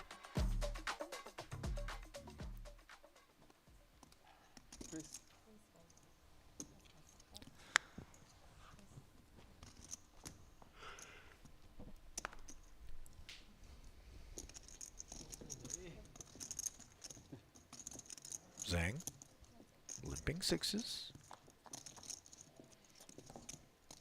Wow, I guess everybody checked. Looking that way.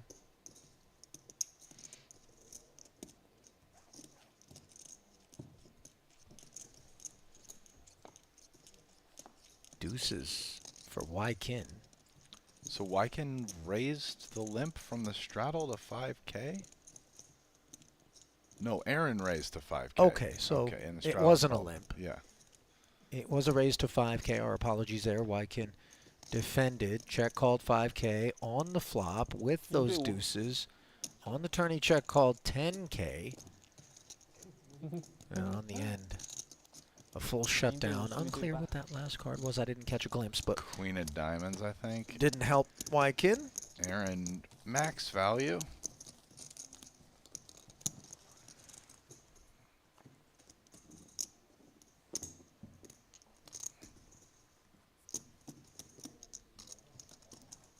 Yeah, he's got a tendency to get himself max value. Does Aaron Zhang?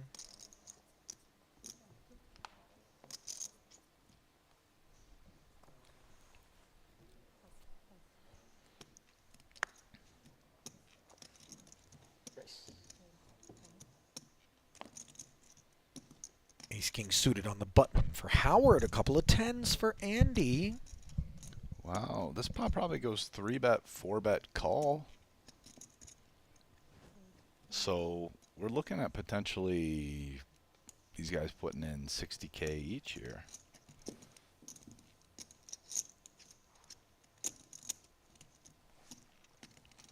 $20,000. The reaction from those two tens.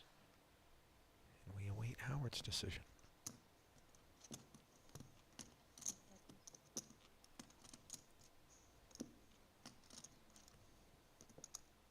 More, please. Well, this is a very small. It sure is, Rast. Just 4-bet. another 26,000. And what do we accomplish when we 4-bet this small? Well, we keep our opponent in because they're going to call a lot more hands, which it's interesting. I guess he's deciding he likes small sizes here because he's in position, so he doesn't want his opponent to fold a bunch. But he also has ace-king suited, which at the end of the day, you know, not to oversimplify, is a drawing hand. And I don't know how much clarity we gain when the price is so right in terms of narrowing Andy's range. And you can open up and 4-bet a few more hands, I guess, and mostly good ones, and have a very strong range with a bigger pot in position. So here we are on the flop, Jack 9-4. After Andy did plunk in a total of 46,000, slips it over to Howard, who isn't done telling a tale in spite of the lack of a pair or a heart on board. He will fire 33,000 into just shy of 100K.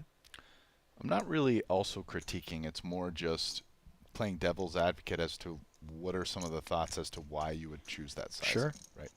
Anyway, decent flop for tens with a spade. Oh, an even How about better the turn? turn. Yeah.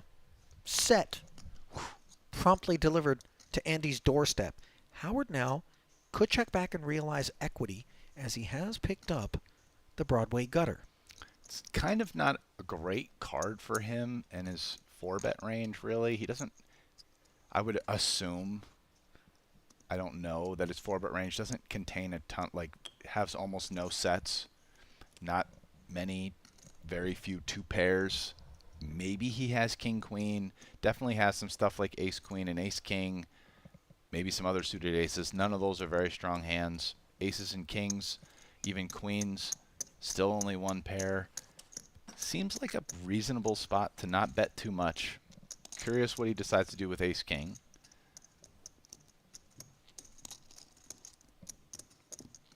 Yeah, he kind of agrees. Let's not fire that turn too willy-nilly. Spades arrive. And Howard now really adrift in the face of what we have to assume will be a barrel out of Andy. No, I think, oh yeah, sorry, out of Andy. Yeah, I think after the check back, Andy's probably going to want to get value for his hand here. Definitely not comfortable check raising it, and I don't think after check, we can't assume our opponent is going to all of a sudden bet something on the river, right? Unless they happen to make a flush, in which case, I mean, we're losing to a flush. Yeah, right? but we can bet decide. But anything that we were already beating, now that a flush got there, isn't going to just value bet the river, right? How chunky is the river barrel? 100 into 162. And I think this will draw the curtain on Howard's ace-king. Yeah. At this point, the most likely hands, the way this pot played, that Andy is looking to get called by would be like aces, kings, or queens, right? And honestly, with ace-king high here, I don't even know if I'd use a time bank. This kind of just seems like a pretty easy fold. Yeah, yeah, he does indeed lay it down. Tough to kind of come up with the combos that we beat in that spot. I mean, like maybe ace queen of clubs. The only one really that came to mind. Ace. 就特地过来打传奇的。没有，我就是7、8月的时候回亚洲，还没回去。回台湾待了2个月。Maybe like pocket eights. Yeah, I mean, there aren't a lot of hands, though. Like, I could come up with a few that may or may not play that way, but or very well might, but it's just like it's not going to be enough to offset a decent number of value hands. 台湾我还挺多朋友的，以前打牌的挺多朋友。不知道你认识那个一个小鱼哥吗 ？Grace。Howard. Back at it. Ace Jack. Andy. Targeting. 最后的机会了，不然被我 4x with King 9 suited. Yeah, the thing is, we're not even beating pocket eights with Ace King, right? I mean, some of the bluffs are going to be beating Ace High for what it's worth. Thinking that they're turning themselves into a bluff when really they're inadvertently value betting. Is once again, Andy snacks on Howard. Things not going well for him to close out the evening. Here.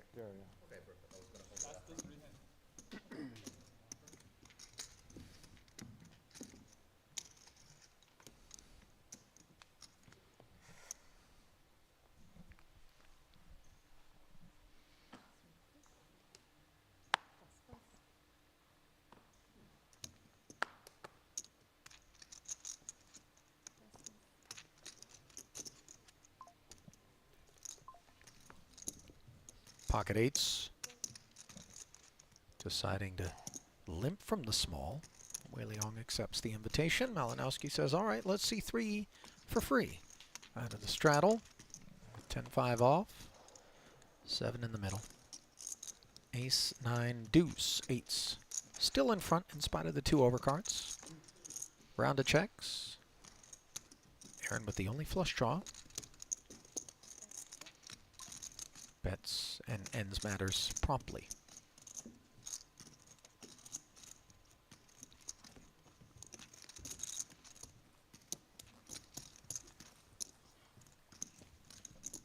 What do you think, Rast bomb pot? Let's go.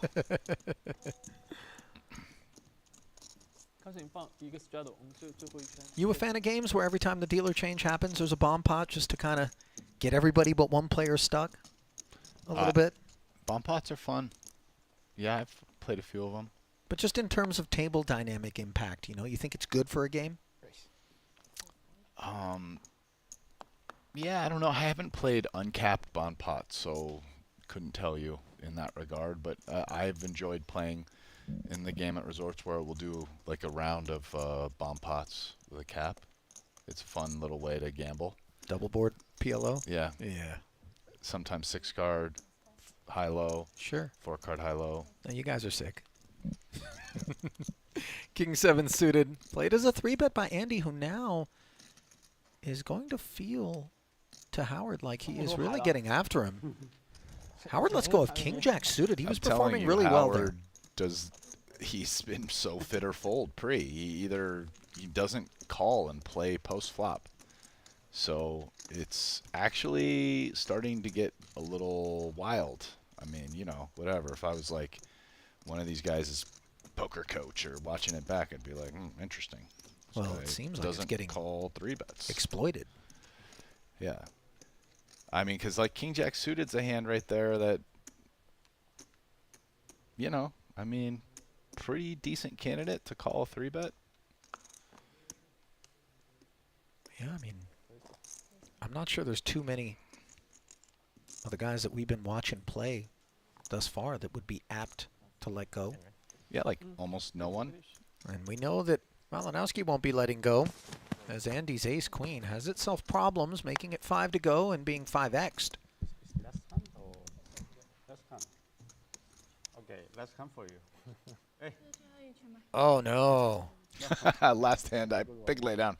Victor's like, oh, thanks, buddy. You know what's gross is even in the last hand of the night, Malinowski can't manage to get a little action with such a dominant holding, and that will put a punctuation point on a very painful session for Malinowski, who's still wearing a smile to his credit. Obviously, not the way he scripted things at the onset of the evening. So, day 2 of our Cash Game Invitational comes to a close, Rasty, and let's get a peek at the final tally here. for the back half of the crew, 501K. Andy, 364. The Prophet, Howard, still in the green, 156K. 3 other winners in the game, and of course, Victor, not faring well. That's going to do it for us, but don't forget to join us at noon Pacific time tomorrow for day 3 of 5. In the meantime, we say goodnight, and we'll see you tomorrow.